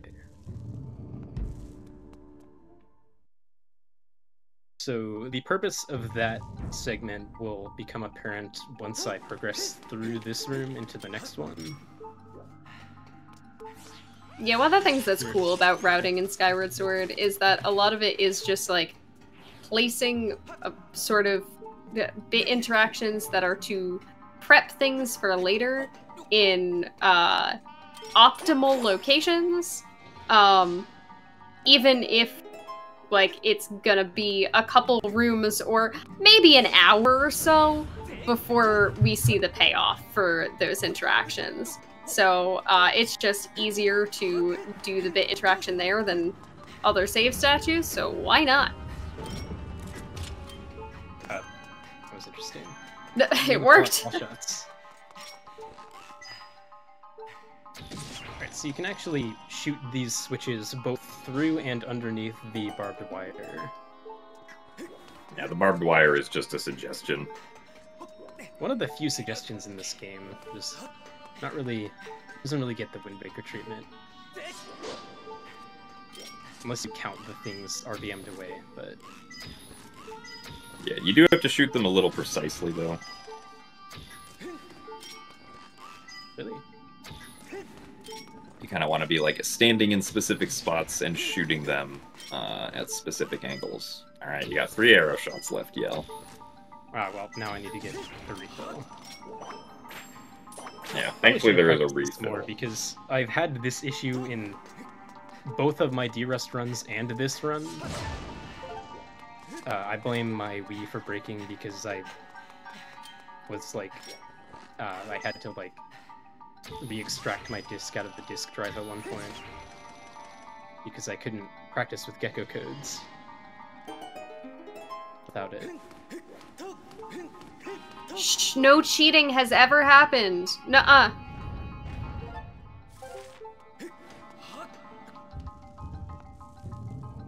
My lips are sealed.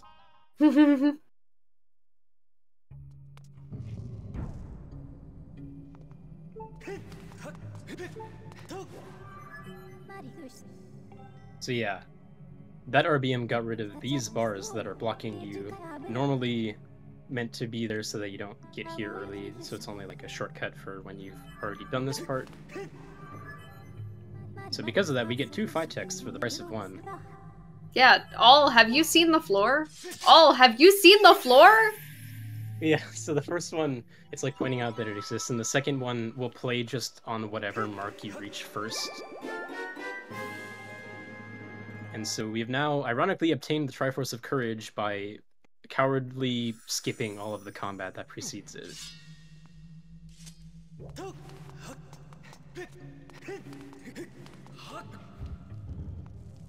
But the combat is slow, especially since I only have the white sword. Yeah. Normally you're meant to have the true Master Sword by this point, and so...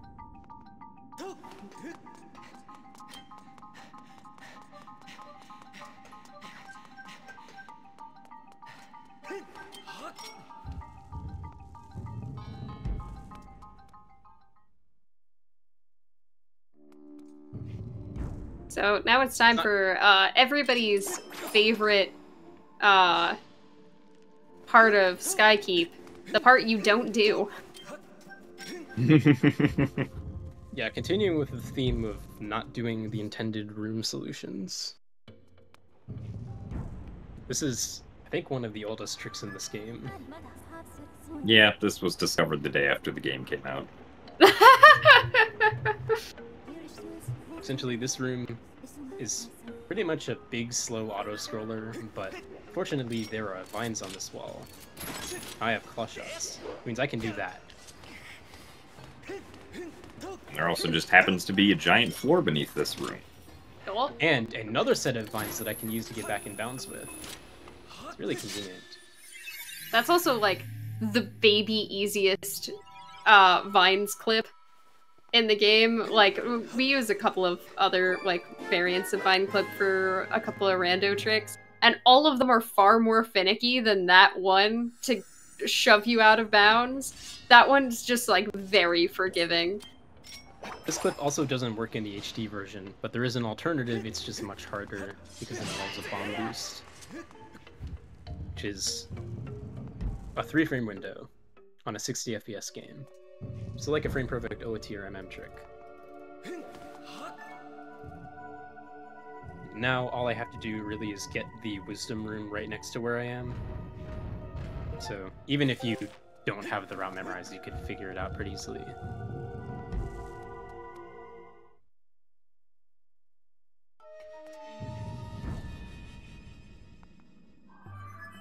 Interestingly, in HD, they did actually remove that floor in the Fire Sanctuary room, because they didn't want you cheesing the room, I guess. But they specifically only removed the floor in that room and not in any of the other ones. They really didn't want you to do that one specifically. So but we still found a way anyway, so. They didn't want you cheesing the room that gives you the cheese at the end. That is correct. But what if I want cheese? I can find this switch. There we go. You can... Shoutouts to that shot. That does not look like you can make it, but Link can kind of just like stand on his tippy toes and be like, there we go. Yeah, if you position yourself in the right spot, you can shoot it from the ground. The game kind of intends for you to go back to where you originally found the orb and shoot it from across the room, but... I don't think we've talked about the brake slides yet, have we? Oh yeah, so quicksand normally makes you move much slower, but if you hold the extended super slide position talked about in OOT and MM, while having positive speed, it converts to negative... It converts to negative speed, which is not impeded by quicksand. You're essentially getting negative speed forwards, which definitely makes sense. See, the speed is negative, but Link is moving backwards. So because he's moving backwards negatively, he's actually moving forwards? This is exactly why I could never get into item sliding in Wind Waker HD. Item sliding looks so fun. You could just go whee. Okay, but then item sliding is very fun. It's also very easy to crash. That's what makes it more fun.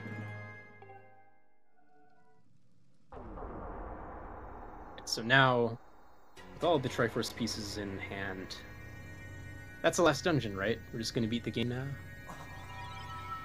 Yeah. Yeah. Sounds good. Just one problem, though.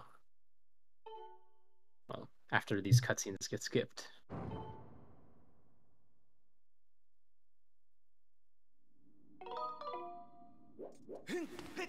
There is no gate of time here.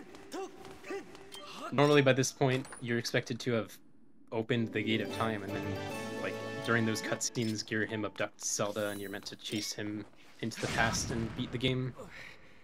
But A, we have not raised the gate of time yet, and B, we still have one more dungeon to do. But we'll get on both of those shortly. To remind us all of the importance of hydration, we do have to pick up some bottles Well, you see, Link doesn't actually hydrate with that potion. He just kind of pours it on his arm. That's how I hydrate too. Is that not how we're supposed to hydrate? I've been doing it wrong this whole time. The gimmick of that potion is it's supposed to heal your shield as well, but he still does the same animation even if you don't have a shield out.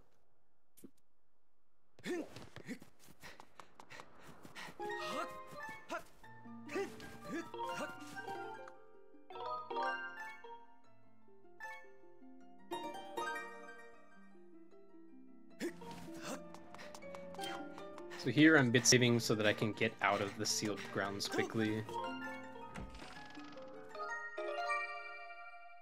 And in the same instance of Back in Time, I'm gonna sleep today here. Now, I don't know about you guys, but me playing this game casually, I definitely remember this part of the game when you find two of the same person in this house. Yep. Makes sense. Basically, that's just because File 2 has both saved Botro and not placed the Ruby tablet yet. Let me just make sure that I have the crystals. Yes, I do. So yeah, there's two of them there. And the reason that I did that RBM was not for any flags or anything like that. I just need 5 crystals for another instance of reverse bit magic. Because when you talk to Botro and get his items, the game sets flags so you don't get the same dialogue options later. But you still need the crystals to trigger those dialogue options, so having 5 gratitude crystals is a prerequisite for the next Back in Time here. Yeah, it's very convenient that it's the 5 crystal one and not the 80 crystal one. Yeah, that would be... We would definitely have to look for a fair and alternative in that case. And I actually think you don't want... You want to do the 5 crystals RBM? A bunch of times in a row? I guess that's an option too. But there is actually a Farron version of this RBM that you could do. It just is slower than those 2 other RBMs combined. Mainly because the first one with the crystals also gets me out of Sealed Temple and next to the second bottle. So it's quite convenient. Combining it with a bit save makes it very nice. Since it's not a scene flag RBM, we just want the crystals themselves. It means that we can combine it with a bit save to get kind of like a 2-for-1 deal. A lot of the bit routing in this run is kind of trying to, as often as possible, do multiple things per bit interaction. Sometimes it's not possible. Shoutouts to the first... Say goodbye to dungeons. Oh, bye dungeons! Oh, goodbye dungeons. We're all... Don't worry, dungeons will avenge you. Kill File 1. Yeah. Oh my god! File 1. Goodbye!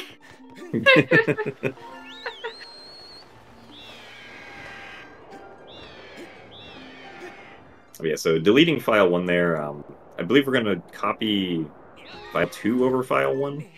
File 3 over File 1 after doing the trial. File 3 over File 1. And it's just faster to copy over a file that's empty instead of one that already has contents on it, so... We also delete File 1 specifically so that we can quickly shoot a slingshot seed with File 3 to load in the crystals here. Because, as mentioned before, opening the splash screen will open up your lowest file. And one thing we haven't really mentioned, but is a thing with Back in Time, is if you make any change to your inventory, it loads in all of your inventory for whatever file you have selected. So by shooting a slingshot seed, I now have 1 less slingshot seed, which means I also have the crystals that were on File 3, because those are items. Little known fact about gratitude crystals, they are items. Oh! Materialism. At least according to the game. Yeah. Just like the B wheel. Well, that's a story flag. You don't get that from changing your inventory. This is true.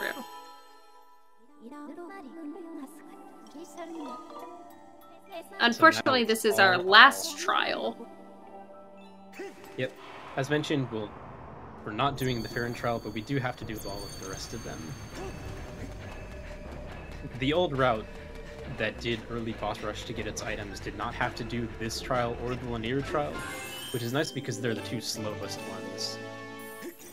But this route ends up saving just so much time over not having to do all that setup that it's... I think with fast turn bit as well, it's like 10 minutes faster? Something like that. Yeah, it saved a good bit of time. Yeah. And then the fast turn bit route saves about 3 minutes over the current world record route, held by none other than my commentator, Gymnast86. And hello, cutscene that I'm supposed to get.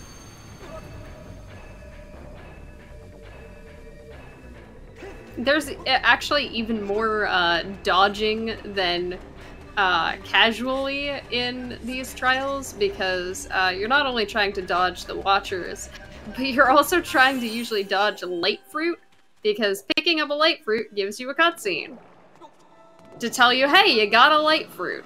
And the Elden trial, in my opinion, is by far the hardest to avoid light fruit in. Do you see how much of the path is just taken up by fruit? Look at it! Yeah, it's like a whole minefield out here. Yeah. Oh, the one in front of the crawl space? I have no idea how you're not supposed to not get that.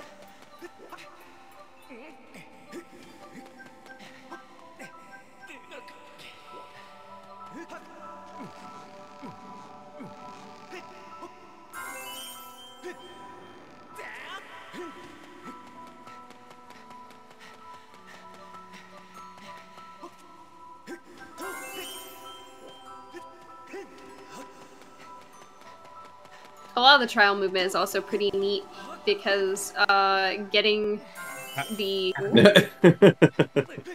Rolling under the tier. Wizardry. Avoiding the tier is wizardry, or the light fruit, whatever it is. The tier too. But picking up the tiers will give you a full stamina refill, so the stamina routing for the trials is pretty neat, in my opinion. They definitely optimized this for the time trials minigame.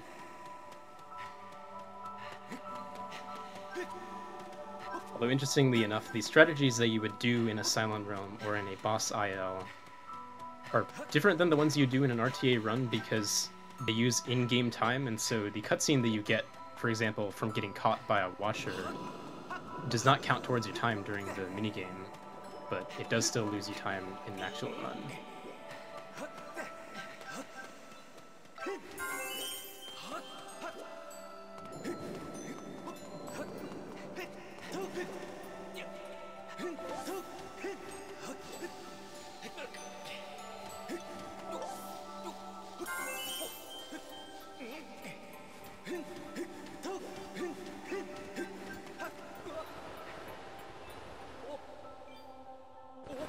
Whee!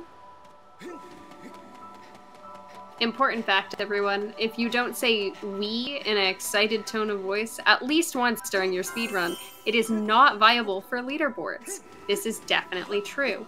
So remember to always go "wee!" Wee. Wee. Wii U. Oh, true. That's what I'm stuck on for this one. It was like the most unfortunate timing. Woo! The most unfortunate timing I could ask for, like 2 days before the relay.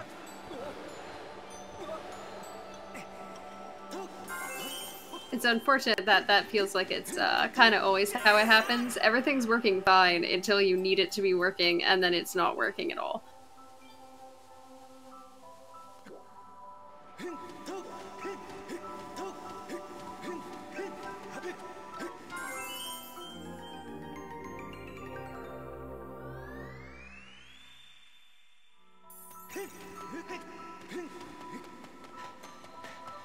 I guess we also didn't mention that the Elden trial is for some reason not very circular, unfortunately.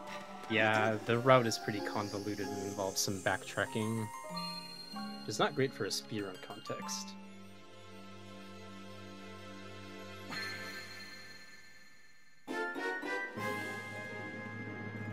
I suppose that is true. I could have had my Wii break right before my legs started.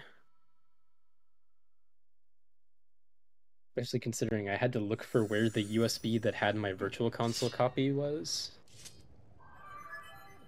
Because it was like somewhere in my packed bags that I haven't unloaded all the way since moving back from college. Right, this save and quit and copy is, I think, also surrounded by several exclamation marks in the route. Uh-huh. Yep. Save and quit, or else. It is paramount that we have a file that has its last entrance from leaving the Elden Trial. We're caring about entrances. What trick does that mean we're about to do again? Well, not about to. Still have a whole dungeon in the way. Relatively speaking.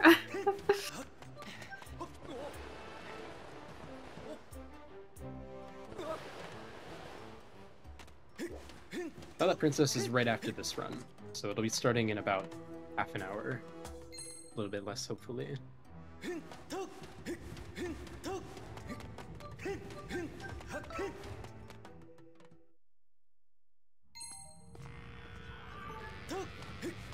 So, to go over once again, I'm just trying to internalize the lessons I've learned. Counting goes 1, 2, 4, 5, 3, 7, 6? Yep. Now you've got it. And to be very I'm careful learning! To be careful to avoid that amber relic there.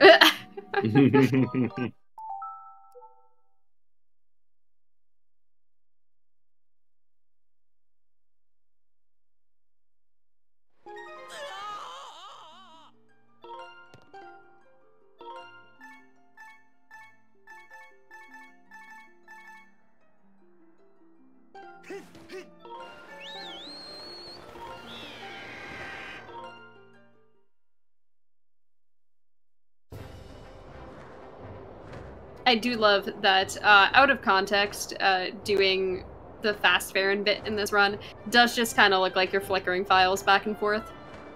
It's kind of funny. Well, that's essentially what it is, just with purpose.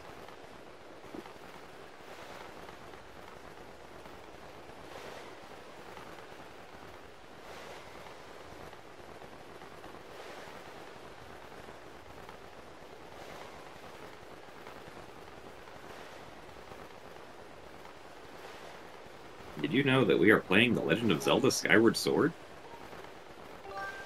I did once, but I don't anymore. Oh, I do again! Sometimes Skyward Sword runners have short-term memory problems. Is this? Oh, there we are. There it is. Usually I would have seen it by now, but... You just did a really optimal lumpy dive. Well, not when I'm this far away from the door.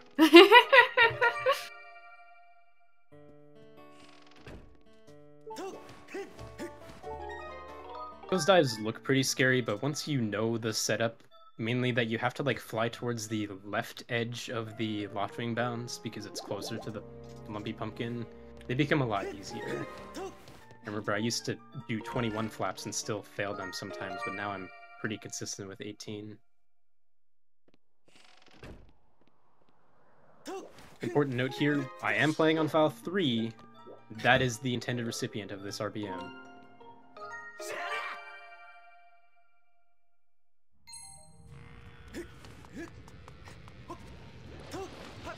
It can be easy to forget since we've been playing on file 1 for the entire rest of this run. Yeah, importantly, also, this flag is a little wonky, in that if you do this wrong, it might unset itself. Yeah, so this is one of those one-time only RBMs where basically we have RBM'd the flag that controls the flames outside of the Fire Sanctuary entrance. Normally those go away when you dump the water basin on top of it. And in fact, the game checks for the story flag of having done that. And so the next time that I load this area, the flames will come back because the game will be like, hey, these flames haven't been doused yet. They should be back up. Which means that if I were to, let's say, miss pouring the water onto this frog, knock on wood. Okay, we're good. You had to make it scary. If I were to miss pouring the water on this frog, I would have to redo the RBM because I have to leave this area to get more water.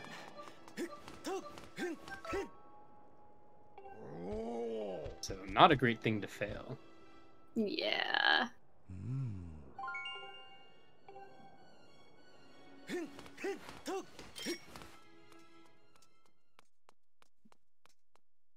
Alright, the final dungeon.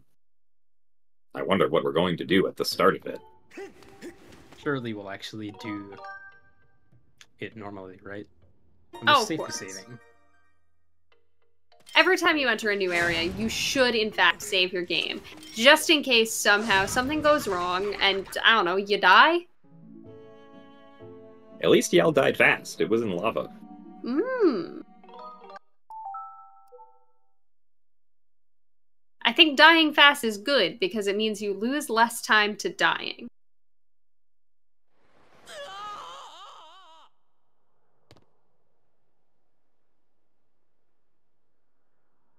Alright, so these two RBMs to follow are probably the fastest RBMs you could possibly do. At least some of the fastest. Yeah, aside from like the fastest possible early Thunderhead or something. Yeah, so that right there, checking the statue, that was it. That was the first one. Here's another Yeah. movie. Once again, this game sets flags for some odd things. Checking every statue for the first time sets a flag. Our personal favorites from any percent, exiting a woman's door sets a flag that is useful. Thanks, Rhina. You name it, statistically there's a flag. There are very few things that don't have a flag. One of them being the fairy in the sealed temple. I don't know, that's just the first example that comes to mind. I did not know that didn't have a flag associated. I'd like to give a shout out to the Yal tree as the tree that Yal bonks. It's not the tree that I bonk. It's not the Yeah, tree it's that most people bonk. Not the tree that I bonk. It's just the Yal tree. There we go. Okay. That is the most use you're gonna probably get out of the slingshot in most Skyward Sword speedruns or rando is shooting those statues.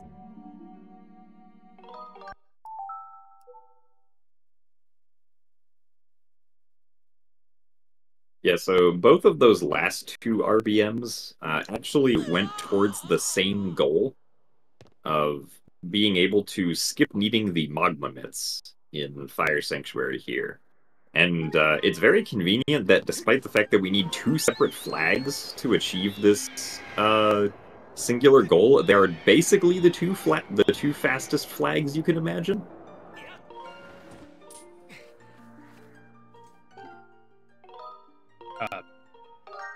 Oops. Oh, there we go. No, that works. It should be fine. But... That's an alternative way to do a bit warp. Didn't mean to back out of file 3 there.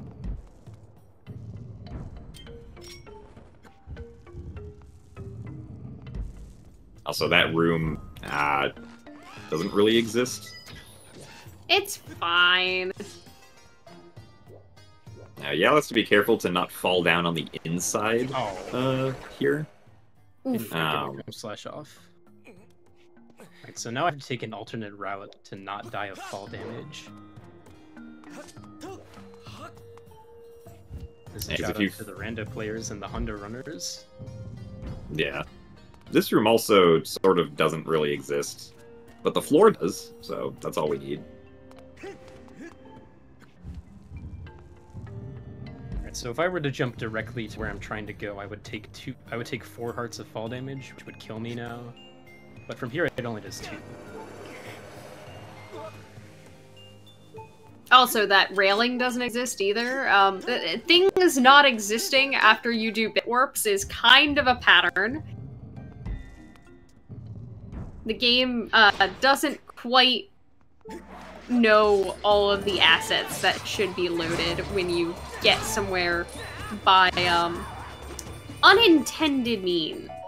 Ah, nice monster tail. Or Ooh. lizard tail. Yo, lizard tail, let's go. Ah, Oh, yeah, you really needed that. I did.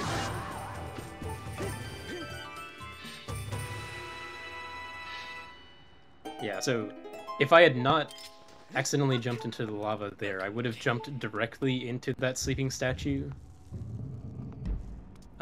But there is thankfully this other way. You do not have the health for it. Nice wall. Wow, this Keese is really aggressive. Yeah!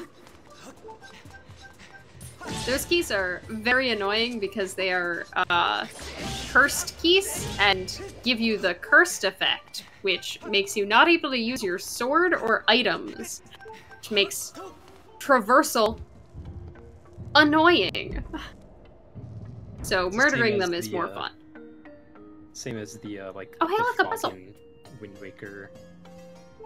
If the or gates Bubbles in open, Majora's Mask. if the gates open, why would you do the puzzle? Puzzle is slow. The game wanted you to do a puzzle. Why did the game want? Oh, look, a key. That's what the RBMs. If anybody didn't know. Yeah, basically one of them kills the Moldorm that you would fight, and the other one hits all the switches that you're supposed to hit to unlock the bars. That's a shield. Supposed to catch this in a bottle, but I forgot that the shield was the last thing I equipped.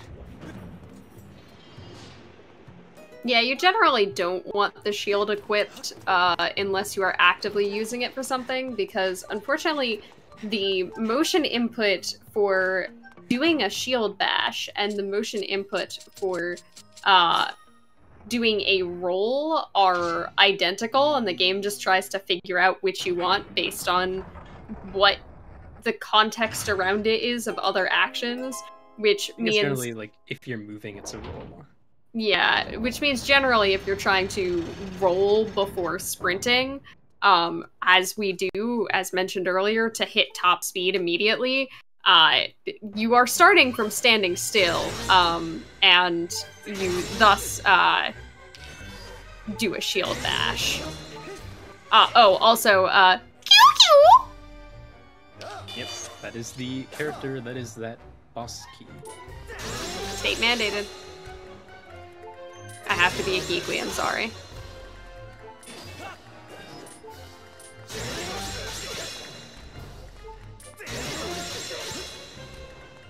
So yeah, I was getting some pretty good RNG here. Garen's, okay, well now he's not getting great RNG. Yeah? There we go. Yeah. Ideally, Girahim will just hold his swords, like in a pattern that like you can just instantly hit him with, or he'll do nothing, where you can just instantly hit him and just do that over and over again. Well, we He got surprisingly never jumped up in the air there. Yeah, no jump. Yeah. That was interesting. This is very similar to the Girahim 1 fight, except for some reason you can actually deal damage to him more often. Like, this fight rewards you very much for being super aggressive, whereas the Girahim 1 fight kind of rewards you for being a little bit more conservative with your attacks. Also, as you saw a few times there, backflips in this game are kind of overpowered. You get intangibility for the duration of the backflips, so... Oh, yeah. I find it very humorous watching people who are used to Skyward Sword Randomizer play Wind Waker Randomizer and instinctively try to backflip to avoid damage, and it never works. Yeah.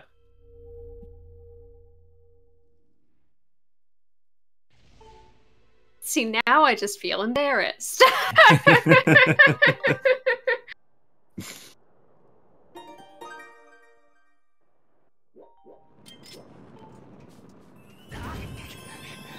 Oh, why'd So you those waste your flames- fairy like that?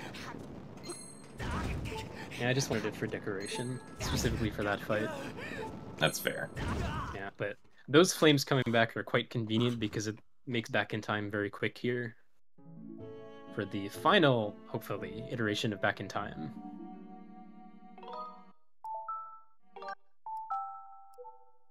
Almost.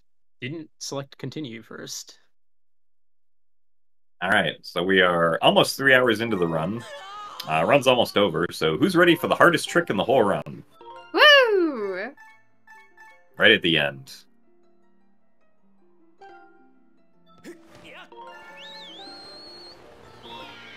So I do not trust my ability to select file 1 fast enough without crashing. So this is the last back in time sequence, and it's going to be used to do another cutscene wrong warp. But we don't just want to do another cutscene wrong warp, which has a 2-frame window. We also want to do what's called a file dupe on top of the cutscene wrong warp, which after the 2-frame window of the cutscene wrong warp, I believe has a 4-frame window at a very awkward interval of time later.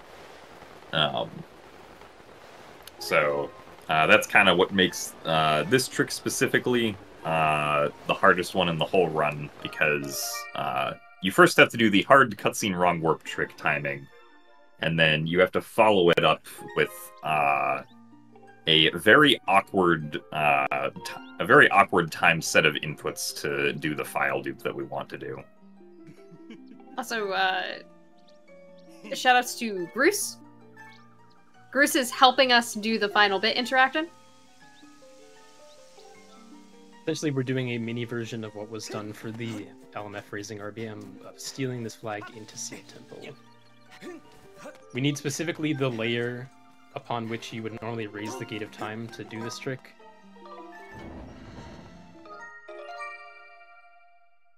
Oh, that is an interesting way of file juggling there. I was just scary pet because if the you say screen. yes, you kind of have to say goodbye to file 1, and that's like run dead. Yeah. It's fine. Yeah, so basically, file 1 has the entrance information that we want, which was exiting the Elden Silent Realm in room 2, which is the current room of the sealed temple that we're in.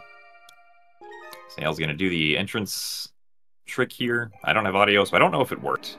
I think it was good. Okay. Yeah, alright, nice. Heck yeah! Very nice.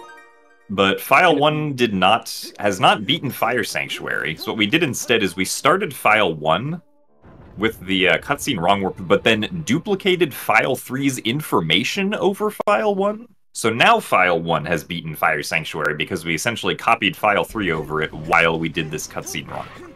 So now we have beaten all the dungeons, and we can successfully go to the end of the game. Yeah, category rules state that the file that beats the game has to beat all the dungeons. You can tell that the trick worked because File 1 did not pick up the Master Sword at the end of Fire Sanctuary, but File 3 did. But we hit start on File 1, yet we have the Master Sword. But of note, we don't have the true Master Sword, which makes Horde way easier. So, Horde is just scary. Yeah. It's mostly just this first part. The true Master Sword will knock back enemies if they try to block you, but the regular Master Sword enemies can still just block normally. So it makes specifically those first Bokoblin captains hard to dispatch of consistently. Yeah, that's why I tried to use a bomb for crowd control, because it does make them one hit from death, but they still gave me some trouble. Now here Yal is going to be doing the Horde skip, which skips going around one spiral of the Horde, and also skips a very annoying fight. This is true. Yeah. Oh, also, fun fact. I didn't know that graphic does that if you don't have the beetle. That's funny. In the horde fight, you're supposed to not be able to use the beetle, but because I don't have the beetle, the little graphic that says I can't use it is over the center of the B wheel, which is pretty funny. That's so cute. Unfortunately, since we don't have Nero. Oh, nice. Since we don't have the sailcloth once again, Did you know that using a fairy restores your stamina? Yep. Huh. That's what I tried to do, but I had the shield last equipped. But because we don't have the sailcloth, doing horde skip requires taking damage in this category, and like, it is very hard to get through horde with taking no damage. So that's one of the reasons why it gets a little bit dicey.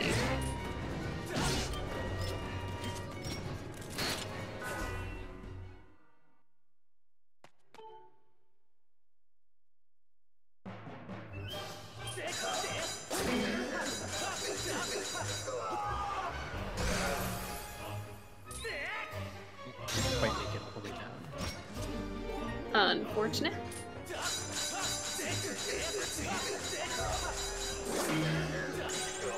Yeah, so because I have the shield here, if I push gear him far enough back that by parrying his attack he gets right up at the edge, I get to skip the part where he tries to paralyze me with his purple hands. Oh, we have an excellent question from chat, Yell. Are you doing claw shot demise? Of course. What kind of run with the speed that gets claw shots and doesn't do that? Also, shoutouts to the smoke effect that's still here, because we never got rid of it at the beginning of the game. Yup.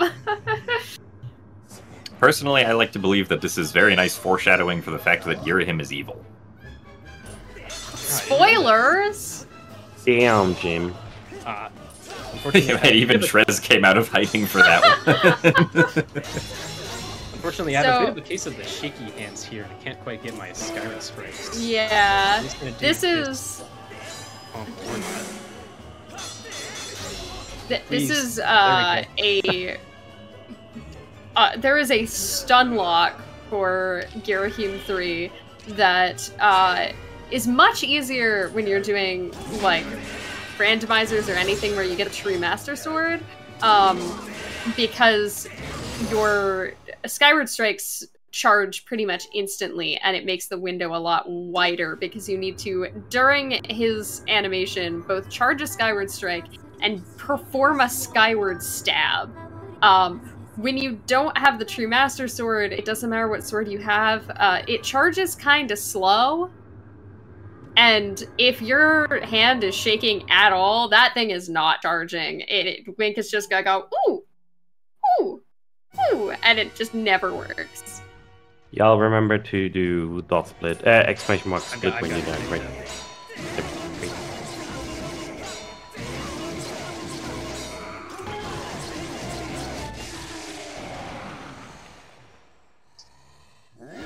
Right, so here, Demise is going to be so awestruck by my ability to use the claw shots that he simply cannot attack me.